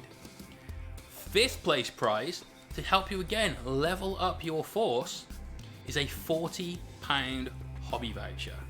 That can be to any stockist, so Element Games, Games Workshop, Forge World. Maybe you live in another country and there's a hobby store that you would use. We'll sort you out. There are more prizes coming in about an hour and a half. About an hour and a half. There are a couple. So, back to this dude. Get the compressor fired up. flow improver, the most important thing of all. And what we're going to do now is we're going to mix up some of that base coat. So that's a little bit of Catachan Flesh and a little bit of KO Red base. Put both of those 1 drop each into our flow improver. Then we're going to add some of our orange acrylic ink to this. Just said 1 drop each, and we did 2. That was done. How do you enter again? Exclamation point rules. You must read the rules. And then exclamation point tickets. Can't believe I told you all of the prizes but didn't actually tell you how to enter.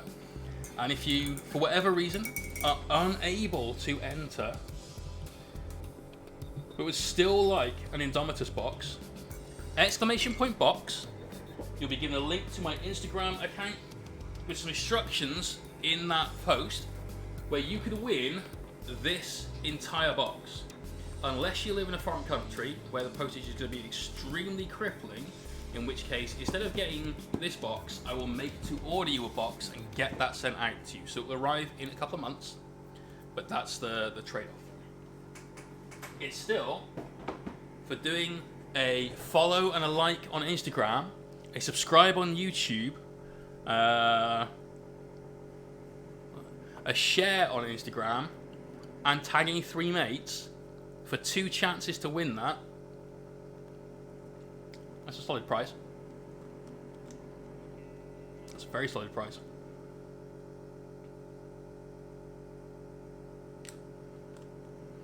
So here goes our brownie ready orange mix. And the reason we're doing it this way is because we want these to be orange. We don't want to have red claws, we don't want to have yellow claws, we want to have orange claws. Now we're going to be using yellow as our final highlight, but that means we need a very strong orange tone throughout the rest of the mini. So let's try this out. So we'll go for the claws to begin with, because that's really easy to do. Let's put the brush away rather than just spray it with paint, which would be dumb.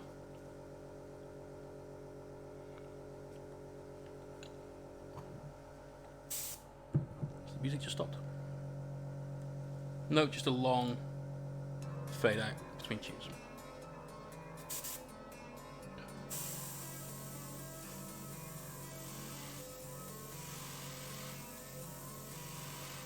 Now this is very, very thin.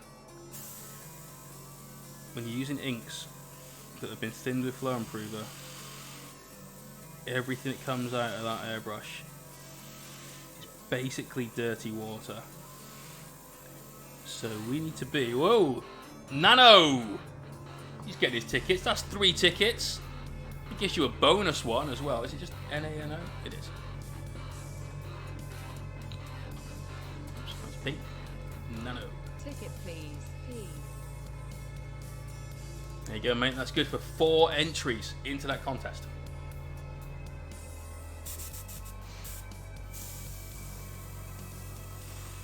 I'll print you one. That's why there's now an exclamation point prize command, so we can beef up that prize pool.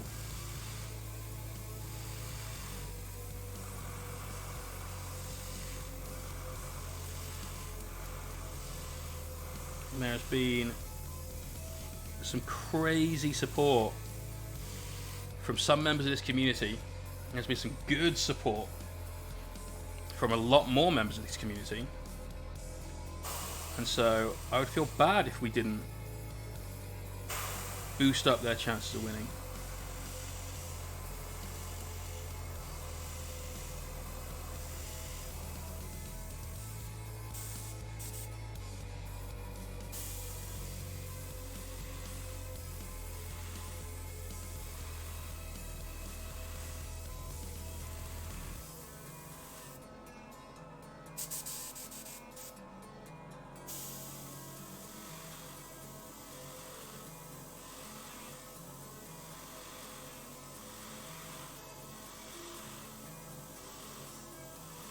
So once we've done this, we'll give this a quick blast with a hairdryer.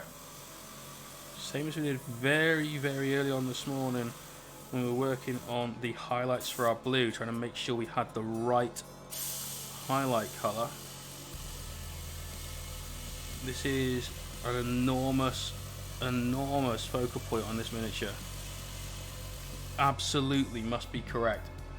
So we need to know if we're on the right path or not with this orange. So we can grab the hairdryer, dry this down, go from there. Shit sun indeed. There's more coming in an hour and a half. 2 more. You get start collecting night spots. Doesn't exist, mate. Doesn't exist. Well, it does. It's 2 Halverins. I'd say you're lowballing yourself there, though.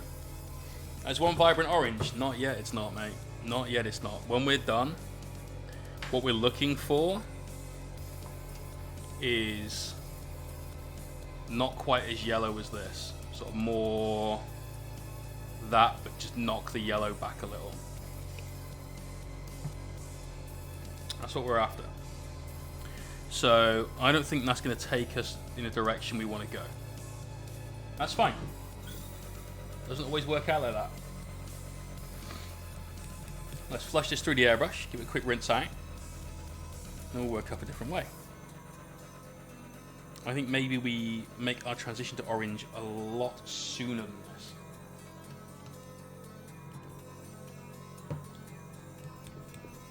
Start clicking Knight's box with that Battle Force box at Xmas. Yeah, it would be. Petters! How's it going, man? So we did some freehand. We channeled our inner Pedley. And we did a nice little ultramarine symbol freehand. It's kind of shiny right now, but I think that's come out quite nice. Very uniform. Damien is an absolute fucking kung fu master when it comes to freehand. I've just finished a painting black video tutorial. Nice, mate. So let's try a different tack. Let's, instead of going with that orange,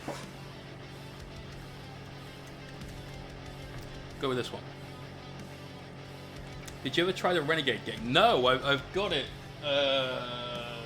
Just behind that blood. Oh, you can't see the top shelf, but just up there, I've got the box, which I obviously bought for the Knights rather than for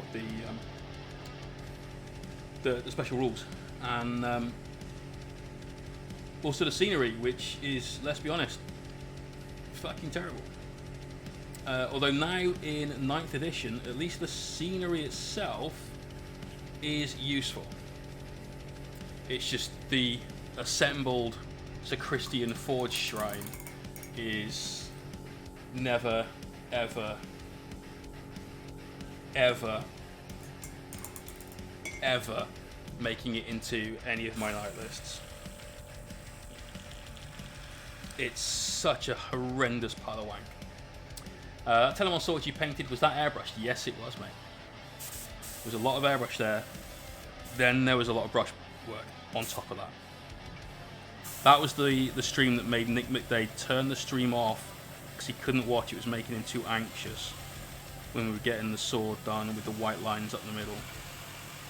Oh, that's better.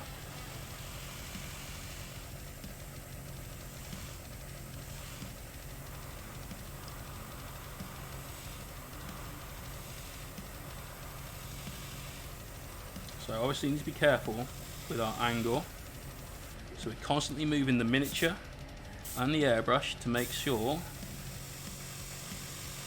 that we're only applying paint to the areas we want to. You certainly don't want to get any orange paint on his leg, for instance. We're working with very, very thin paint. We're about 2:1 flow improver to paint ratio right now.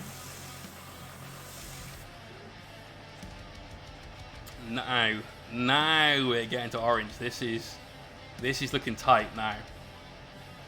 It's been asked before, and apologies. No worries. Any personal advice on decent synthetic brushes that are good for big areas? Carapace skin, etc. on Amazon or sort of page. Honestly, the best brush you can use for a large area is this one, and I appreciate that's not what you're asking, but that is the best answer. I've only got a couple of synthetic brushes which I use for oil work, and as a result they're very, very, very small, so I'm not the best person to ask. I hear a lot of people saying good things about like Broken Toad. I know Element Games is about to start stocking Monument Hobbies / Pro Acryl products, and that may very well have been why we were finding it very difficult to get any of that here in the UK. As a result, maybe some of the Bomb Wicks, because they're meant to be really good synthetics. I've just not tried one myself. You got some airbrush class on Thursday? Bam! Got to get that airbrush, man.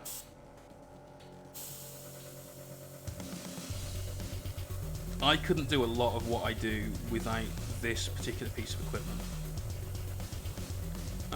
Not in the time that we do it either. I can brush blend. We do all that. We spent our time, paid our dues. Job on the fish anchor. Fish anchor. Fish, is this something else? Sam Lens does not only use synthetic brushes. Sam Lens will go to like the dollar store and buy some cheap, nasty brushes, and then paint something that is beautiful with those brushes and throw them away.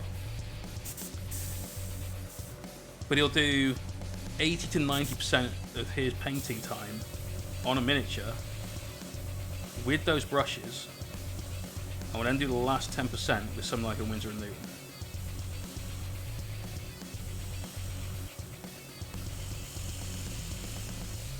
Sam is the most metal of all heavy metal painters, and as a result is someone that I absolutely love and adore. Great artist. He's been by the stream a few times as well. He's a good lad. Now we're going to do the draw at 11 PM live on air, whether we're finished with the minis or not. If we're not finished, then we're working till late, and the people that have won the minis will be able to stick around and watch them get finished. For the box that we're giving away over, that's managed on Instagram, for subscribing to YouTube and commenting and sharing and all that sort of stuff, that will be drawn on Monday, and I'll contact the winner via Instagram. Want to see your tank conversion? Why not, dude? Pop it in the Discord gallery and we'll have a look at it next time we do a win.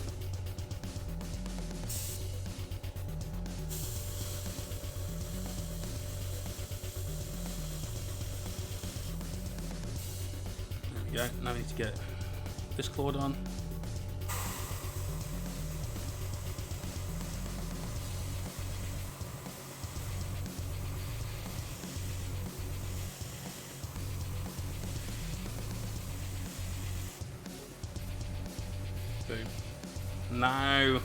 Now we're looking at orange.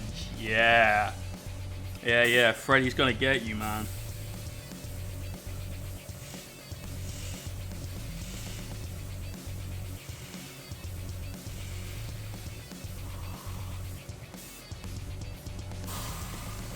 So notice how we keep bringing my hand in, help stop any of the overspray. Orange can be an absolute fucker to work with, simply because it's generally a very thin pigment. So you need to be careful of the overspray. Melite, thank you for that follow. Damn, it's coming down hard now.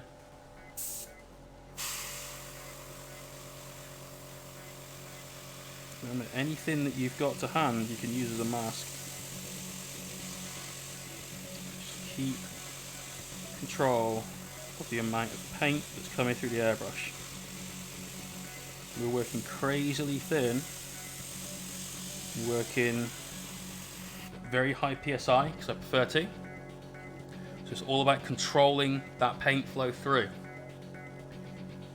That is what we were after. I'm going to amp this up with some yellow in a bit. But for now, we're good. let's do some of the fun parts. Let's do some of these glowing orbs / balls and so on. So we're going to work up real close now. You may not even be able to see the area we're working with. And using the tiniest of all thumb motions. We start building our orange up on these areas. Now a lot of this we're just looking for an internal glow. We're not looking for OSL. We're not looking for this to light up his belt. Just looking for that little, hey, here I am. Look at me. We go a little brighter than that.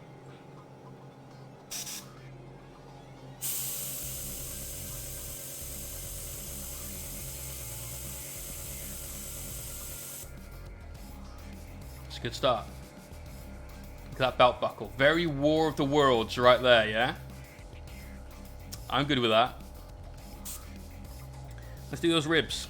Now these are going to have a little bit of an external glow.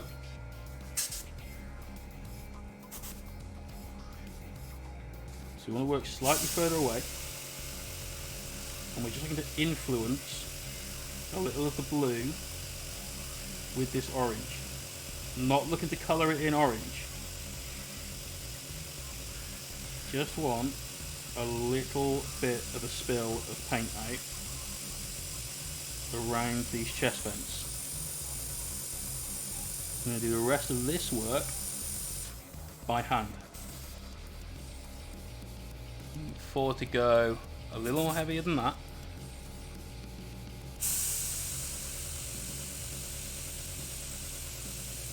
And this is one of the reasons that I love airbrushing, right? Instant gratification. You've got something that is immediately going from what you had before to, hey, look at me. How you doing? You can see the difference, this side to this side, yeah? You can see that orange going down over those areas. Here's where you need to make sure that your tip is clean. Make sure you've got good flow, so we keep spraying off to the side. Keep working with those very, very deliberate and small thumb movements.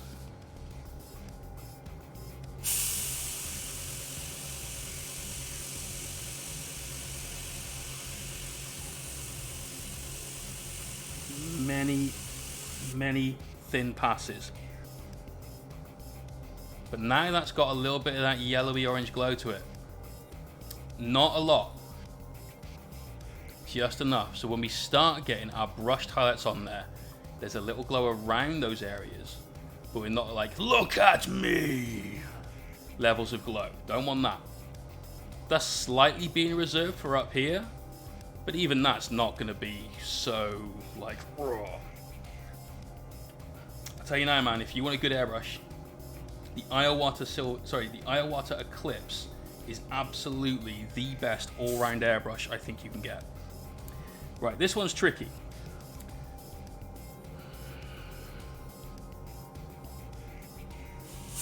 So coming in from a slightly different distance and not an ideal angle. This is why sub-assemblies are frequently a great idea when you're doing a lot of airbrush work.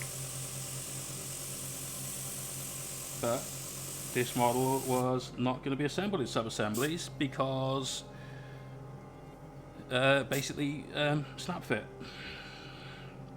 That being said, I can't fault the snap fit technology that G-Dubs have used for this box. Sorry about the Moe.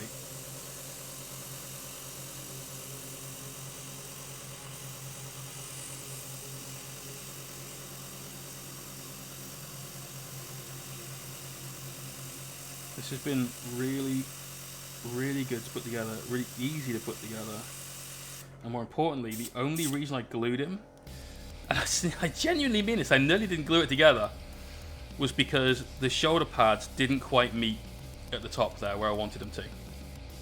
So that needs more. See from the underside, that's got a nice little bit of that orange just spilling around. Let's try upside down. That might give us a better angle. I think it has.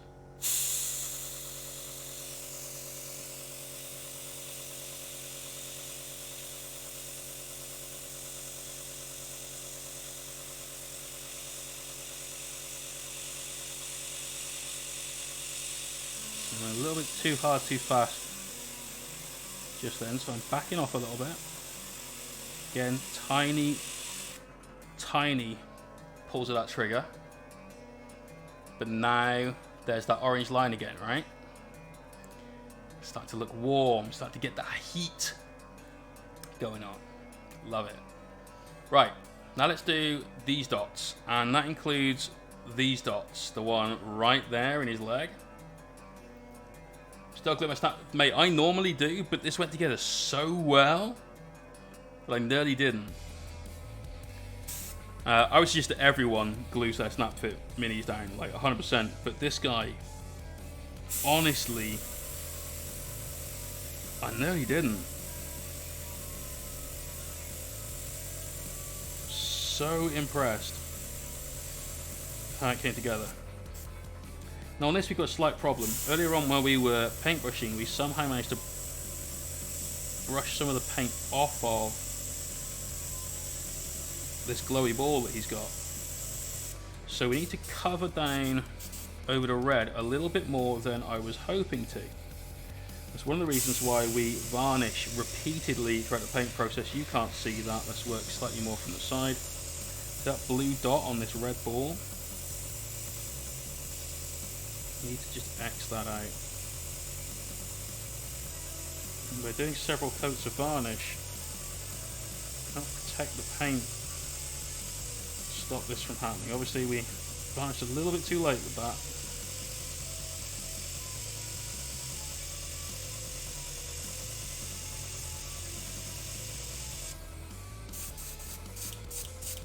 Now you must resist, you absolutely must resist the temptation to just fucking blah with the airbrush. I've seen many minis, frequently done by commission painting studios, where they have been quick rather than patient, and as a result have come away with a mini that looks like it has been abused by an airbrush and not painted by one. But if you painted that by hand, that's maybe 5 to 10 minutes of wet blending. We can do these without that having to X over the blue in a very small number of minutes. Equally, let's get in here on this leg. Just going to clean the tip a little. We're working in a very sensitive area, and I've just seen a tiny bit of paint speckle, so just wipe that down. Pay attention to the needle rather than just the crown. There we go.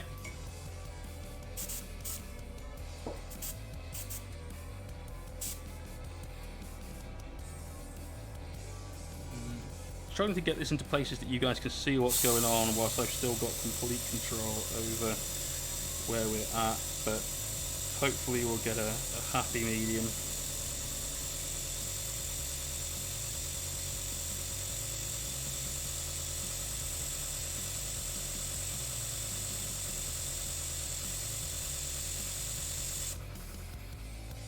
There we go, that's got a little bit of orange to it.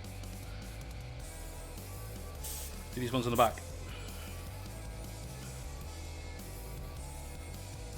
Notice how I always try and brace myself against something. In this case it's just my thumb, but whatever works. Again, another strong reason to varnish your minis several points within the painting process. It allows you to touch them while you're painting. As long as your hands are clean and say you haven't been eating nothing but pizza all weekend. Guilty. You won't have much of an issue leaving oil from your hands on the mini.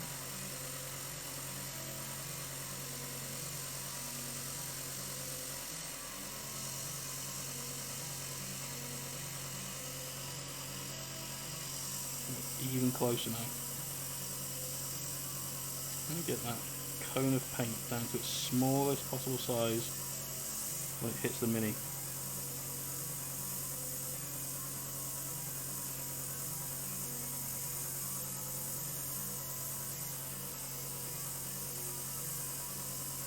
So we're allowing some of that orange to just fan out onto the blue to influence it. Not, oh my god, look at that OSL. Just a little.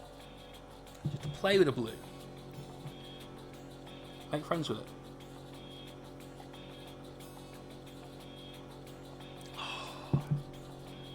We're not even at the difficult stage yet. Not even at the difficult stage yet. That comes soon though.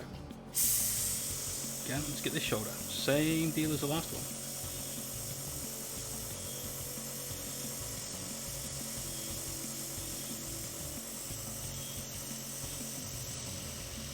Back away a little bit. Allow our cones to be slightly more diffuse. Give us a little bit more of a blend.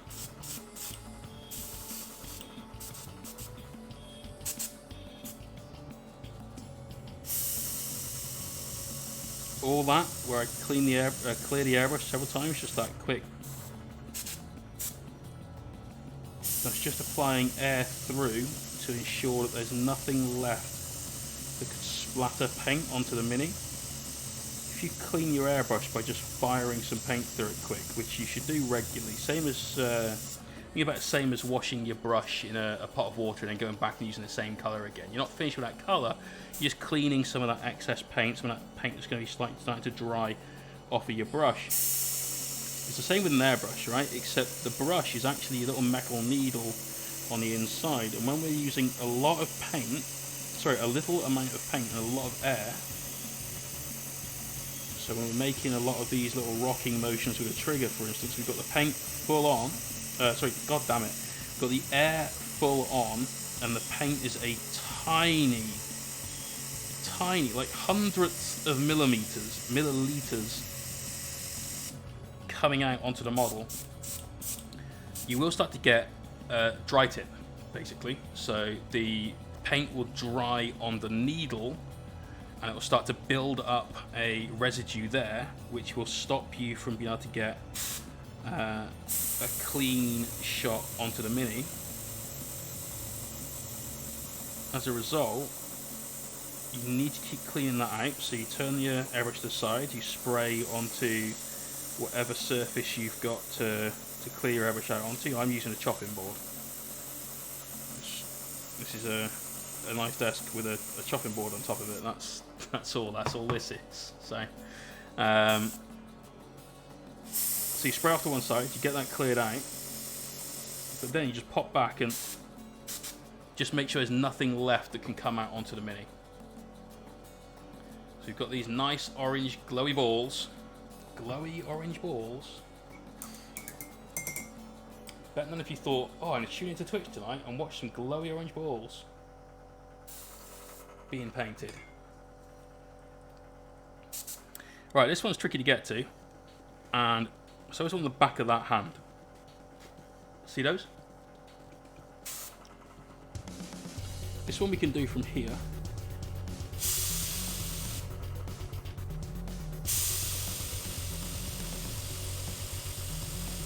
And this right here is exactly why the airbrush is always at maximum pressure, because I need to be able to snipe highlights in every now and again. One glowy orange ball. Look at that. This one, slightly harder, because we've only really got two massively outside angles. Obtuse angles? Is that an obtuse angle? I think that's the right word.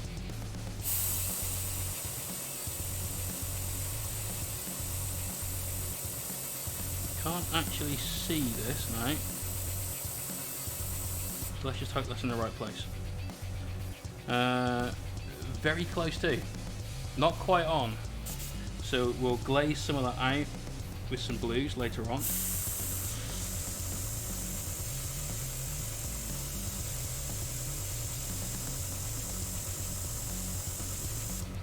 There you go. Now, if we just grab our brush quick, there is a tiny bit of orange right there which you want to remove, and a little one just there I'm going to remove, and we'll just wick away some of that as well. So we'll glaze a few coats of blue onto that later on, but that's pretty much done. I do want to hit this one again because it's only bright from one side. So we'll do that, then we'll do the gun, and then we'll do this big old axe. So let's try and come in from here. Tricky angle. Got it though.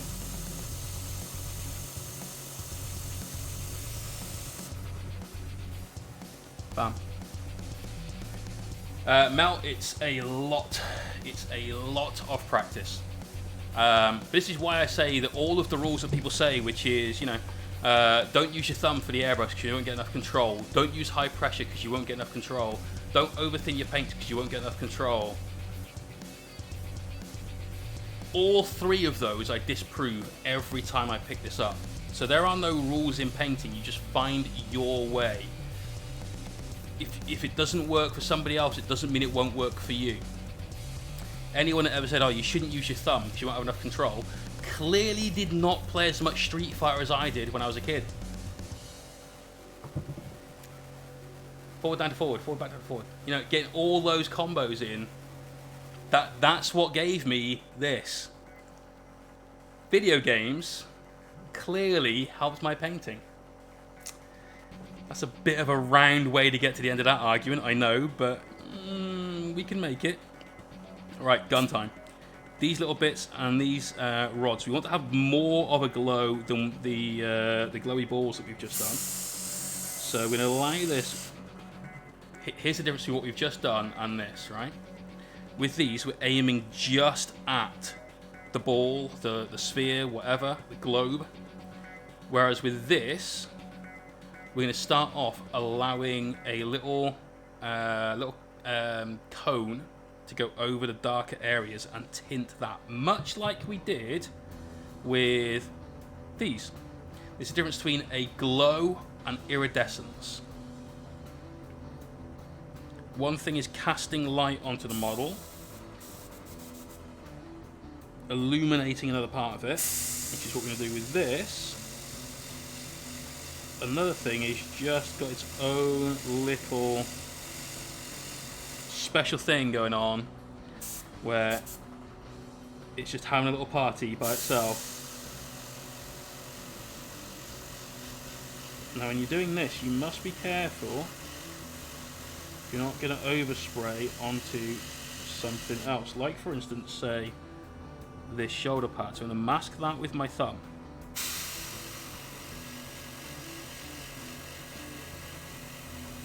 Just spray a little bit of orange over what we've done here.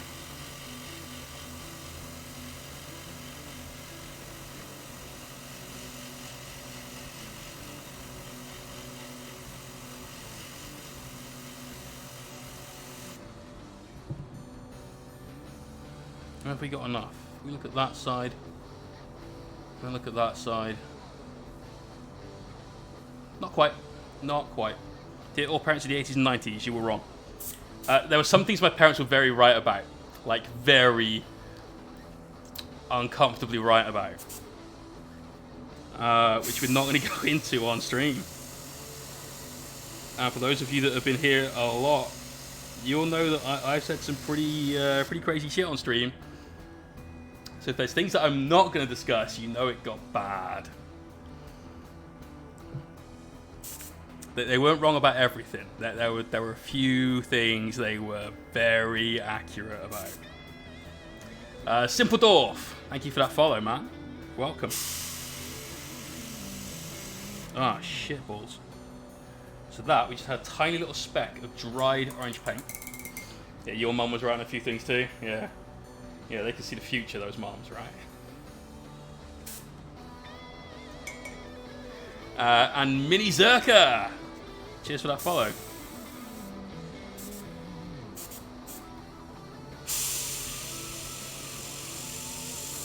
So here, we don't want any paint on this bit. We want the paint inside. So we're going to miss that. I'm going to miss this section as well. So we have to work closer now. But we still want to be at the maximum sort of distance we can be away from these rods. We're going to change our angle quite a lot to just sort of fit within that area.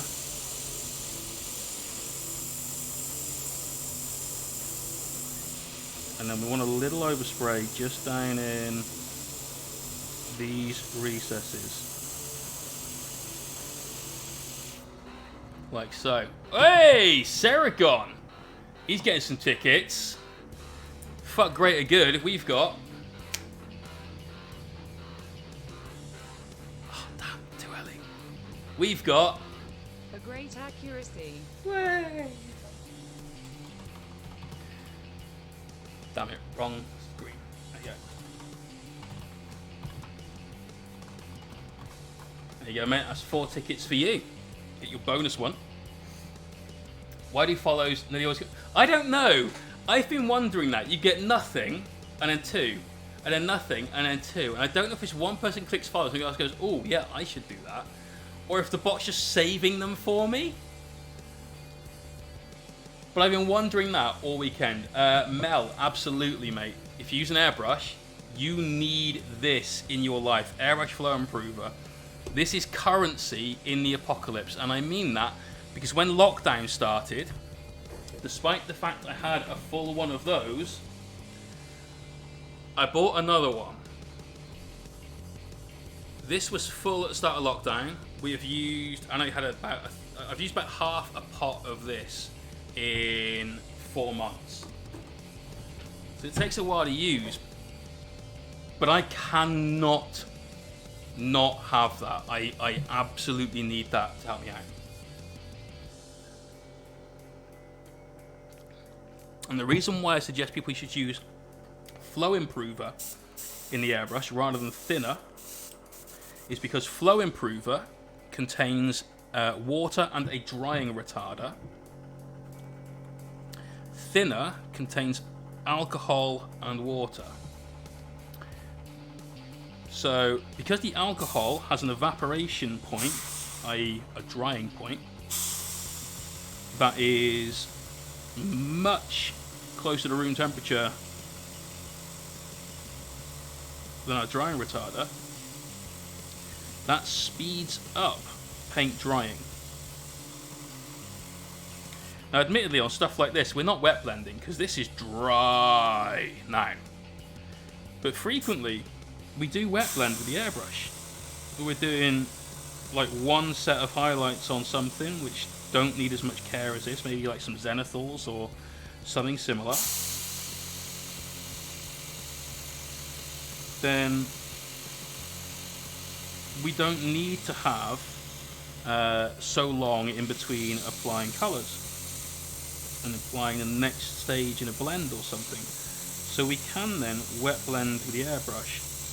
And if you think you're getting a nice smooth coat on something now, wait till you wet blend a transition with the airbrush, because fuck me sideways, there ain't nothing smoother than that. Because the previous coat is still in a wet state because of Flow Improver, and the next coat aerosolizes itself just lightly over that. It melds, it has a party, it becomes this beautiful thing. You will never get a blend as smooth as that. I will challenge award-winning painters, headers, to get smoother blends than that with a brush. Because I'm genuinely not sure you can do it in a way that is noticeable to the eye. Like under microscope, maybe not still. But, you know. Poser Ninja is a follow. Right, let's see if we get a second one. See if the bot is being crazy. Check that out, sounds amazing. Pretty bad at wet blending with a brush. I can do it. but I don't practice it very much because we have an airbrush. But Flow Improver, best place to get it from is Amazon because it's on Prime. Get that free delivery. Get it next day. And it's about a tenner for 200ml, which is nothing. I cut all of the paint at least 1:1 Flow Improver to paint ratio when it goes into the airbrush cup. And because all my paints get transferred into dropper bottles if they weren't already, and when we do that transference, we add Flow Improver and thinner to the paint to help thin it down but not change its properties, so we add equal amounts of both.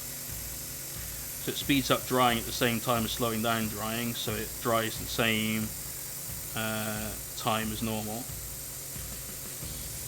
Then the paint that I use is probably about 60% Flow Improver, 10% thinner, and 30% paint. And that's what's coming out of the airbrush right now.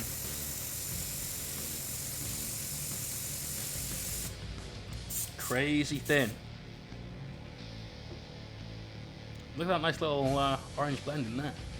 Using thinner just under the Flow Improver, but I don't get it next day. Ah, damn, man. Unlucky. Is your coming on Tuesday now?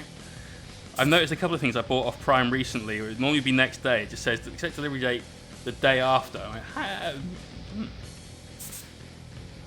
okay.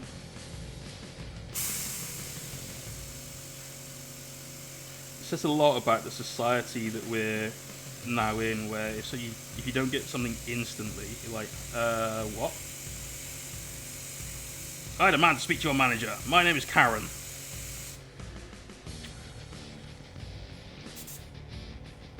You're getting that glow down. Look at that orange. Look at the way the orange changes the overall value of the Mini, where everything was this before it brought it down. That's lifting it right up. Oh. So excited. We're not going to get this done by 8. We might get this done by 9. We spent way too long having a dinner break and enjoying the whip. That's work in progress, gallery, not something else. I know somebody already halfway through typing a comment about that. And that person is a dirty perv. So there's that little power cell, this little Duracell he's got going on. Now you get the fun bit. Now we've got to do that axe. And that person just identified themselves. Oh. Nano, as far as I'm concerned, mate, as long as they get it to me in a reasonable length of time, I'm good. I ain't gonna push it. Fair enough. That's not been my experience, but I don't do a lot of online shopping. I basically buy hobby supplies, toy soldiers and plastic crack. That's it. And coffee. But that's because I get my coffee from a specific roaster. Right, so here's where we've got to be careful. I'm going to try and gangster this all in. And essentially, one go, no masking, apart from maybe like that bit of cardboard you saw me using earlier on. And this could be good, this could work, could fail. We'll soon find out after we've done this side of the blade. Right, quickly clean our tip. Actually, what we will do is just add a bit more paint into our pot as well. Sometimes talking about better hot coffee to buy from a well. Yeah, mate, my coffee has always been better at home. My mocha pot had an explosion. Which I've still not told my housemate about. And I need to get another one of those. But the coffee I make, have made recently, or sorry, have been making recently, is a reusable coffee capsule, like a stainless. Fuck's sake, I've got a little bit of jank on the end of that. I don't want it to drop in the airbrush cup. There we go. It's a reusable coffee pod that I fill with my own coffee that I get. That goes in my Nespresso machine, and that's damn alright coffee. Because you still get the pressure going through there, so you still get that creamer and all the other things you love about that kind of coffee, but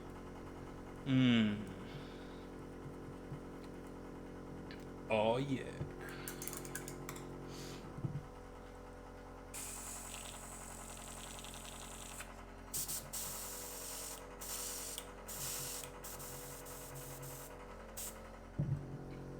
Tunes.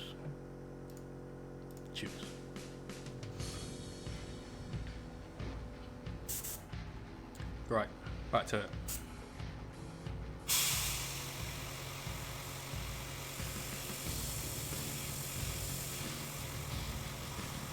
So here's what we need to be able to do second passes on everything, because we want this to be very orange with a little bit of cardboard.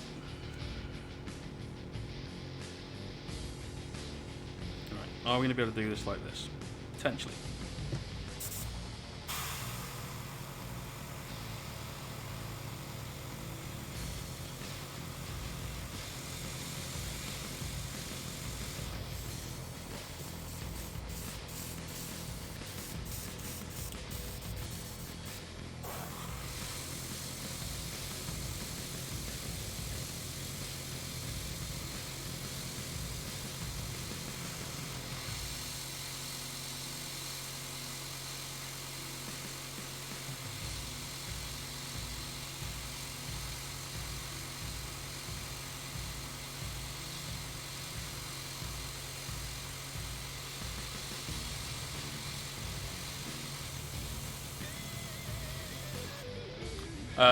Retasim, thank you for that follow, man.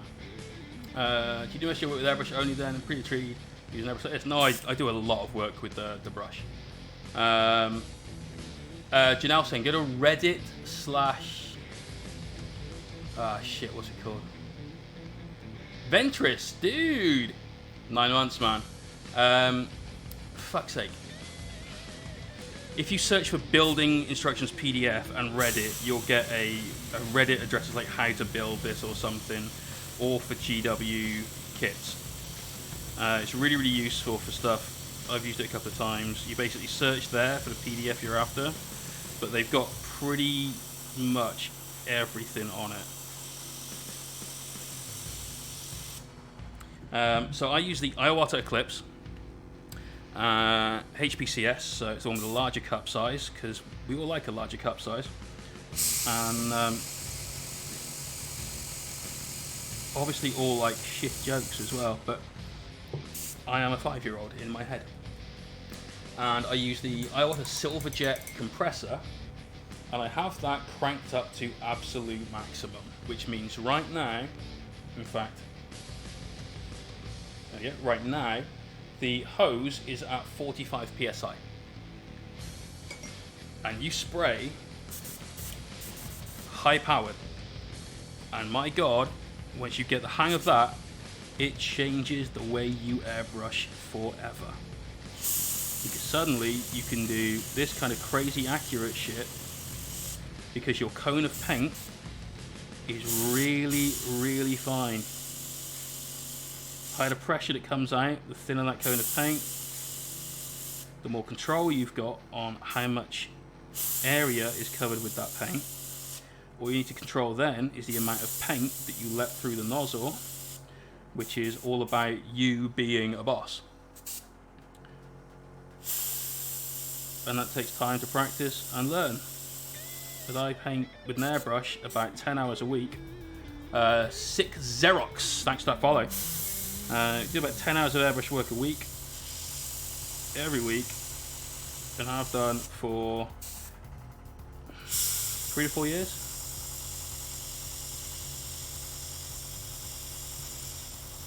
Sometimes we just do a day of airbrushing, like 12 hours straight. Nothing but airbrush, because that's the stage of the commission we're at, or similar, right?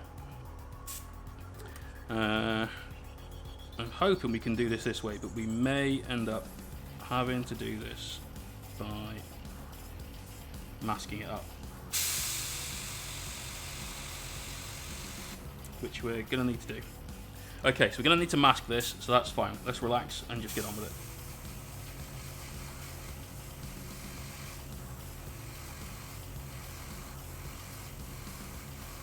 So what this means is we're going to paint this side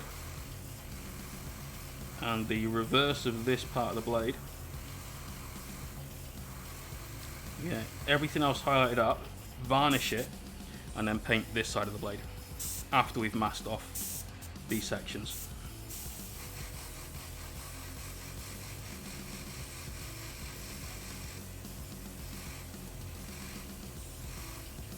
So now that we know that, it takes the pressure off a little bit, and we can just crack on. Uptime, 9.5 hours today. Yesterday we streamed for 14 hours. We're going to get these done by 11 PM. That's the goal.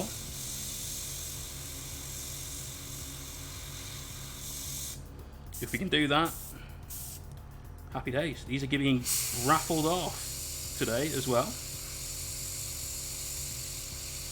So, exclamation point rules and exclamation point ticket if you want to know what's going on with that. But essentially the long and short of it is at 11 o'clock today we do a prize draw.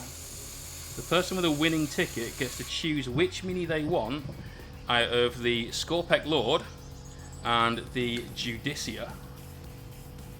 We've painted them this weekend. We still got the bases to do, obviously, but the mini, he's finished. This guy, we're on to the last stages, obviously. Not only do you get this particular mini, or that one, but you also get every other part of that mini's faction out of the Indomitus box. So if you choose a Necron, you get your Skorpekh Destroyers, you get your Scarabs, you get your Warriors, your Overlord, your Reanimator, and he's a chunky boy, by the way, the Reanimator. He looks ace. You get all of that. If you choose the Marine, just do stomach size and stretches when you airbrush as much. Stretches, yes. Fuck yes. Stomach sizes, nah. Nah, but my back is shot. We're now into, like, approaching hour 24 of streaming between today and yesterday. Which obviously is a lot, and is, in fact, obviously a lot more than I would normally do. Since we don't normally stream on weekends, but it's Indomitus Release weekend. How could we not? I have to do something for it. I love 40k. Brand new edition, brand new toys. Come on.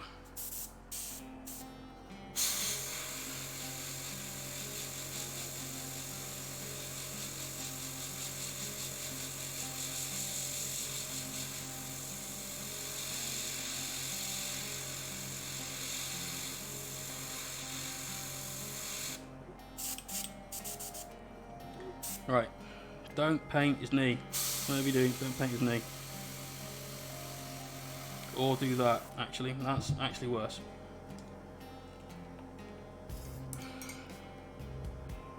Terrified of painting the knee, so we ended up just blowing water all over that area. Spider webs galore. So immediately chuck down a load of water. Brush that away. If you're quick, you'll rescue it. And you're Gucci. Before you put any more paint down in that area, once your cleanup's done, hair dryer.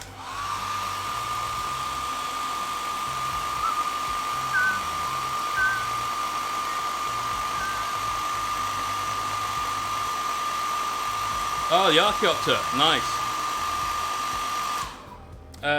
Moon, I've currently played 3 games with my Knights of 9th Edition.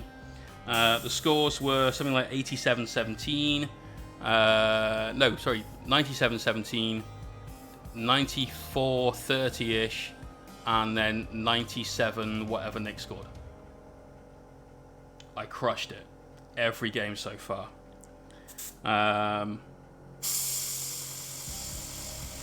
Knights were good for me in 8th. I really enjoyed playing with them. They gave me a lot. I had a lot of success with Knights. #1 Knight player in the ITC. Never been the best in the world at anything. Ever in my life I've never had that kind of level of accolade.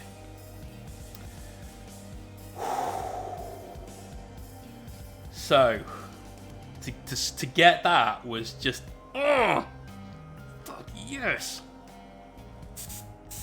So clutch. My list for 9th is the list that I wanted to play in 8th.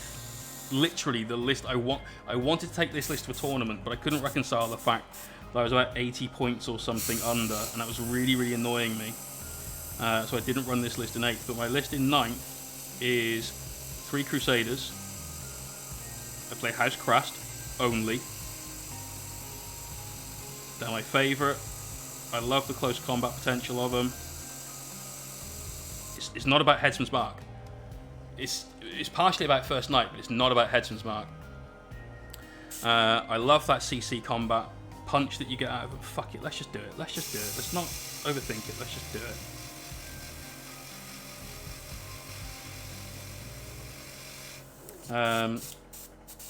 3 Crusaders with Iron Missile Pod, Thermal Cannon, Avenger Gatling Cannon.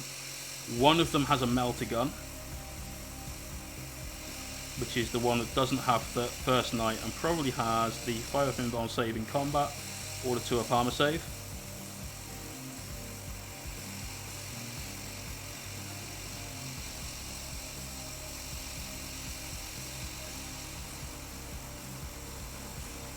Just glaze out any mistakes.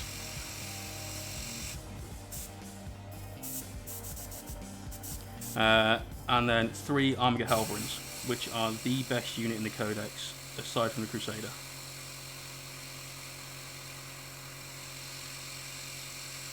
As far as secondaries go, you take Attrition, so kill more. You take either Bring It Down or Headhunter, depending on your opponent's army composition. And you take 1 as a movement secondary, as they would have called it in the ITC during last ed. So that would be, so I'll grab you in a second. Karawus 9, thank you. So yeah, something like Recon or Linebreaker, that would be absolutely spot on. Right, for this, I'm going to cheat because I'd rather get this done without spending another 3 hours doing this orange. Ow. What's the best thing to wrap your model in? Cling film. Not necessarily Sainsbury's cling film, but cling film.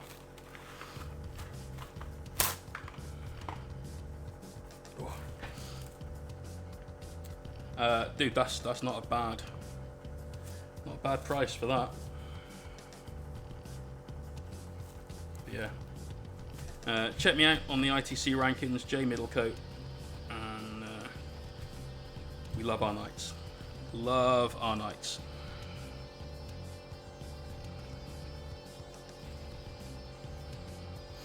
Now we can spray this with impunity. 4 layers of cling film. And let's reverse the blades, so we'll do light at the top on this one.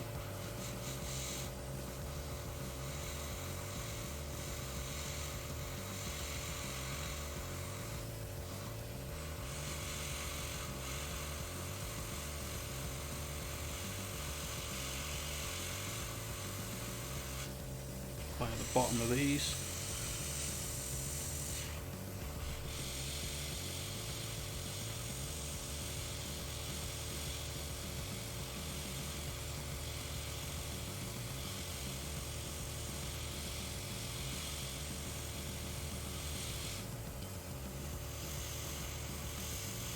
allowing the paint to dry just a touch in between, but so we can stay busy, just moving on to another panel.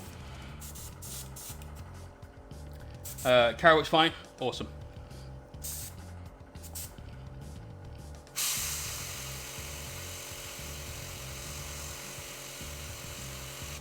Clean the tip. Voodoo Yaz! Let me get you a ticks, man.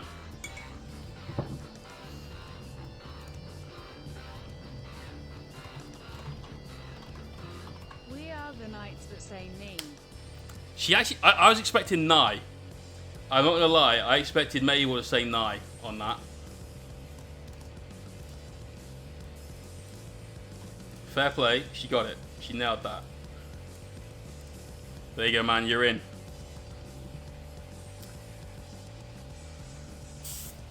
Admech's good. Right now, Admech's possibly, very possibly, cut myself up. That's not ridiculous. There's Space Marines out there. There's nasty Eldar things out there. We need to go in numbers. But yeah, Admech are very possibly the strongest army in 9th currently. Marine Codex is about to drop and the Necron Codex is about to drop, so don't bank on that being the state of affairs for long. But right now, you get some mileage out of them. Everyone's all about those robots, dude. The horsey people, chicken walkers. It's like fucking old MacDonald had an Admech army, but E-I-E-I-O.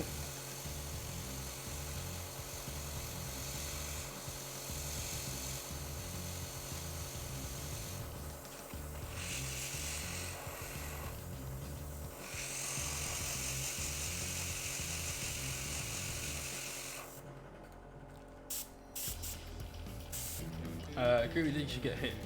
No, fuck off, fuck right off. No special detachments, that's fine. Kawahiri, it's all good, dude. Oh, nice. Nice. Enjoy your time off, man. We're doing grand. Good to see you though, chap. How's it going?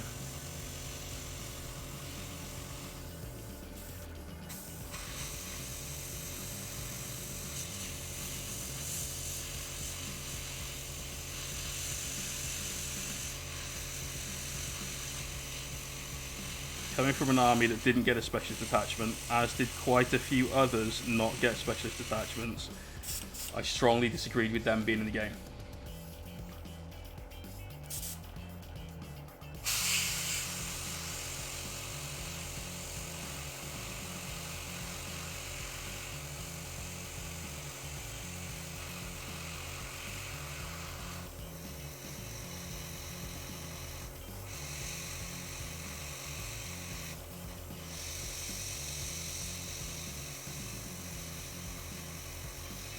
Oh shit, that was close. Just stopped that in time, but...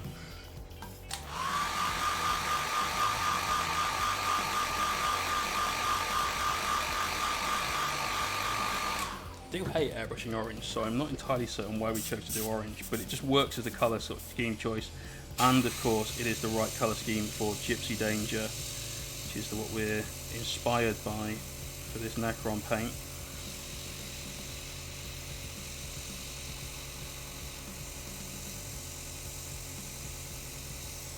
Chat, sorry if you are getting ignored slightly, but we are now behind schedule. I was hoping to get this part finished by 8 PM to be on with the bases for 11. I reckon we're going to be going with this till at least 9, which gives me 2 hours, not the 3 I was hoping for. So we are having to be a little bit more focused in on what's happening here, and for that I apologise, but needs must, unfortunately. We spent too long chatting, having a break and doing the whip earlier, which is my fault entirely. And we're paying for that now. So there's going to be lots of back and forth, airbrush, hair dryer, get these coats down. work this up to a good strong orange like we did with the claws, and then start moving on to that highlight coat before we can come in with some shadows and some brushed highlights as well. So there's still plenty to do on this. It's not all about the airbrush.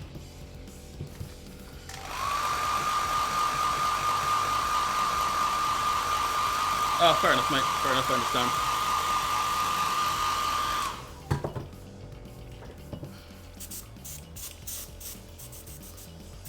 No, having played against Admech with my knights a couple of times, I played against a guy called Eric Kroger, I want to say. He's the Welsh, or was the Welsh ETC captain. There's obviously no ETC anymore, so that's fallen by the wayside just a touch. He ran that detachment against me at a tournament it was a grand tournament in Bristol. What did you hairdryer from? Oh, as far as you want. If something's super damp and it's literally just gone down, you're worried about its spider webbing, then go from a distance, very briefly, let that dry, and as soon as that has started to cure on the outside, get right in and do it. Don't need to be so gentle with that at all, mate, so I wouldn't worry.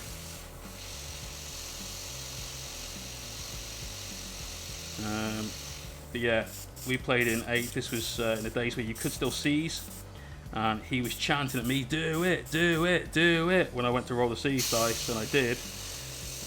And we won that game really handily, because I took out all of the units that could buff the other ones. And he got very unlucky in his retaliatory first turn and didn't kill one of my knights, which meant that then that was the end of. But took it like a champ, played like an absolute boss with a smile on his face all the way through. Taught me a lot about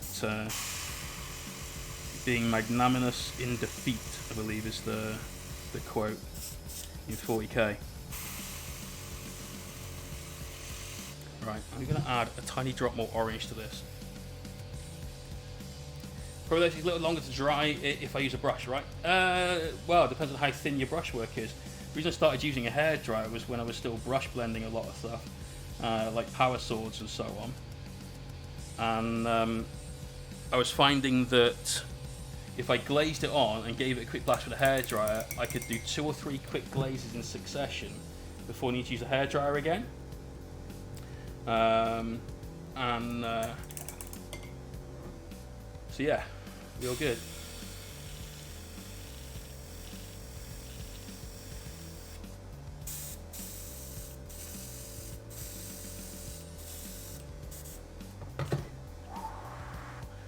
Don't drop that right into the orange spray pile down here. That would have been fucking disastrous.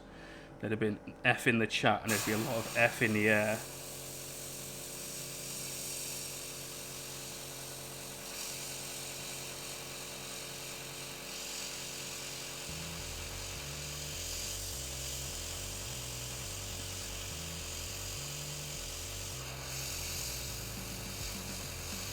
Nearly done on the orange this side, just evening up some of these sections, get a bit more power to the orange in them, and then we can check out everything else, make sure we're good to go on to our next section, which is to get some yellow involved and really pump this orange up.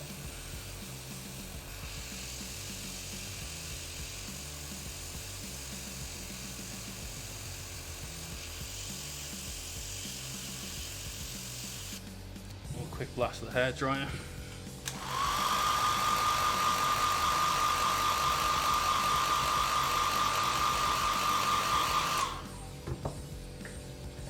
See where we're at. Needs a bit more in the middle here.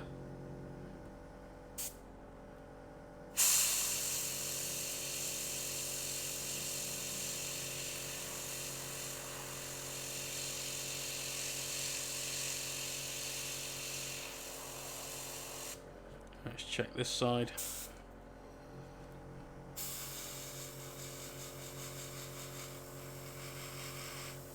A little more up here. I'm just trying to push it to its maximum state of being orange right now.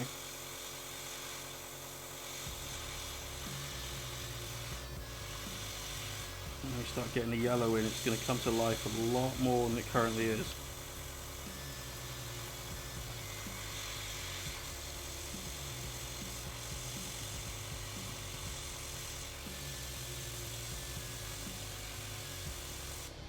Bam. Anything down there we need? Wouldn't hurt.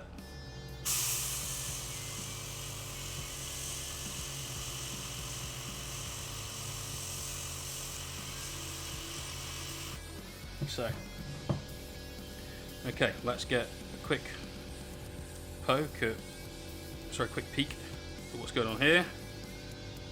Oh yeah, orange is definitely better than that horrible dark red. Now though, we need to get yellow going on. So, into this we're going to add a couple of drops of flow improver, and we're going to go up with some Flash Gitch yellow before we move into our yellow ink. Just want a bit more control to begin with. Put the black dude and the salamander on the Indomitus box. Cool.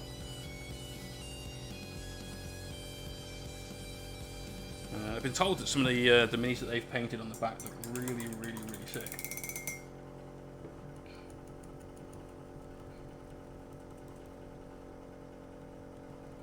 It's on the back, mate. So if you flip, oh motherfucker, or is it on the side? Oh, it might be on one of the like inside bits. You know, they print sometimes on the side of the inside, alternate paint schemes and so on. Could be on one of those.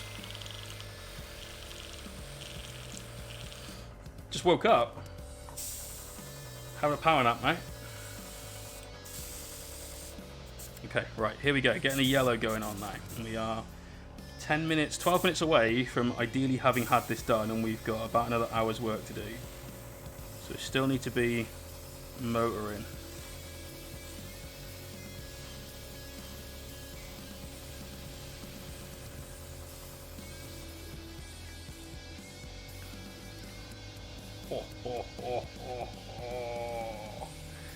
Oh, alongside under the lid. Cool.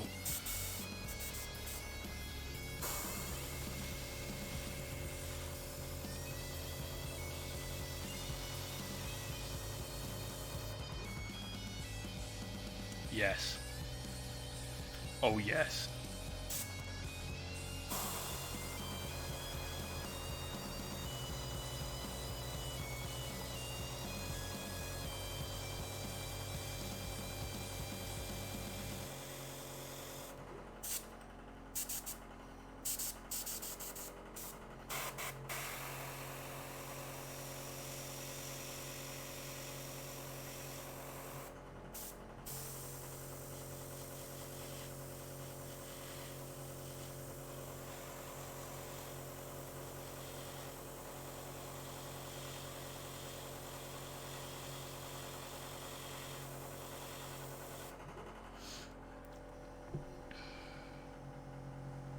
They're claws. They are claws. My God.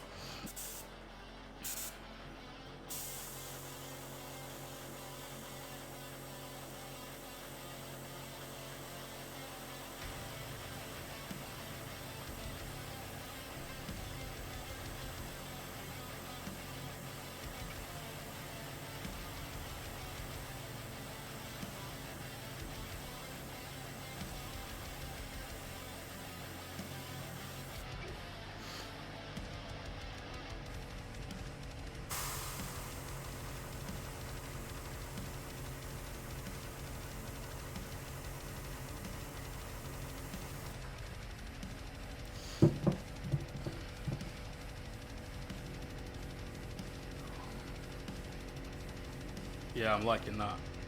That's in your face. That's probably about as bright as we want to go, actually. So glad we went with the yellow for what was hopefully going to be a mid-tone rather than going into the lemon yellow, because by the time we put some highlights on this, we're already bright enough. Now, we're not going to do any of the chest. That's going to be done by hand, just filling in the little recesses there.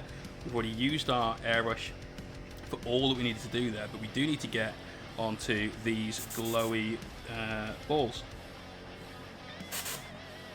Prof Garbanzo. Cheers for that follow, dude. Welcome.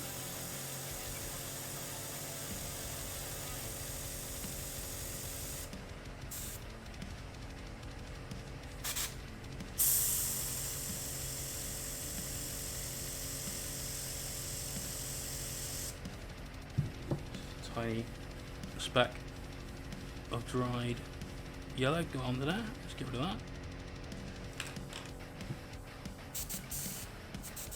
Remember, guys, tonight somebody's winning this dude, and our Judiciar, and an entire Necron army, and an entire Space Marine army. That's 2 lucky people getting a brand new start to a brand new edition of 40k. Then we've got some other people winning things like private tuition from myself, vouchers to increase your army, 40 quid's worth to spend in a hobby store of your choice. So £40 is a little under $50, I think.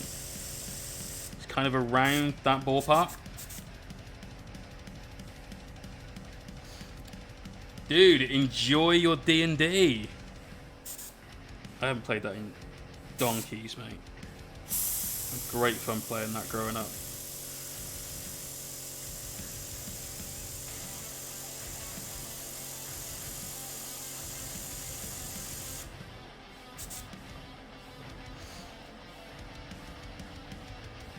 Nah, this guy's waking the fuck up.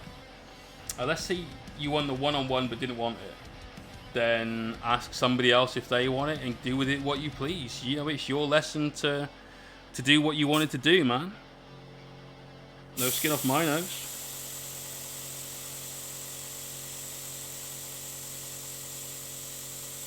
Just ask for it to be redrawn.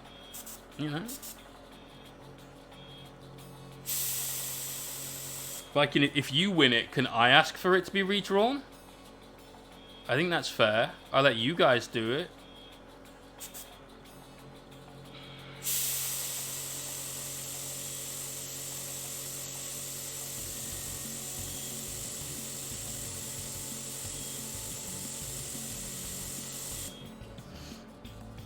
You don't want to see my face. You're correct. Like...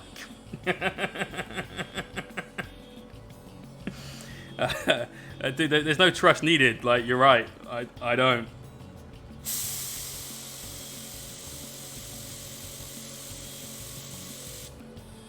This one's the tough one to hit. Gonna come in 2 separate angles to get that one. And then this one is just an awkward cast.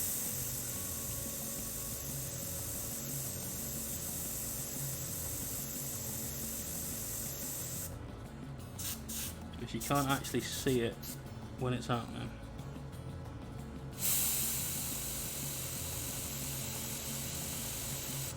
Oh yeah, got it.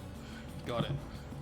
Alright, awaken and return. Time to see if the hurricane will let me stay. Well, hurricane. Just worry about staying safe, not staying in the stream, alright? You look after yourself, mate.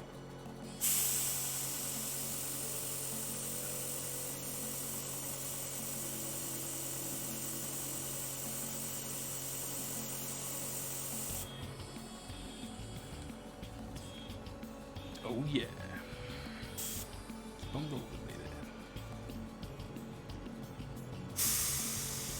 Alright, now on these cells we want to get just the inside part. So earlier on we were doing a lot of overspray on purpose to get a little of that glow going out and around. Now though,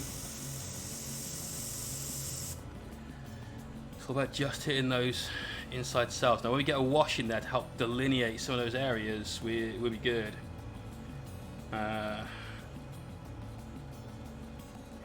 Shit.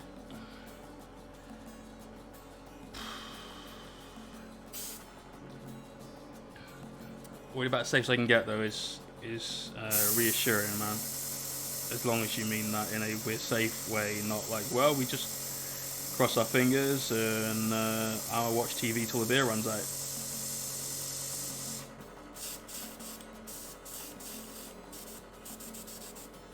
Clean the tip.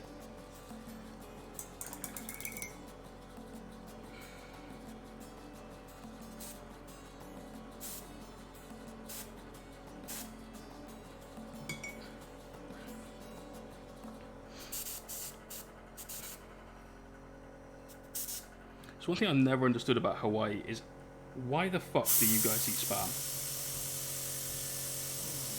I mean, don't get me wrong, I understand the history of it. I just can't understand why you're still doing it. It's gross.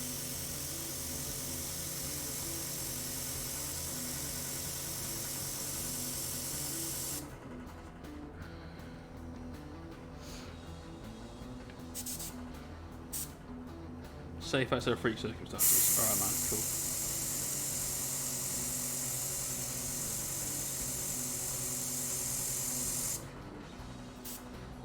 Spam is not amazing. Spam fried rice, meh. I've never eaten boiled spam. Why the fuck would you boil spam? Oh, that's the nastiest thing I've heard today. That is... Nope. Nope.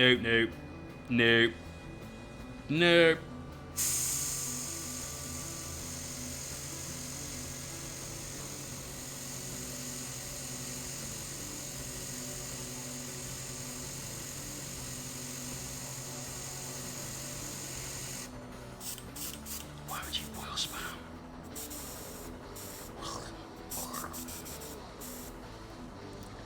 My god, no, I can't deal with spam. Sorry, we had used to do something called the Boys Brigade, which was the Christian version of like the Scouts and stuff. I wasn't a Christian, but they didn't really hold that against you. I wasn't really anything religious-wise, and we used to go on like a summer camp every couple of years to the Isle of Wight for 2 weeks, and one of the meals was spam fritters, so spam like battered and then fried, and that's oof.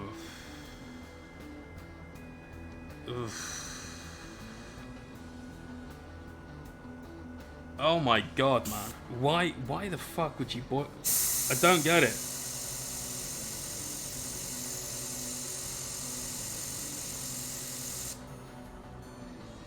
Damn, I need to clean that needle again. Spam does not need to be battered. Spam does not need to be at that stage. I'm sorry. I maybe I've just had bad experiences, but why not just have bacon or just ham? Why does it have to be spam? Why does substance... Is that what it actually stands for? No way. No way. Rocky, no one's seen a new arc. And having just completed 3 of the fucking irritating bastard things. They are, by the way, if anyone's unsure, a complete to paint. Do you want the taste or the texture? Yes. Both. There you go.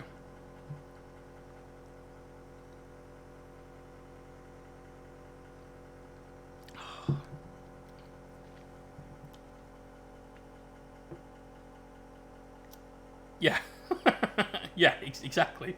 Why not just have ham? Why the spam? And also, why is spam the name of something that continually happens, like spam the chat and all that sort of stuff? How did spam become the name for that?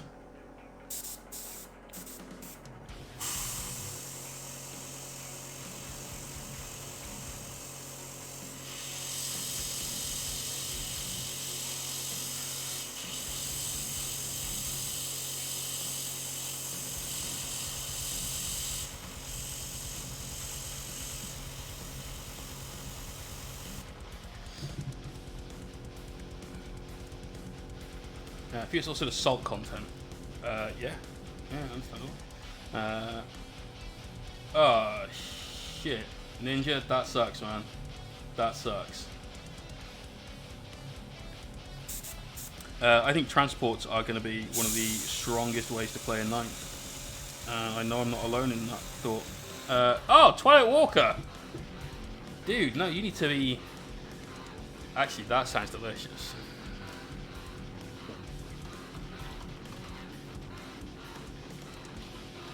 Lobster thermidoro crevettes with Morny sauce garnished with truffle paste and spam.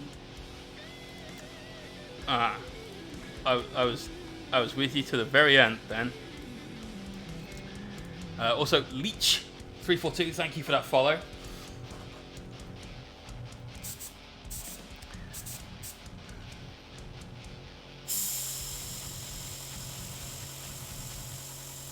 I think for some of these we are going to have to go up one more highlight. They're not taking it quite as well as some other areas. Now let's grab that clingfoil mask that we made this dude wear earlier on. Here you are, sir. Here's your little hairnet extraordinaire. And Gurkburk117, thank you for that follow as well.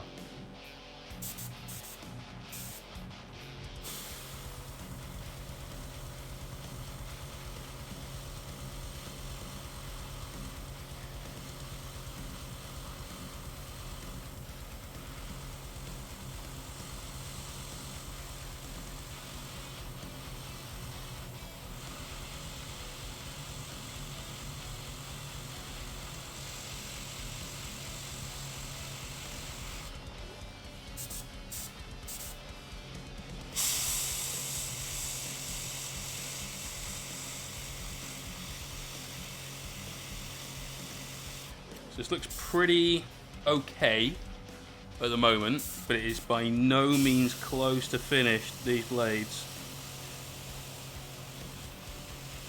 We've got actual highlights that will really help tidy this up. We've got some shadows to do, which again really help tidy this.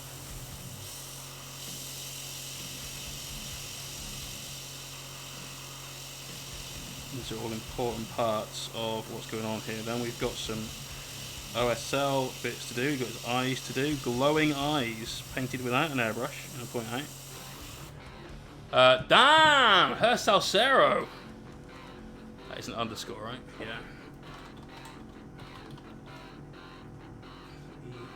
Oh. Brother, thank you very much. That is 30 tickets Cheers, for man. you. Cheers indeed, man.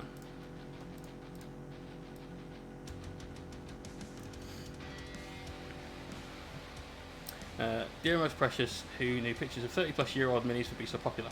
Yeah.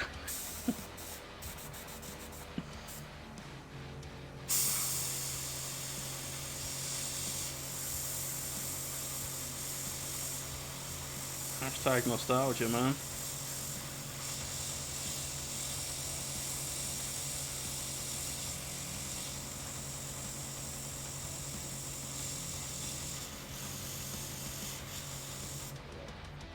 One side down, apart from this bit right down here, which we just forgot. Let's make sure we don't forget that. Thank you.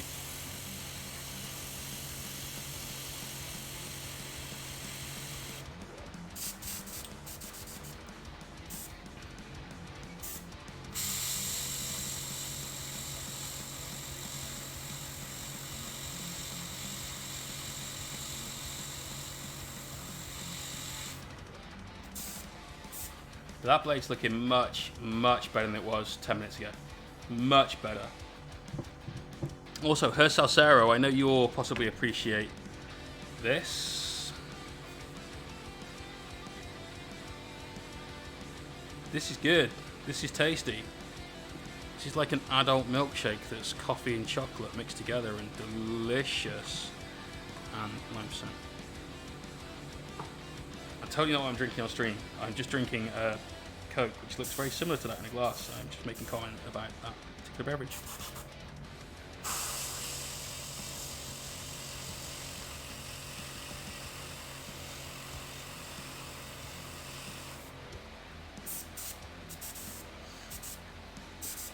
I thought you might like.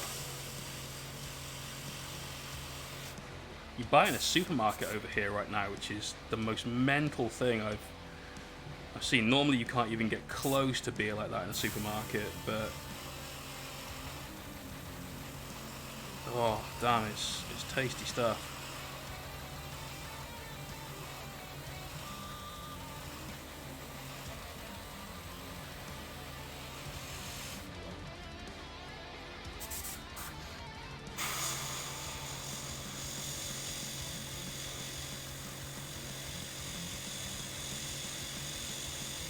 So like I said, we are going to go one level higher just to make sure that the glowing effects we've got on his gun actually look how I want them to.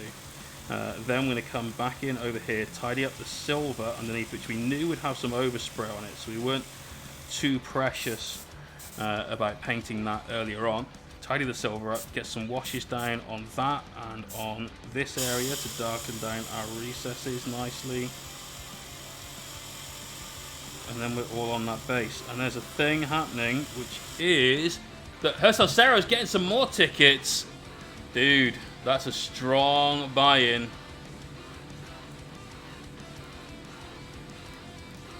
Last one, radioactive. Nice. Very nice. Once we've done this round of airbrushing, I'm going to unveil our next 2 prizes. Next 2 prizes.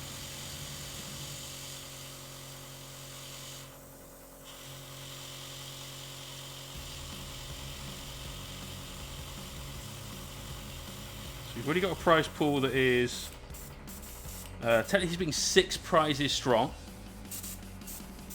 We'll take it to 8. I wonder where we'll stop. I wonder if there's a magic number that we might finish at for some completely unrelated to 9th edition reason. I wonder if there is.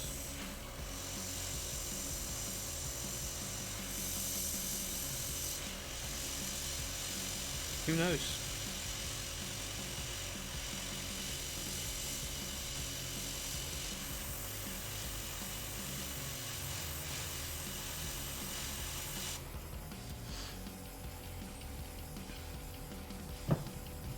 Okay, right, let's derobe this dude. Have a quick look at what's going on. Gun needs more to it, and we may as well, if we're doing that, do a little bit on the claw and so on and so forth. So let's grab a little bit more flow improvement, and we will go with that citron lemon ink. Barley wine's gonna be so good, mate. I'll bet. I'll bet. Des says 12 prizes. Des might be right. Des might be wrong. What do you guys think?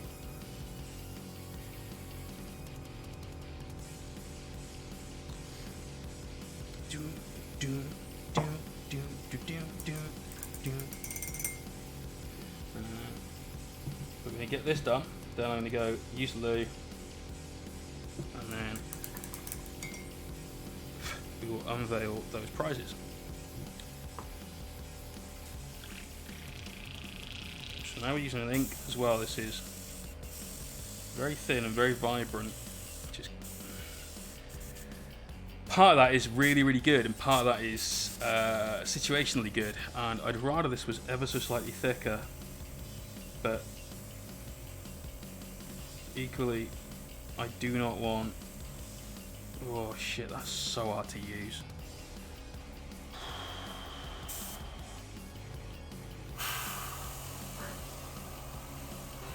Oh, DK! Brother, thank you so much.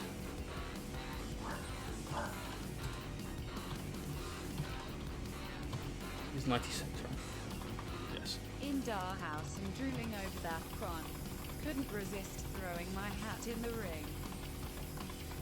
Well, I appreciate that, brother. There you go, mate. You are in. You are in like Flynn.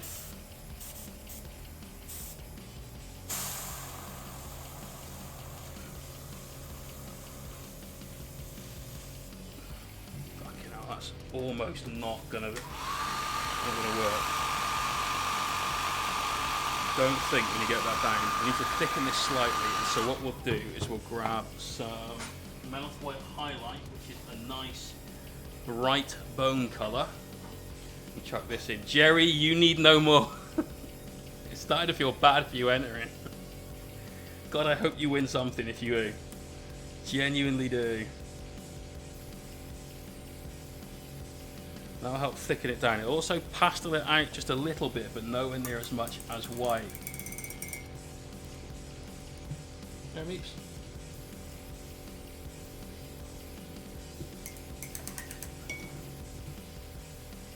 Harry, what is that emote? That's cool. It's like the Loch Ness Monster and some awesome skull. Okay. This much brighter. So I'll be super careful with this now. But we need it for our gun, and I don't want it to be artificially brighter than everything else, so I have to just carefully get the values right on everything else. So we're just hitting the very tips of his claws with this.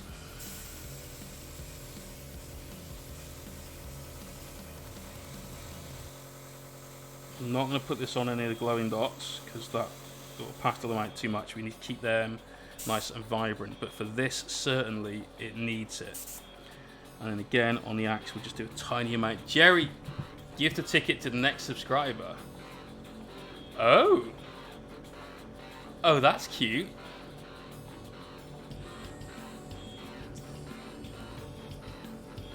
Give the ticket the next subscriber. So the next person that subscribes gets a free ticket from Jerry, which is super awesome and kind of interesting. I like that, man. You're playing games. So for being a subscriber, we give you Meeps, which is our channel currency. We give you 3,000 of them. You're also eligible to enter our monthly contest to have a miniature painted by me. Now, the way that works is I normally parade a stream of minis every month. It's 3. 2 of them which you'll know about, one of which is locked in a mystery box. You get to choose one of those 3 things. You can either have, this month, an Obliterator, so that's a Chaos Space Marine mini. So you could win a Oblit. You have the Blood Bowl Minotaur mini, which I love. I genuinely love that mini, and I want to paint it. That's why it's gone in the prize draw for a second time now. Or you could win the contents of the mystery box. Now, your choice. Last month, we didn't open the mystery box. The prize was won by Peckish Fox, who's another streamer here on Twitch. He chose that we paint Ragnar Blackmane for his Space Wolf army. And then actually decided that he wanted Ragnar Blackmane, but he was just going to put it on his mantelpiece and display it as a incentive for him to get the rest of his Space Wolves done, I believe. Why am I trying to paint in such a fucking cooped up little way? Let's be sensible about this, Jay. Pop that there. Hold it in place. Work properly. So that means the mystery box from last month was never opened. So the prize that sat there has now been there for about 6 weeks. It's desperate to come out. Now the only way you're eligible to enter this prize draw and to win a mini painted by me is by being a subscriber. So the next person that subs not only gets what may be a winning ticket today for one of the currently 6 prizes, soon to be 8.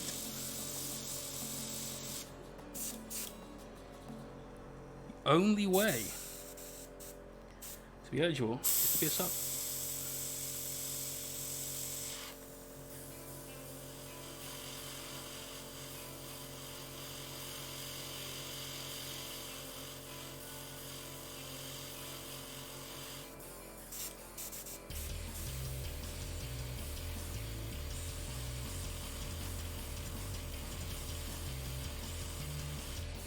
Be super careful with that leading edge. I think that's the only place we're going to put it, apart from like the crown and so on here.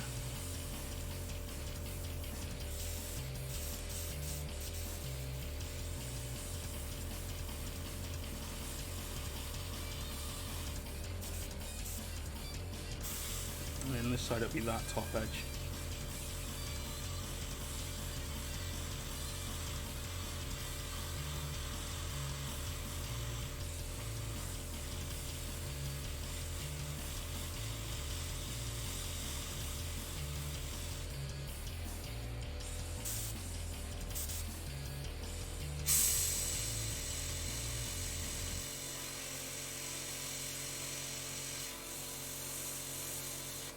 Boom. Right, there we go. That is all of the airbrush work with that done. I'm going to have a very, very quick break, go to the loo, that sort of thing. Then, hand you for entry. Very good. And, Guimauve. Thank you for that follow. That is going to be, the next thing we do is that silver, but that guy is looking pretty goddamn fierce right now. Loving him. Let's flush the airbrush out. Have a quick break, and when I come back, we will unveil the next 2 prizes. Should we just do one? Should we teach you guys a little bit? Let's see. We'll do one now and one at 9. That's what we'll do. One now, one at 9 o'clock. Or one when I get back, one at 9 o'clock. I think you're going to like this next prize. It's definitely a good prize. I think they've all been solid prizes.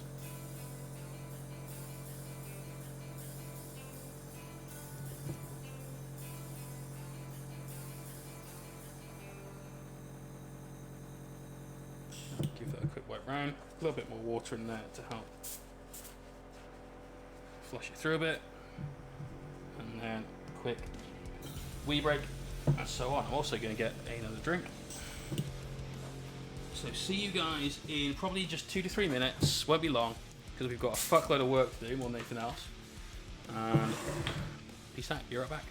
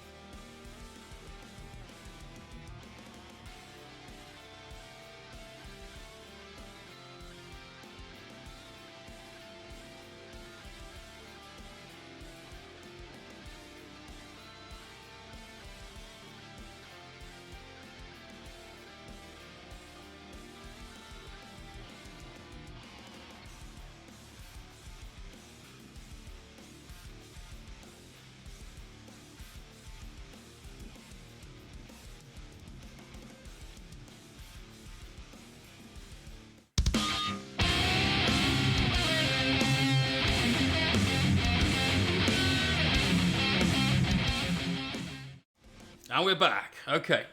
Had a quick break. Got a refill on a drink. I'm going to finish that delicious one there first, though.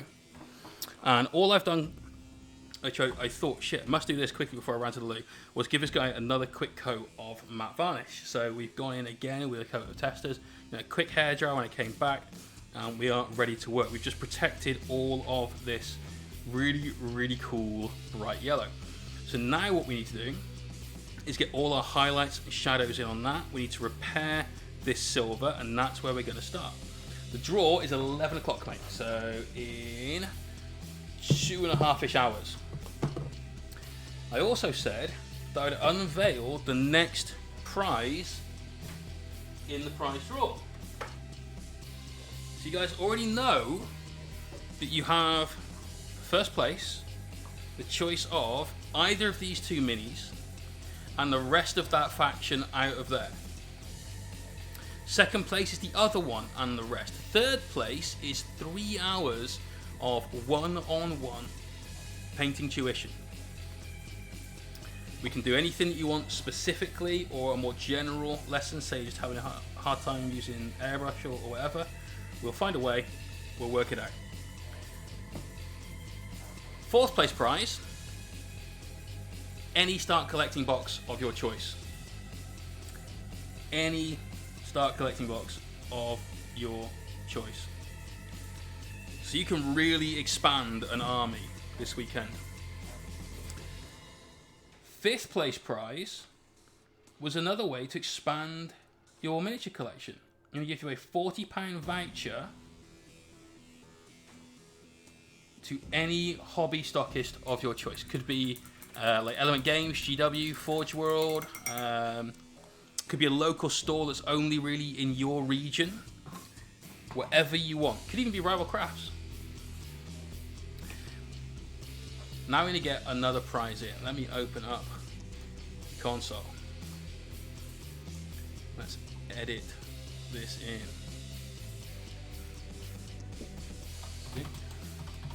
Place prize.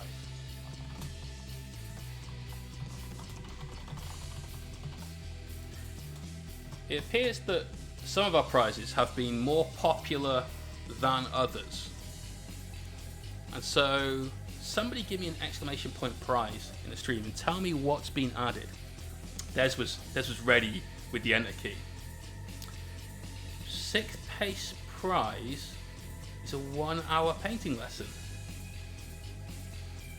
That seems to be something that you guys are really, really after. Unexpectedly so. Actually, seeing as the painting lesson will be very different, no real different to what we do here, just 1-to-1. So there's going to be a little bit more guidance, and I think you'll get a little bit more out of a session like that. But it's still like I don't really put on a show for the stream.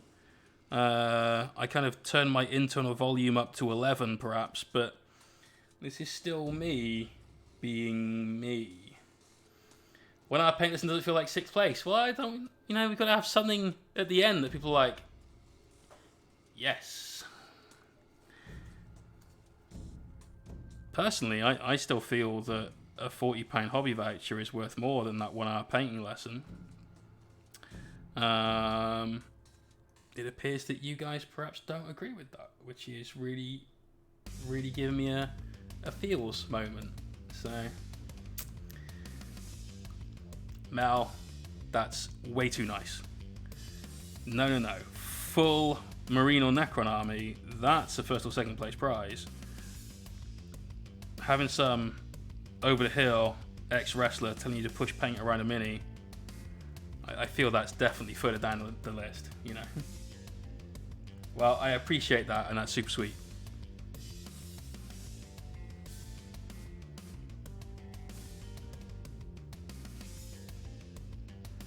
But in terms of monetary value, it's in about the right spot.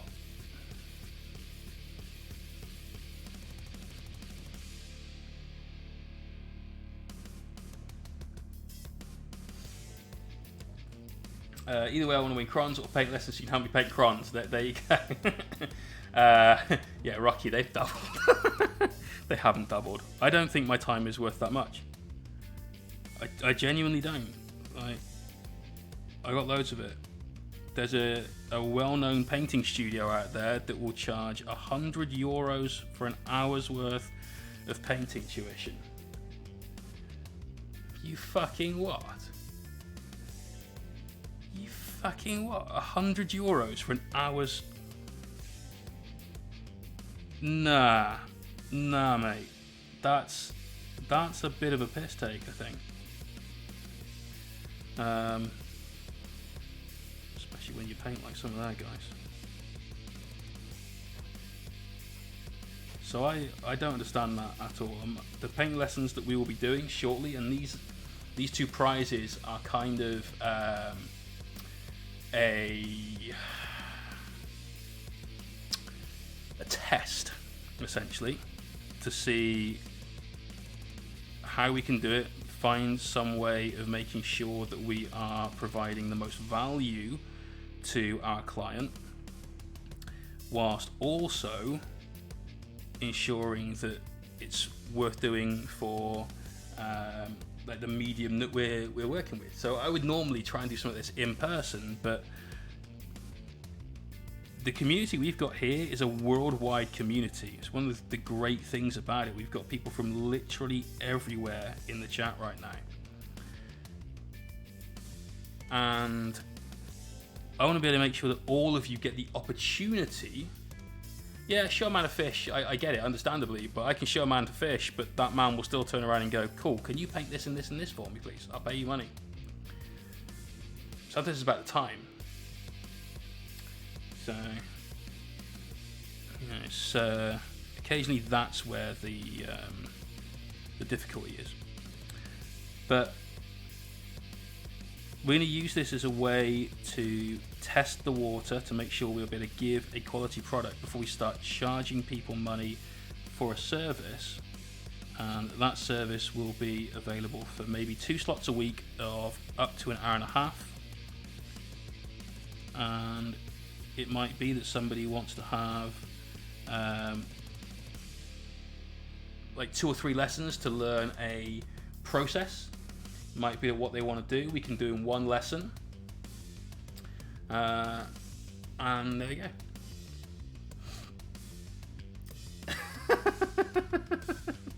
Put the crons in the bag.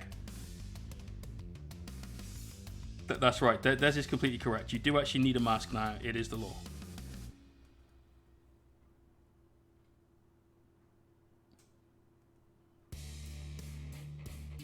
I think you'd probably get further if you walked into an office and just coughed a couple of times and said, put the crons in the bag. Pricing time is hard. It is hard. As a commission painter, it's part of the kind of mental juggle you have to do. Like, we've taken, so far, what are we at? We're at 10.5 hours, which reminds me, in 25 minutes, so before we announce the next prize at 9 o'clock, we need to restart the stream so we don't go over the 12-hour mark for YouTube uploads. Don't want to miss out on putting all this stuff up online.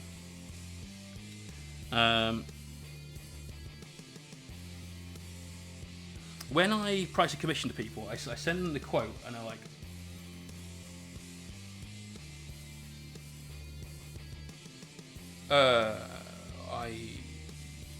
can I get back to you? So, you know, I've had lots of negotiations with people that have been super keen, and they're like, yeah, I really want this, I really want this. And it's like, yeah, you sound like you're the right guy for the job. We've had calls over Facebook and Discord and all that sort of stuff to communicate beforehand. I've given them the price, saying, right, it's going to take around this length of time, so here's the money. And the next thing they go is, I've actually decided to just paint it myself. Don't know what they think it's going to be, but a mini like this, you're looking, without the cost of the miniature, because I have no idea what he's actually worth, you're looking somewhere in a region of around 150 to 180, which I feel is fair. Like Bobby G, 180 to 200, because it's a load of that fucking gold filigree detail.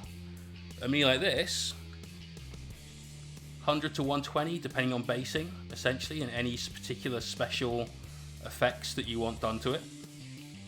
I think these are fair prices for the amount of time that we spend.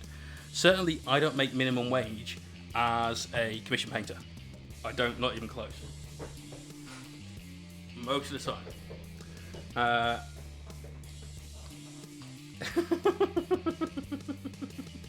Yeah, Kawahiri, there's an old saying, right? This is a very old saying. Whatever it is you want as a product, you can have it good, you can have it fast, or you can have it cheap. Pick any two out of the three. Now, that's true. I genuinely, fully believe in the validity of that quote. Soulless Foe. Oh my god. Oh my god.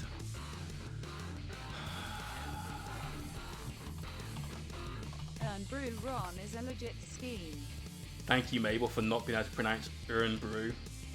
Doesn't deserve it. But it is a legit scheme.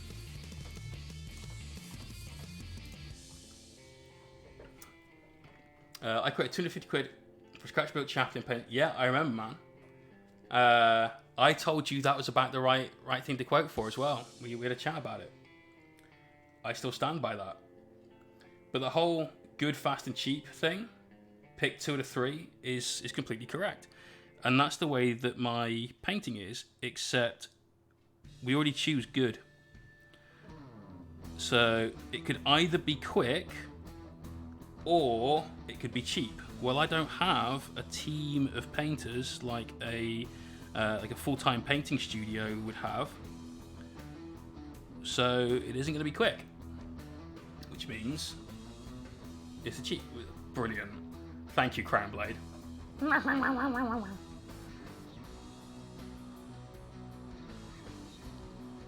Someone pass me an umbrella. Fuck you up with that umbrella. So, yeah, when you're a commission painter, there's a lot to sort of consider in that mental arithmetic of stuff. End of the day, 40k is expensive. Playing toy soldier games is expensive. You've got to buy the minis, and if you want good minis, they come at a premium because the amount of work that's gone into the design, that's gone into the manufacture, that's gone into the tooling to build the molds, all of this sort of thing. They cost fortunes to produce. Literally, this mini will have cost Games Workshop £200,000 to £300,000 to produce. I'm not over exaggerating. That's legit. That's 100% right. Was it? Oh shit! You're right. It was. My bad. But that's what I'd charge for that chappie. If I could sculpt as well as you, if I could paint as well as you with the freehand that you do. I mean, I feel like I can match you for some of what you do, but I can't freehand like that, man. Hell no. Hell no. So what we're doing here is we're just popping in a little bit of a black wash and some areas where we didn't want to get so much of a glow on, just to knock that back a little bit, like this entire end, for instance. So I just reduce a lot of that orange down, stop that from being a factor. Like so. Let's go a little heavier into some of these areas as well, bring back some of those recesses a little. There we are. Now we need to get washes into all of these. Now we can't use black for that. That's too dark, too abrupt a change. And so the next best wash in the world is not Agrax Earthshade. This is better. This is better. I see what you mean with the long cigarette thing that you used to have. Yeah, alright. That's fair. That's fair. So as a result, painting lesson. I know I'm giving you knowledge, we're imparting knowledge. We do it here for free.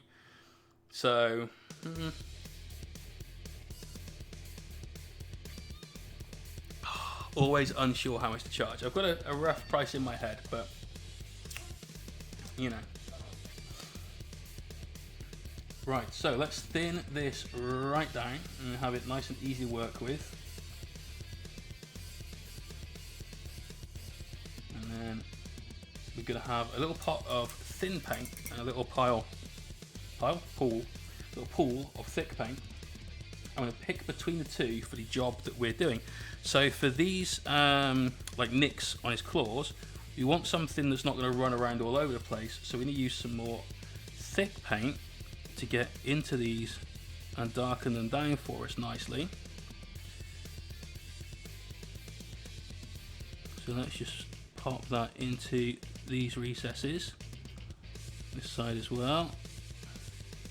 We also need this to get good coverage, so having it slightly thicker than our thinned paint is going to help do that for us nice and quick, which is kind of what we need right now.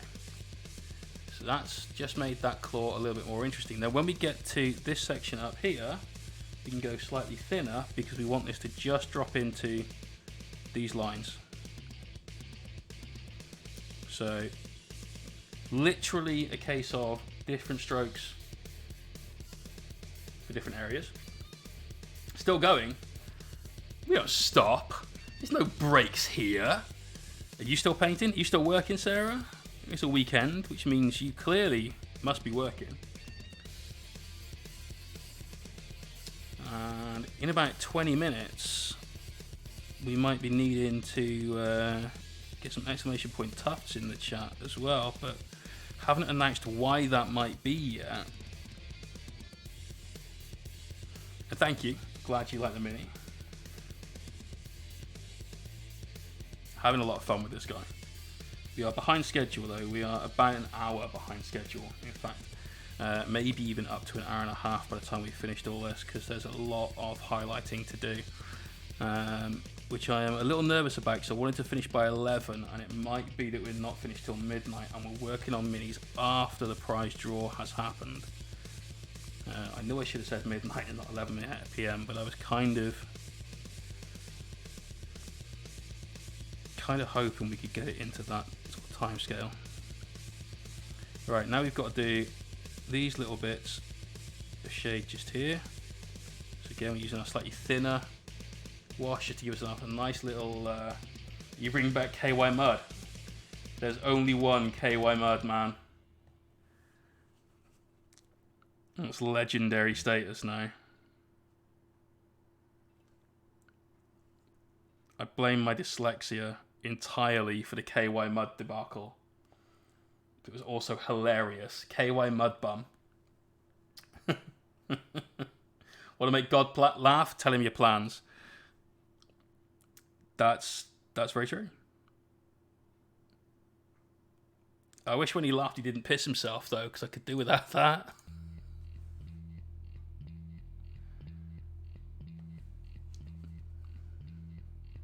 So here we're just using this wash to darken down this recess. Like I said, we want these to be glowing. We don't want them to be casting light. So there's a difference between the two.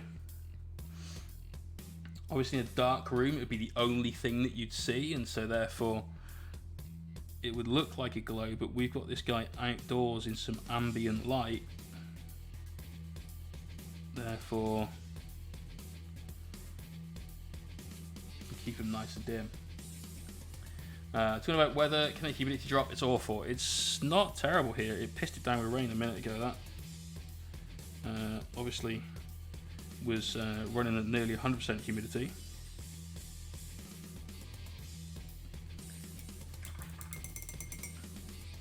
Look at the difference between. You can't really see, I suppose. We should let that wash dry a little bit more before doing that. Oh god, the compare and contrast exercise. But once that's dry and mats down, that nice dark ring around this thing will really help to focus it and snap it into place. Whereas on the other one it won't have done that yet. So we'll just reinforce that a touch so it shows up better on camera. The difference between this one now than this one.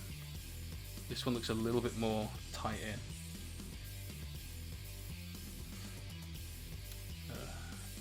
I blame me for crap handwriting. Sarah, that was only about 70% of where the credit should go.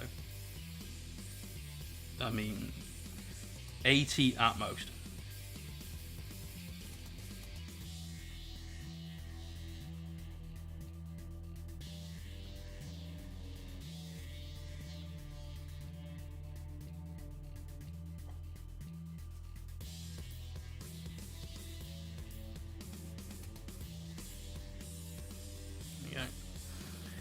Right, this section. This one is tough. Now we need to get some shadows into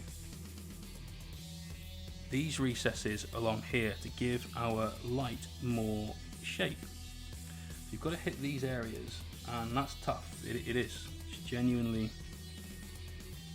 rough to get a full coverage in there. So we're using the slightly thicker paint. It flows off the brush not quite as well, but it does leave with one pass, leaving not much room for mistakes. A little barrier there, and that helps to start bringing the effect of that light. If we zoom right in, get this in focus, having that barrier around that, just on the bottom so far, sharpens that up and allows the cell that we've got to have its own little bit of light to it,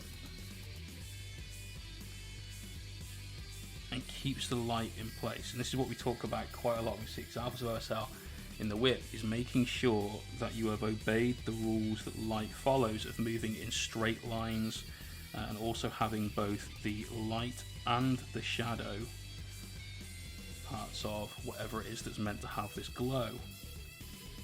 You also need to make sure, and this is what will come in with the highlight stages, that the light, the thing that is emitting the light, is the brightest possible thing. Think about walking into a room with a torch. Turn off all the lights, turn on the torch. And then think about painting exactly that scene as a miniature painter. A person in a room, dark room, with a torch. You'd have a bright spot on, say, the wall, the floor, whatever, where the torch light had hit. You would then have a very bright spot around the edge of the torch, around the edge of the torch, but the brightest spot would be the torch itself, where it emits that light. Zoom out a little bit, it's hard to focus in at that stage. And so that's the bit that we've got to paint, is the actual thing emitting the light. And that's where our brushed highlights will come in shortly. Johnny T2, in fact. Cheers for that follow, man, welcome. So we've got to do the shadows, because that helps increase the contrast between our light and our dark. Love that contrast. Always after that contrast. Oh wait, shit, we haven't done a bit up here, which we really need to do. We've got to hit these clips with a little shadow just in here, because if we don't, it all gets lost. That's that contrast to give us the detail back. Do that day, how you doing, man? Hope your stock's good, because I got like 3 damn wrong. That was a long work day. I'm pumped now I get to catch a stream in front of it today. How you doing, Jay? Malades, we are doing great, dude. We're doing great. How have we been doing this? This stream is nearly 11 hours. Yesterday was 14 hours. So that puts 25 hours so far for these two minis combined. Not bad, right?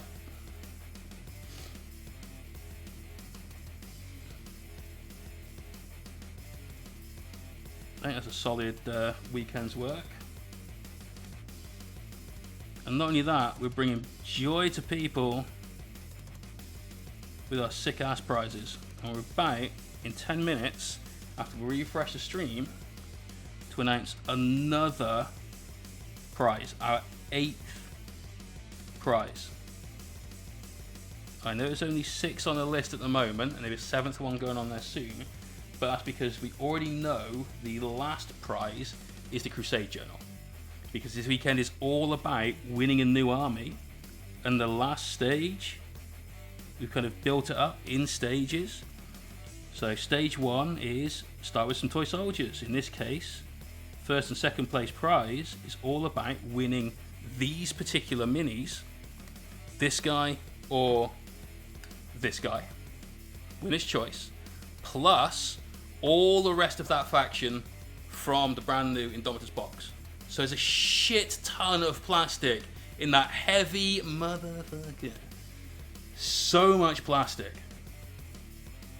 How long in general? Fucking 25 years, but really I've only spent like 4 or 5 years trying to be good at painting, rather than just I need to paint this to put on the table. Well, actually, no, maybe more like 8. Maybe more like 8. I spent a lot of time working for GW. Where it was how quickly can I paint the fucking stuff they need me to paint so I can get on with what I want to paint, which was slightly different but the same kind of experience. So first and second place, win an army. Third place, get some private tuition from me teaching you how to paint that army. Fourth place, expand that army or start a new one, start collecting kit. Fifth place is a hobby voucher to go and buy whatever you need to continue that army. Maybe you think, actually, shit, I need to get another captain model, or I need to get a flyer, or something along those sorts of lines, because that could legitimately be the next thing you need for that army. There's a little bit of orange that got welded on there earlier. I'm going to very, very carefully regret licking a brush with strong tone on, because that tastes like death. There we go. There's no orange dot. Oh god, that really does taste like death.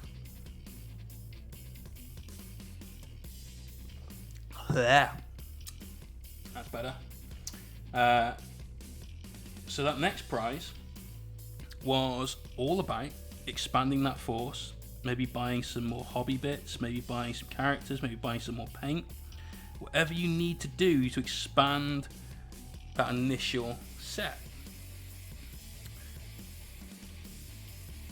Then the next prize was, well, you might need, if it is a new army, to learn how to paint that, or you might have bought something and gone, Jay, I bought a tank and I have absolutely no idea how to paint tanks. You showed me how to paint infantry dudes, and you showed me how to do a little bit of edge highlighting, but now we need to know how to translate that onto this mini. And so the next prize was an hour's painting tuition from myself. The next prize is going to be announced after we refresh the stream in about 10 minutes or so. But see how there's a pattern to prizes and the way that they're falling? That's why the last prize is going to be that Crusade book, because once you've got your army and it's painted, battle ready, or just fully painted to a good standard, the last thing you want to do, the next thing you want to do, is go and play a game with it. And why not get yourself into the game, learn how to play your new army in a really fun, cool, narrative way using the new GW Crusade system. So I think that's a cool ass prize. Hopefully you guys do too. But the next prize at 8 minutes.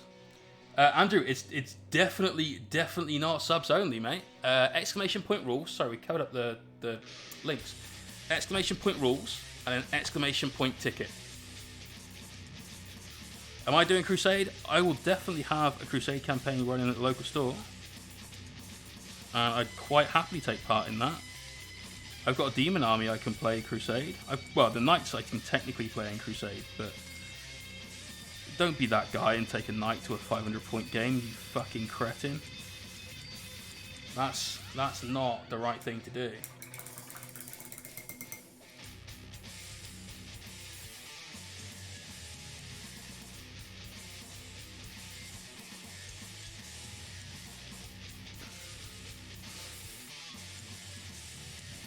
So what we're doing now is we're just painting this recess down the middle of the sword.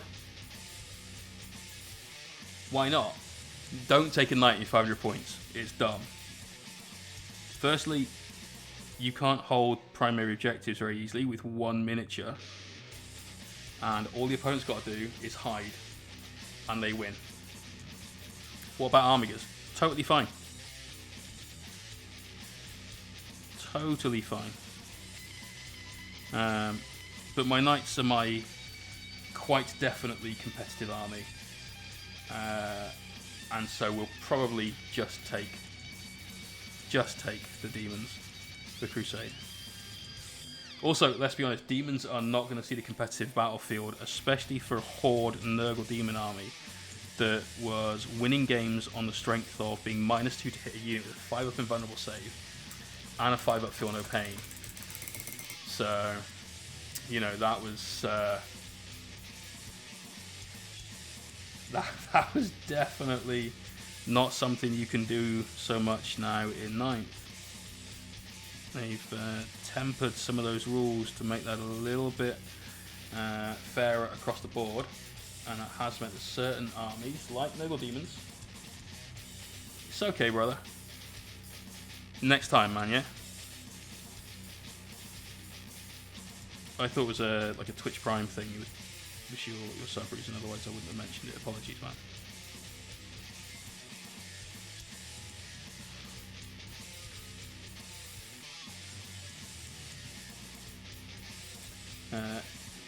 Lots of kids turn up with big things at Weight Restriction. Yeah, I know.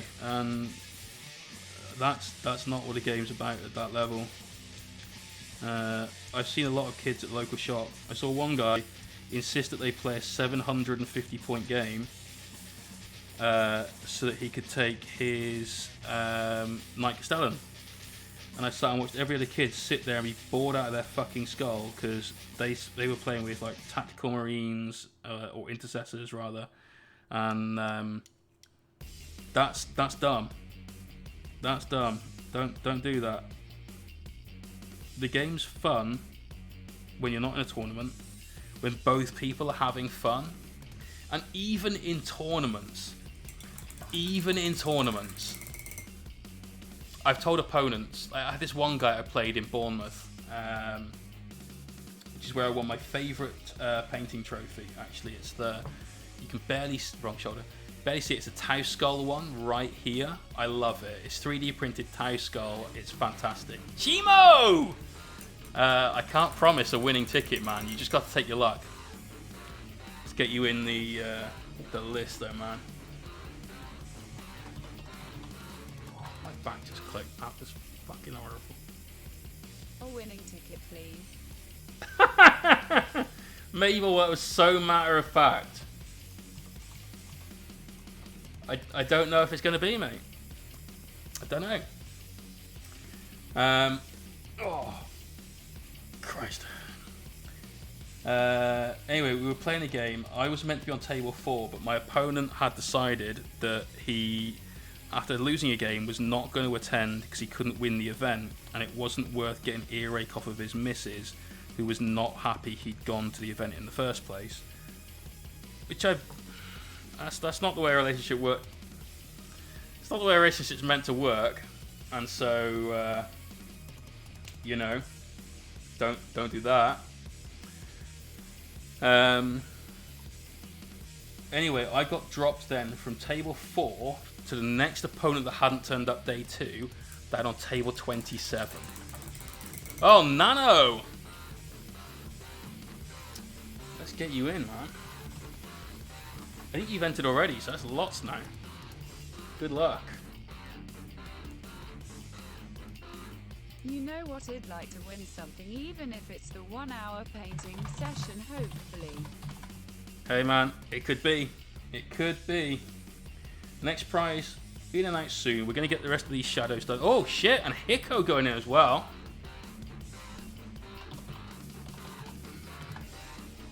Let's get you in, son.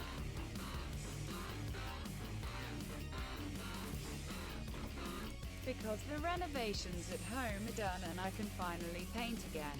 Brother, that's fantastic news. That is fantastic news.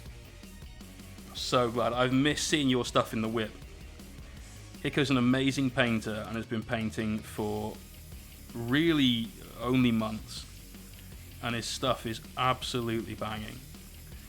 Anyway, like I said, I went down from table 4 to table 27.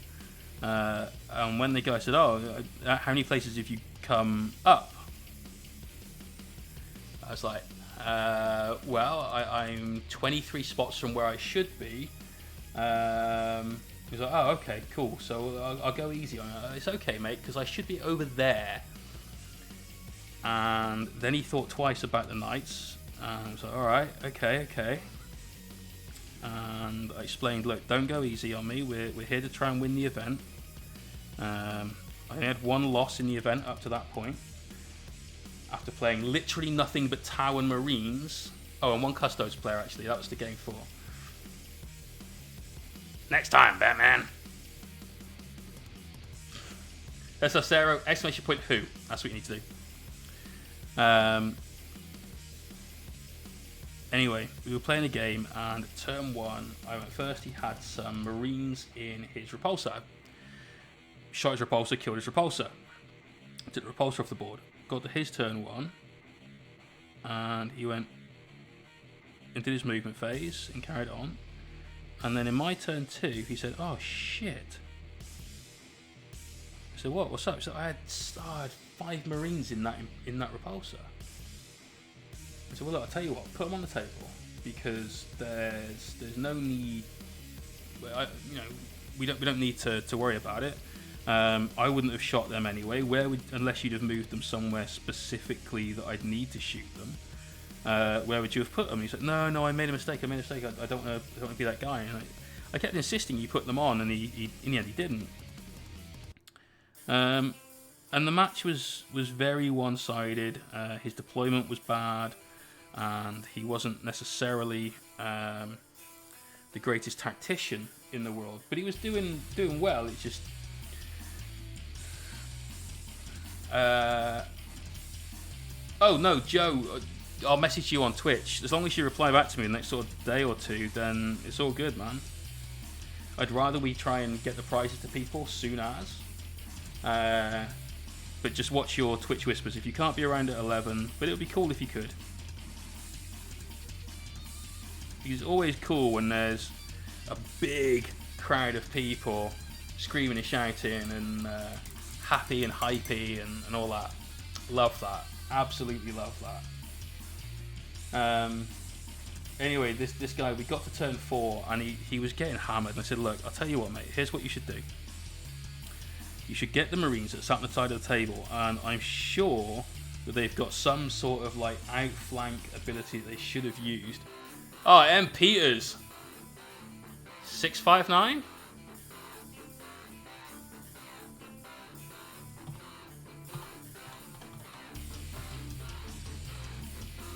There you He's go. looking wicked, mate.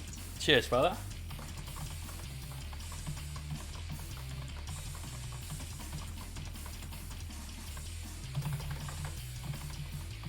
There you go, mate. You're in. I said, "Look, I'm sure you should bring them on. They must have some sort of like outflank ability or something like that. So just stick them on your board edge and give them a move, and then you should definitely move that guy onto this objective, and that'll give you at least some points for the next game or two." It's turn 4. If it was off the table, it's definitely dead. He forgot them in the first place. They were definitely dead. They should have been dead. But there's no point in being that dude at an event, let alone in friendly play. If you're winning, win the right way. And that's something I learned from Manny Chima, who, solid dude, fucking love Manny. Great guy. And I've had the pleasure of beating him at his own event, actually. He was playing Magnus and Mortarion, which is a scary thing, with a Possessed Bomb, back when Possessed Bomb was like the crazy list that people were taking. So Alpha Legion Possessed Bomb as well, versus my Knights. And I gave Manny a kicking. It was the only game he lost that weekend. And he played people like Vic VJ, Andy from D6 Evolution. You know, he played some strong players. James McKenzie, you know, very, very good player. He played all those people. And the only person that beat him all weekend was some Scrub Lord that just took Knights. Right, this is where we're at. Are we going to restart the stream now? So we can get the content all up on YouTube, okay? When we come back, we're going to announce our 8th prize. Why is that getting difficult now? And then we're going to start working on the highlights on all of that orange. Once that's done, we're all about that base, And if we can get these done by 11, it's going to be slightly fucking miraculous now, and I'm not necessarily sure we will. So, see you guys in just a minute. Don't go anywhere. If a stream doesn't come back up for you, please just hit the refresh button. We'll get you guys sorted. So we'll be right back.